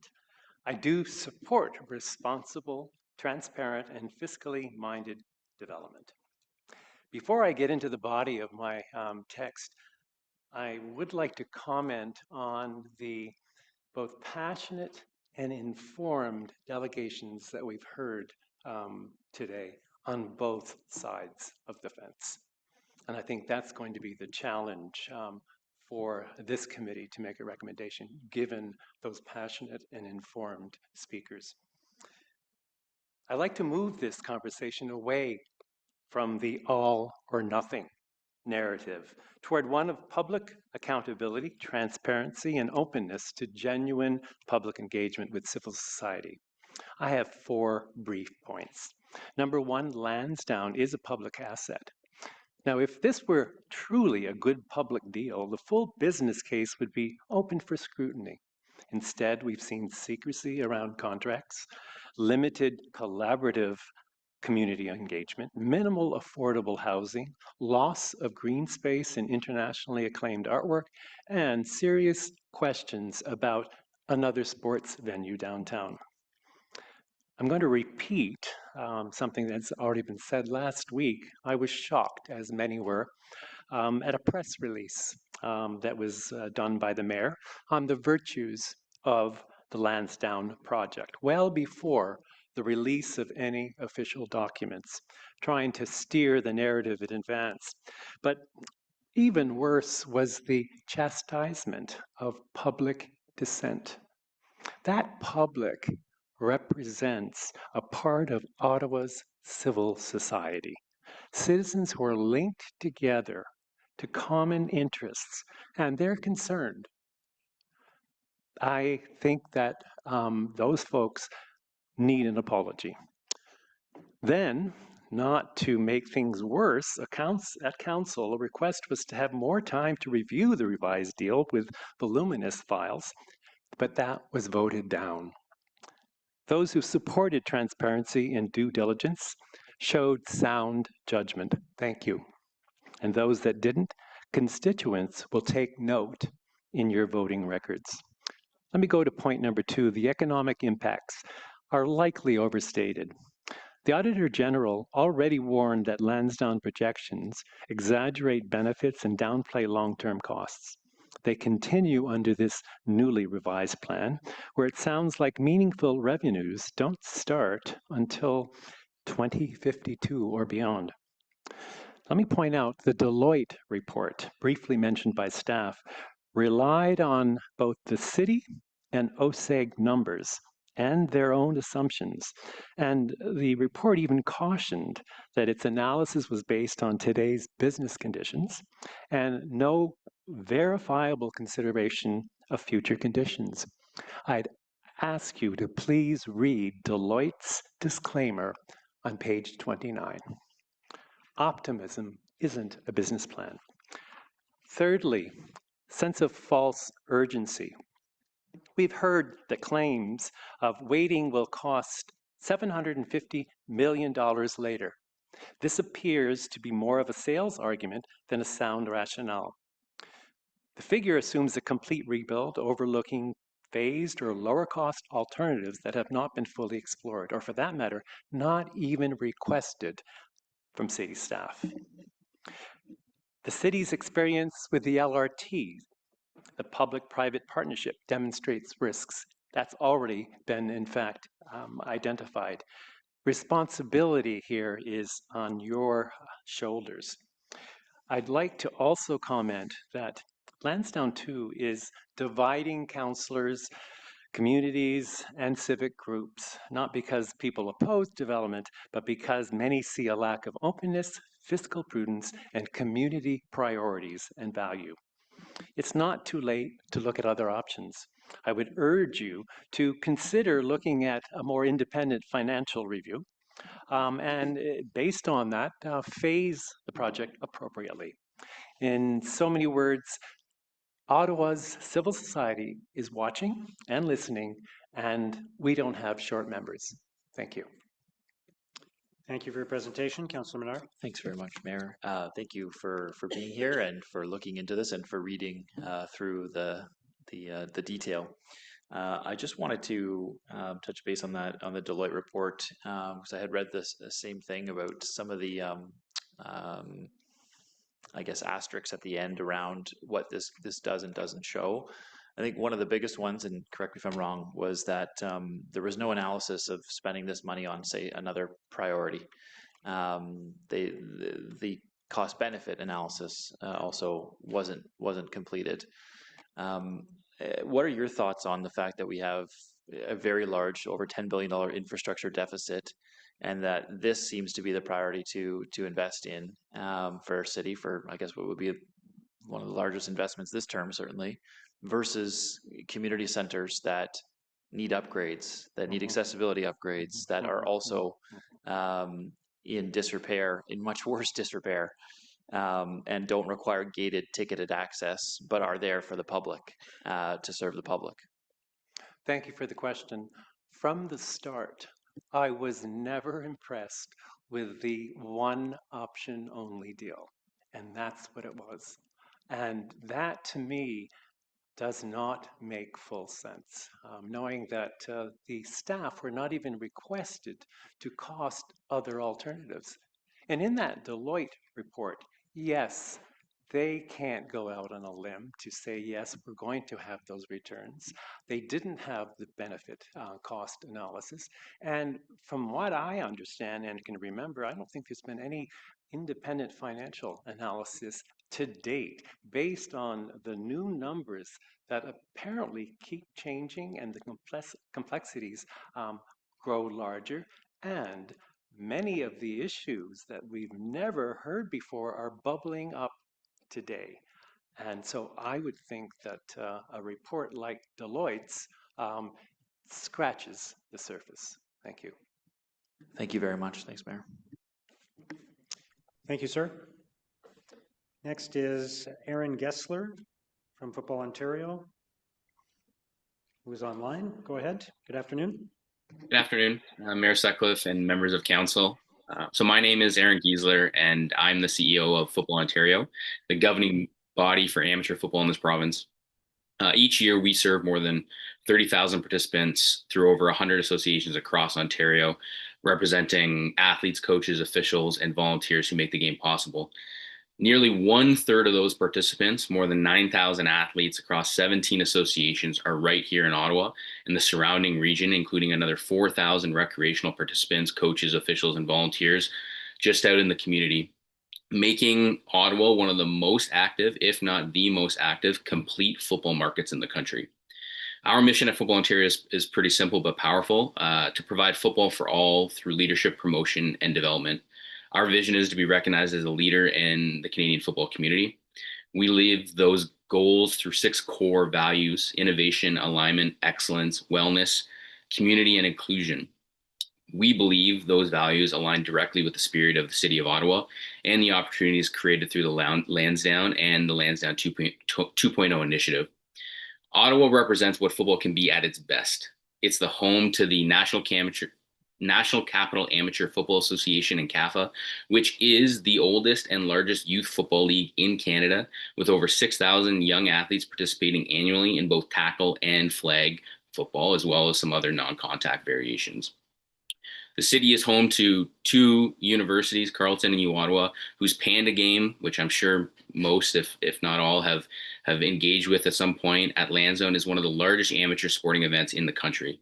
It's home to thriving high school and junior programs. It's home to 6 new women's tackle programs, which is a part of our new Ontario Women's Tackle Football League that stems across 22 associations now provincially within the past 3 years. As well as a massively growing flag and touch football participation base that has stemmed through a history of touch football and flag football across the city of Ottawa, which is the future of our sport. It's inclusive, accessible, and it's very community driven. Few cities in Canada can match the scale and diversity of Ottawa's football community. The addition of flag football to the 2028 Olympic Games has created unprecedented momentum across schools, clubs, and recreations programs. We're seeing exponential growth, especially among women, girls, and new Canadians. Ottawa is already a leader in this space and is positioned to become the national hub for international pre-Olympic flag football events, world qualifiers, and major national showcases. With the right infrastructure and support, Lansdowne can serve as the flagship venue for these events, helping bring the world to Ottawa and showcasing the city as a destination of sport and community engagement, and specifically for Canadian football. At the same time, tackle football remains deeply rooted in Ottawa's culture and identity.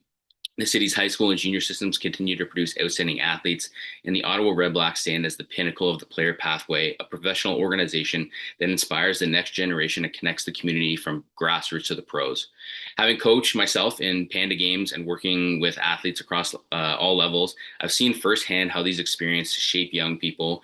When kids can watch a Red Black game or see a university rivalry at Lansdowne, it gives them something to strive for, a tangible example of where hard work and community support can take them. On a personal level, my own family has enjoyed countless moments at Lansdowne, whether attending games, community events, or spending time there during the holidays. You know, we love the big Christmas tree. The kids love the lights. It's a place that holds memories for thousands of Ottawa families, a place where sport and community come together naturally. That's what makes it so important to the identity of the city. It's not just a stadium, it's a gathering place that reflects Ottawa's values. Ottawa has produced an incredible list of homegrown players who have made impact nationally and internationally in the sport of football. They started on local fields, and now they carry Ottawa's name proudly on CFL and NFL fields across North America. That's the legacy of community-driven football, and it's a legacy worth protecting and growing. Investing in Lansdowne isn't just about enhancing a venue, it's about reinforcing a network that supports physical wellness, social inclusion, and civic pride. It's about creating opportunities for youth, empowering local associations, and positioning Ottawa as both a leader in participation and a destination for global football events.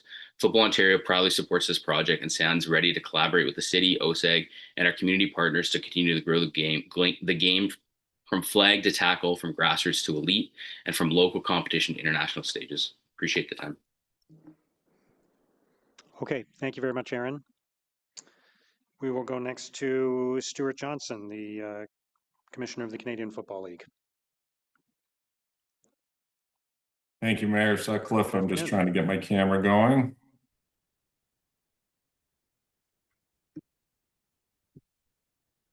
Good day, Mayor Sutcliffe and committee members. Thank you for your dedication to this great city, and thank you for this opportunity. As someone who grew up in Ottawa and attended many games in those rickety stands 40 years ago, cheering on the old Rough Riders, as well as donning my favorite 67s hockey jersey to attend games at the Civic Center, and now as Commissioner of the CFL, I'm here in support of the Lansdowne 2.0 project. It's a win for Ottawa, well thought out, and sure to make Lansdowne, already a great gathering place, even better.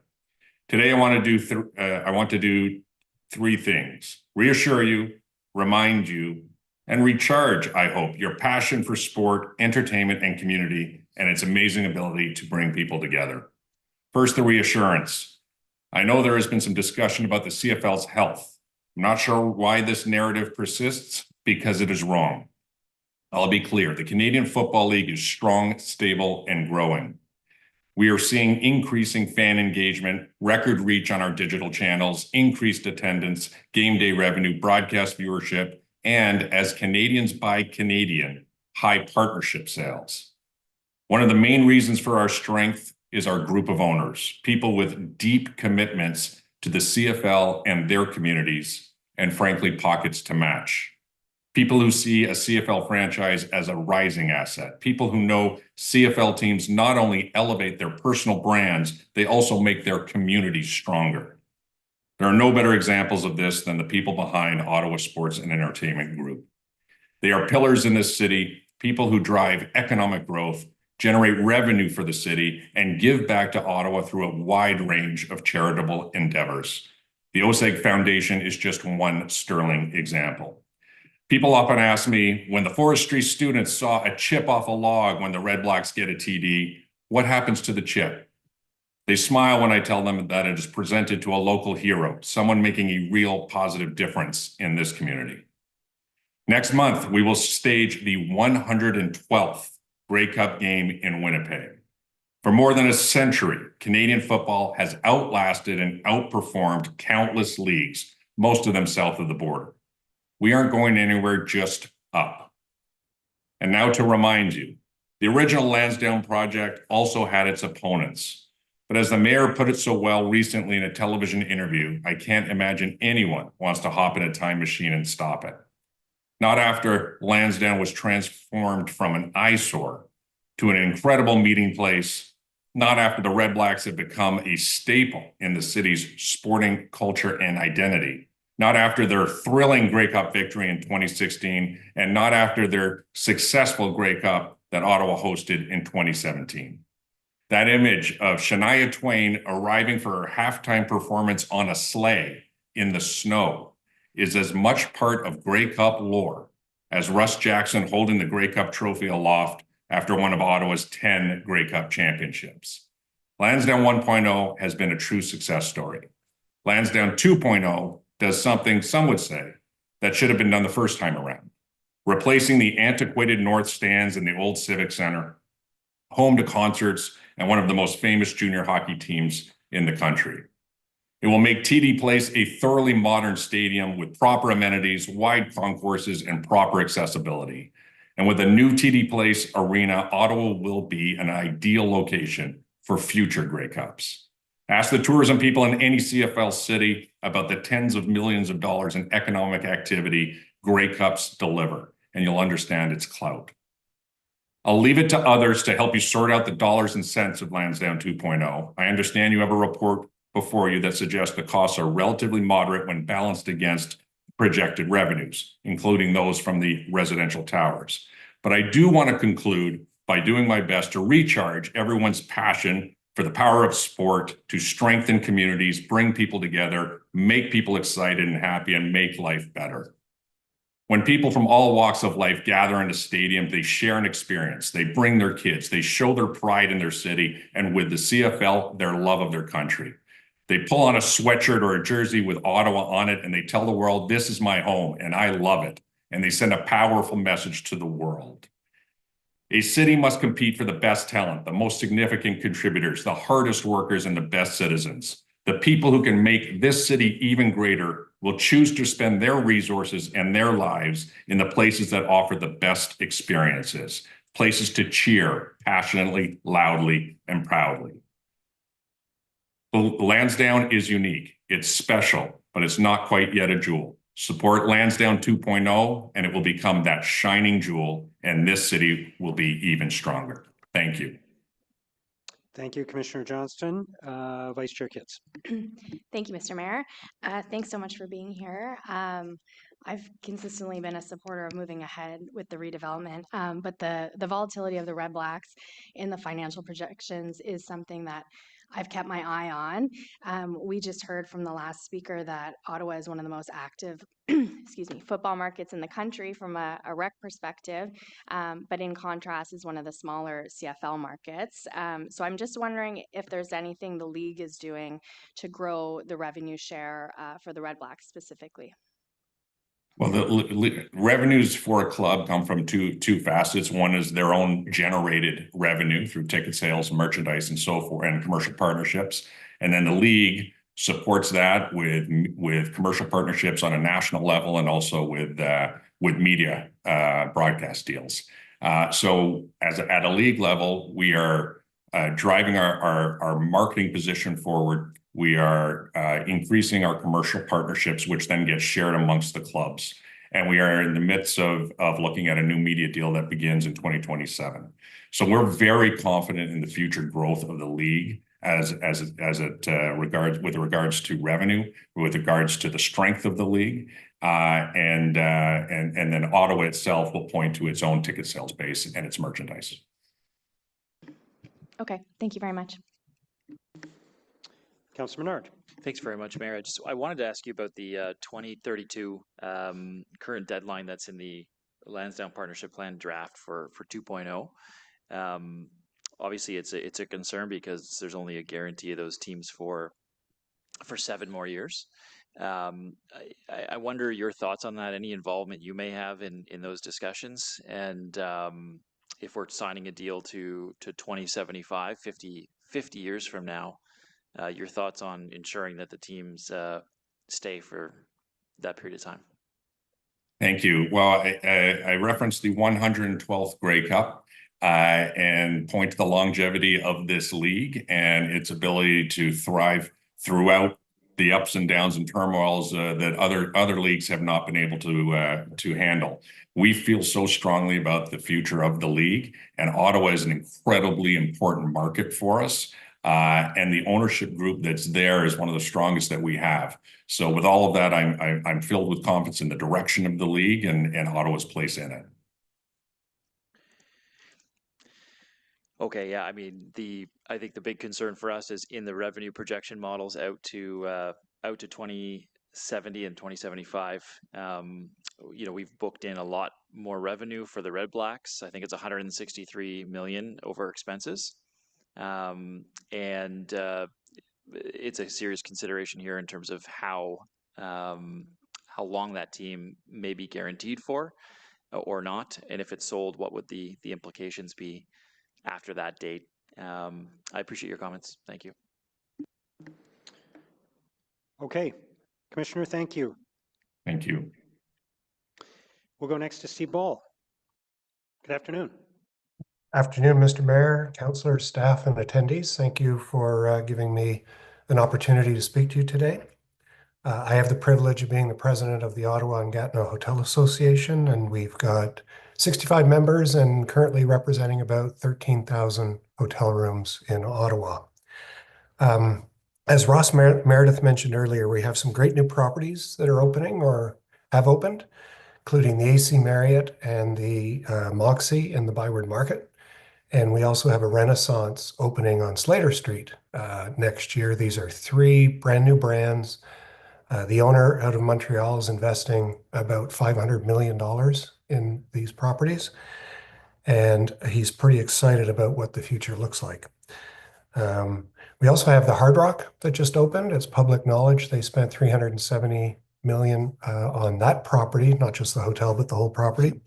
And we have an alt opening at the Ottawa Airport coming very soon, as well as a number of limited service smaller properties right from Orleans to Canada. It's a very exciting time for the hotel industry in Ottawa right now. As an FYI, the current property tax base from 2024 that hotels provided to the city was just under $34 million. So these influx of new hotels demonstrate confidence by investors in the Ottawa market. And these investors, believe me, they do their homework before they make a decision to spend that kind of money on properties. So you heard this morning, we attract about 10 million visitors annually. They spend about $2.5 billion in our city. And I think it's important to highlight that the revenue generated from the visitor market ultimately helps to reduce the tax burden that would otherwise be placed on local taxpayers. For a city facility that attracts large sporting and entertainment events, we feel the city has an obligation with Lansdowne to provide safe, modern, and an accommodating facility. I don't pretend to know or advise you on what the final product needs to look like. There's experts that do that. But I can say quite confidently that without these improvements, tour and the halls I represent will feel the effects, especially when we're adding all of these new hotel rooms. Also, please consider in your deliberations the financial returns from a project will come from far beyond just what the facility and OSAG are going to generate in this partnership. There's a huge indirect economic benefit to the community business that takes down, and we can't discount the value of this economic windfall. As an example, the wheelchair basketball tournament that Wendy referenced earlier is forecasted to return about $23 million to our community. So OGHA, along with other major business associations, supports the move towards keeping Lansdowne Park competitive and some community grow and thrive for years in the future. And I'll close by repeating what Ross said earlier. At our September board meeting, the OG board united in favor of increasing the MAT to 6%. And surprisingly to me, they agreed that we wanted to start it in January and not necessarily what was suggested as 27 or 28. I think this demonstrates confidence by the industry and how a city in Ottawa tourism will use additional for tourism growth, as well as trusting the governance structure with which our partnership operates under. So with that, thank you for having the opportunity to speak, and I saved you all 1 minute. Thank you for that, Steve. Councillor Leeper. Thank you very much, Steve. The MAT is set to go up by 20% from a 5% rate to a 6% rate. I think we heard from Ross that the board was unanimous in approving that, and that the board represents somewhere around 70% of the hotel rooms in Ottawa. Did you make any effort to speak with the owners of the rooms that are accounted for by the 30% who are not board members? So, first of all, Councillor, I don't really deal at the ownership level. I deal at the general manager level. And in some cases, I can't even tell you who owns certain properties. Quite convoluted. They may own, 40 different properties on the continent. But at a general manager level, yes, a letter went out from the city alerting the membership that this was coming. It explained that final approval of this wouldn't happen until council voted on it in December, but that the expectation is that this would go through and that they should prepare their systems and their staffing and their future sales team to account for the extra increase. Okay. If my math is not wrong, I think the amount of the MAT that would be going to Lansdowne repayment in that first year would be 6.7%. So 2/3 of the new 1% or the $5 million, 2 out of $5 million. I don't know if you're in a position to say today, but if we fixed the amount of the MAT going to Lansdowne repayment at 6.7%, so that it would grow as MAT receipts grew, do you anticipate that that would be controversial with the board? No, not at all. In fact, what's great about this relationship, and trust me when I tell you that it's revered across the country, where the envy across the country is the nature of the partnership. And the way it's going forward and starting 2026 is the 1% that's being filtered through to the city is really under the purview of the city to determine how they wish to invest that money. Although the legislation that was drafted by the province at the time, Richard McKinnell, Terry Mundell, and I, outlines that it should be targeted for visitor-related activities, whether it's the portion that ends up at the DMO or the portion that ends up at the city. So that helps to keep the hotel industry and community on side around MAT increases and use of MAT when people are following the intention that was drafted in the legislation. How you stick handle the amounts, that's up to you and council to talk about when you see fit to do so. Okay. Steve, thank you. Thank you, You're Mayor. welcome. Thank you, Councillor Leeper. Steve, thank you. We'll go next to John Sinden.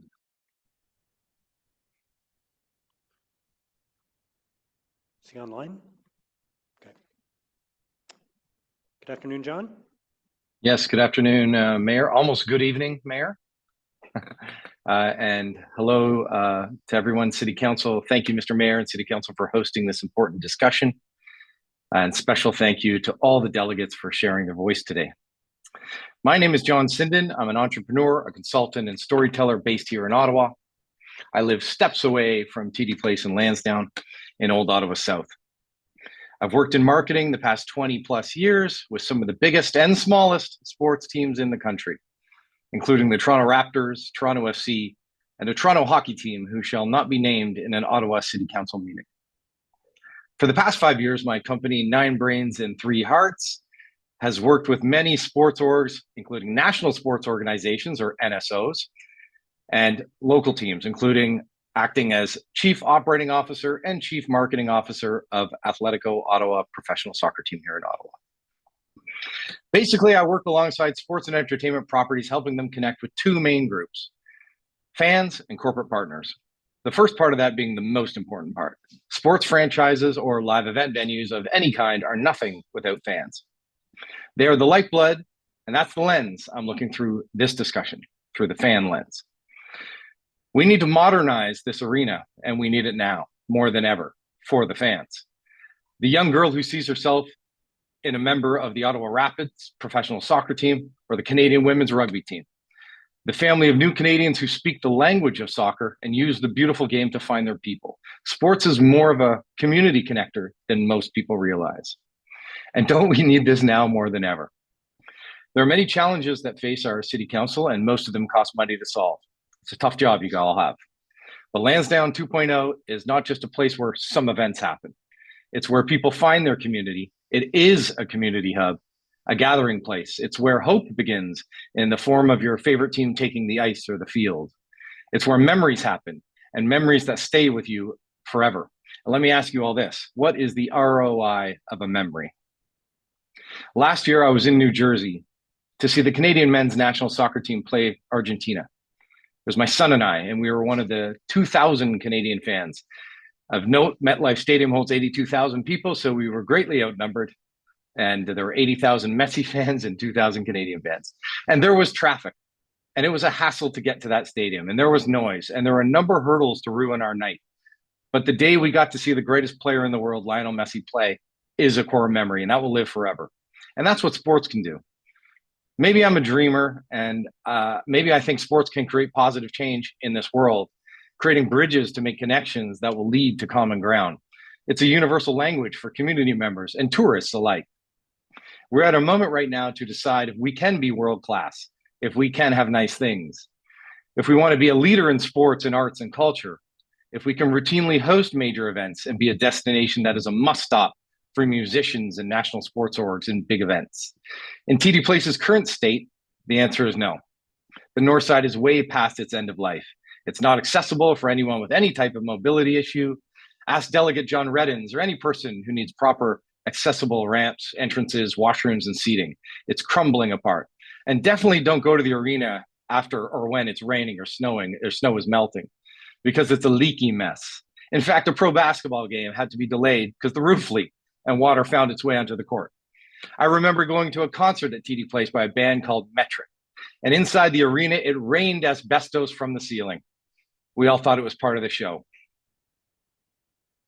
It was a good run for TD Place, but we can do better.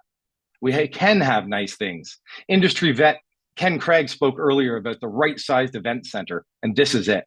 Let's modernize so future events are the best they can be and future memories can be made. Updating the stadium and surrounding area is just a piece of the puzzle, but the message it shows to the global sports and entertainment community is that we're ready and we are world-class and we do welcome you. Please support Lansdowne 2.0. Your kids will thank you, and your kids' kids will thank you. I appreciate your time and allowing me to speak. Thank you very much, John. Councillor Menard. Thank you very much, Mayor. Hi, John. Nice to see you again. Thanks for coming out here. We've seen you here before. These any Lansdowne debate, you're always here, and it's nice to chat with you again. And as a fellow Old Ottawa South resident, I do want to talk to you just a little bit about the piece you mentioned around children, because anytime I talk to schools about this issue, they get concerned, and their concerns are around the tobogganing hill that's there. They have raised concerns with me about the loss of that hill where you can browse games from afar with families. That's going to be torn out at a cost of $8 million. And they've shared with me that they like Lansdowne as it is right now, that they want more play structures there, that they want a proper public realm improvement with a proper splash pad instead of the one that you can slip and fall on so easily. I don't know if you know it with your kids going over there. I just, you know, some of the positivity about the plan. Are you concerned about anything with the plan, the loss of green space, or some of that sledding hill for kids, or the browsing from afar? Is any of that a concern for you, or that's all part of business? Well, I mean, I do like Freebie Hill, as sometimes it's called, for fans watching games for free. But, you know, most sports teams in the building are for-profit organizations, and you know, removing that altogether isn't maybe the worst thing in the world. But I do like the fact that you can kind of sneak in and catch the end of something if you want to, and not pay a full ticket price. The toboggan hill is icy and slick, and I don't think it's like a real toboggan hill. I know lots of people use it, but you know, maybe you know, losing that for a world-class event center. I mean, it's not a, you know, for the few times that one might toboggan to the many times that one would use an event center, I don't think it's even it's not a debate. with regard to the public realm improvements, there was about $10 million allocated or discussed, I guess, in one of the earlier reports. Very seldomly discussed now. So of the 419 million, the 10 million is outside of that. That's for like a safe crossing at the QED, or accessible pathways to get to and from Lansdowne. I'm just wondering your thoughts on those type of investments, in addition to the ticketed access sports investments. Thank you for your question. Is it between? Is it a safe crossing or not a safe crossing? Is that the question, Councillor? It's the public realm investments that would be implemented that are currently not funded. We are finding lots of money to invest in the sports infrastructure, but on the public realm investments, the 10 million it's not in the plan, and we're fingers crossed, hopeful. $1 million a year might come in, but just wondering your thoughts on public realm investments versus the investments in the sports facilities for-profit partners. Well, I have to imagine it's all connected. I'm in favor of getting to the stadium safer. I'm in favor of, I ride my cycle everywhere, and Councillor, I know you know that. We see each other like ships passing in the night sometimes. I noticed you weren't wearing your helmet the other. No, I'm just kidding. The idea of I want more bike parking, I want more accessible parking for accessibility drop-off and pickup vehicles, but I do think I do think that is part of it. I mean, I've heard a lot of the debate today about transit and kind of blocking up the Glebe area of cars. I mean, if you've ever been to East 161st Street in New York after a Yankee game, it's hard to get around. Like, that's what a world-class city, that's just a price you got to pay to be a world-class city. It's challenging. And then you find your way to the transit or to the Uber or to whatever it may be. And I just think these are small details that can be figured out by smart people like City Council, and retaining experts on the get experts on the case, and it will be solved. I don't think it's enough of a barrier to prevent moving forward with a Lansdowne 2.0 project, because it's going to cost more in the future. We need it now, and have you ever been walking through there when it's raining? Like it is. My new favorite bartender on planet Earth, Laurier, the delegate who spoke earlier, she was incredible, and she's right. It's embarrassing. It is. She's got to sit there and explain it to fans. And you know what? It should be fixed. Why isn't it fixed? Why are we not replacing the membrane that we can replace there? Why are we not doing those capital works that should be done to the stadium? Why are we letting it get to that state? I think that's an important question that needs to be answered. Why hasn't it been maintained properly and invested in so that it doesn't leak?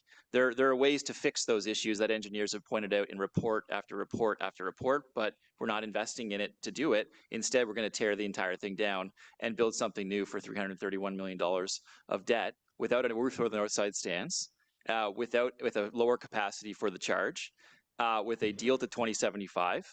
And with a huge amount of risk that we're taking on without the public investment that we need on the other side. So respectfully, I obviously don't agree that this makes sense, and I appreciate your delegation certainly, and wish you well in your work. You do work with OSEG sometimes. I think in the past you worked directly with OSEG.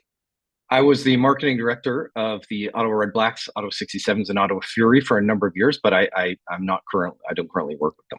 Okay, they're great people. Yeah, no, that's fair. I think most delegates here that have come out in favor have some relationship with OSEG in some way, and understand. And I buy tickets to all the events, so in that way I have a relationship with them. I own going jerseys there too. Yeah. I love going to events. I own jerseys, so I have a relationship. I guess I contribute that way as well. So look, John, thanks for being here, and wish you well. Thank you, Councillor. Okay, thank you, John. We'll go next to Joanne Quinello. Welcome. Thank you. Good afternoon, or going on to evening, I'm sorry to say.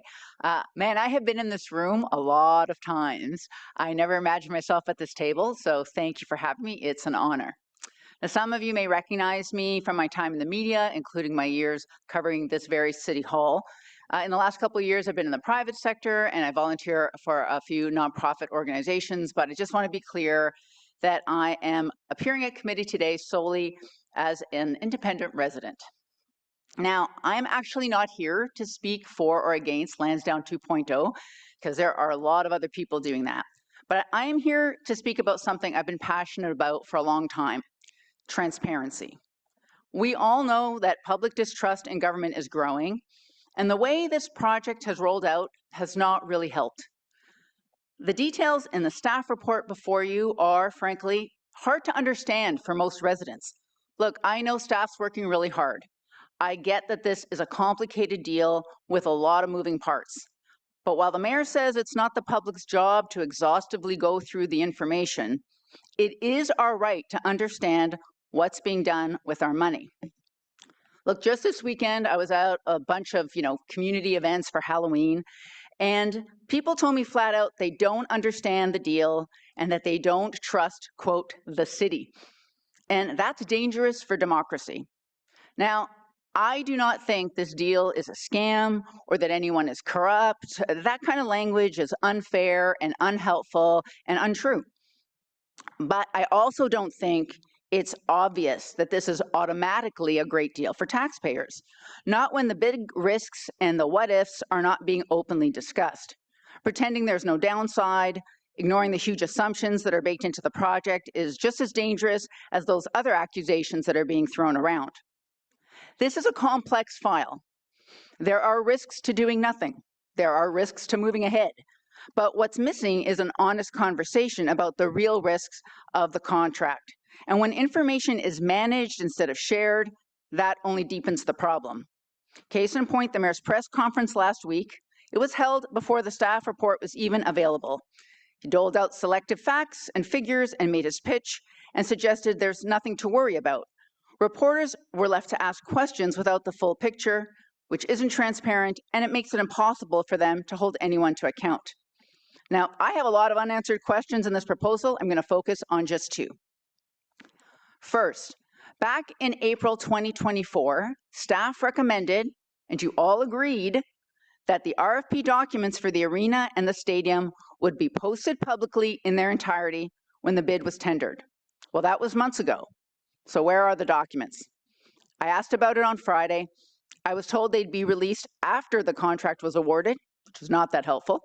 I pushed back, and on Monday, the city told me that council members would get the documentation this week. I hope you have it. But for the members of the public, we won't see them until after you voted. So that's not transparent. It's not what council promised, and it gives the impression you've got something to hide, even if you don't. Now, second, the report talks about a fixed price bid for the new event center and the north side stands. But it also says the city and not the builder is responsible for any cost overruns. And there are always cost overruns. Just look at the Confederation line, a $2.1 billion fixed price project. And you know how that's going.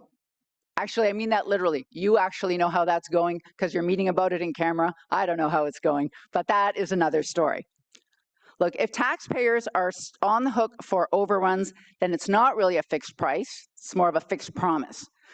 When the public hears that phrase, they think that the cost is locked in. And so when the cost is higher later, and we're paying for it, they become cynical. That difference really matters. Despite what's been said over the past week, the final decision on Lansdowne 2.0 wasn't made in 2023. It'll be made when you vote on November 7th. Transparency and accountability are not luxuries. They're the bare minimum for public trust. So I'm asking you to take the steps necessary to make sure that residents can see the documents, understand risks, and have confidence that you've examined this deal with rigor and responsibility that your office demands. Because it won't matter what decision you make if the people don't trust how you made it. Thank you. Thank you, Councillor Devine. Thank you, Chair. Joanne, thank you for delegating, and thank you for speaking to the issue of transparency. I know that is something that I've been consistently concerned about. When we as the City of Ottawa, when we make mistakes, as we have in the past, and we are told to be wary of making those mistakes again for fear of further eroding public trust, that's something that I think that, you know, we all have to take into account. And I have heard from my own constituents, you know, the rumblings of, look, there's Ottawa doing it again.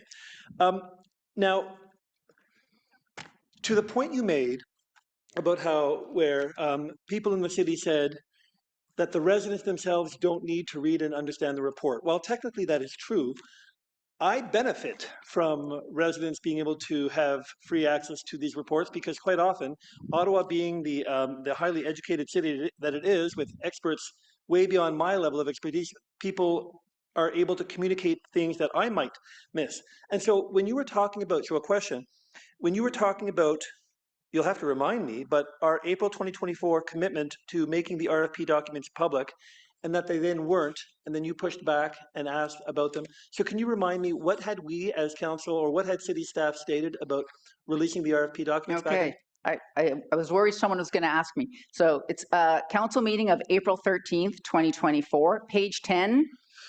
If council adopts the recommended procurement approach to ensure transparency, the solicitation documents will be posted publicly in their entirety when the construction tender is issued in Q2 or Q3 of 2025. And then that is supposed to be the P3 policy, which had been updated. And frankly, it was updated after the SNC-Lavalin LRT2 procurement debacle. So when people did not see the RFP there, it would cause some problems. I mean, it also says that, you know, there might be some of it that might be blacked out, that not, you know, shared for reasons of confidentiality, but certainly they were supposed to be available to the public. And so, yes, I asked about that. I sent this little blurb to city staff. They're very nice. They wrote back saying, well, it's going to be released after the contract. That kind of doesn't help, right? It doesn't help you to make a decision about exactly what are the details of this deal that you will be approving as well. So I heard back Monday that council members, that staff are working to make the RFP documents available to council members this week. Maybe they're still working on that. I'd leave it to you. But that the public won't get to see them until 30 days after the contract is awarded. Well, it's one thing that the public not be made aware of him, but if at the same time... I disagree, but okay. No, I think we're on the same page. Yes. It is concerning if the public is not necessarily made aware of them, but I suppose with my duty of oversight, it's more concerning if those documents are not made readily available to myself, to my council colleagues in a timely manner. So thank you for that, for reminding me of that. And I guess when we get questions to staff, I'll bring it to staff. But thank you. Sure. Thank you, Councillor Menard. Thanks very much, Mayor. Thanks so much for your delegation. It was a great first delegation. I would like to commend all people who come to delegate. It's so nerve-wracking. And I've talked in a lot of microphones, and it's very nerving. So thank you. You did really well, and I wanted to thank you for your service as well in you know, the award-winning reporting that was done on LRT in particular. That deal was a 27. It depends on the deal, but there was a 30-year deal signed. There was a 27-year deal signed for LRT, long-term into the future, with the same contractors. I'm wondering your thoughts around this long-term deal. It's 50 years from today. We're extending it to 2075. Your discussion talked about, you talked about transparency.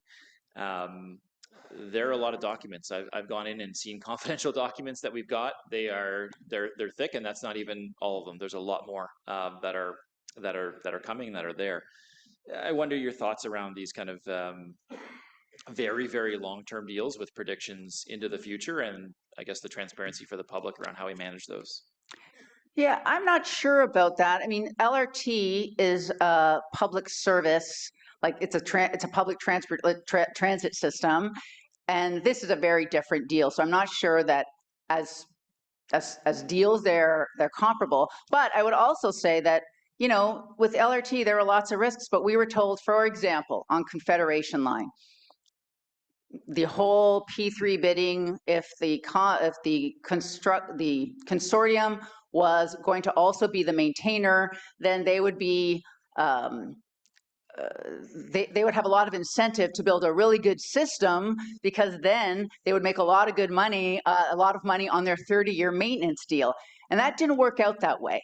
And, you know, I was actually in the, I spent I covered every single minute of the public inquiry from the LRT, and I'm still not sure why that didn't happen, right? So there are always lots of questions, and there's also lots of risks. I'm not suggesting that you wait for a deal that has no risks, you do nothing ever, right?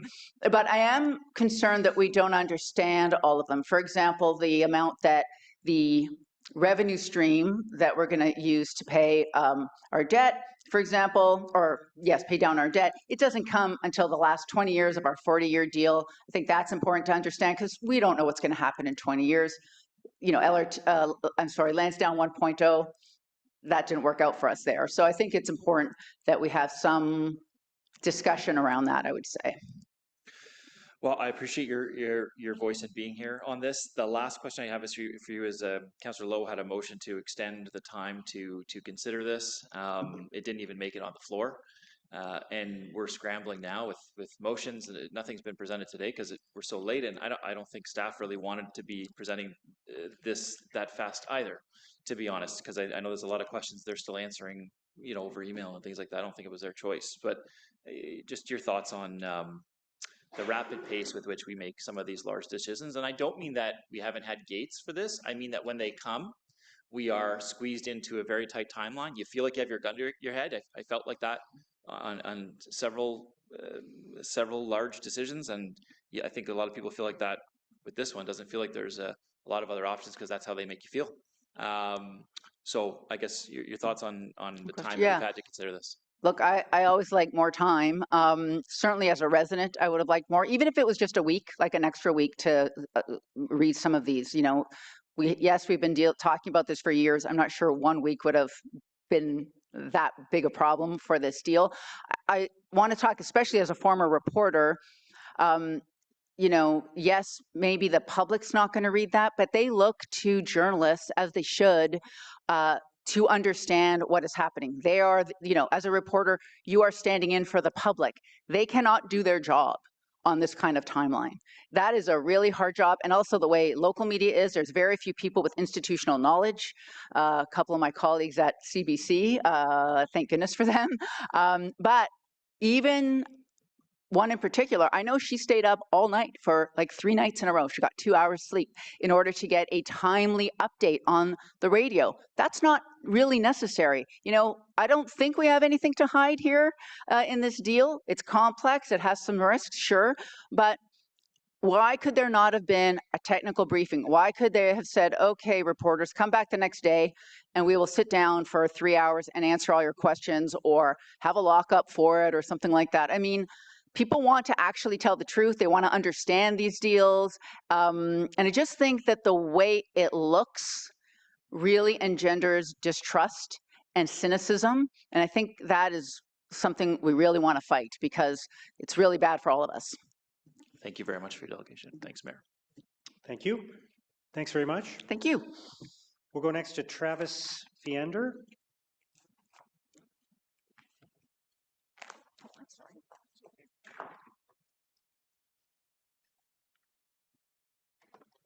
Welcome, sir. Thank you, Mayor. Thank you, Council, for the opportunity to delegate. This is my first chance, so here we go. I'm a citizen of the city and have been a resident of Orleans since 2004, and I am a proponent of Lansdowne 2.0. Notwithstanding my choice of a sports jacket today, my only association with OSEG and the Red Blacks is that I've been a fan of the team and a season ticket holder since day one. So over the past decade, I have been attending Lansdowne with family and friends, not only for football, but also for volleyball, curling, the Christmas markets, and live concerts. So I'm here today as a fan of live sports and of live concerts. Acknowledging this is the Financial and Corporate Service Committee, I do apologize that I've not read any of the financial reports. I decided to come to delegate today to counter what I assume would be a one-sided negative opposition argument. But it's great and reassuring to hear the support of 2.0 here today.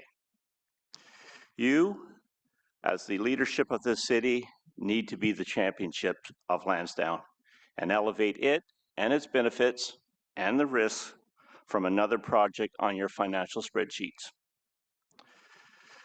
sandwiched somewhere between a sewer upgrade or a subdivision project, because those types of projects will be there tomorrow and the day after. Lansdowne 2.0 may not. As a fan of the CFL who travels to other cities for Grey Cup celebrations, our group consistently hears from other Canadians, though not fans of our teams, are supportive and want Ottawa teams and our leagues in which they play to succeed. And they want to travel to Ottawa.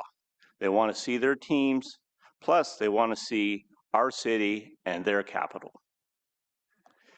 Acknowledging this is a financial committee, so the development of Lansdowne 2.0 will likely come down to dollars and cents. My fear is the delay, because the delay will only increase Lansdowne 2.0, and it will not become cheaper tomorrow. I cannot put an estimate on that amount, but it will rise, and it will likely rise by the millions of dollars. Plus, there is a loss of opportunity to the city. That calculation is also a challenge to calculate, but we won't truly know because those opportunities will pass us along as things travel down the 416 and away from Ottawa. So in addition to considering the dollars and cents for this proposal, I ask you also to consider the non-fiscal benefits that have been raised here today by other proponents of 2.0. As a fan, I look at a full experience and not just the results on the field, on the ice, or on the court. And the current situation at Lansdowne is a negative factor to that fulsome experience that fans and visitors want to have. I say one fault to the city is poor communication of the benefits of Lansdowne 2.0. Otherwise, this negative momentum may not be growing and swelling as much as we've seen here today. As for the calculations of the numbers, I think the due diligence should not reside with the citizens. We expect that from council and from city staff. I think all citizens hope that the lessons learned from the light rail are applied to this project. We are all taxpayers and we are concerned about that. Lansdowne 2.0 is an opportunity to showcase our city and our country. So in closing, and to show some compromise and some fiscal responsibility, as a North Sider, I am willing to see the roof go. Thank you for the opportunity. Thank you very much. That's a big concession. I appreciate that. I heard, sir. Councillor Luloff? Thank you, Mayor. I appreciate it. It's good to see another lifelong Orleans resident here with us this evening. I really do appreciate it. What do you say to other Orleans residents that are writing to me and saying that they don't see the benefit for us all the way out in Orleans for this investment in Lansdowne 2.0? I have an answer, but I'd love to hear yours. For those who don't see the benefit of Lansdowne 2.0 or Lansdowne itself, I say, I would counter, have you attended games there? Do you come out and take advantage of what is available to the city? You know, the OSEG and the city itself tries to provide a diverse options for Lansdowne Park. It's not solely football. Football is 9 games a year. If we make it to playoffs, we get 10. So it has to be much more. So for residents in the outlying areas of the city, make the effort, suffer through the traffic, and come to Lansdowne and see the benefits and be part of the experience. Really appreciate you coming out today to speak on this. Thank you. You're welcome. Thank you. Councillor Dudas? Yeah, I want to add my appreciation for you fighting the traffic to get here and being here for this meeting. You know, for me, I was listening to you and you say a lot of what I've been experiencing. My family, we go to Lansdowne and we'll go and we'll shop and we'll buy food and go to 10 sporting events. You mentioned you were born and raised in Ottawa? No, I moved there in 2004 with the military. Okay. Well, what I was going to ask was prior to the redevelopment, 1.0. Would you have attended Lansdowne? Was that an attraction to you whatsoever? I've been at Lansdowne before 1.0 and watched the Ottawa GGs play and tried to explain to my sons why there was only half seats on the other side of the field and cement, and why this facility had been run down to such that condition. And it's a concern. Maintenance and updates of these facilities need to occur, because in the long run, that roof, that membrane will cost you more. So if you're going to make the investment for 2.0, please make the investment to maintain it throughout the years. I really appreciate that. Thank you so much for being here. You're welcome. Thank you very much. Thank you. Next is Catherine Knoll.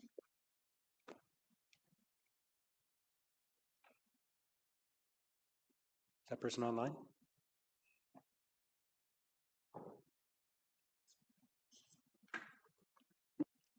Catherine Knoll, are you there? I believe she's online.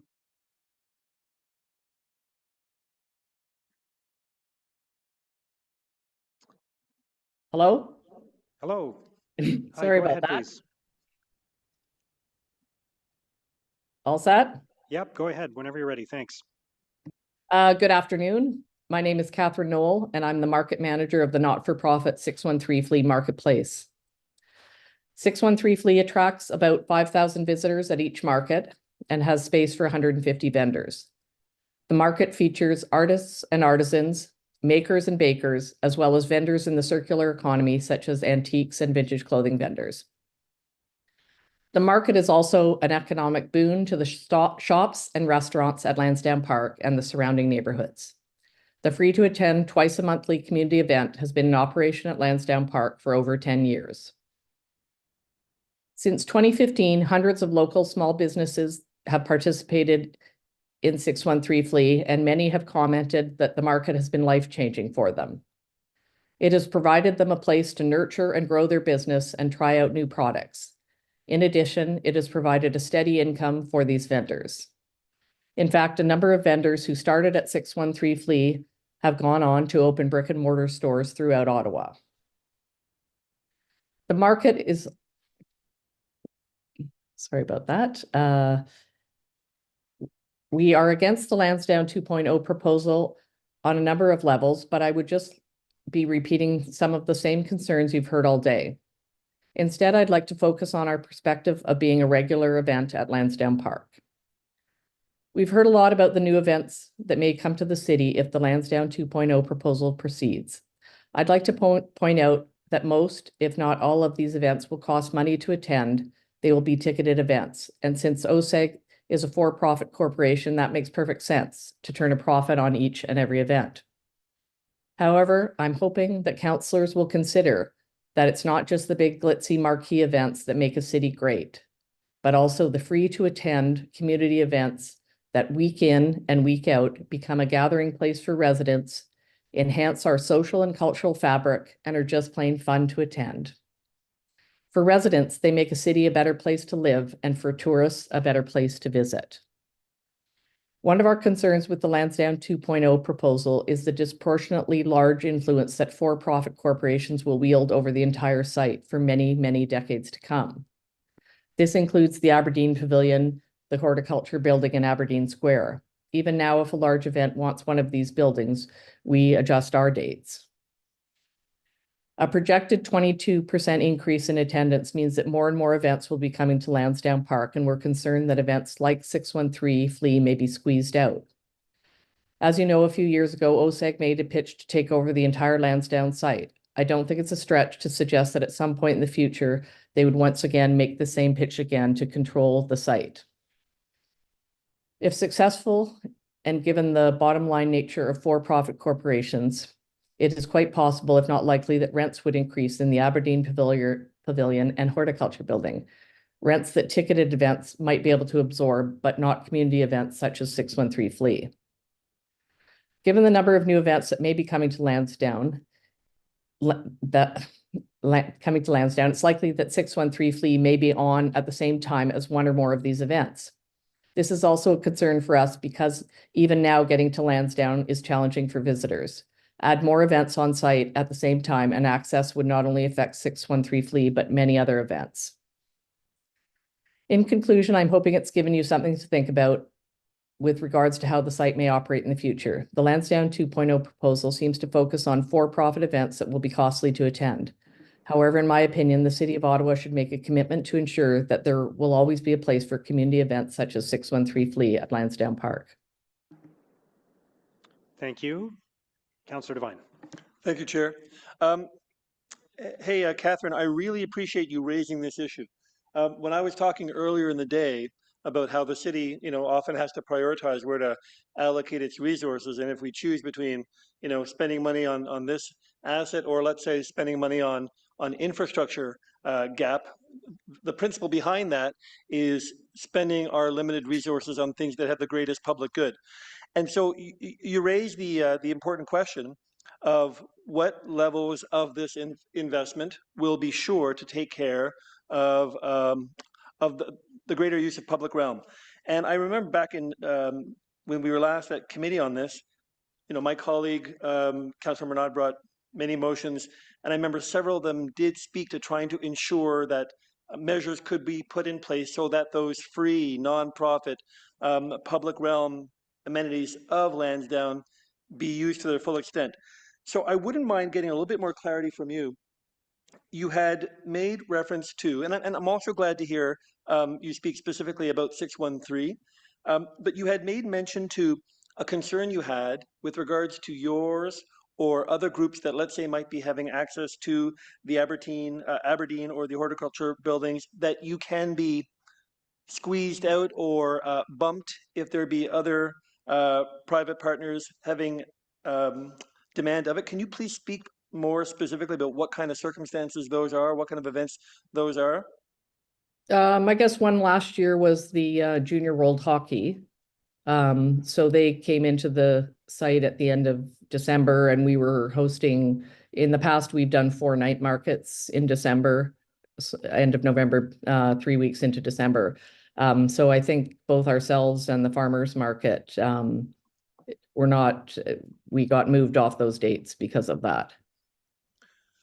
Okay, so, and of course, what you got moved over by there on Junior World Hockey, I mean, that in and of itself is a behemoth.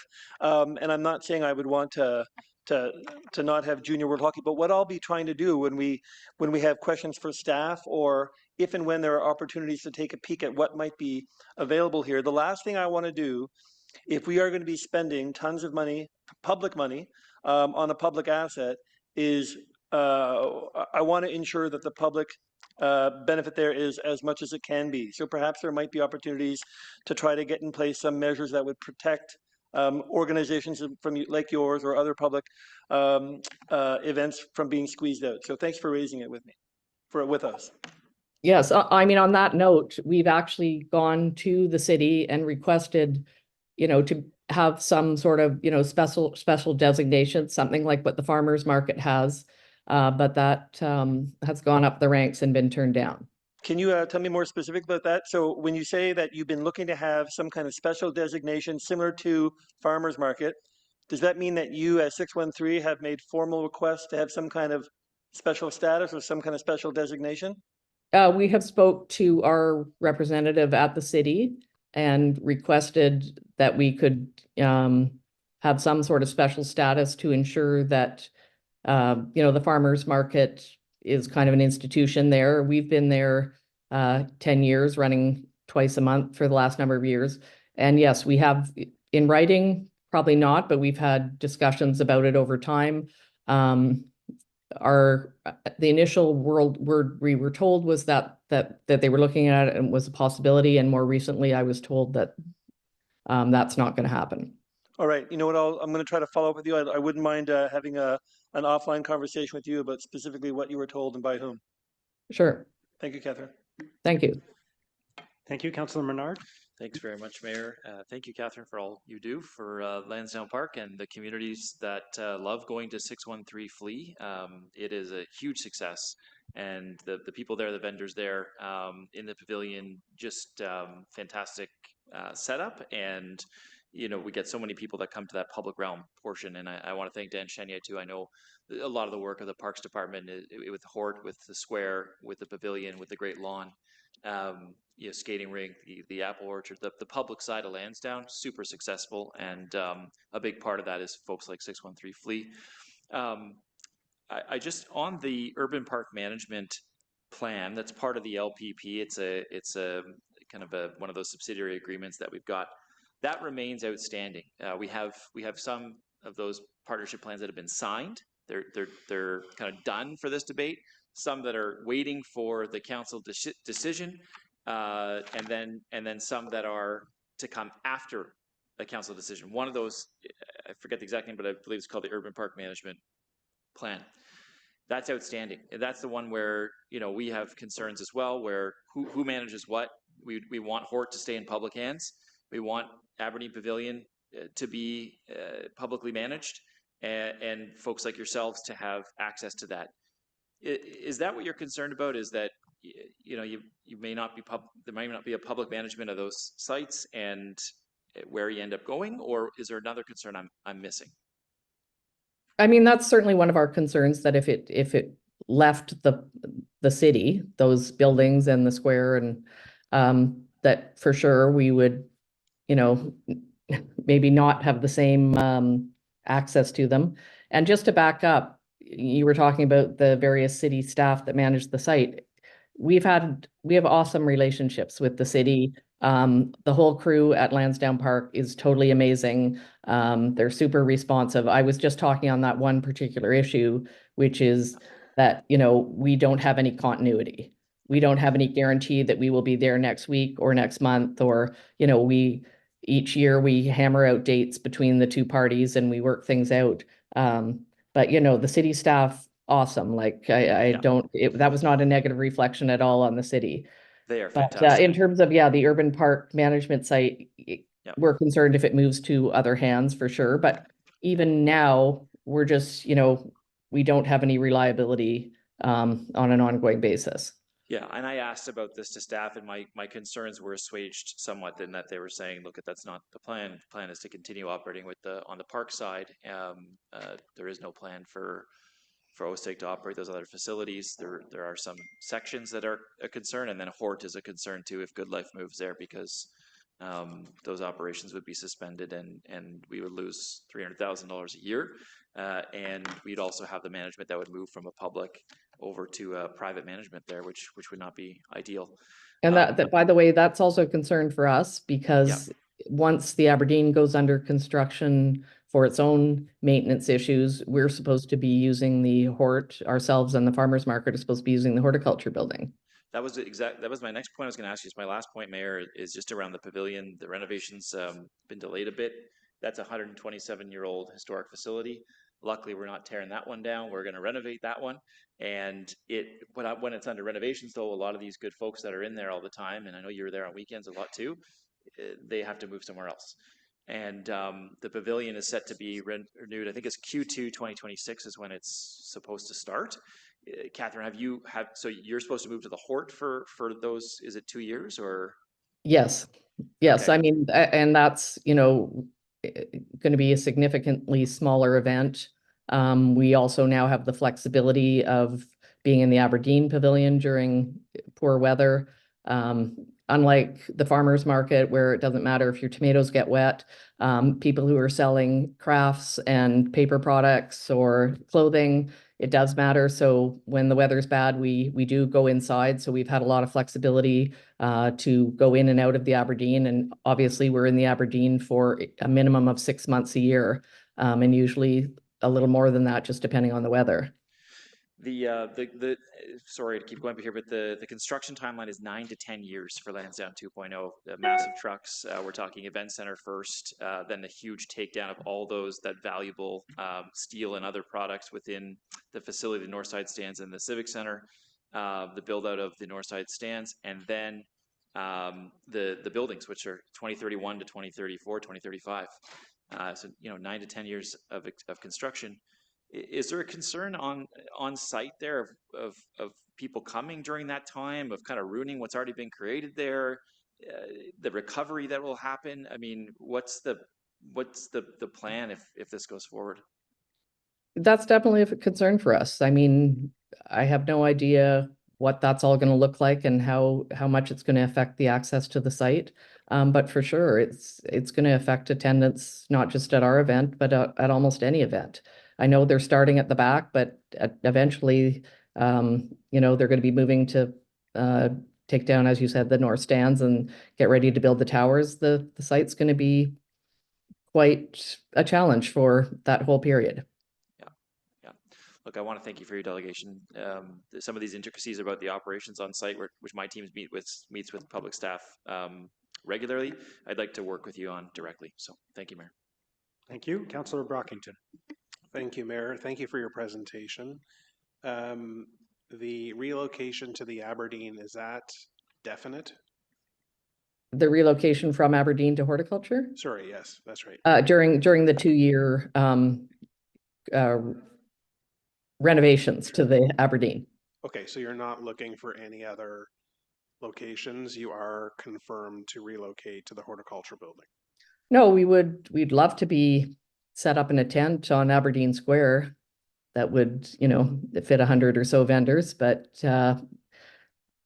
I've proposed that as well, but nobody seems to be that interested in that option. Fair enough. During that 2-year period, though, do you want to stay at Lansdowne, or would you consider venues other than Lansdowne Park?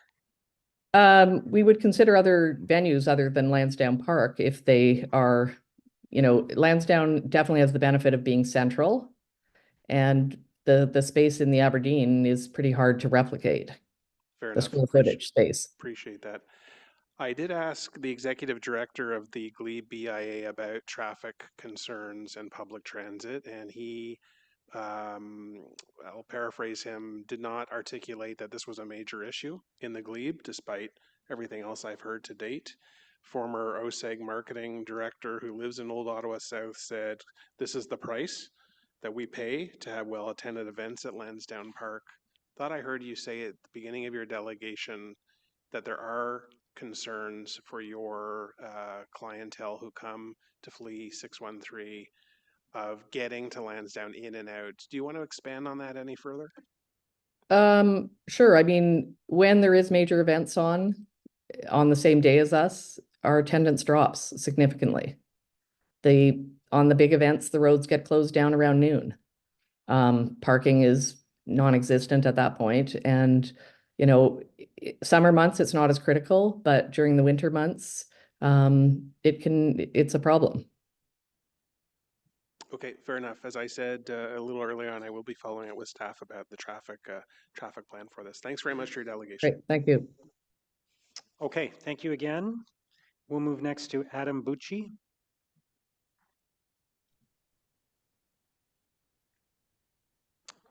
Welcome. Thank you. Thank you for having me.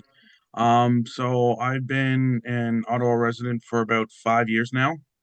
So I've only recently moved to your fine city. I am going to be saying why I believe it's a good thing for the city of Ottawa. First off, it's there have been lots of major events. So most recently, the CHL and the OHL had the Sedna in Michigan. It had the Memorial Cup. There was a report where it brought in $40 million of economic value to that city. So that is not just that's tourists going to buy lunch at a mom and pop shop. That is people going and spending money on hotel rooms. Like there was also a thing where I read that there was 11,600 rooms booked between Airbnbs and hotel rooms, which brings a lot of people in, which will make people want to come back. I've done many things, and if I like a city, and I want to go back to it. And if having a world-class event center can bring more people into Ottawa and have it being a premier destination for anything, I think more people will come, and I think people deserve to see what what Ottawa has to offer. And then I've heard a lot of talk today about, oh, it can be wait, it can wait, it can wait. I'm from Peterborough, and in 2002, they had a choice between building a new arena or renovating it. The renovations would have cost $13 million, and building a new one was $25 million. They went with the $13 million option. Now they pretty much have to build a new arena, or they might lose their OHL team, which I don't want to happen to Peterborough, and I don't want it to happen to Ottawa. But now the cost to build a new arena is $170 million just to build a new arena, which is a huge markup, a huge burden on the taxpayers, and like that to me, that isn't great, and it would have been a lot better to do the 25 million. I moving here, I have gained a lot of respect for Ottawa. I think they have a great sports culture here, and I just want to keep on seeing that grow. I want to see all the sports teams in Ottawa grow, and also a lot of people are saying, well, Ottawa Red Blacks might leave in 2032. Well, I think if this doesn't happen, the teams are definitely going to leave.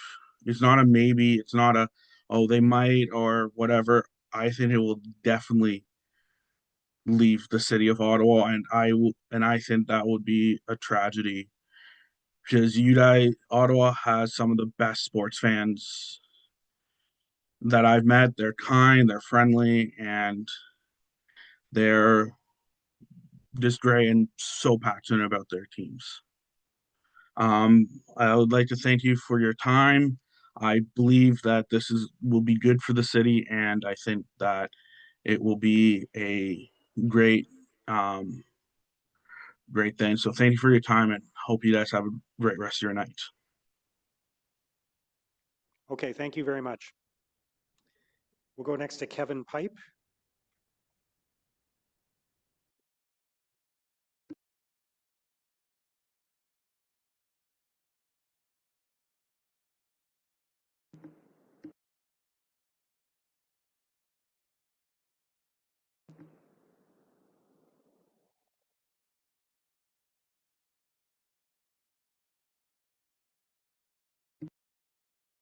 Can you hear me now?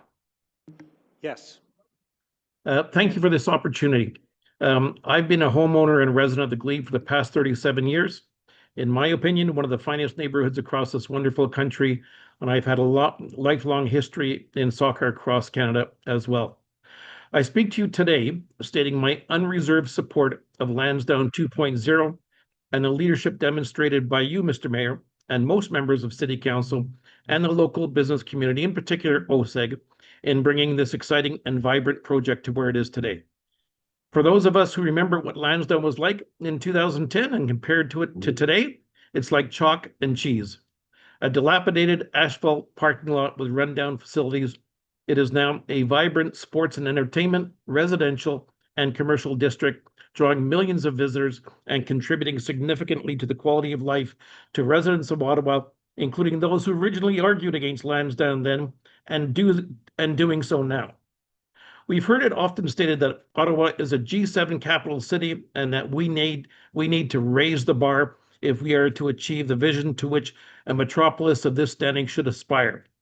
Lansdowne 2.0 offers this opportunity to build today for the future of our city and its million-plus residents, and particularly for the next generation who will enjoy Lansdowne even more so in decades to come. By further developing the infrastructure of the site while adding hundreds upon hundreds of additional condominium units for future occupancy, Lansdowne Park will become even more of a jewel for this city than it is today, bringing even more residents as well as visitors to enjoy what this park has to offer. It's always easier in life to do nothing and adopt a stay-as-is approach. The City of Ottawa cannot afford this risk. Imagine where we would be today if previous mayors of our city had tried to block the development of Lansdowne in 2011, or the LRT, or the new library, or any of the past major projects in our city. As a city, and indeed as a country, we are facing multiple economic challenges unique in our time. The question all of you must ask is as follows. If now is not the time to take an investment of this nature for the benefit of residents of our city for decades to come, then when would it ever be? Tourism Ottawa has been properly taking on an advertising campaign promoting the wonderful international sporting events and festivals which have all come to Ottawa over the past decade because of newly developed Lansdowne. It was interesting as well that when King Charles came to Ottawa in May to address Parliament, where was he welcome? Nowhere else but here at Lansdowne Park. I was one of the thousands to welcome him to our city that day and here at Lansdowne, and it was a wonderful occasion. Lansdowne is home to so many different professional sports clubs and international events as well as concerts. Next week will be soccer week. We will see close to 20,000 soccer fans cheering on Atletico Ottawa to its first league championship. This on the heels of a sold-out Panda game, as well as the inaugural season of FC Rapid of the Northern Super League and the amazing growth of women's sports. And by the way, there's a lot of talk today about the Ottawa Charge. Let's not forget that we also have another professional women's club in Ottawa called FC Rapid, and they have a semifinal playoff game next weekend, the day before the Atletico Championship match.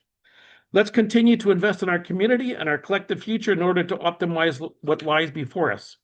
We are in competition with other cities across the country. If we are going to meet the challenges ahead, the time is right to move forward. To not do so puts at risk all what has been achieved over the past dozen years. The recently released reports reveal stability in pricing, as well as a most positive increase in the sale of air rights associated with the project. Combined with all other pieces of the puzzle now in place, and given the unique situation of these most unusual times with regards to our international trading relationships, I urge the City of Ottawa to move forward with this investment in our collective future. I commend you, Mr. Mayor, and those leaders before you, including Mayor Jim Watson, for bringing Lansdowne Park to where it is today, and for now steering to where it must go. The risks of not doing so far outweigh any of the concern raised by the naysayers. I urge you as mayor and the majority of members of City Council who are in support of this investment in one of our major assets to stay the course and bring this project to fruition. I will also say it's very frustrating to see our Capital Ward councillor consistently present his opposition to Lansdowne 2.0. In closing, I loosely quote Globe and Mail columnist Andrew Coyne in his column today addressing the current challenges we are facing as a country. I urge you to read it. The only thing we can really do about current circumstances is to do something about us, to make our economy so ultra-productive and hyper-competitive that it can survive and prosper even in the face of tariffs. There are many of us in the Glebe and across the city who fully support this project. Yep, that's time, sir. Thank you. Thank you very much for your presentation. We'll go next to Brian Crawford from the Ontario Hockey League. Good evening. Oh, there we go. Good evening. Good evening. Good evening, Mr. Mayor, members of council. Thank you for the opportunity to be here this evening to share a few thoughts with you. As I said, my name is Brian Crawford. I'm the commissioner of the Ontario Hockey League, a role that I was proud to step into just over a year and a half ago. The OHL has been has had a long and proud history for more than 130 years of junior A hockey, helping shape not only the next generation of hockey stars, but community leaders, coaches, and mentors. With over 20 teams across Ontario, Michigan, and Pennsylvania, we're more than just a hockey league. We are an integral part of the social and economic fabrics of the communities that we serve, generating nearly $500 million in economic activity in a yearly basis in the communities in which we're located, along with millions of dollars in philanthropic giving with hundreds of the community partners we work with. Over the past year, I've had the privilege of traveling across our league to all of our communities to meet with our players and staff, our fans, and our stakeholders, and also visit all of our communities. What I've seen in each of these communities is a passion for our game and our league. These communities are amongst the very most important part of what it is that we do, and our teams are amongst the very most important part of their communities and their makeup. In Ottawa, the passion runs deep. The 67s are one of the OHL's oldest, most respected franchises. Their ownership group is dedicated, their hockey operations team is top-notch, and their fans are loyal and proud. Every time I come to Tea Place, I'm reminded about how important this team is to the identity of the city.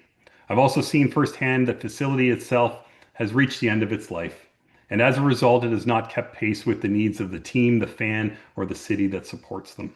The old Civic Center Arena has served Ottawa well for nearly 60 years. It holds incredible memories, championships, concerts, and moments that have defined generations. But time has caught up with it. The building's no longer meeting the expectations of today's fans, the players, or its stakeholders. It's not modern, it's not accessible, it's not comfortable, and quite frankly, it leaks a lot. Across the OHL, all but one of our teams play in facilities that are owned by their municipalities. These venues are true community assets, places that host everything from junior hockey to concerts, graduations, trade shows, national sporting events. Communities across the province understand that these facilities are vital pieces of infrastructure that bring people together, drive economic activity, and strengthen civic pride. We're seeing commitments right now in cities like Brantford and Sudbury to build brand new facilities, while seeing commitments from communities like Oshawa, Kitchener, London, Sault Ste. Marie to invest in upgrading their facilities in order to secure their long-term future as multi-purpose community spaces. I'm here to encourage the City of Ottawa today to do the same. In its current state, Ottawa's arena no longer meets the standards of our league for host venues. Furthermore, it can no longer be considered for hosting numerous prestigious events like the Memorial Cup.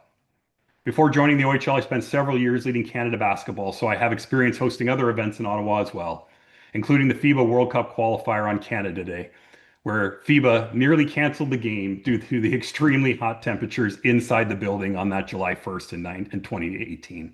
So I understand the importance of modern, flexible event spaces and what they can mean to the communities. A new center at Lansdowne will not only be home to the 67s, but as I've said, home to concerts and national and international events, cultural celebrations, and a year-round hub and activity space that everyone can belong to. Furthermore, while I'm here to talk mostly about hockey, I've also had the distinct pleasure of playing on the field at Lansdowne as a member of the CFL for many, many years.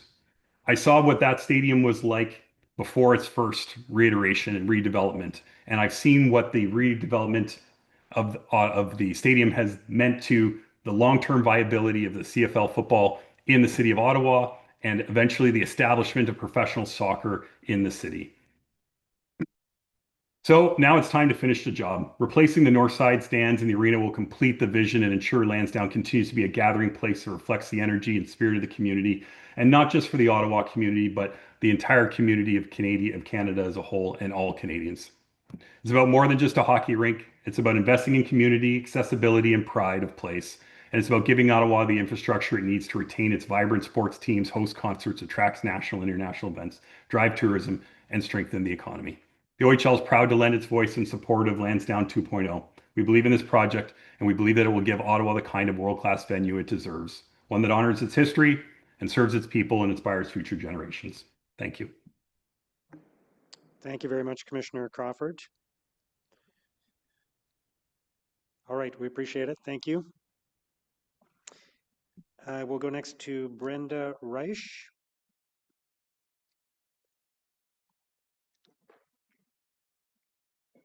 Is she there? She's not there? Okay. Okay, let's try Justin Hughes, who I see is online. Go ahead whenever you're ready. Good evening. Thank you, Mr. Mayor. Thank you to Council for your time and the opportunity to speak today. I'd like to share with you some concerns I have about Lansdowne 2.0. First off, the cost.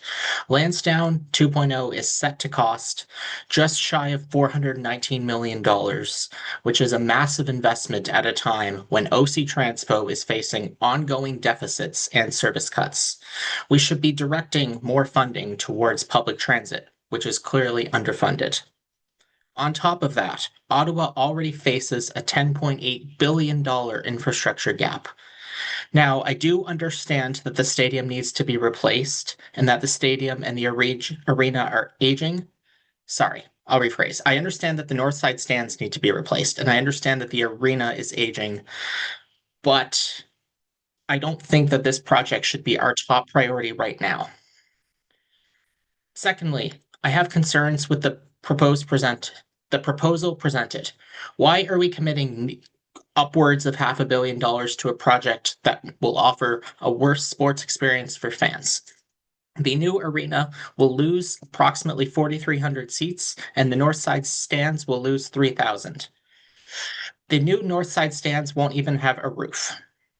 Furthermore, the Ottawa Charge have raised concerns, as we've seen in earlier delegations, that the proposed arena will be too small for their needs, and we've seen that they've performed well and they frequently sell out the existing arena of about 9,800 seats as is. Thirdly, I'm also troubled by how Lansdowne 2.0 has been handled thus far by the mayor and city council. Last week at council, Councillor Lowe brought forth a motion simply asking for further discussion about Lansdowne, which I believe is a reasonable request, regardless of what side you're on, considering the massive investment that we're about to undertake. Yet almost half of council refused to debate it, and Councillor Lowe's motion didn't even come forward. Public consultation has also been very minimal throughout this process. Councillor Menard previously pushed for a referendum on Lansdowne 2.0, but the mayor refused, despite other cities like Calgary and Montreal having referendums for sporting facility events. Despite there were some earlier delegations from business interest groups, especially in favor, I haven't seen much support from the general public for Lansdowne 2.0. I live in the East End suburbs, and I went to a budget consultation meeting last weekend where there were several attendees that voiced strong opposition for the project. Also, I saw in Councillor Devine released a newsletter. He asked for public feedback. What do my constituents think about Lansdowne 2.0? And 91% of his residents in Nepean opposed this project. I urge the mayor and council to pause and reconsider this project. For now, let's prioritize investments in transit and infrastructure instead of development that many taxpayers do not support. And in the meantime, let's take the time to discuss a plan that improves the experience for sports teams and fans. I'll leave one more point here. There are proposed bus lanes on Bank Street that will be in effect for Red Blacks events.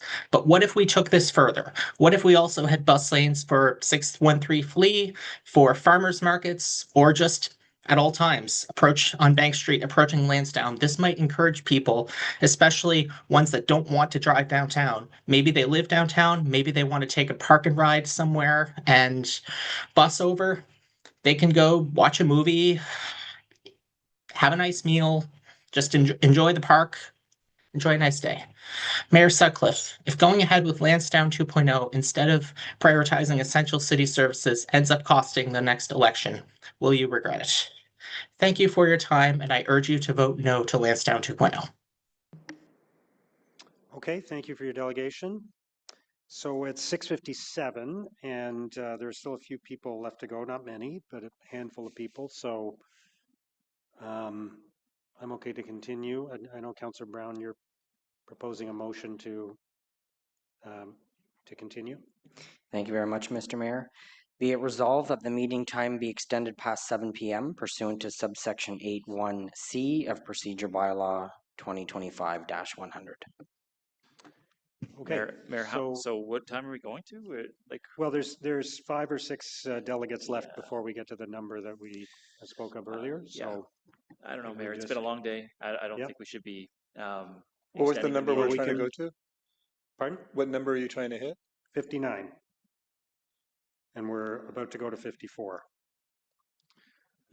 So there's a motion that's been made, and there's no opportunity to debate it. So we'll just vote on it, please. Councillor Lulaf. Councillor Yes. Dudas. Councillor Dudas. Yes. Councillor Curry. Yes. Councillor Gower. Yes. Councillor Tierney. Councillor King. Yes. Councillor Leeper, Yes. Councillor Brockington, No. Councillor Menard, No. Councillor Brown, Yes. Vice Chair Kitts, Yes. Mayor Sutcliffe, Yes. 9 yeas, 2 nays. Okay. We'll continue. Robert McLaurin. Oh, Good evening, Mr. Mayor, and welcome. Yep. Good evening, Mr. Mayor and committee members, for allowing me to delegate today. My name is Rob McLaurin. I'm the recent past president of the National Capital Amateur Football Association, known as NACAFA.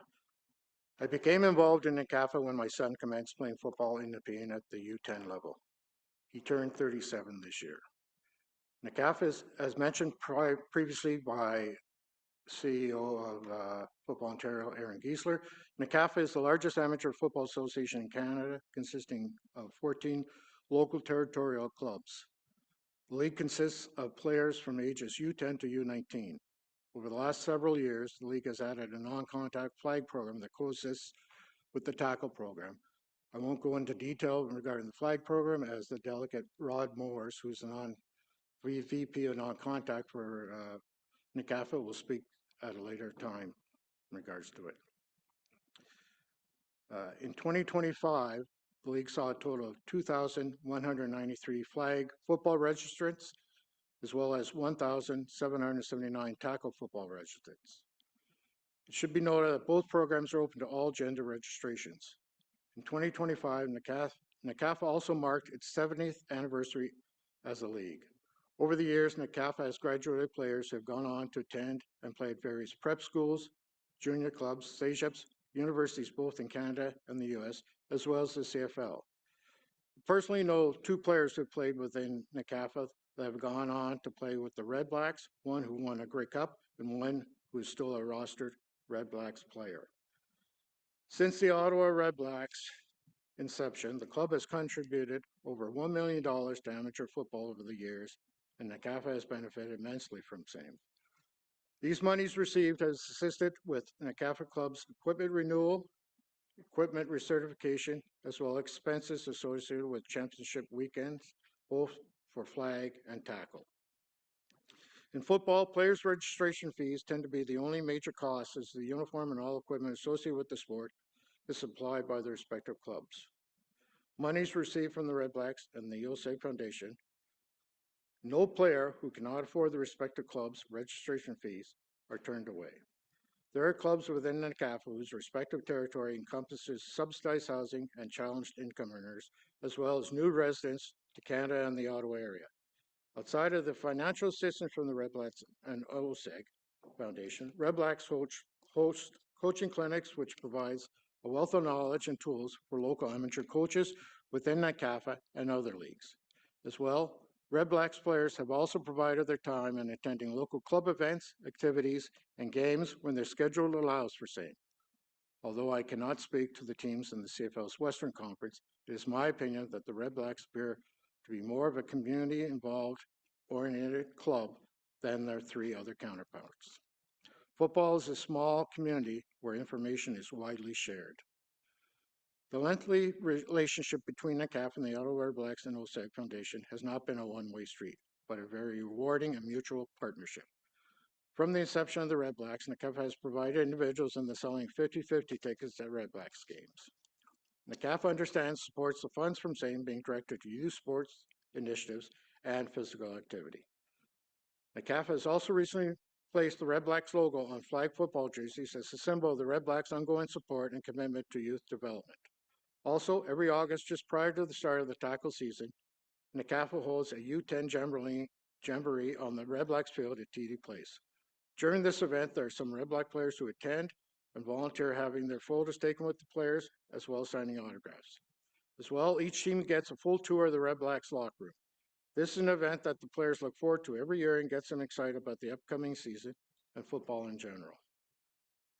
NACAFA also uses this event to participate in the Purelator Tackle Hunger program, whereby clubs are given the red Purelay bags prior to the jamboree and returns them the day of the event. Bags are then placed in an awaiting Purelator truck and then takes them to the Ottawa Food Bank. an initiative which is also done and supported by the Ottawa Red Blacks and the CFL. NACAFA, like the Red Blacks and OSEG, is aware that no one club is immune to requirements for food subsidies or is without a local food bank or cupboard. Being built in 1967 and having attended various events at TD Place, whether it be football field or arena, it is my opinion that the infrastructure at TD Place is aging. Having sold 50-50 tickets at the Red Blacks games since their inception, there's a noticeable fan experience between the north and south side stands. Mr. McMahon, that's time, well, unfortunately. You just wanted to wrap up real quick? Well, I'll just go to my ending. Having several sports, I'll just say, I personally recall, I do support the Lansdowne 2.0 to protect these municipal facilities and continue building opportunities for families, kids, and future generations. Thank you. Thank you very much, sir. Next is Ahmed Zamar, who I believe is online.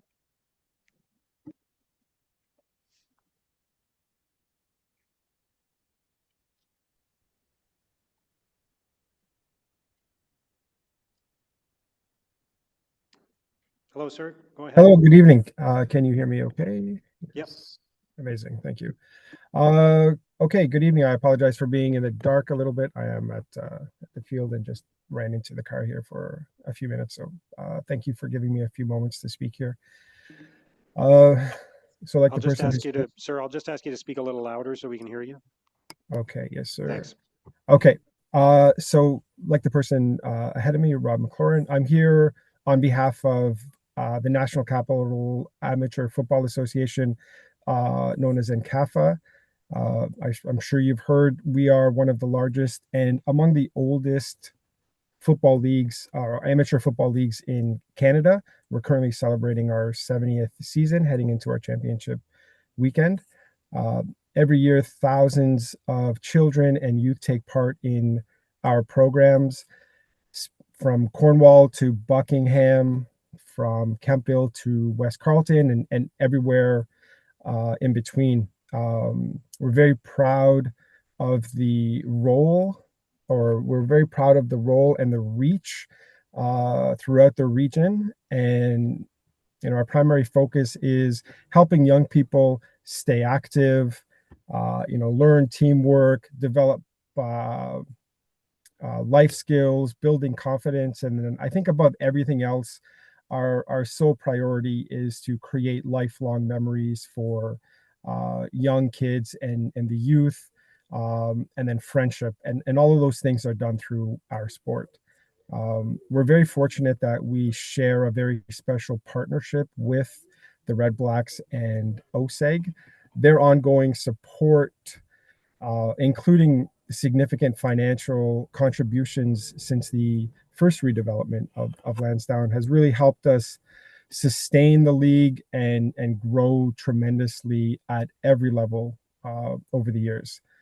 And one of the things that makes this partnership so meaningful is how engaged the Red Blacks are in the community. I know you've heard this on multiple occasions today. I think it's important to reiterate the amount of time that the players and their coaches give to connect with our players. And they serve as mentors and role models, not only for our players, but also for many of our volunteers. And so Lansdowne and TD Place are really central to that relationship. And as Rob mentioned, it's where we kick off the season with our U10 Tyke Jamboree. This is a real special event for everyone involved. It's really exciting for our players, our youngest players, to take the field and play at the same place that our Red Blacks play. And these are memories that they carry with them for a lifetime. Not just the players, but also the families. And I think it's important to mention that. So the stadium itself is an important piece of our community infrastructure, and making the necessary updates will ensure that Ottawa continues to have facilities that will inspire our next generation of young football players, give our fans and athletes a really great experience, And, on behalf of NCAFA, our member clubs, and the thousands of families that we represent, I really want to thank the council for giving me some time to speak and recognize the importance of these facilities, and and along with your support for growing the future of the sport and community at Lansdowne. Thank you. Thank you very much. Next up is Richard Haydon, who I believe is also online. Have you heard? Am I heard? Yes, go ahead, Richard. Oh. How's the volume? Okay. Yep, very good. Okay. After spending 9.5 hours with the family here at the committee, I have rewritten my delegation report several times because there has been a lot of information shared and very valuable information, and I really appreciate all the work that you're doing. So, Chair Mayor Sutcliffe, Vice Chair Kitts, and distinguished councillors and staff of the Finance and Corporate Service Committee. My name is Richard Haydon, Director of Community Relations for the Unionized Building and Construction Trades Council. And I am also Treasurer of the Ottawa Community Benefit Network, and I work with United Way on their Wealth Building Committee and their Indigenous Employment Advisory Table Committee. And I speak on behalf of the building trades, and I hope on behalf of all these other organizations, to say that we offer and express our strongest support for the Lansdowne 2.0 project. We have been at the table with OSEG and the city on this event leading up to today, since 2012. And we support it because Lansdowne 1.0 is a thriving hub that employs more than 4,000 people, attracts 4 million visitors annually, and generates over 300 million in economic activity for Ottawa. All of that fits into the wealth building that we are supporting. Lansdowne 1.0 proved that when the public and private sectors work together, positive things can happen for our city. Lansdowne 2.0 builds on that success and is projected to create 4,900 jobs by 2035 and will generate 500 million in GDP revenues, 89 million annually once it is operational. Beyond jobs, Lansdowne 2.0 will generate broad economic and community benefits, such as 8 million in new annual visitor spending, 4.5 million in new annual property tax revenues, and 14.4 million in contributions in housing. And this is exactly the kind of forward-looking investment Ottawa needs to continue progressing as a competitive capital city. The public-private partnership model allows Ottawa to get more for less, leveraging private investment to deliver significant public amenities, housing, and economic returns. In your deliberations, we would urge the committee to consider the real cost of delay. Construction costs continue to rise at a rate of 3 to 5% per year, meaning that deferring this project would see the city share increase dramatically. Waiting will only make the project less affordable, and the time to act is now. So Lansdowne 2.0 is about more than a redevelopment. It's about sustaining momentum, creating jobs, stimulating economic growth, and ensuring that the city grows with purpose and opportunity for all who live, work, and play here. The Building and Construction Trades Council is proud to endorse this project and encourages members of the Finance and Corporate Services Committee to recommend its approval to Council. I would like to mention that we have been a council in Ottawa since December 19th, 1872. We have built all the arenas, all the Day Brother arenas, starting with one that was about 1,000 seats, then 3,500, then 7,000, and then 10,000 seats, from which 11 Stanley Cups were won. And we're hoping that when we build the Laurier Arena, that will continue to reap Stanley Cup rewards that will make the city shine in the hockey industry. So we've been in Canada since 1605. We've been builders of all of the historic buildings that you see around you, and we want this to continue. Thank you very much for your time and for the efforts you have made today over these last 9.5 hours. Is that what it is? Okay, thank you. Councillor Menard. Thank you very much, Mayor. Thanks for your delegation. I wanted to ask you about the bid for the construction, and that was the lowest dollar bid by not very much. It was extremely close with two of those bids. But I'm wondering about the people who won the bid and where those contractors are coming from. Is it your understanding that we're going to have local contractors potentially building Lansdowne 2.0 facilities if this goes through? Councillor, our hope has been that the whole process has been respecting and following the Buy Local Ottawa. We support the City of Ottawa, Ottawa Tourism, Invest Ottawa, Ottawa Coalition of BIAs, the RGA, United Way, and so on. And we have been firmly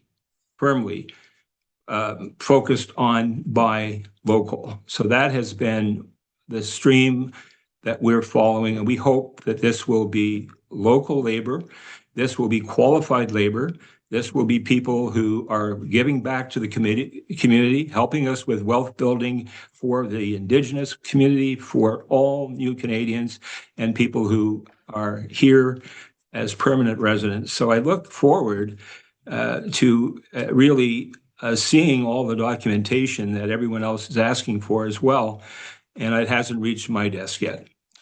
No, I appreciate that response, and I guess the concern is around the contractor maybe bringing in people far away from our city for previous construction projects that have occurred, and problems with workforce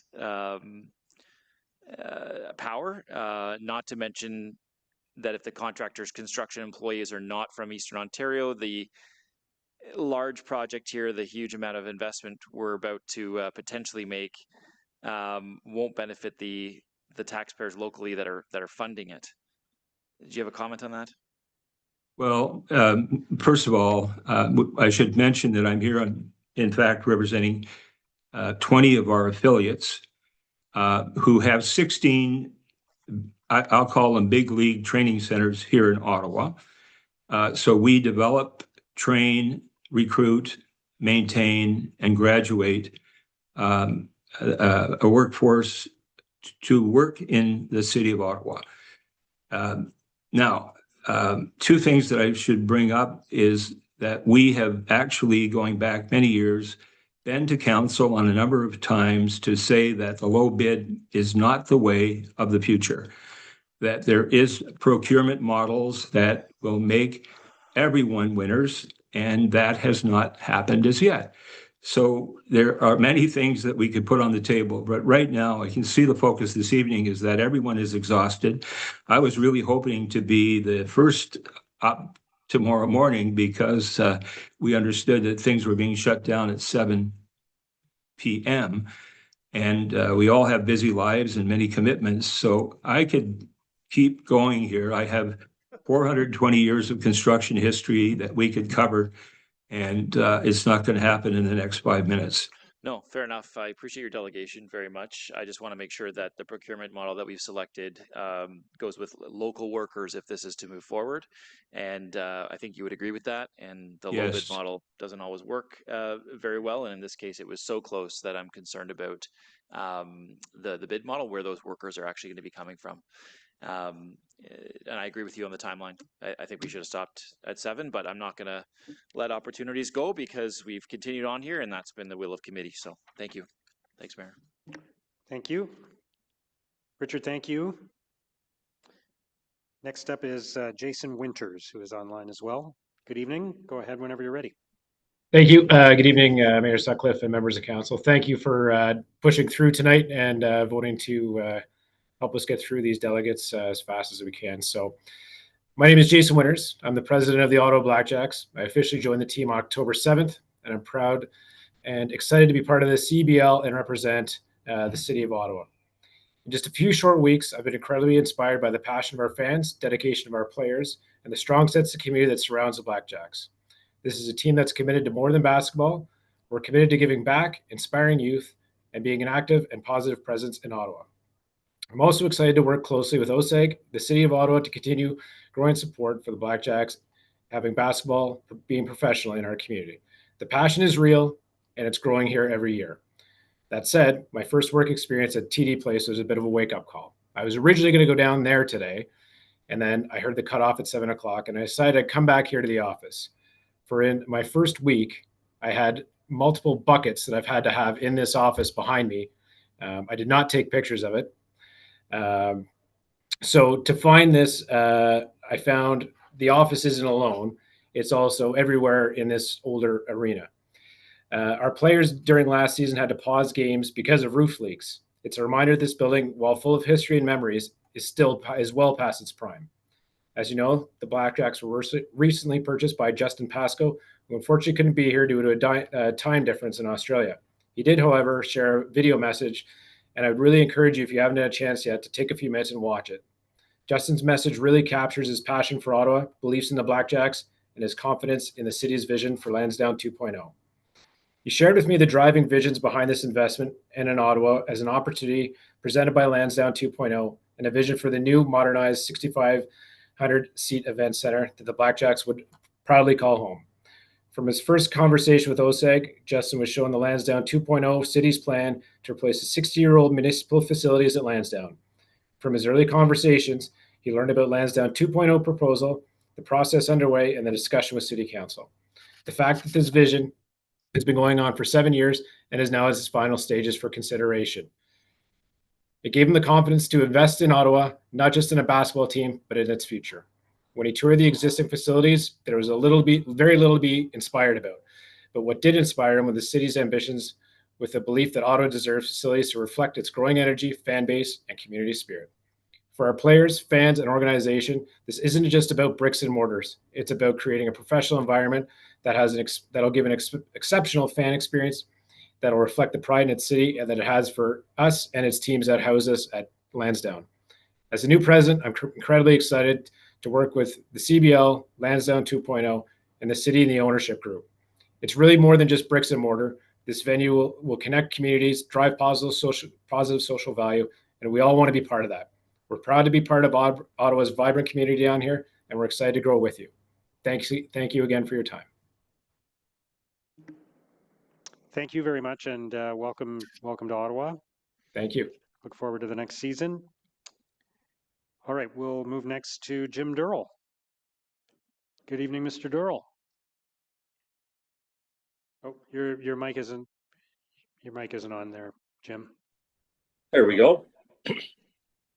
Council, and I was sitting here listening to the discussions over the last hour or so, I guess, and in 2 weeks' time, I will have the opportunity to celebrate 40 years since I was elected the 53rd mayor of Ottawa. And one of the first things I inherited was a decrepit Lansdowne Park, a sea of cement. 6 years later, I passed that on to my successor in probably worse shape than I inherited it. And this story repeated itself as the park just continued into dilapidation. It was only when the private sector got involved that we built what we have today, Mayor. And the reason that previous councils, myself included, didn't do anything was we were putting our money in roads and sewers and recreation complexes, etc. And we didn't have the capital budget required to maintain a large city asset like this.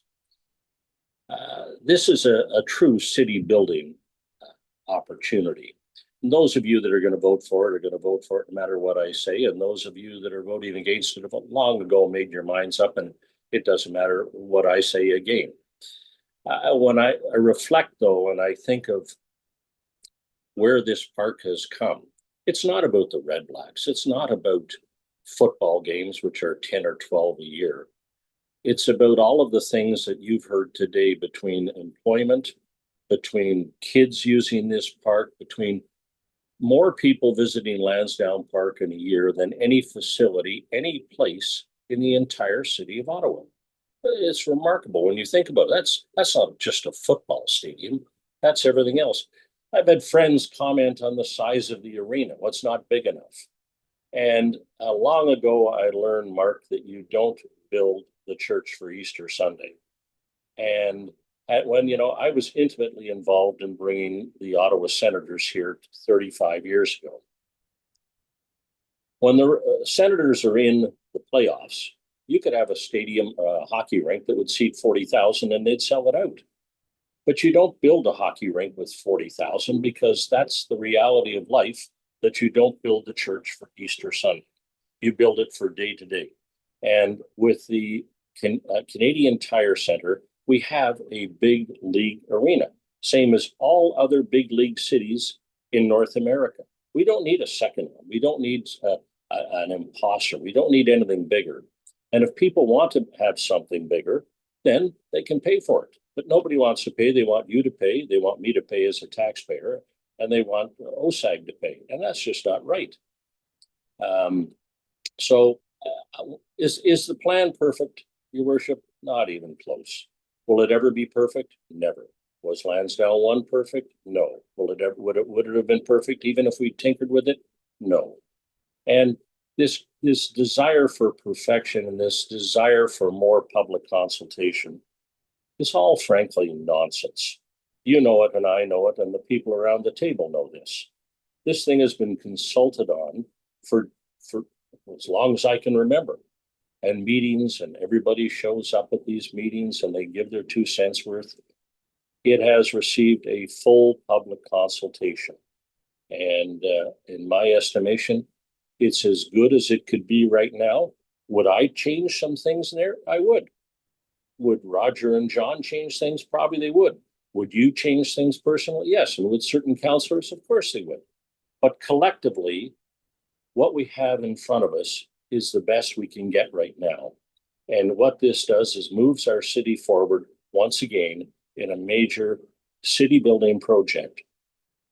I'll finish again on the Senators, only because it was a big city building project. Imagine our city without the Senators today. And when I reflect back on the number of people, for every person who agreed, Jim, go to West Palm and represent the city, I had 9 tell me, you're making a huge mistake, Mayor. Stay away from this. But if you believe in your city and you believe in growth and you believe in the things that are going to make the city better for decades to come, for young people, for workers, for employment, for housing, etc., then you believe in Lansdowne Park too. Thank you, Your Worship. And I know it's a long day for everybody, and I appreciate your time. Thank you. Thank you, Jim. Okay, we have 2 left. We're going to go next to Miranda Gray and then Brenda Reich, who had some technical difficulties a few minutes ago. So Miranda Gray, go ahead whenever you're ready. Hello, Mr. Mayor. I want to begin with a thank you to the staff who have worked so hard on this, to council and committee who have looked at it over the years, and the thousands of residents who have participated in an open house, sent in an email, or signed a petition. I especially would like to call out the residents with special expertise who have given hours of their professional time to do arm's length financial analysis or look at the project planning based on their experience. Finally, I'd like to thank OSAG. The journey to here has not been easy or cheap. I thank you for reviving the South Side stands and for keeping our teams going. Now, right now I live in Orleans, West Ennis, but for a little more than 5 years, I lived within 3 blocks of Lansdowne with homes on 3rd Avenue, Melgund, 5th, and Holmeswood. So I'm quite familiar with the area. I speak against this proposal. It was a good plan when it was initiated, but the world has changed and it has been overcome by events. I agree that the arena and the stands need to be rebuilt in the next few years, but I'm not convinced that we need an arts center as a standalone building. I don't see how we can double the number of people on site at one time, There are just too few ways that people trust to get to the site. We need to begin by fixing the busing on Bank Street to win people over to transit to get to Lansdowne. Until we do that, I don't believe we can double the number of people on the site within a couple of hours. I don't support the environmental waste of tearing down existing retail buildings that aren't very old. I'm still not personally convinced that bricks and mortar retail in 2026 or 2030 or 2040 at a sports area is a net positive experience to your sporting experience. And I don't believe that the stars will align for the proposed housing. Transit and car approaches are too difficult to the site, and those are the people that are going to be wanting to live in the housing as proposed. We're not getting affordable housing. We're getting condos aimed at people who likely will want to have at least one car each. So I'm not sure they're going to be able to sell that housing. I'm also not convinced that people would choose there over, let's say, LeBreton Flats, overlooking the Sens Arena with a better view over the river with great access. So I'm concerned that even if the housing air rights have been sold, that the housing will never go up, and therefore there will never be the uplift to pay for the work we are doing. I'd prefer a much smaller Lansdowne 2.5 rather than the current proposal. I am not in favor of saving Lansdowne Park by adding more concrete to the site. For me, there are too many red flags that this proposal is not yet complete. The biggest is the stakeholder engagement we heard about today. If OSEG didn't include the charge with full details on the size of the arena, who else did they not include? The public has been included, though they may not feel listened to, but I am concerned that such a major participant on the site does not feel heard. We don't see all of the athletic teams that participate on today's speakers list. Were they heard? Did they not know this meeting was coming forward? Do they think they have another chance next week to speak to you? I'm also concerned to see some ad hoc negotiations today between the mayor and the charge of ways of winning them back. This proposal needs to be at the point where there are no walk-on motions or amendments next week. It's concerning that the data may not have been shared with all councillors yet. I'm okay with the idea that the public can't see everything that's business confidential, but I need to know that my councillors have been able to get the data they need to make the decisions they need to make. Throughout the years, we've been told at each gateway that this was not the final decision on Lansdowne, but now we are here. I went on the 407 this past weekend, and as you approach from the east, there's all these signs saying, last exit before the toll roll starts. This is where we are at. We have one more off-ramp before the debt financing starts. If you still have unanswered questions, please vote no. This plan has a lot of shaky financial assumptions, in my opinion, and if you don't have strong faith in them, you should vote no. This is a landmark part of our city. Your decision will last at least 50 years. You are dealing with one last sentence. Yeah, sure, go for it. You're dealing with the decisions made in haste in 1967. Please don't make haste decisions for 2067. Okay, thank you very much. We'll go now to Brenda Reich from Children at Risk Ottawa.